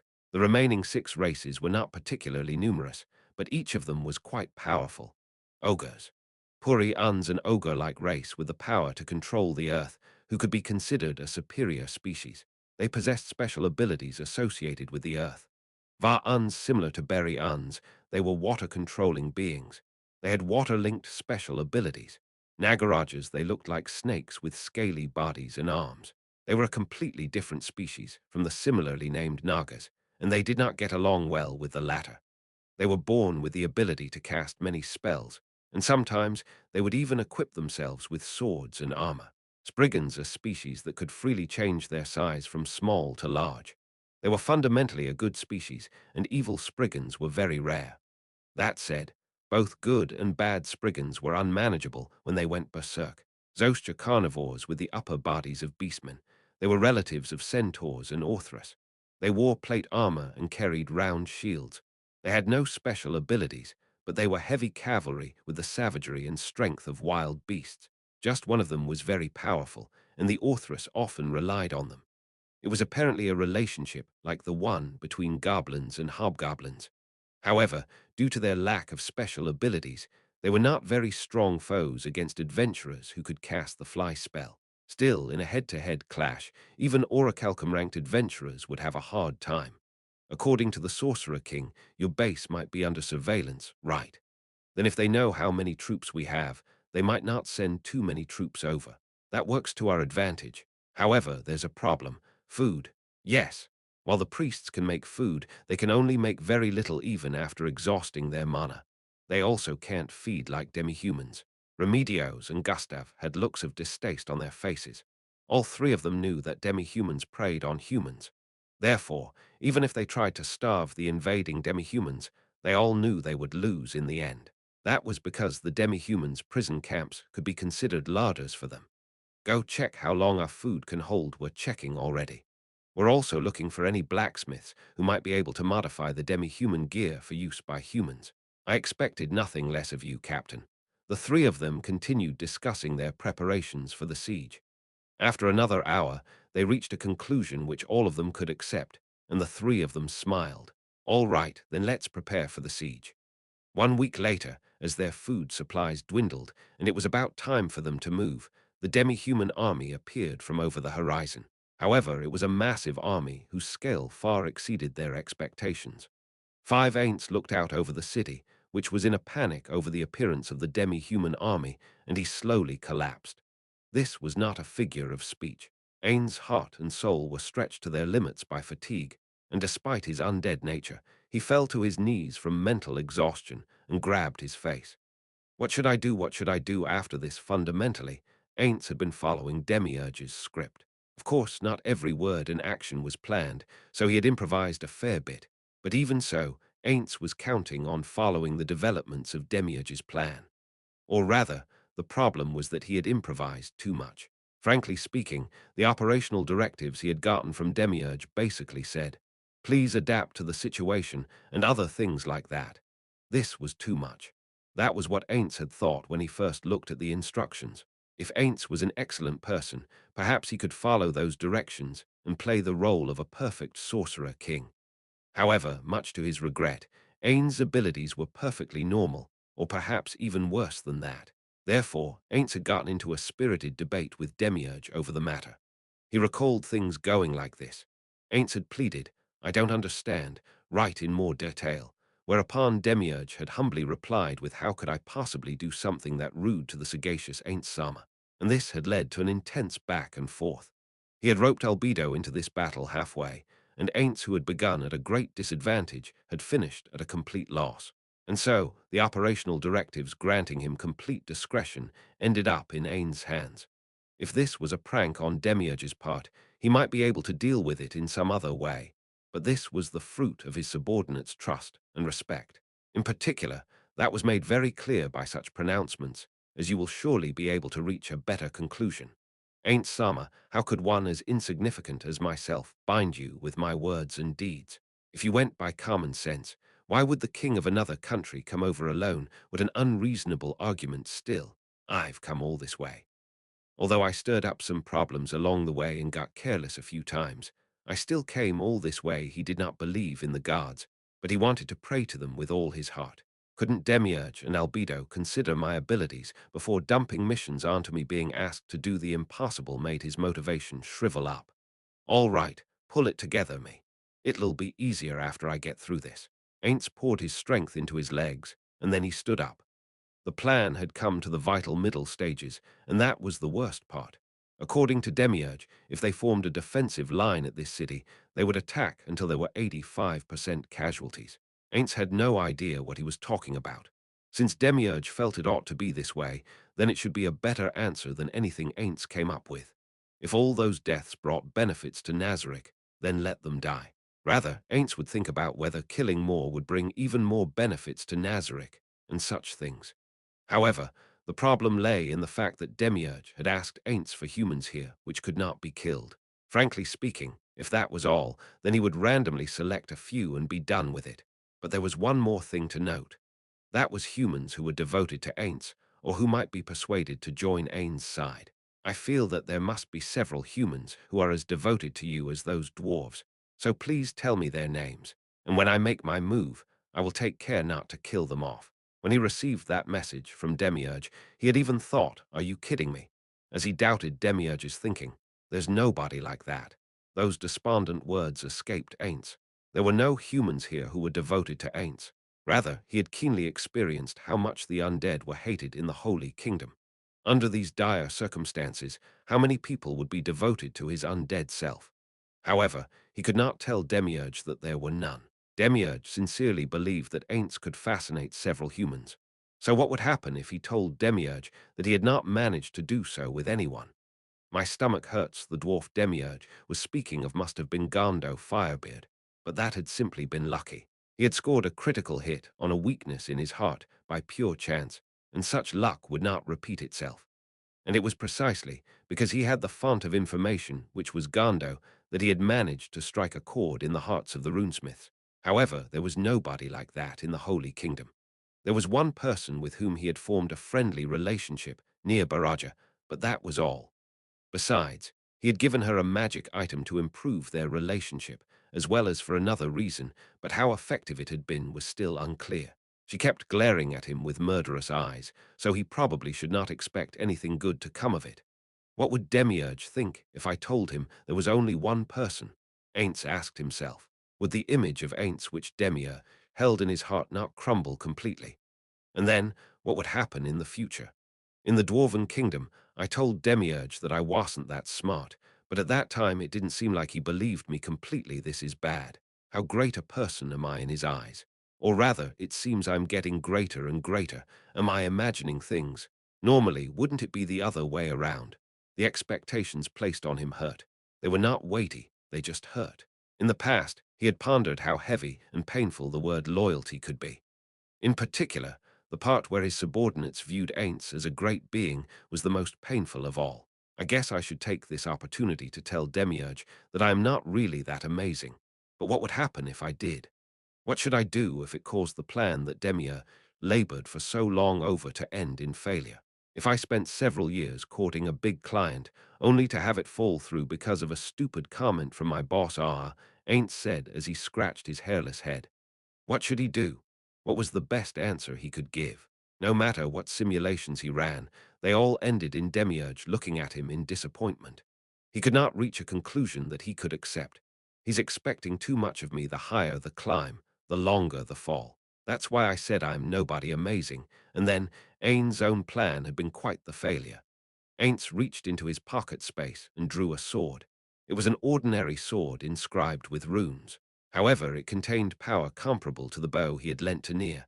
Of course, these were not dwarven runes. The runes carved on it had no power at all. This was a piece of equipment made with Yggdrasil techniques. Ainz sighed. He had several weapons like this. The original plan was to lend these weapons to the Holy Kingdom. The people of the Holy Kingdom would be awed by the overwhelming power of the sword and think, so this is the power of runic weaponry, which would in turn improve the reputation of the Sorcerer Kingdom's rune weapons. This was the other reason why he had lent Nier the weapon. He felt that the people of the Holy Kingdom would see that weapon and secretly borrow them from Ainz. However, Ainz grabbed his head. Why didn't anyone borrow them? I even thought people would talk about it, because it was so flashy. I guess I should have forced her onto the front lines and made her fight. Just then, there was a talk as someone knocked on the door. He quickly checked his robe and other messy places before putting the sword back into his pocket dimension. Then he put his hands behind his back, looked at the door like a sovereign, and spoke loudly. "Who is it? Your Majesty, may I enter?" There was no way to tell if it was a male or female voice through the door. Normally, he should have asked the visitor's name, but Demiurge had already told him that someone was coming, and so Ainz granted his permission without any hesitation. It's fine. Come in." The person who entered Ainz's room closed the door behind himself, and its body changed as well. It had an egg-shaped head with a mouth and two eyes that looked like sunken holes. Its three-fingered hands were as slender as stick insects. It was a doppelganger. It was a doppelganger he had lent Demiurge at his request. Since it was a monster doppelganger, it was not very strong. Even when transformed, it could only copy level 40 abilities, and it was even weaker without transformation. One of its more potent abilities was how it could freely make use of karma-restricted gear. That said, it could not use magic items above legacy class. Its vacuous hole-like eyes turned to Ainz, and then it bowed deeply. "I sincerely apologize for the many offenses I have caused you during the course of my duties. I pray you will forgive me. Don't worry about it. You were just doing your job. I have nothing to say about that. Your servant is grateful for your generous words." Ainz looked at the room's door. "Aren't you very busy now? There ought to be many things you need to direct, no? And is there anyone outside? If there's anyone, we'll be in trouble if we don't keep our voices down. It is fine. Nobody will object to your servant going alone to see you, Ainz Sama. Is that so?" "Oh yes," the doppelganger replied.